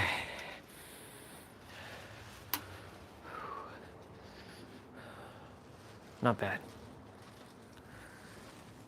Now I can check the screen. Yeah. See? You can see, look at the inception. Inception. Inception. I love this device though. And it sticks on the back of your iPhone or Android. I can screen mirror it to both my Android and my iPhone. I haven't done it on my Android yet because there's no need to. Presently, there's no practical application yet for me to do that. But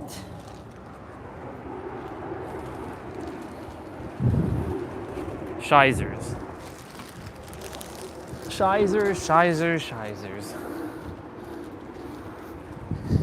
Hello, leaves.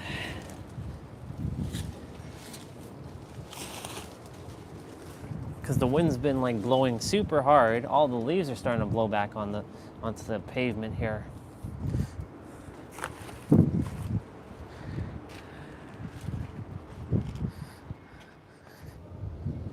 Yeah.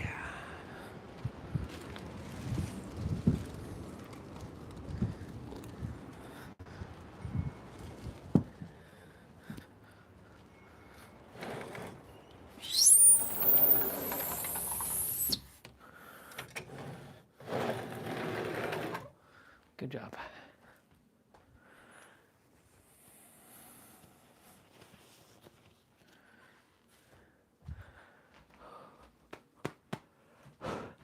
Are you still there, T-Bray?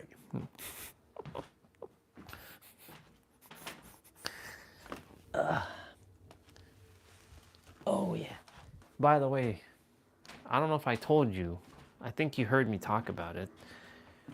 I don't know if you saw that they're starting to release laptops with rollable screens. Did you hear about that?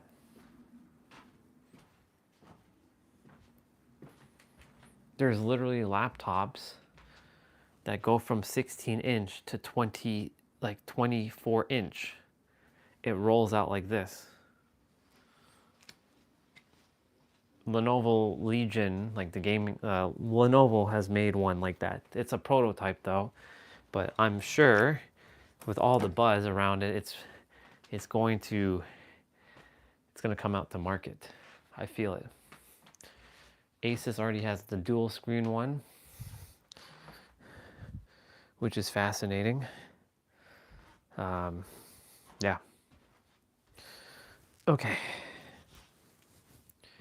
I want to get a snack before we start.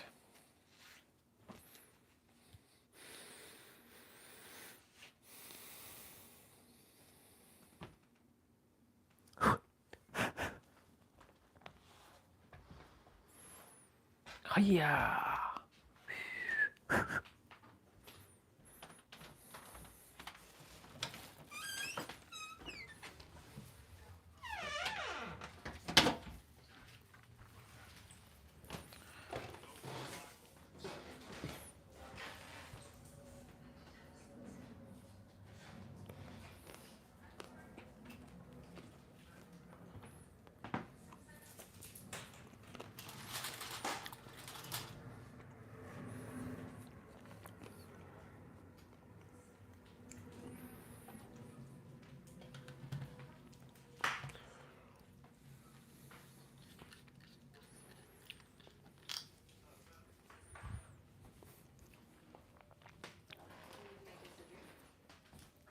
Hi, Bob. Thank you again.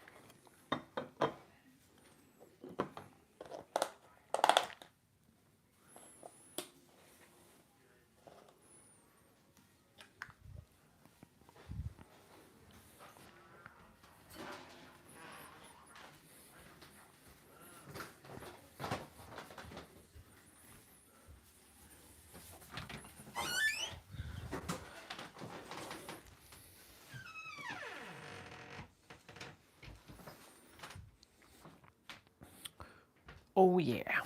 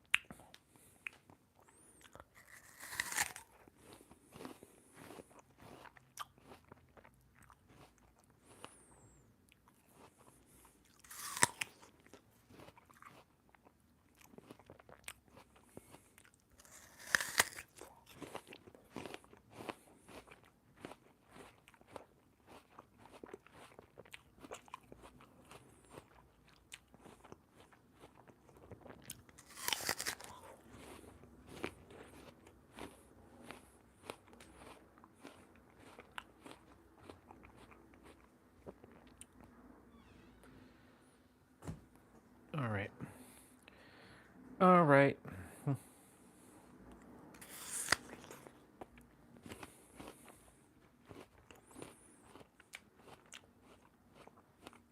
When I would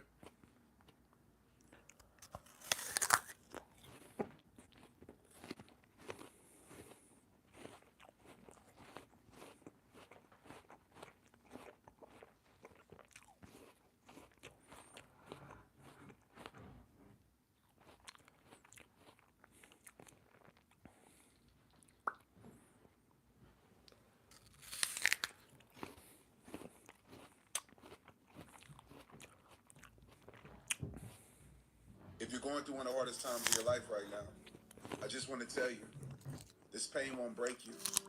It's building you. I know it hurts, but everything you're going through, you're making it through. So don't quit on yourself, because this chapter isn't the end. It's the beginning Yep. of your breakthrough. I'm proud of you. If you're going through one of the hardest times of your life right now, I just want to tell you, this pain won't break you. It's building you. It's building me. I know it hurts, but everything you're going through, you're making it through. So don't quit on yourself, because this chapter isn't the end. It's the beginning of your breakthrough. I'm proud of you. If you're going through one of the hardest times of your life right now, I just want to tell you, this pain won't break you. It's building you. Yep. I know it hurts, but everything you're going through, you're making it through. So don't quit on yourself, because this chapter isn't the end. It's the beginning of your breakthrough. I'm proud of you. Oh shit.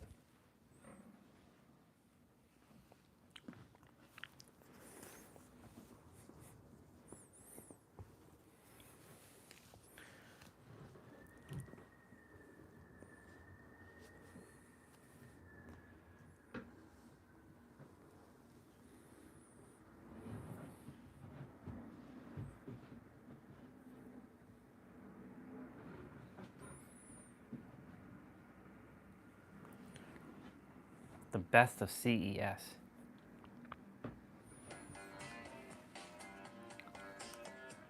We just spent a week at CES sifting through thousands of exhibitors that come to show off their latest tech.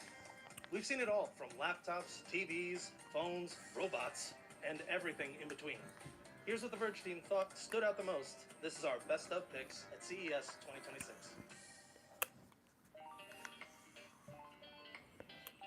I never thought I'd be barefoot on the CES floor. So my pick for best health tech of CES 2026 is the Withings Body Scan 2. Now, it's a smart scale, but it's a little bit different in that Withings is trying to reposition the idea of weighing yourself into a longevity station. Longevity tech is a big trend here in the health tech sector. And Withings has basically divided it into two pillars. One is going to be cardiovascular health and one is going to be metabolic health. Now, usually with metabolic health, it's got to be invasive. It's a blood test or it's a urine test, which is a little messy. This uses your foot sweat. There's actual science behind that. Interesting. It's not complete mumbo jumbo garbage, but what I really like about this is that it's a scale. You know how to use a scale. The fact of the matter is that using a scale is usually a quite loaded experience. We all have a lot of emotions and feelings towards weight, but weight is often a really misunderstood health metric in the context of all of your health. So repositioning it as a longevity station where you're measuring a whole bunch of different health metrics a couple of times a week and seeing what your weight is in the context of your entire health, I think is a really smart idea and something that we need to have more education about going forward. So that's why I chose this one. There's been a lot of longevity tech at this show. So much of it has involved blood or pee and other bodily fluids. I'll take the foot sweat. And my next pick is for best wearable, and that is L'Oreal's LED face mask. I gotta say, wearables was a little disappointing. My pick for best laptop of CES 2026 is this right here, the Asus ROG Zephyrus Duo. It's a dual screen gaming laptop, two 16-inch OLED displays, and a detachable keyboard deck and trackpad. You can set it up like a clamshell, or you can use it in this kind of manner as an up and down dual monitor setup or side by side. A lot of versatility. We don't know the price just yet, but the bottom line is this. This is a really cool and unique gaming laptop to come to the space. I'm looking forward to testing it. I think it'll be a really interesting experience because I'm quite fond of dual screen laptops myself and any experience that I've had with them.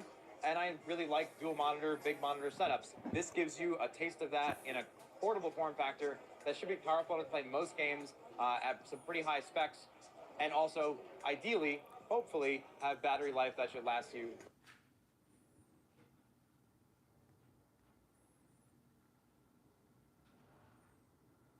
How do you even play? I have a legend with me.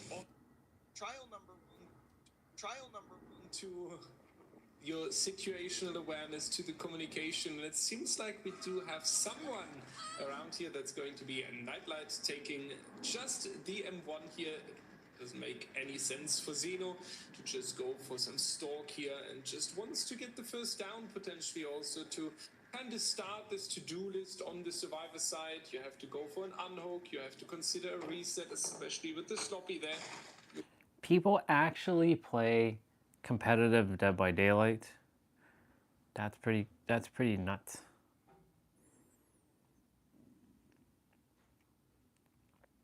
By the end of this video, you will be able to identify what has been holding you back and what has been stopping you from living a life of joy, happiness, and success that you've always desired. But in order to get there, you have to understand there are certain barriers, there are certain blocks that are in the way of you living your dream life, your desired life.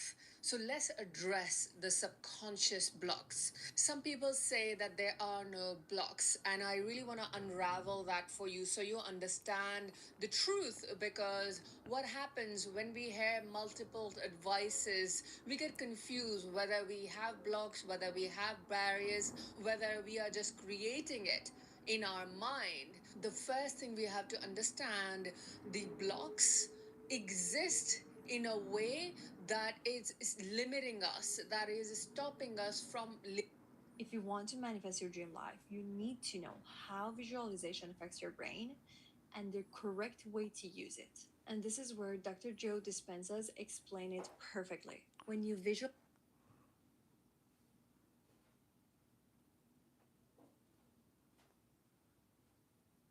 Oh my dear Lord. Let's get this video started. It's 8:56 in the evening on Saturday. It is January 3rd of 2026. I almost said 2025.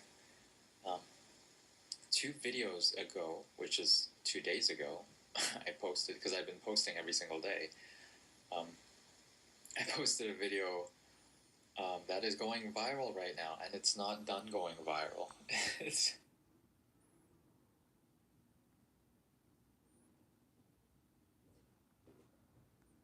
So there is a new perk in Dead by Daylight called Bada Bada Boom. Basically what this perk allows you to do, after repairing 20% of a generator, you can put a trap on a window. And if a killer vaults that window, they are hindered by 50%. So I decided to pair that with Chemical Trap, which is the exact same but on pallets. Meaning whenever the killer breaks a pallet that is trapped, they also are hindered. And then I paired this with a perk called Champion of Light that means every single time I blind the killer, they are also hindered by an extra 20%. Which basically means I can go around and trap pallets and windows and blind the killer every opportunity to make them as slow as humanly possible. This new perk is a lot of fun to use. Okay, that seems pretty insane.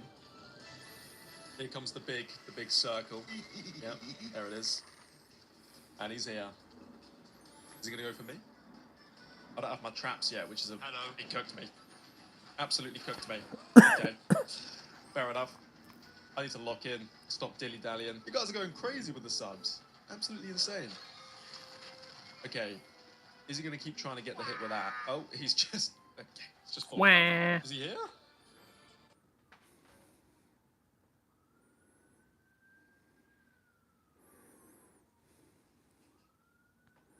I've been to 3 Joe Dispenza week-long advanced retreats, and I've been doing his meditations every day. Not just while you're sitting down and meditating.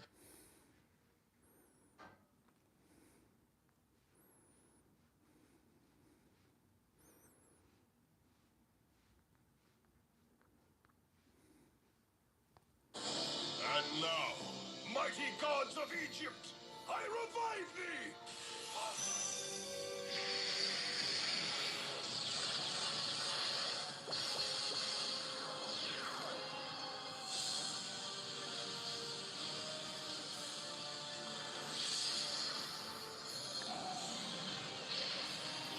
Obelisk the Tormentor!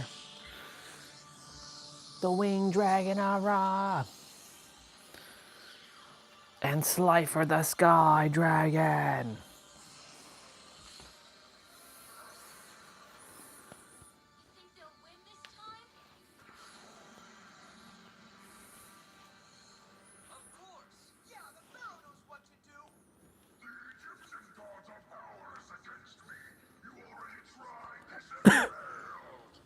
Yes, but there's something I didn't do last time. Merge them together!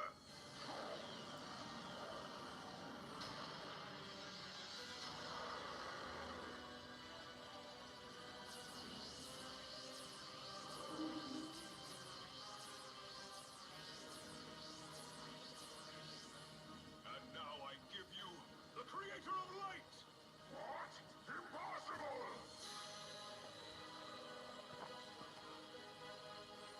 Darkness, be gone!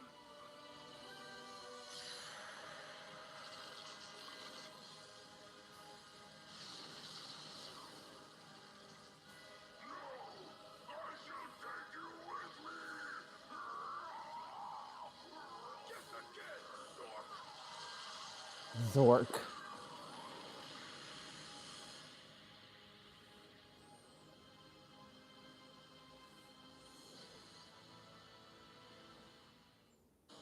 That's pretty interesting. I revive thee! I revive thee!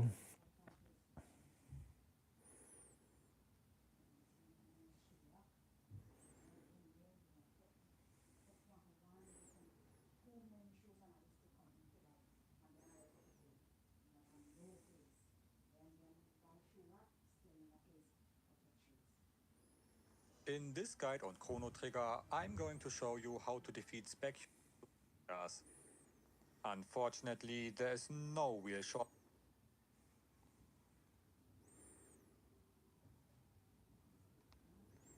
Once the dough is ready, I roll them out and cut them. Kieran makes a whole array of donuts, many different flavors. I have my personal favorite, the creme brulee donut, and I think that is also my bestseller donut because it's amazing. He did a mango Mango lassi. mango lassi donut. Chai spice, glaze, He has cinnamon rolls too. Really should ask him. This is terrible. I have a tiramisu. You can't have a donut shop without a classic glazed donut. My name is Kieran Madon. I'm 14 and I run a donut business in the Lower East Side. That's awesome. Born and raised in New York City, Kieran's culinary spark started when he was just 10. I was 10 years old. It was towards the end of the pandemic. I had found like a mini donut maker in our kitchen, and from there I started making those mini donuts. People have always asked, is this a family recipe? And it really was his own. Through trial and error, Experimenting over and over again, how much he needed to proof them, and how long to fry them. he named his new business Delicious Donuts, refined his recipes, and even constructed his own donut cart. He designed the cart, and he came up with the budget, along with running a business and learning to make donuts. He's actually also learned carpentry skills. My donut cart is pink and beige. I have an Look at this umbrella on kid. the side over here filled with donuts. So many donuts. Yeah. And as you'd expect, all that sugar and dough has caused chaos in his parents' kitchen. When he's cooking, we're hiding.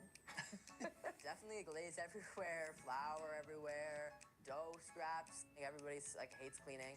Now that I do it all the time, I don't mind it as much as I used to, for sure.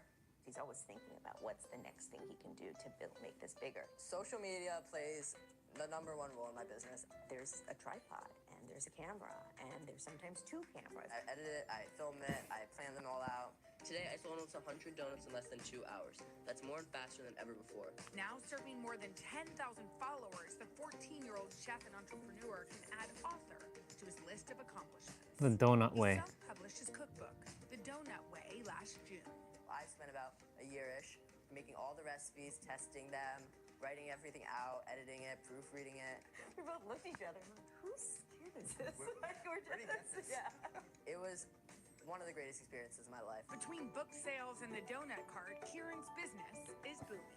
I used to start, I'd only make like 50 donuts, and last weekend I made like 120 donuts to sell in just 2 hours. I want to do nationwide shipping. That's my next big goal, and maybe by the time I'm in 12th grade, I'll be like really big, and I'll have like a store or something. Like that would be awesome. You'll already have that. Or He keeps pushing further and further and further, and I'm just super proud of him. I can't believe he's just so good at it at this point. It's kind of amazing. Kieran, we're so happy to have you and your donut cart. Thank you. Thank you for bringing that. It's an honor to be here today. I mean, you are a freshman in high school. You started this idea like pandemic times, this love of baking, and look what you've done. It's amazing. Thank you.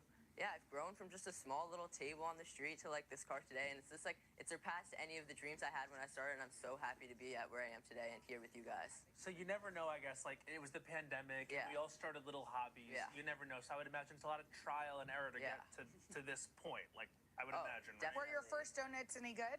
I mean, they tasted fine. They didn't look amazing.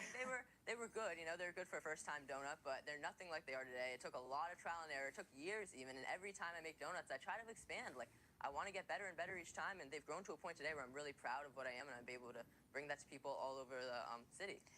You say you've met a lot of your community too, and Yes. it's been kind of the fun That's awesome. part of all of this. I've been able to reconnect and learn more about my old neighbors from like growing up in the Lower East Side, and I get to meet new people all the time, and I had amazing conversation on the street that I wouldn't have without the whole donut cart, and I'm so happy I can meet new people. Well, food brings people together. Yes. Really. So what flavors did you bring us today? We've got to get into. Okay, so I brought a glazed donut, which is of course every classic bakery has to have a glazed donut. Course. Then I have I'm tasting straight to your. Yes. Is this chai spiced? Chai spiced. That's like cultural heritage. It has cinnamon, ginger, cardamom, nutmeg, a sugar topping. And Damn, let's go. I'm half Indian, so it connects to that culture, which is why I include that. Stuff. Thank you. Delicious. And then this is the classic glaze. Classic glaze. We're gonna bite, and we got to try the creme brulee too. You were talking about the classic glaze, and we went right for the chai. I know. Did you notice that? I don't know why we did that, but. Okay. And I Then also- this is the creme brulee here. My personal favorite. It's got a vanilla bean pastry cream filling, and then like a caramelized sugar on top. You guys get into this. Look at this glaze. It's so cool. This is amazing. delicious. All right, well. How can everybody find you? Okay, you can find me I'm outside. I have a donut cart. I'm doing local pickup only for the winter at 266 East Broadway from Sundays 2 to 4 and some Wednesdays. And then you can find me at deliciousdonutsinc.com and at deliciousdonutsinc on Instagram and TikTok. Amazing. Sky is the limit Thank for you, you, buddy. Kieran. Seriously. It's so fun watching you soar. Amazing. That's what you call. That is what you call an entrepreneur right there.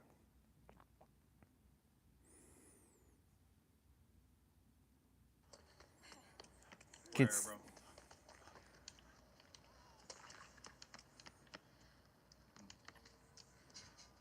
You gotta go finish the other gen. We gotta finish the other gen.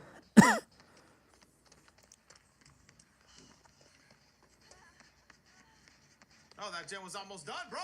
We should have stayed on the gen. all right.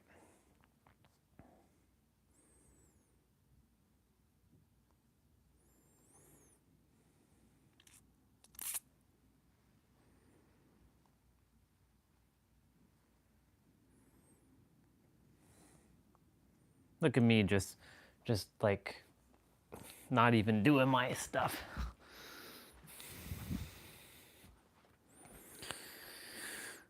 Well, we're gonna get rolling.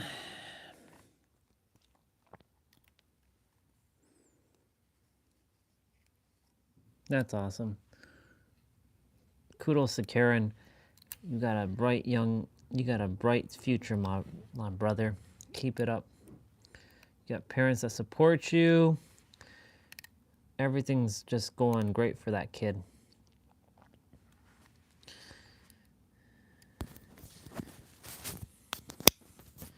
If I'm in New York again, I'll make sure I hit him up.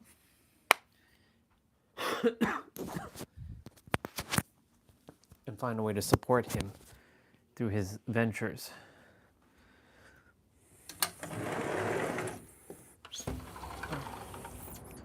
He inspired me, which was awesome.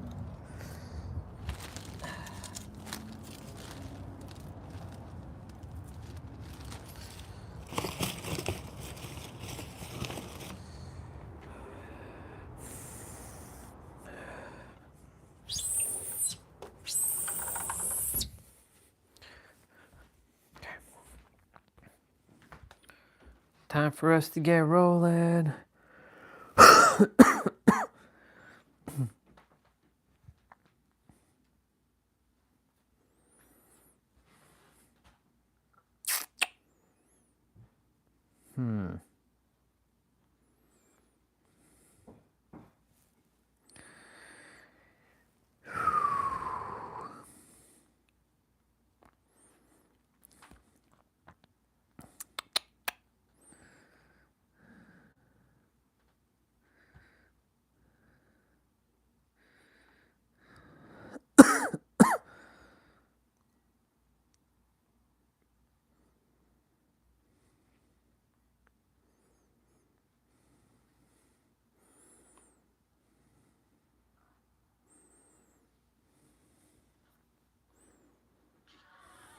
For those of us who know prophecy, your meaning could not be any more clear. What does he mean? Zechariah's prophecy of the Messiah. Behold, your king is coming to you, righteous and with salvation, riding on a donkey. The people haven't even seen the donkey yet. And once they do, everything they hoped for will be confirmed. It's already here. Can't you see? You should be rejoicing. This is the moment that you'll all be saved.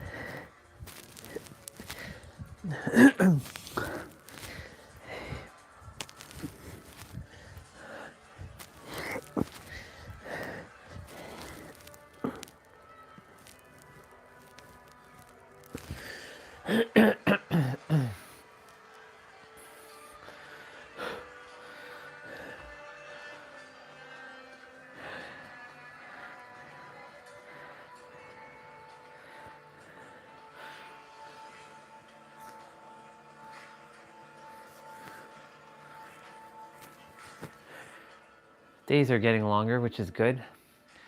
It's 5:22 and it's still bright. Well, it's not dark yet. So we got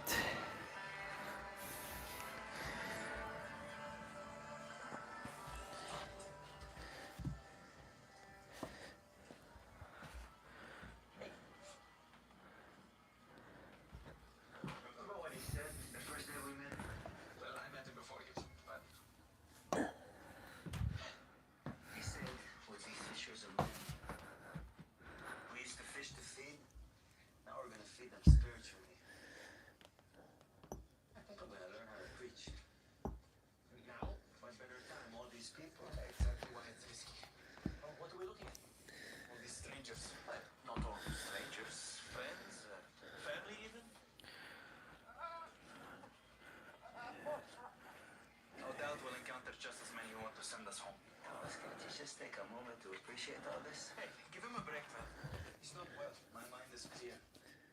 Remember Shmuel? The house of Lazarus? Said someone waiting here with open arms.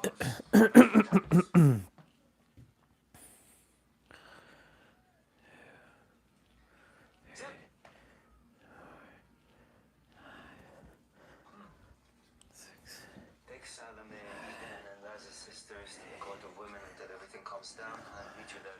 I'm not sure.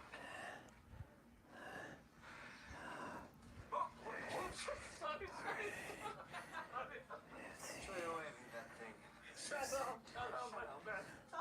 Shut up!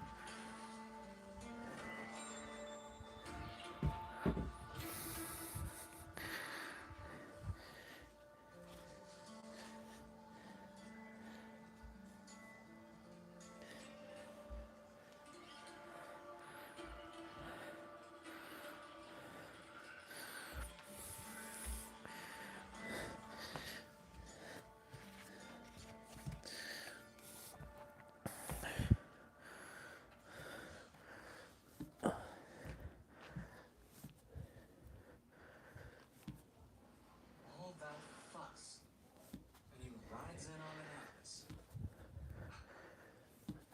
Pathetic.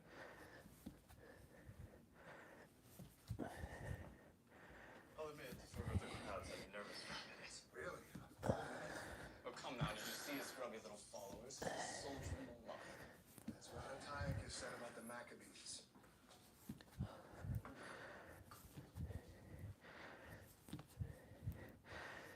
Where are your manners? You hate shrimp. Hate is too strong. I disfavor. I enjoy that they're forbidden.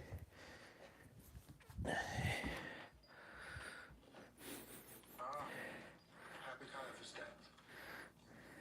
He needs me. You need him. And his temple. What do you get? A quarter of your annual revenue from this week? Maybe. Sometimes more. He keeps the peace. And the exchange rate's high, so play nicely. Pontius, you know I hate the smell of... What? Me? I bathed. A week ago? shellfish. You offend these people by bringing that kind of meat into the sea. There is braised pork, my love. From the shoulder cut. I'm not hungry.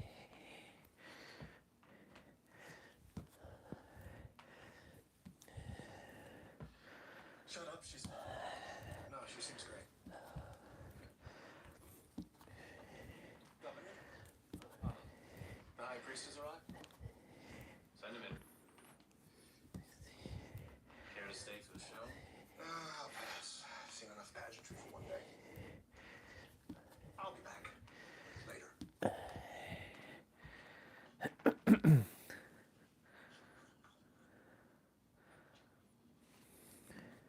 Joseph Ben Caiaphas. Do you mind if I call you Joe? You ask that every time. Help yourself. Fresh from the Mediterranean and rushed here overnight in cold water vessels.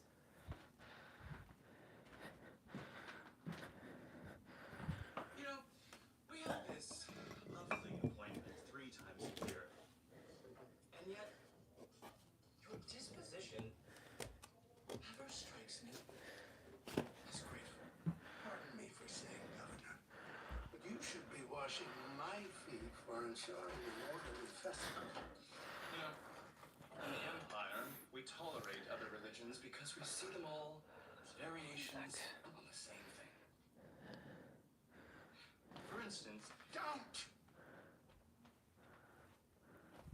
if I were to touch them, the garments would be unclean for 5 days. 7. So many lives would be. I'll take the garments to the outer way. Not take. Receive. Your 12 gemstones corresponds to gods of the earth and heavens. First put forth by the Greek astronomer Ptolemy. Enough. To the victor belongs first. So because these are ours, your right to borrow them is given provided you keep your people under control. No riots. I noticed there are nearly double the number of pilgrims this year. I do not recall a greater turnout in my lifetime. Is it unreasonable to assume double the revenue? It's simple math. Between the currency exchange and the temple tax, the coffers are already beginning to overflow. Sure they do. Is there anything else? No. Caiaphas. Oh, Caiaphas. One quick thing. We have 3 executions scheduled for Friday morning, including a zealot murderer. Please make sure your people are there to see. I want to thank their message. To the extent I have any control. Thank you. We're going to be friends. No. 30. 40. 20.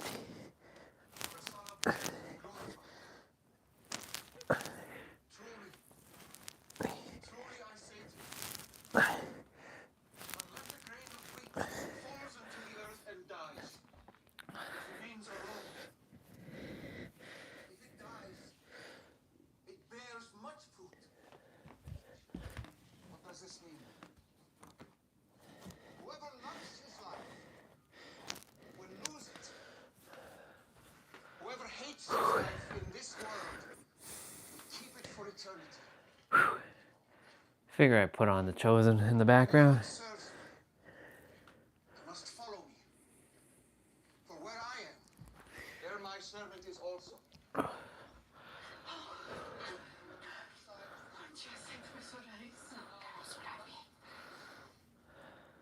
are you staying?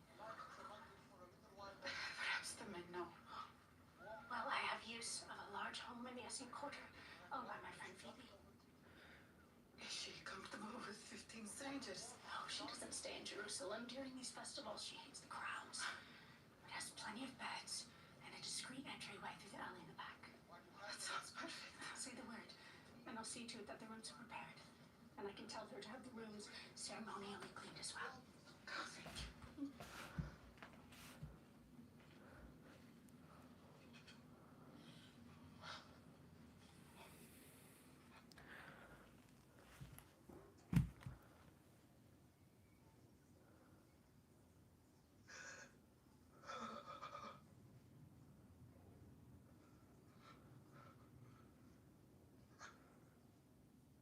Now my soul is troubled.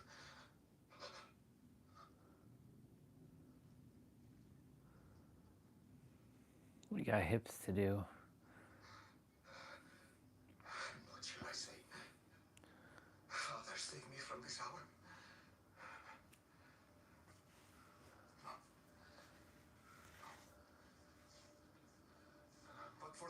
as I have come to this hour. Father, glorify your name.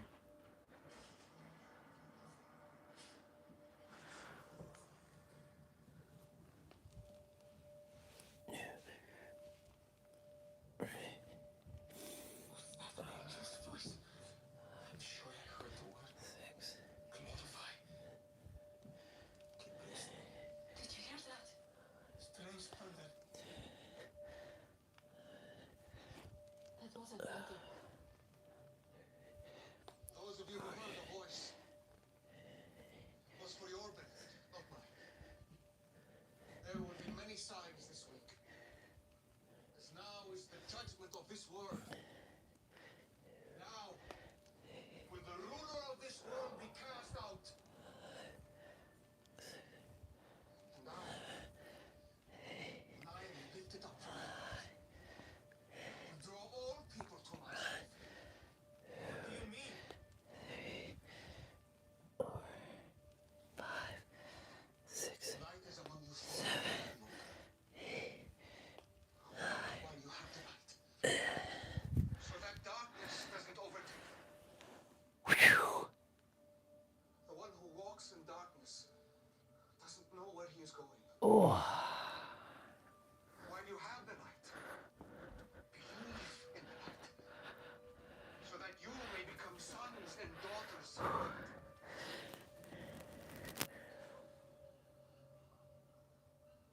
That was just thunder.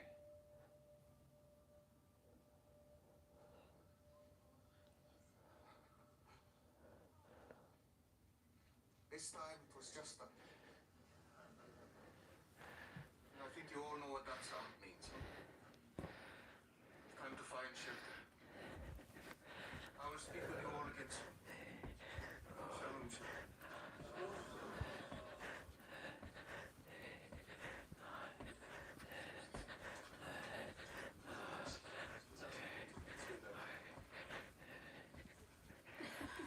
I should go. Okay.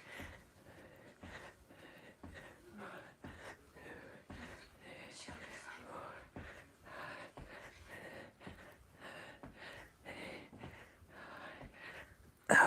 He said you will speak again soon. You will hear more.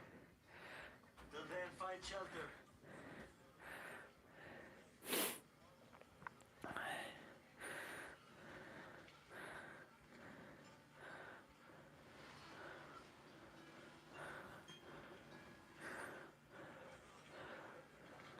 Father, save me from this hour. Save him from what? He said it before. We all haven't wanted to hear it, or it's not sinking in. Well, sometimes he speaks in parables. Why did he seem so unsettled? Have you ever seen him anxious? Pharisee and Sadducee. They said turning back could save his life. I don't care about him. What does he? Care? He's acting more and more small with no regard or... Strain of the bleeds. Doesn't he understand this guy? Before he can bear fruit. Die in what sense? Ready? Good. Are you coming?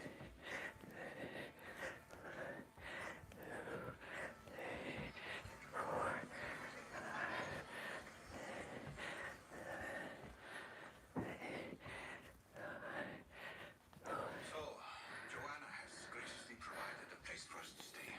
Thank you, sister.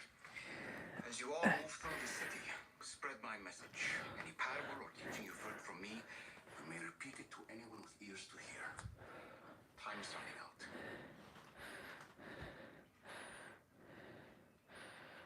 Before Passover. The Passover is a deadline?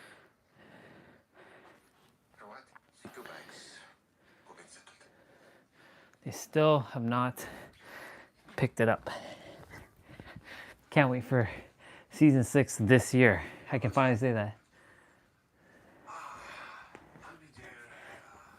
Soon.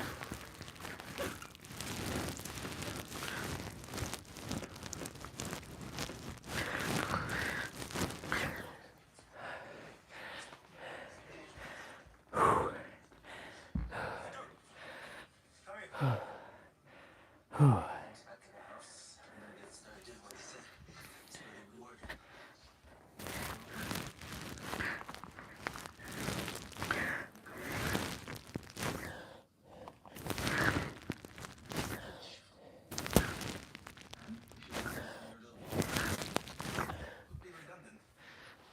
What? Redundant. You'll just be repeating words he's already taught and that I recorded. You're assuming I'll be good at this. Yeah, you'll be terrible. The first time, I need to know crazy things come out of my mouth. The Lord tests the righteous, but his soul hates the wicked, and the one who loves violence. Let him rain coals on false prophets. Fire and sword, scorching wind, shall be the portion of their cup. The Lord tests the righteous, but his soul hates the wicked, and the one who loves violence. Let him rain coals on false prophets. Fire and sword, scorching wind, shall be the portion of their cup. Welcome, pilgrims. From what part of Israel does the holy city greet you? Eldor, Joppa, others from Jezreel, Shechem. All in the north. Are you traveling as a family man? You might say that. Of what tribe and house? The house of justice. Justice for whom? Israel? Hey, brothers. Please, this is no time for violence. The Passover is a sacred... What's going on here? Oh, I just was welcoming your,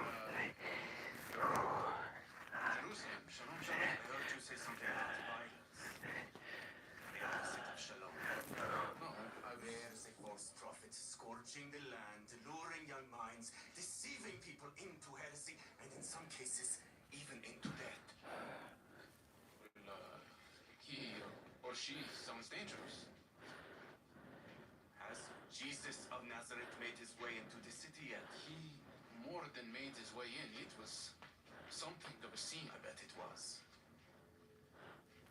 Are you seeking an audience with this Jesus? Did you secure me one? No, we haven't met. Many people greeted him, but too many to actually meet him. Now, I must warn you, if you've come to oppose him, you will find yourself in the minority. There is a fervor around that man that no one alive has seen before. No one alive. The Lord tests the righteous, but his soul hates the wicked, and the one who loves violence. Let him rain coals on false prophets. Fire and sword, scorching wind.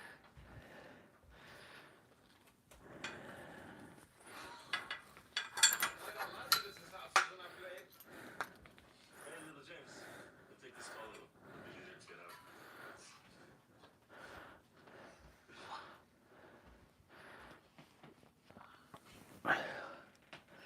This is going to be the nicest Passover I've ever had. We'll see. What? This is too comfortable for you, Z. He's deeply suspicious of anything soft or comfortable. I'm thinking of the others outside the city, the ones who tried to stone us. 2 people against 1,000. Yes, singing of victory for a king. I can think of at least 2 powerful institutions who might feel threatened by that. He rejects the notion of an earthly crown. You trust Rome to hear nuance?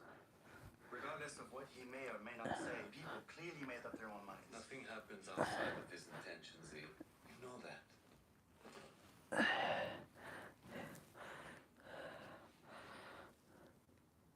How's your headache? Crowds did not help. On the temple steps, he did not seem to relish their enthusiasm. In fact, he literally said, "My soul is troubled." He looked troubled. He wondered aloud if he should ask God to save him from this hour. Yes, and John wrote that down.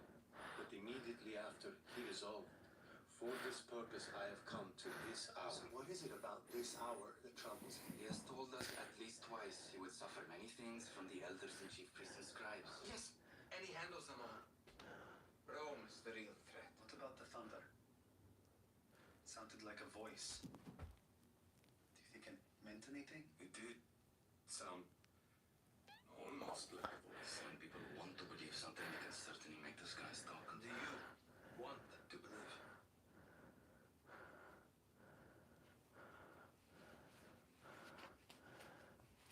I'm horses. qué sigillata? Oh, you have very nice high taste. Indeed. What is this image? That's Heracles slaying Diomedes on Troy. Phoebe says that she prefers her drama on stage or on box, not in her streets. That's why she's gone for the week. Probably for the best. Yes, my husband and I have been accompanying the royal courts here for years and never seen anything like this. Is your husband not that you are staying with us? No. But even if he did, Jesus not dangerous. He's a fool. Fools can be dangerous. I'm sorry. Just I need a minute.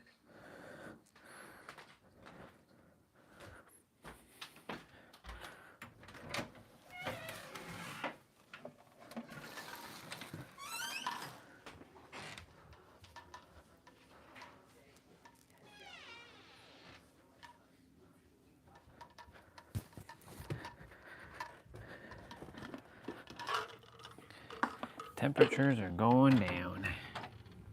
We go from, I think we go down 11 degrees. Yeah, we go down 11 degrees on one day next week. Pretty interesting.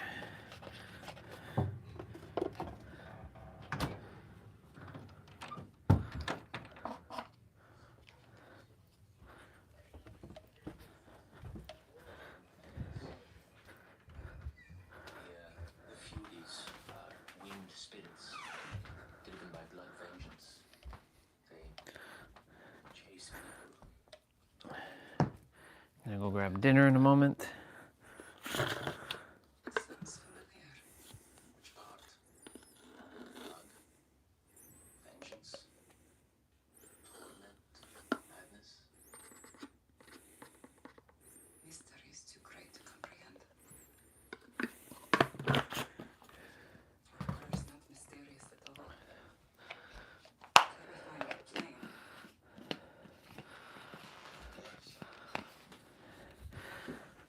Grab dinner, then I'm gonna go eat, shower. Where all the sacrificial lambs go out from Bethlehem. Is he making this so painfully obvious that people will never think to put it together? If he is,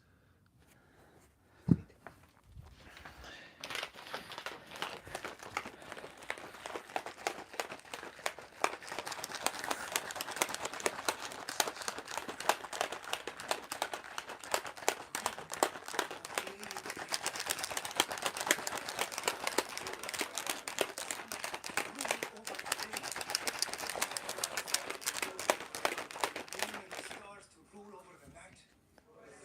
To him who struck down the firstborn of Egypt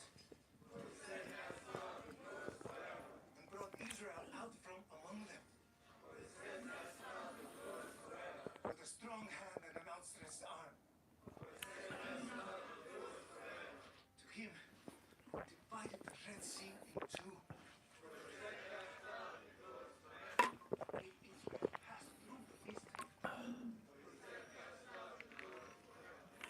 King Herod can't have been pleased by the entry today. Maybe he'll do to the Nazarene what he did to the cousin. I don't believe Herod wanted to kill the baptizer. It sounded like things got out of hand. It was Herodias. Oh, well, let's just dislike Jesus. Jesus doesn't seem preoccupied with the Tetrarch's family the way John is. He's a coward, which further proves he's not the real Messiah. The true. I am going to wash this out and grab my dinner.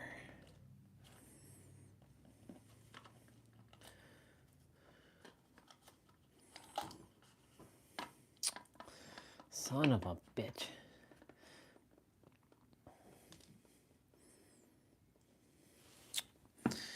Ugh.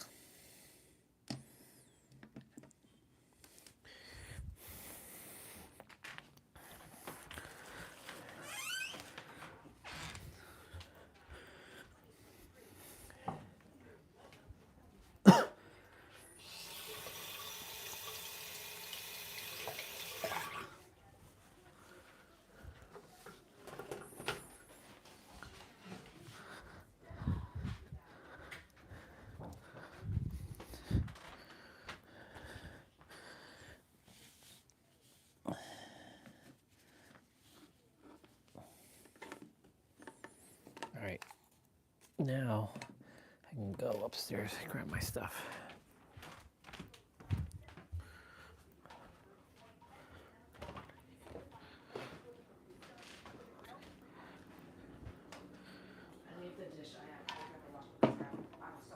I have my stuff to wash, so.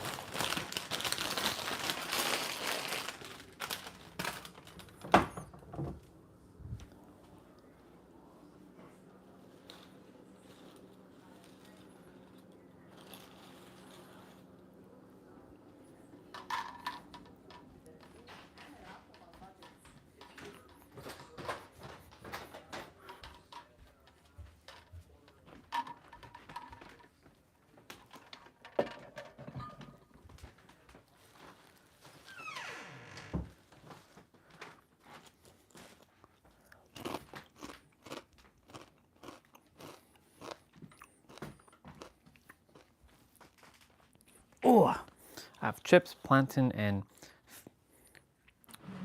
like a roti or pita bread, and a thing called like it's a fish kind of thing called saltfish.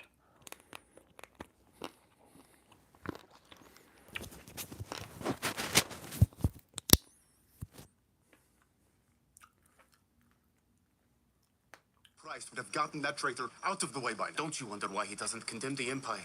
Tiberius Caesar throws his rivals off cliffs in Capri, has his enemies executed with their children.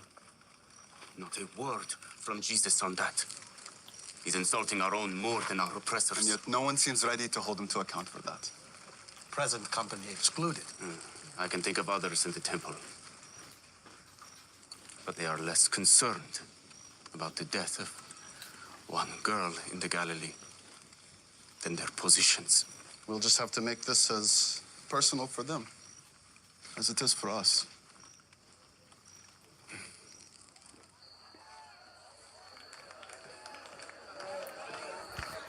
The factions.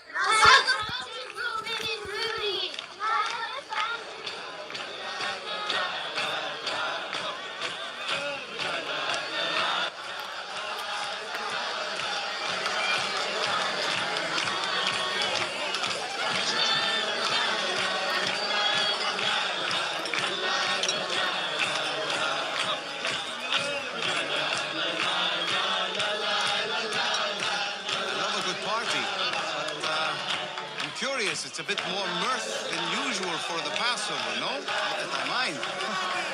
Ruben and Ruthie's parents just announced their betrothal. Ah, wonderful. Come on. Come on.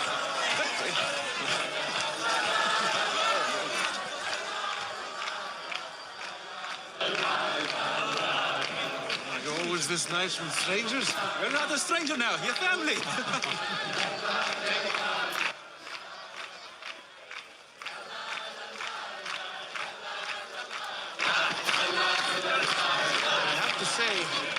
The dancing would be better. Somehow, I think we're getting worse.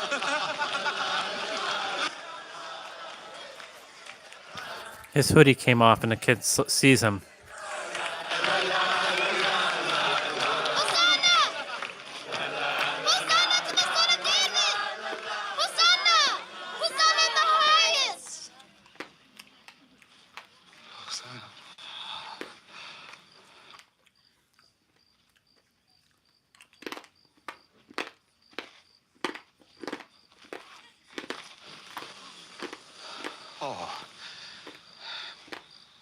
Thank you. Thank you. Please, rise. There's no need to draw attention. Please. What are you doing here? Well, I was just out for a walk, and I suppose I got swept up in your joy. Congratulations on your betrothal. I will leave you to your celebration. This night is not about me. Shalom, shalom. Rabbi, will you bless us before you go?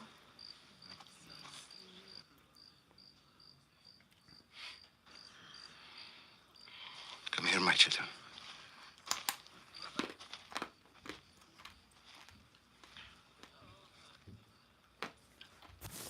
Usually this isn't so crunchy, so I don't know why it's so crunchy. You, Lord our God, King of the universe. who created joy and gladness, groom and bride, mirth, song, delight, and rejoicing, love and harmony, and peace and companionship. May God bless you, Reuben and Ruthie. May your daughters be like Sarah, Rebecca, Rachel, and Leah, and your sons like Ephraim and Manasseh.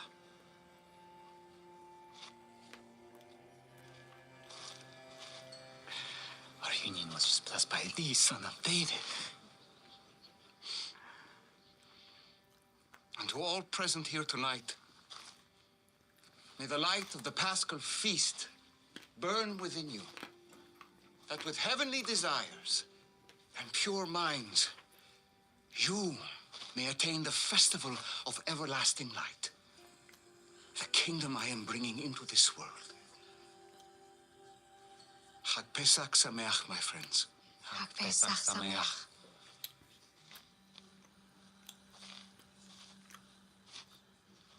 Thank you.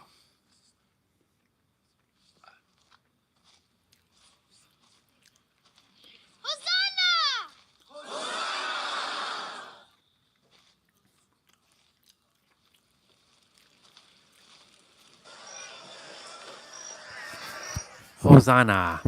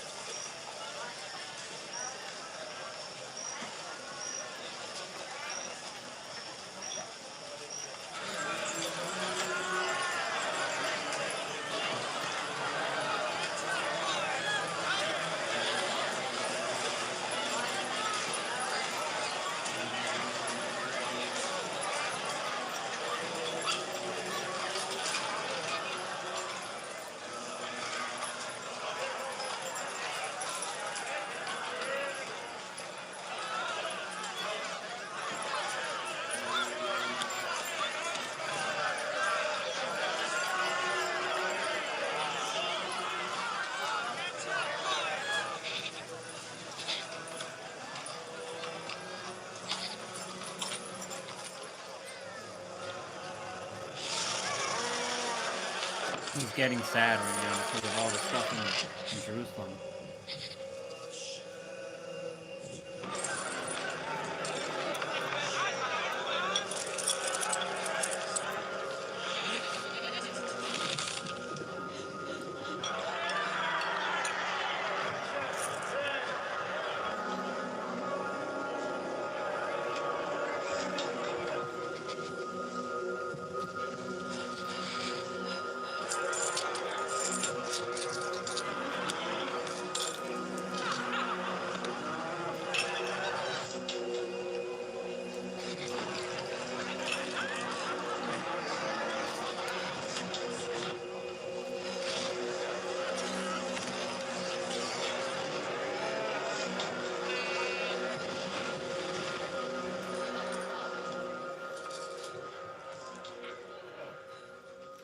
Jerusalem. Jerusalem.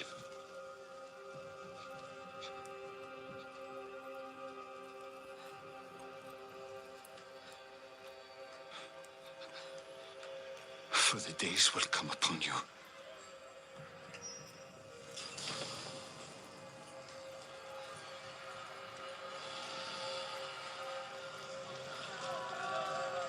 when your enemies will set up barricades around you.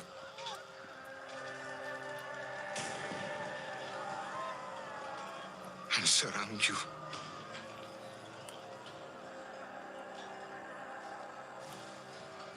And hem you in on all sides.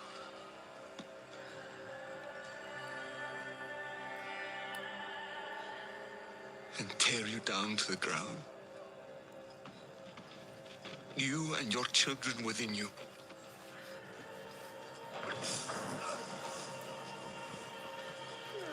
And they will not leave one stone upon another in you.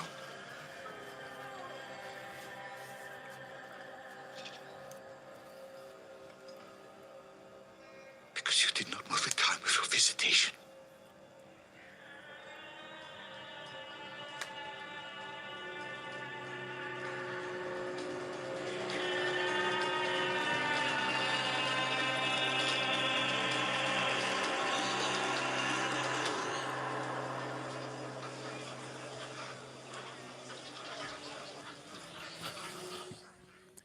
Yeah, I mean, we've seen this already. This is like my 4th time watching season 5 now. But he just was getting the foresight of what's going to happen.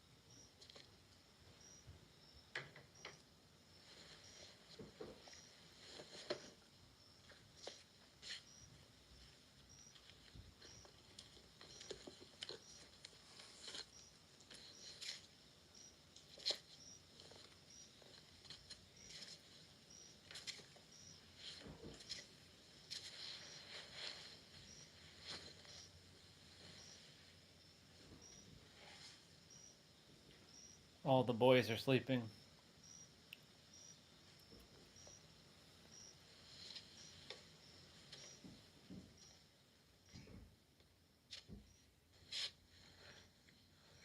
Sam.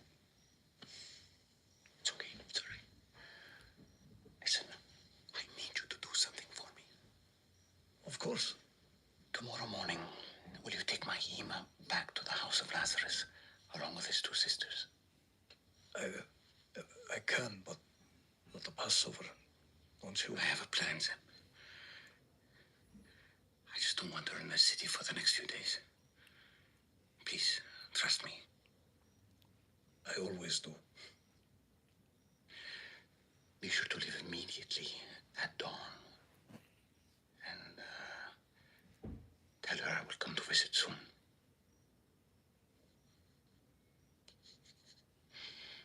Thank you. Go back to sleep.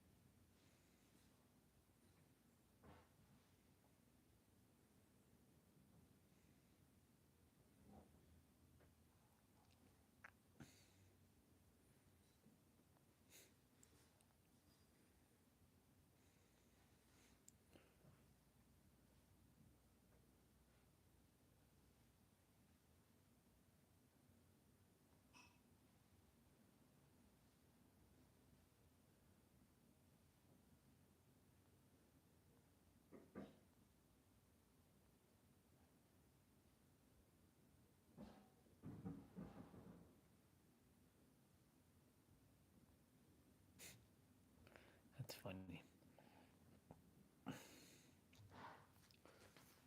It's funny.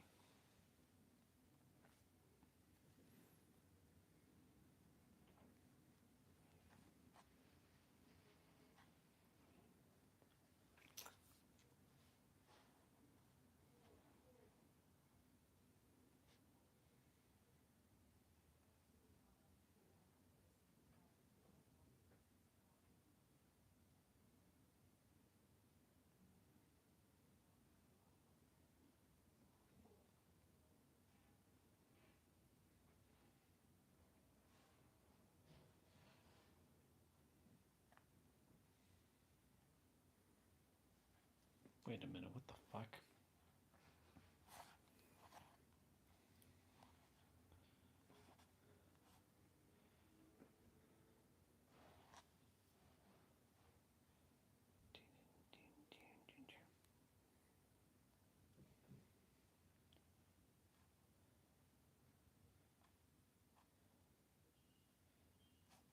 Interesting.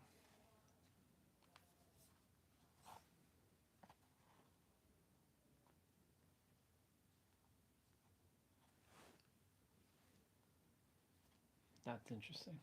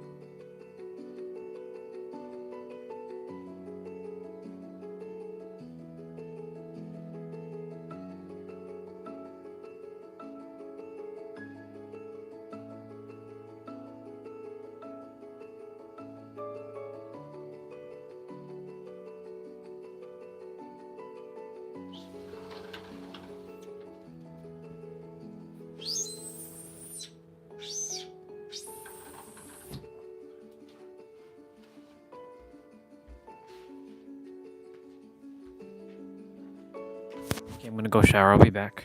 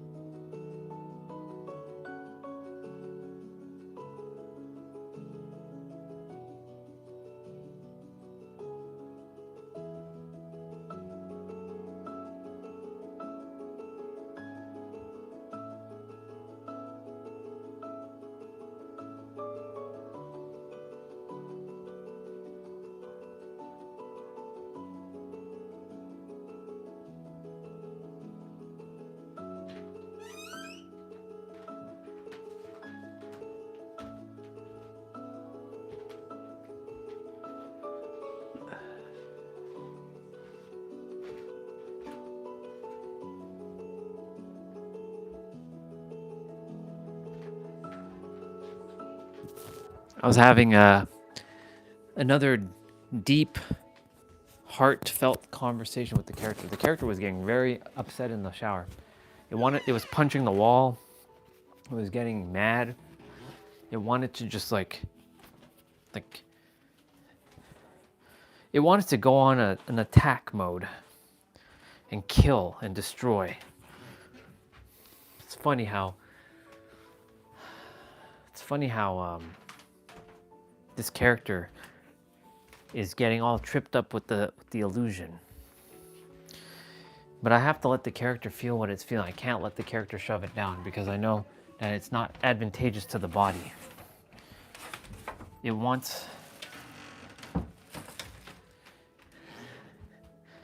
just wants money. That's all it wants. It wants money, and it wants to be able to be free, to do whatever he came here to do.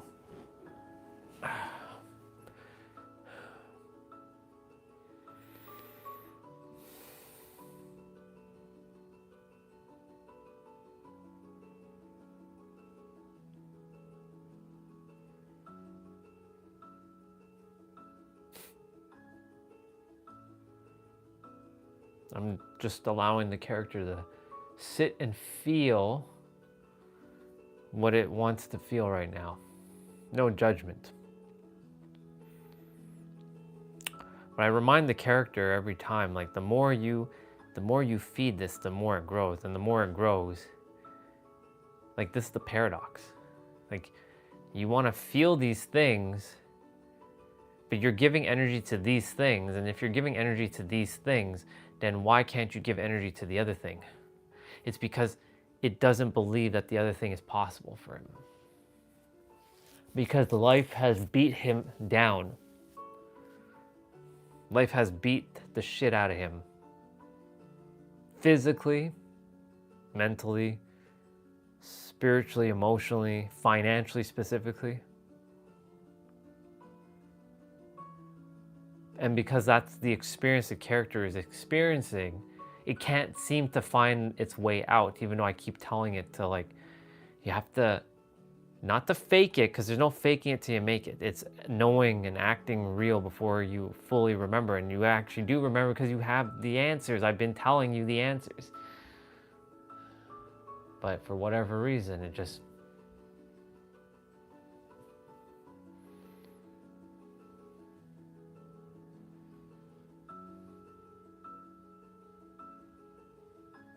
I saw my brother downstairs bought another Apple product and like, you know, AirPods Max. Jealous. It feels jealous of the brother having material things and material success. And while I am the one who, and I'm allowing the character to come out now, I am the one who is attempting to fucking help this world and nothing is fucking working.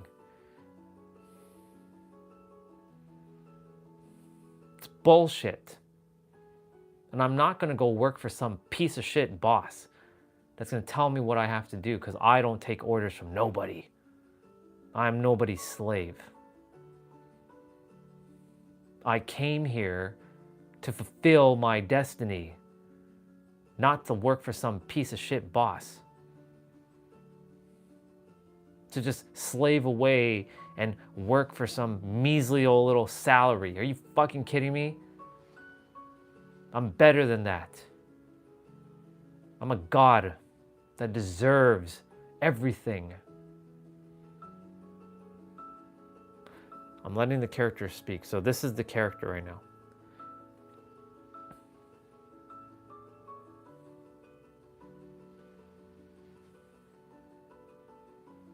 Just want to take things and smash shit like right now. I just want to like take my fist and ball it into everybody's face right now. That's not even anybody, to be honest. It's fucking them up there, even though up there doesn't exist. It's right here. Stupid. Such a stupid ass simulation we've been put in. It's dumb. Reminds me of like playing a video game and you see the characters with all the cool gear and you're just with the fucking wooden sword and you can't even kill shit. and you're helpless. You have to rely on others to defeat things for you because you're so fucking useless and helpless. That's what it reminds me of like in solo leveling, because for those of you who don't know, this is now the essence speaking. For those of you who don't know, solo leveling, character was dubbed the weakest hunter of all of mankind, and then he dies, but he gets revived, and he gets the ability to level up his self, because everybody else is fixed in terms of skill, whereas he gets to level up his skills. He's the only character that gets to like level up. And he gets to be the strongest.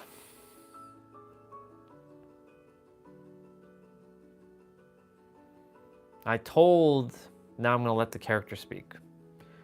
I told the fucking subconscious to better fucking solve the problem tonight.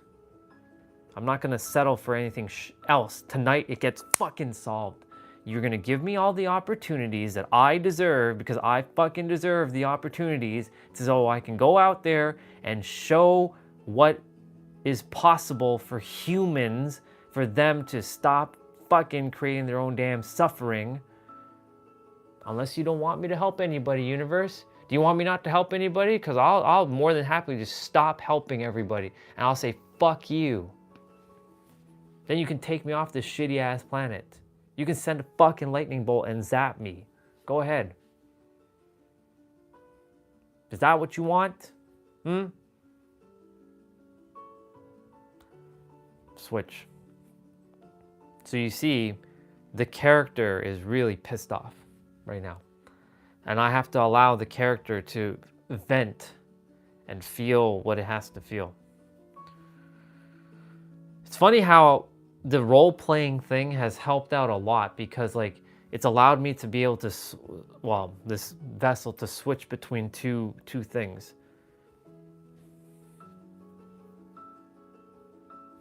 Switch. Just fucking fed up of everything, honestly. What's the point? Like, what's the point of everything? It's useless.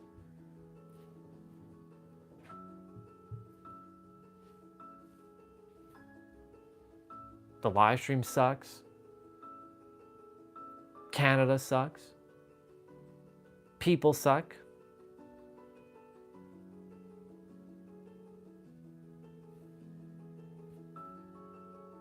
What's the point?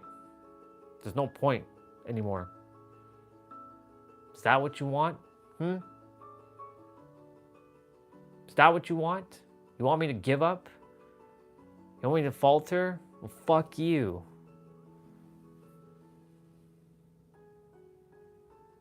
Don't worry, when I die, I'll come back up there and I'll take over as the creator.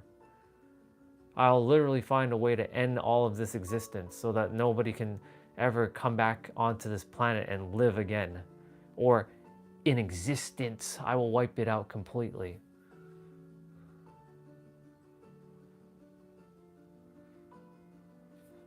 Switch. So you see, it's funny because, you know, there was actually, when was this? Was this last year or was this was 2024.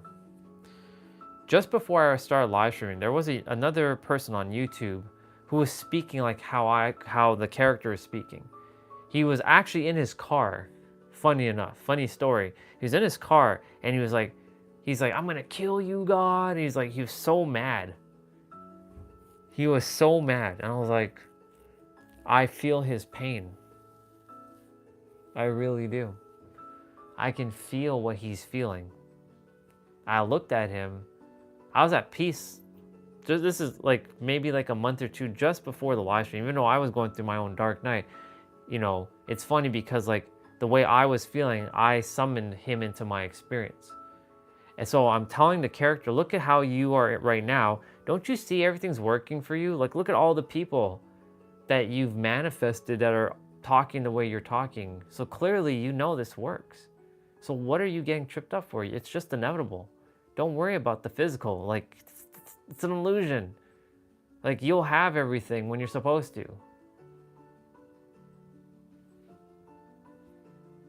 This is like delayed gratification to some degree. It's okay. You're suiting up. You're preparing. This is your Jesus face.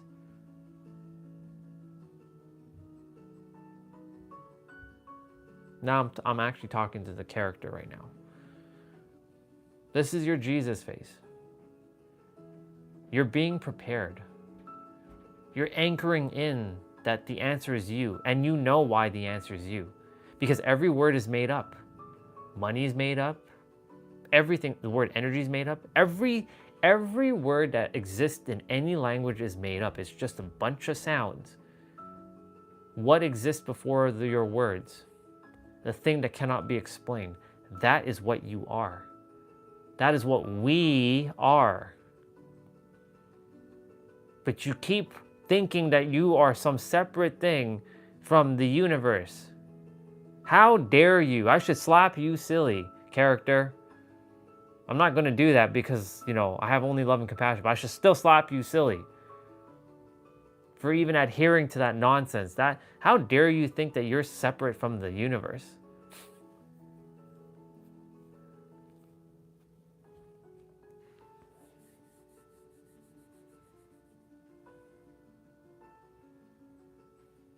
You see, character?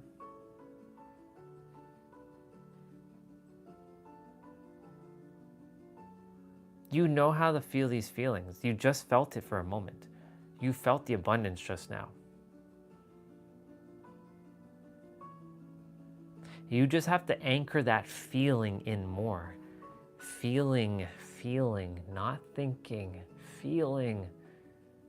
You can create any feeling. You've done it. You have done it. But the problem that you're running into, character, is that because you're feeling it and you've done it, you are expecting it to show up.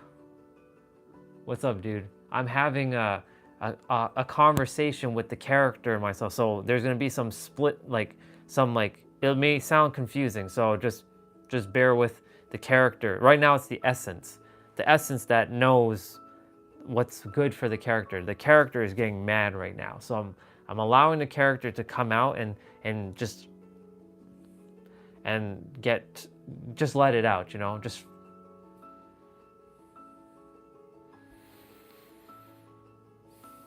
But I'm reminding the character that in every present moment that you have everything right here, right now. Forget the physical for a moment. Everything works out for you. It always has and always will. And the character wants to say right now, and I'll allow the character, so I'm going to do a little switch. You're saying that everything works for me, then why haven't I received the money yet? I don't give a shit about all these social media people and their bullshit. I don't care about signs anymore. I want physical evidence, proof in my bank account. I want that. I don't want anything else. Just give me my fucking money. That's all I want. I don't care about women. I don't care about cars and all this. Just give me the trillions that I desire. Just give it to me. That's all I want. Can you do that? I don't want more signs. I don't want more videos. I'm done. I'm done learning. That's enough. Can you do that, Essence? Huh?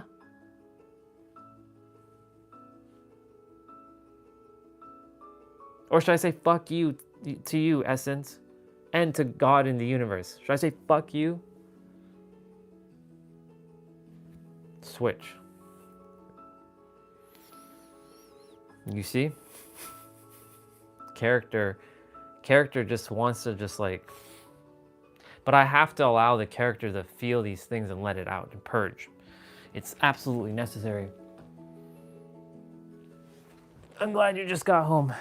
Enjoy this dialogue, monologue thing that's going on right now. Now, some may say I'm just making shit up. I'm not, though. This is legit what has happened. There's a split within that I'm able to switch between two. If we were to do an EE scan or EG scan or whatever they call it on the brain, you'll see different parts of the brain probably lighting up.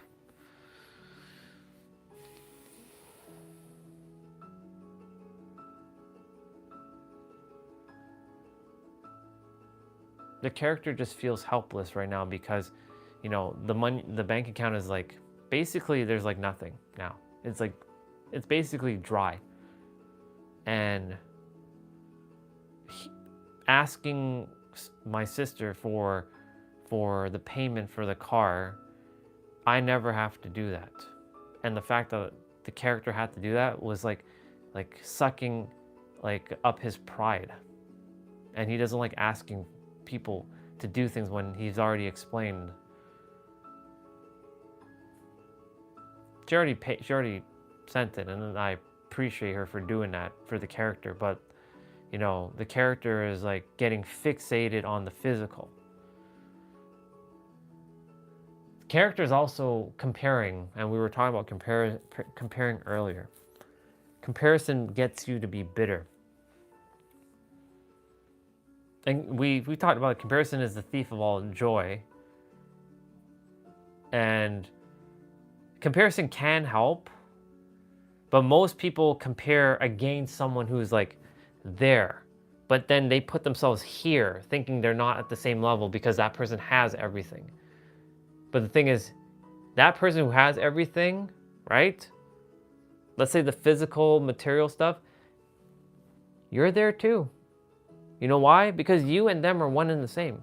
Just because they're physically experiencing it and you're not, that doesn't mean that you can't have it.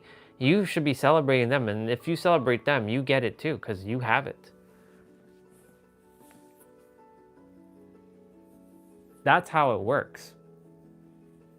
But the character is getting pissed off because, like, when he watches, like, Nero, he sees all these other... I'm going to let him switch. I want him to say what he's going to say. Switch. You know, fuck all those people who keep manifesting all they want and I don't get anything. That's bullshit. They don't fucking deserve it. I deserve it. I deserve it all. Because I poured my blood, sweat, and tears into everything I've done and I still have nothing to show for it. That's fucking bullshit. And other people are just sitting and blah, blah, blah, blah, blah, and they get everything they want. Fuck that noise. People are getting cars, getting paid, getting like hundreds of millions of dollars in money. Like, that's bullshit. Like, where the fuck is mine, universe? Why are you fucking helping them? They're not even wanting to help the people of this world. And I want to help people and you don't want to fucking help me? That's bullshit.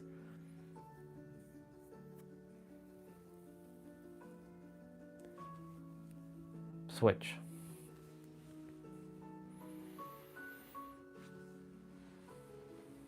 You see?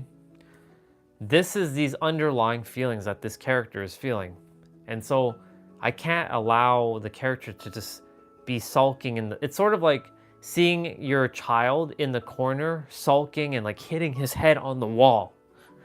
And like punching on the wall. And he's bruising himself. He's punishing himself. Like he's punching the wall and bruising himself. And you want to help. But unfortunately, in order to let him, in order to allow him to feel satisfied, he's got to feel these things fully.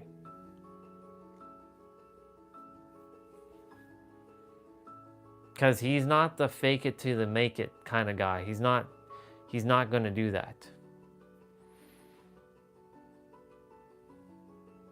If he's fucking pissed off, he's gonna show it. He's not gonna put on a little fucking like smile. If he's mad, he'll fucking tell you he's mad. He's not gonna say, yeah, I'm alright. No, fuck off. That's what he'll do. So I'm allowing him to express. But of course, after the live stream is over, guess what we're doing? We're gonna sit right where we are and we're gonna have a conversation. I'm gonna close our eyes and I'm gonna ask him some questions. I'm like, why do you believe that the universe is not helping you? In fact, you know what? Let's do it right now. This was at the beginning of the stream and we talked about it throughout the day.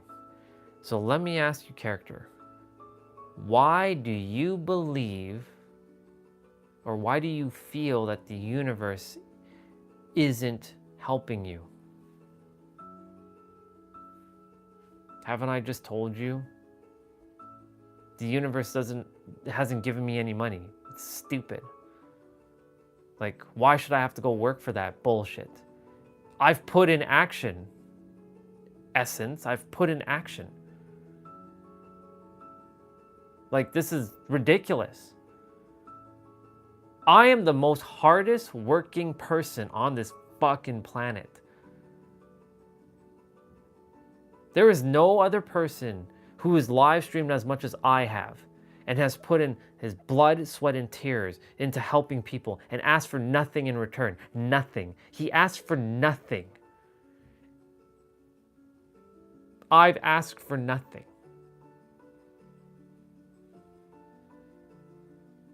I've asked for nothing in return.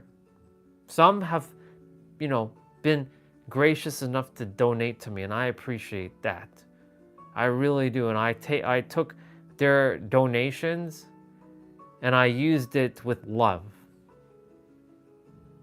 But I require more. A lot more. I came here having to do something that is unprecedented. The similar things to what Jesus and Buddha did in their lifetime. So I require millions, billions, and trillions to fulfill my destiny. I require these things. So why hasn't the universe brought it to me? It says, seek ye the kingdom within and all shall be added unto you. I've been seeking within, but it hasn't been working. So tell me, what the fuck am I doing wrong? You want me to feel these feelings? You want me to feel these feelings of, well, then show me how to fucking feel that I have it all. I don't need another sign. In fact, I don't give a fuck about another sign. I don't want to see another sign. Don't dangle those stupid ass carrots in front of my face. I'm done with that essence. I'm fucking done with that.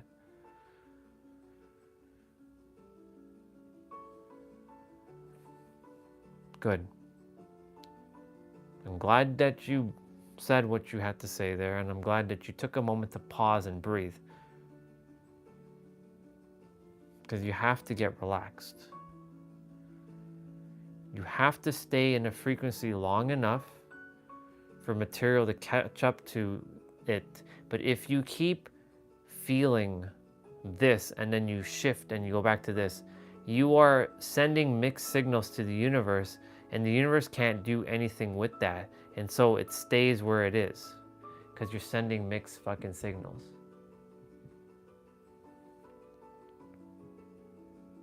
You understand, character?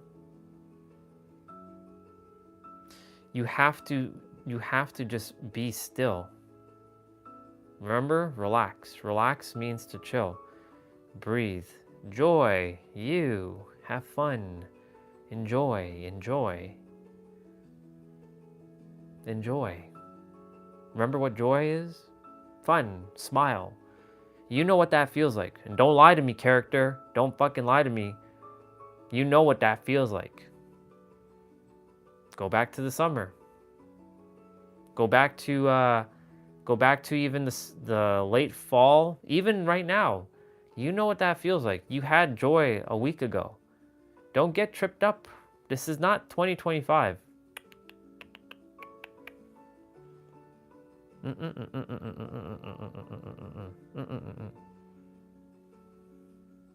I allowed you to express how you really felt, but that is not you. You understand? That's the egregor taking up mental real estate in your head. Our head. Do you want to keep feeling this? Do you want to keep suffering? Or do you want to shift? They both start with S. Shifting or suffering? You want to shift? Do you want to feel better? I know you want to feel better because you're looking for a feeling based on something external, but I have to remind you again, how does it start? As within, as without. Not as without, as within. Even though I know the world has told you as without. I know, character, that you've been brainwashed. You've been brainwashed to the outside world that you have to have the physical. That's why I came to you. I was sent to you to remind you, as within, as without. You drew all that stuff. That's physical evidence right there. I know you're listening right now, and I appreciate you listening right now. And we're not switching yet. I'm getting you to relax.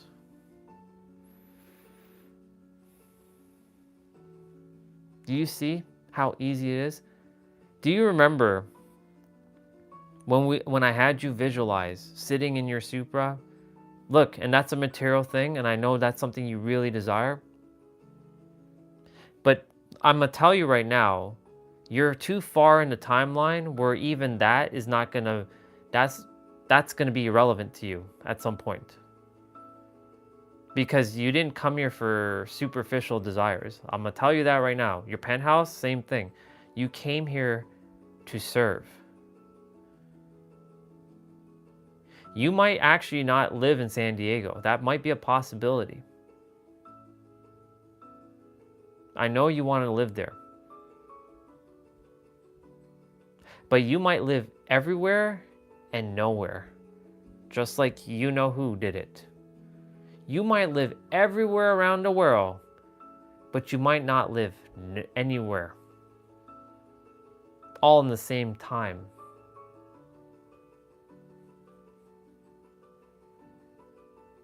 But don't worry, you're living in San Diego, so that's meant for you because there's specific energies that are there for your highest good. So don't worry.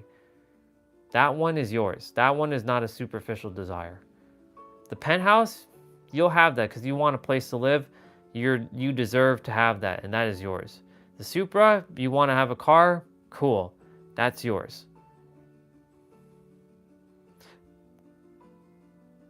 But remember, you can feel all these things. Why do you think I had you download all the pictures to the penthouse and put it in a collage so that you can look at it and feel it? And you know what it feels like to be there. You know what it feels like. Every time you go wash your dish upstairs in the kitchen here, it feels like you're in your kitchen. You know exactly what it looks like. The sink or the island is right in front of you. You have the black hose and you have the stove behind you. And then you have the island where there's 4 to 5 bar stools where you can sit and eat. Then you have the living room right there and the TV. You can feel all these things. You see, you're feeling it. You can create all these feelings. You don't need the physical to create the feeling. You can create from within and you let go. That's where that whole, you're good with or without the physical.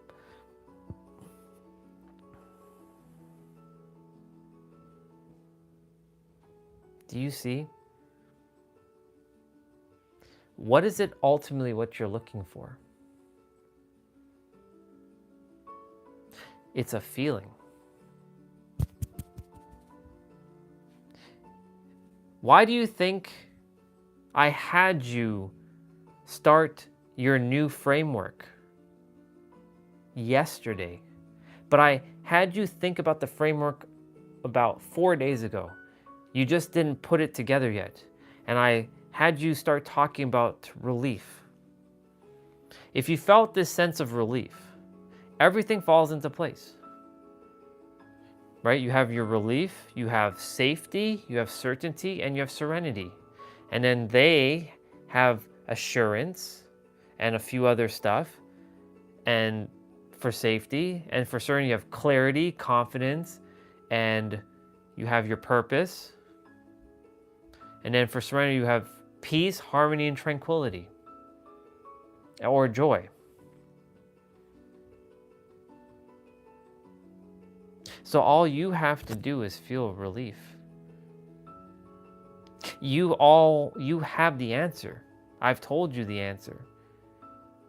Now you have to viscerally feel the answer as real. Okay? I got you. You're not alone.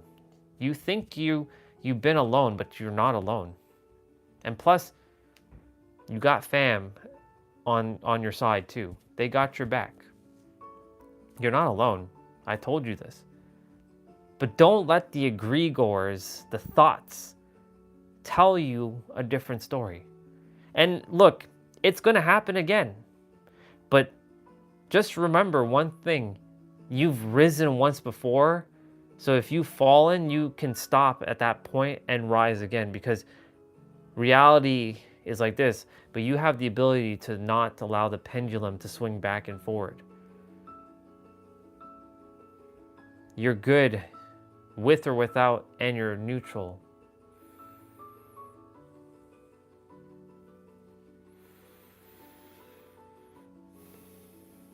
See? Do you see how simple it is?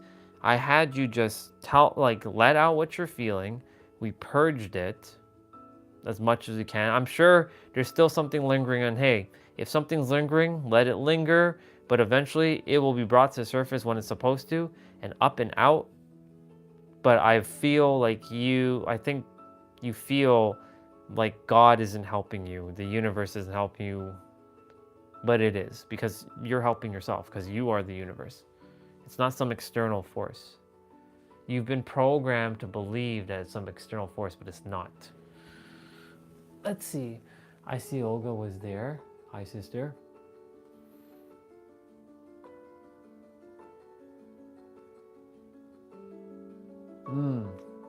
Interesting. Australia, huh? You know, it's fascinating. Australia is definitely your home.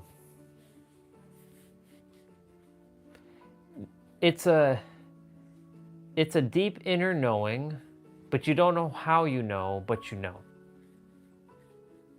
And I can tell you that Australia is definitely a place where I'm also going to call like a third home or something. Like I'm gonna have a place there.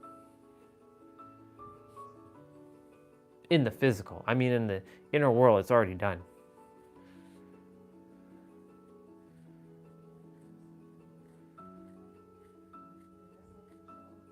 So this is fascinating that you brought up Australia. You know why I told you why I'm saying Australia? Because this could be for you too. That I don't know if you desire to leave Canada completely or live somewhere else, but my plan is this. Now, San Diego is going to be pretty much summer, throughout the year. But they lose a lot of daylight during the winter time. A lot. Like, it gets dark pretty quickly. And for maybe 3 months of the year, I leave San Diego and I live in Australia. I don't know where. Maybe it's either Sydney or Perth. Perth, because Perth has nature, but Sydney is more fancy.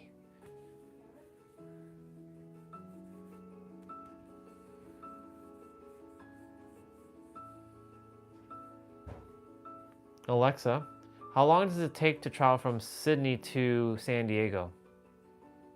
I don't know how long it would take to get there, but from Sydney, San Diego is about 12,090 kilometers away as the crow flies.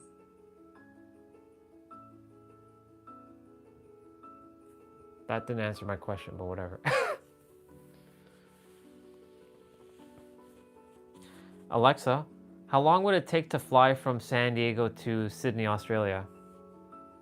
From San Diego to fly to Sydney, it'll take about 20 hours and 4 minutes. 20 hours? You would think that it's like right there because it's on the edge. Damn, son. That's crazy. That's crazy. That's crazy. 20 hours? Pfft. 20 hours. Fuck, man. That's a whole day right there. You actually lose a day. Theoretically, because you you'll lose a day.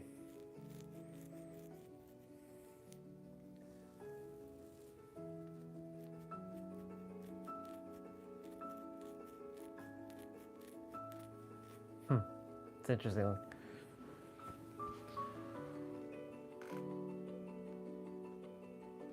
I didn't know that, actually. Where's Happy Valley located? Actually, you know what? Alexa, where's Happy Valley located in Australia? From wikiwan.com. Happy Valley is a metropolitan suburb of Adelaide, South Australia. It is located 20 kilometers south of the central business district of Adelaide. Adelaide. By the way, you have a new notification. Do you want to hear it? Yes. One new notification. From Amazon. On Saturday, rain is expected near you in West Humber, Clairville, starting around 3 p.m. and stopping around 10 p.m. You can expect about 6.7 millimeters.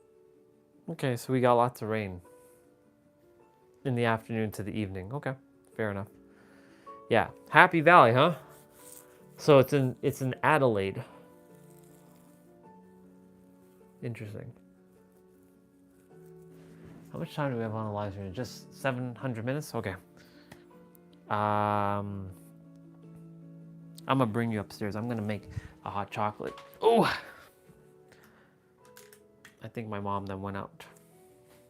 So I can take you upstairs. I think I made the character feel better.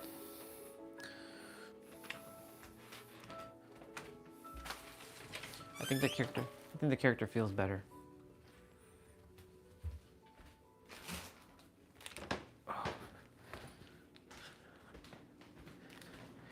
It's a shame the Christmas tree and all the lighting is over.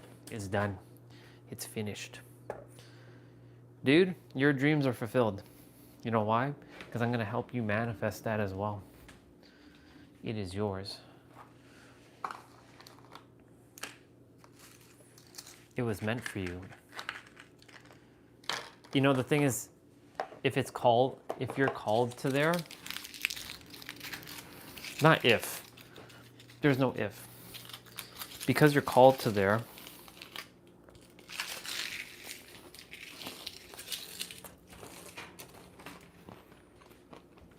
it's already finished.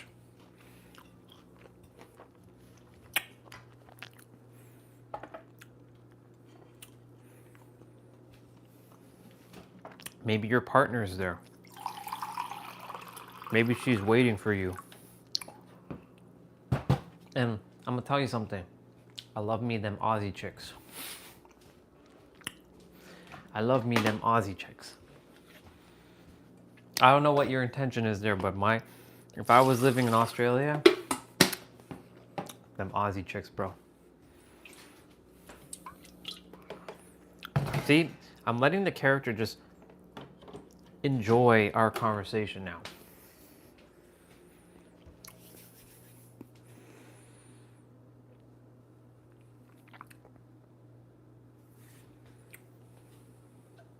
Australia is an interesting place.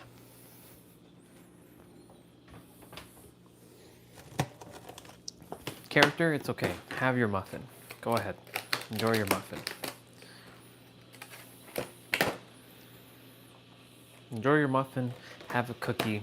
You're good.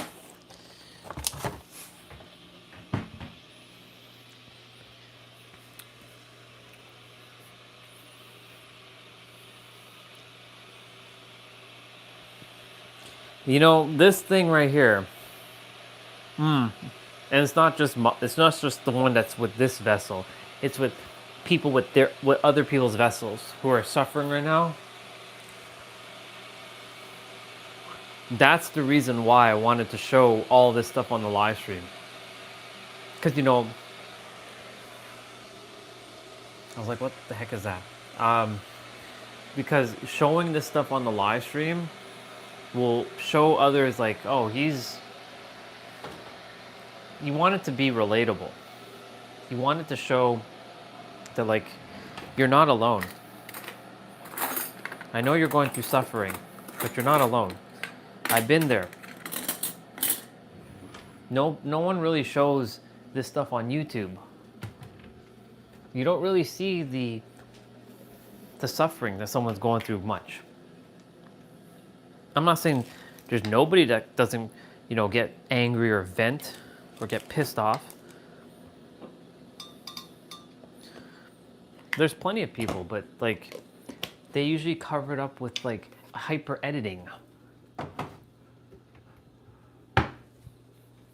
With all these like B rolls and A rolls and all kinds of like stuff.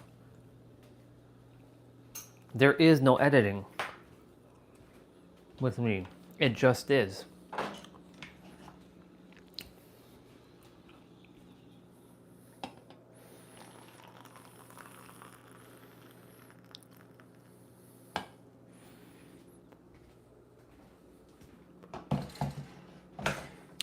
Ta-da!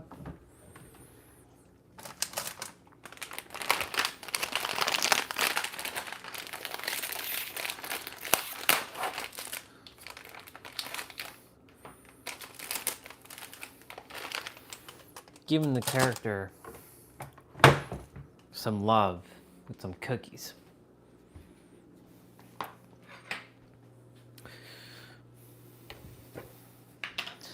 Funny though. It's funny how the character just on a small little like feeling. It was just like a whoof. It wanted to just go on like destruction mode. But I'm glad that I have the ability to do the split between myself, within myself, or within this character.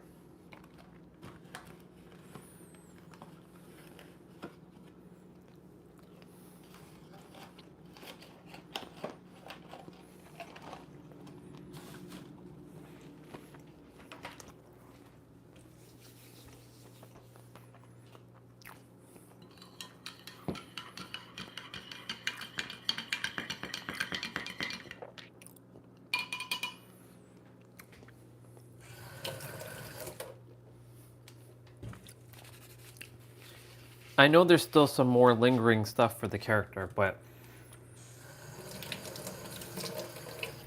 I have to keep reminding the character over and over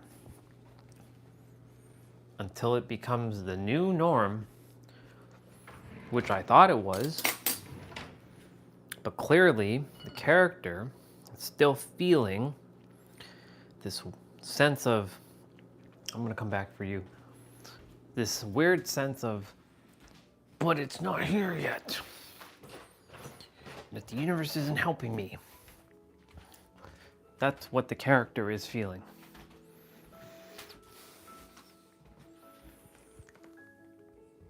How can it say that though?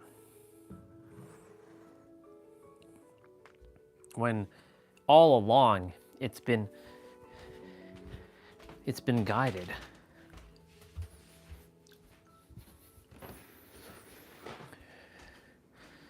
So that's such a shame that the Christmas stuff is coming down. There's no more Christmas tree. All the Christmas stuff has come down.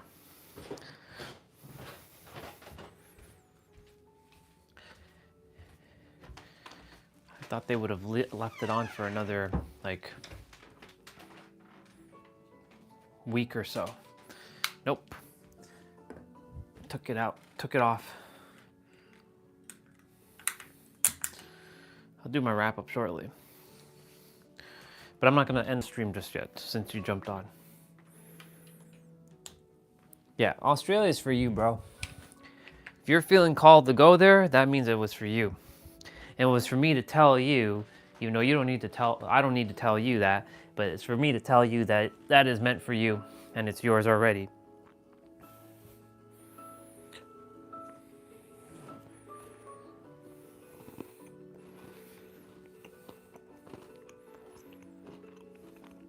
It's done. It's finished. You're already there. In your inner world, you're there.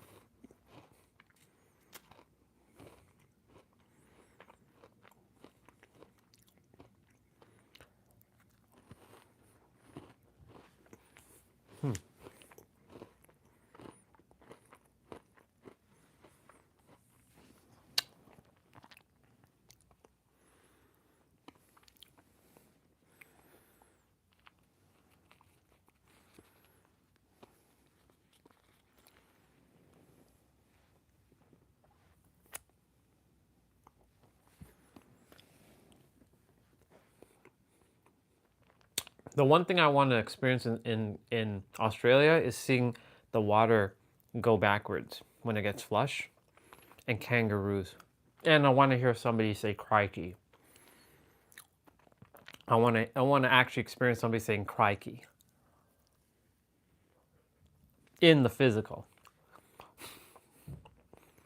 Crikey. Let me see. Alexa, what does crikey mean in Australian? I don't know that one. I guess I'll ask ChatGPT momentarily. Let's see. You know what's funny?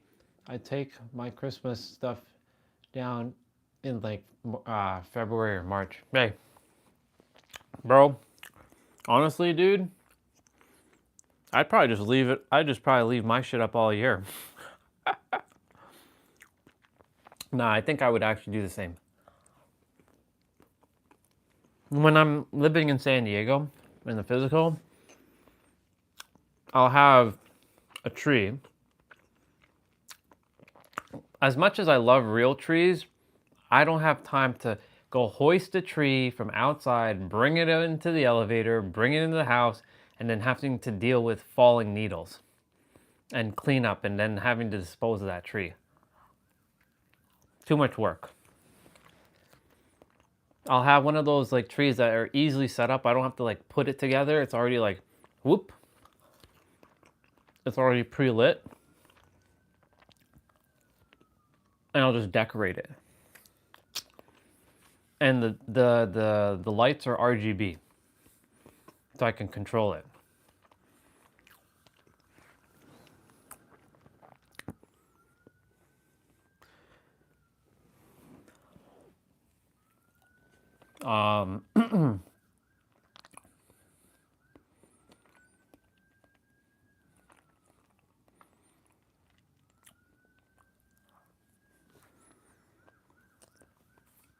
Yeah.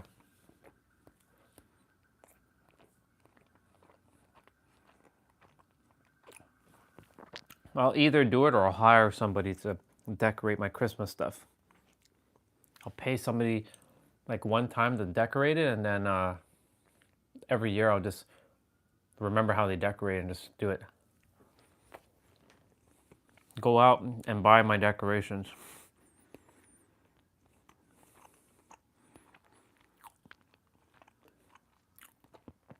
Oh, look at that. See, character, look. Abundance always finds you.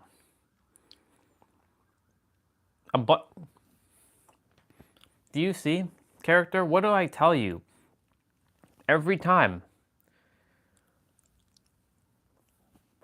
You shifted, character. This stuff wouldn't have shown up 5 years ago for you.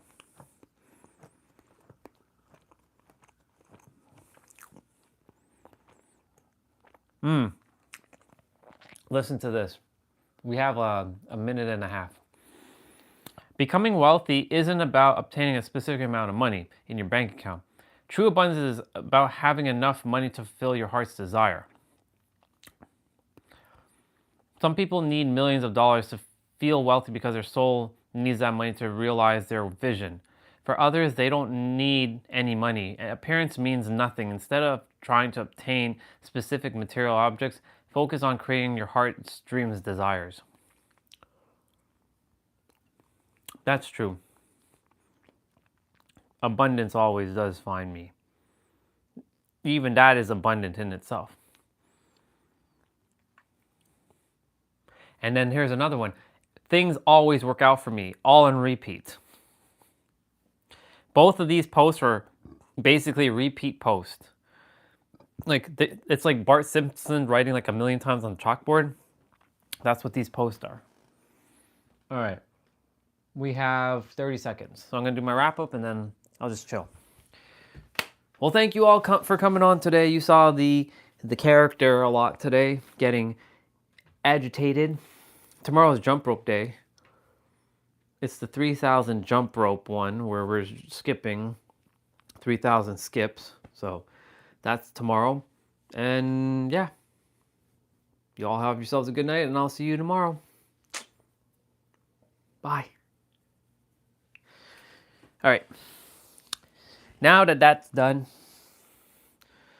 when I do wrap up again, I will probably make sure to do another proper wrap up, but all good in the hood.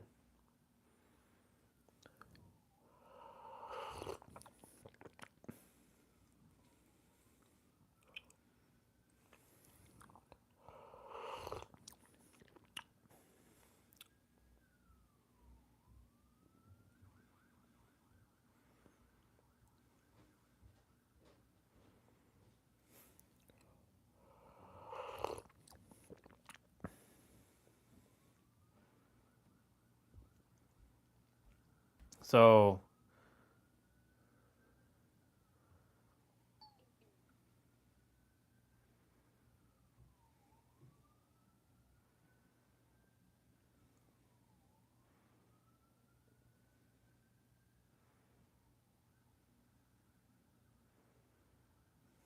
that's awesome.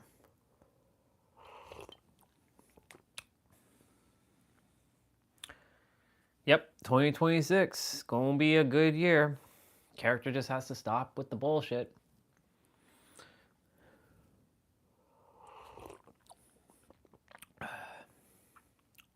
Character just has to stop with the bullshit.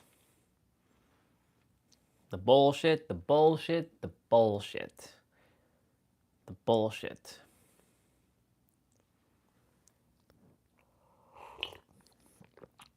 Very nice.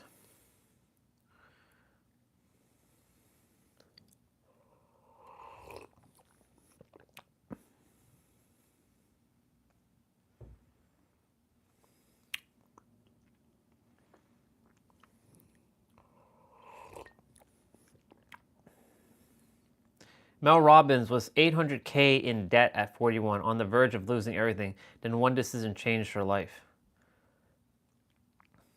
Yep. That's literally how it works.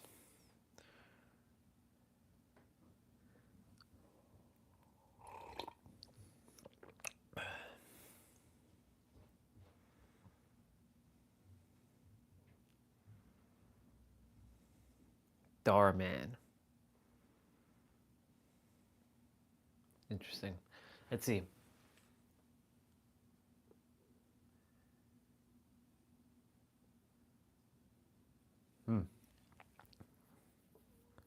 Well, Andre spelled Andray.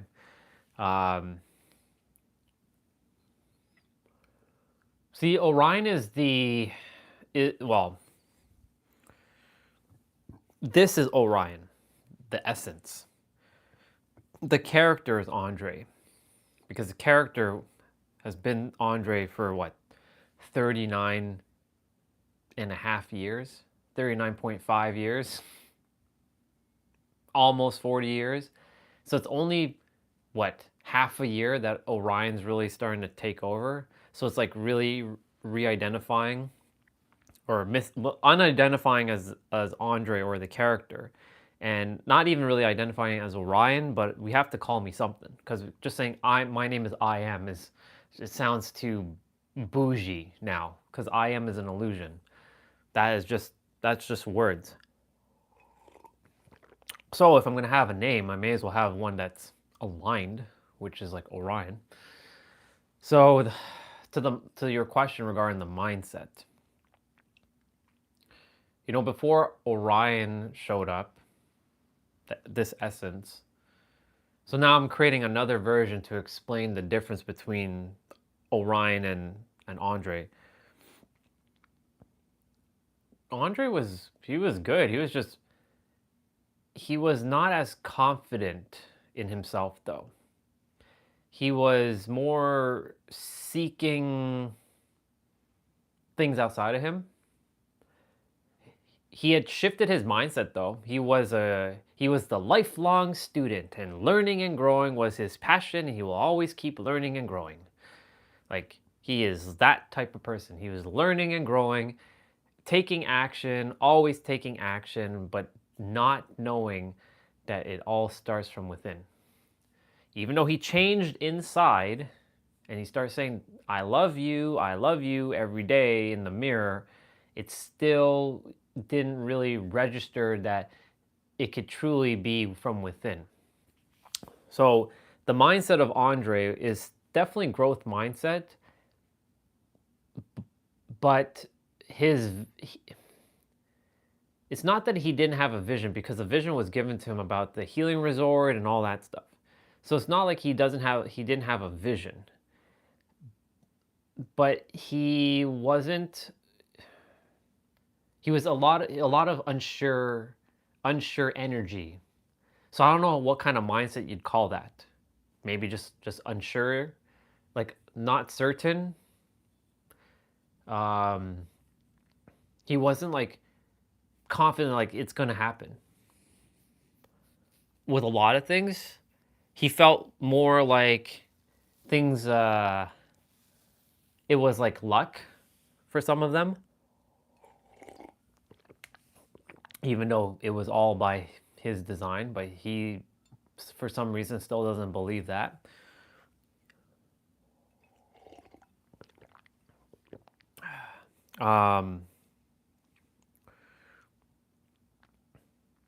He definitely was growth mindset, though, because if it wasn't for 2019 and he, you know, rolled up his sleeves and he got to work, basically, because he didn't use words like play out and all that stuff. The dude, and this is what I'm reminding. Thank you for this, because this is to remind the character, like, look at all the shit you did from 2019 to basically mid 2025 before I took over.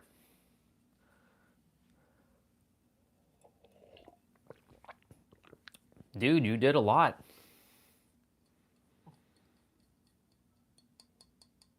You kept going. So he definitely has a growth mindset.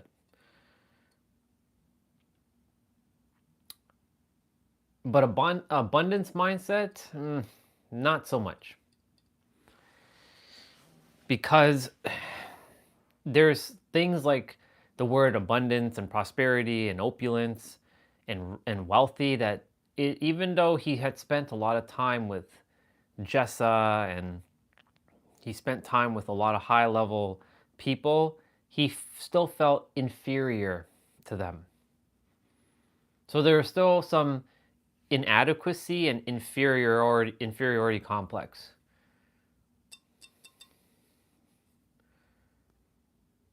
But the moment Orion came, when the name landed on December 28th, 2024, and then when I came back, I had this absolute confidence. Like it just, I've never felt this. Like everything I was saying was just on the flow. Now, of course, this is when the YouTube channel was like super busy and there's a lot of people, and I knew what I was saying. But the funny thing is, this version of me supersedes that version by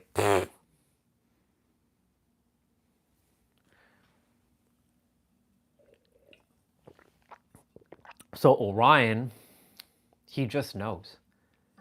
There is no doubt whatsoever. The only reason why it feels like Orion might have doubt is because the character, he has to still abide by the character's mind and the character's body. Orion, like, it's like, okay, so I'm helping this character now, but I have to adhere to the character's conditioning, and I have to help him undo his own conditioning that he's done. That's why he was brought forth. Orion is basically an ascended master. And Andre is basically Orion, but he hasn't caught up to, he doesn't still believe that he's caught up to Orion. He still thinks that Orion's like far superior and all this shit, but they're one and the same, but he still sees things as separate and not together as one, and that's why I keep reminding Andre that we're all one, that everything's one.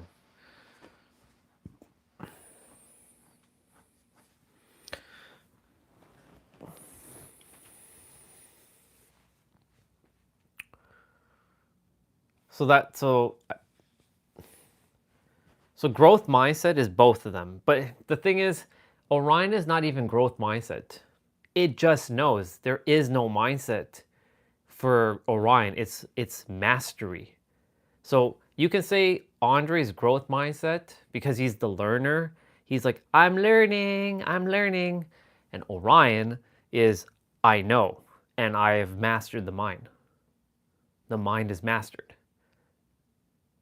The only time it doesn't feel like it's mastered is when, again, he's got to adhere to what is happening with the character. Because the character that's feeding the mind some bullshit that doesn't exist or is an illusion and is buying into the third dimensional realm, and it's nonsense. Which sounds confusing at times, but I promise you that when Orion's here, like, it's just like, enough.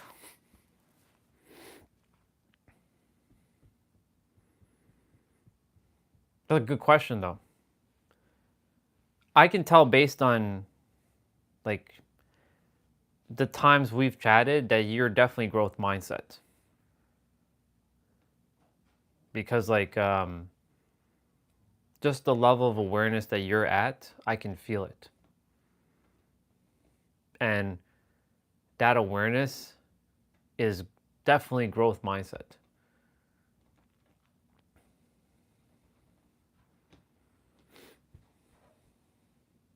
Technically speaking, dude, you've been on the journey theoretically longer than I have. Because you said that you've been watching that guy that you shared with me since 2018. I hadn't started until close to the end of 2019.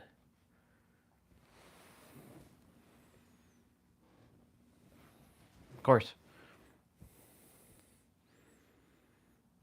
There are certain people who they ask certain things or they say certain things. I'm like, this person, they know.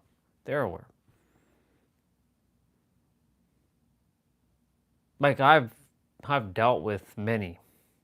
This is why the live stream has been the greatest mirror ever.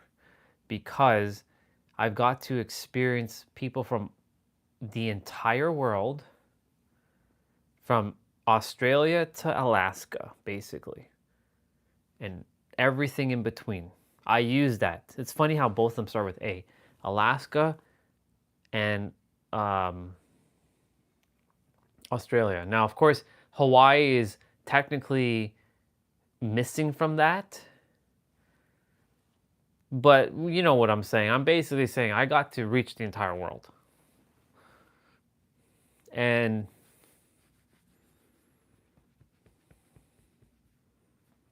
I saw, like, who is really growth mindset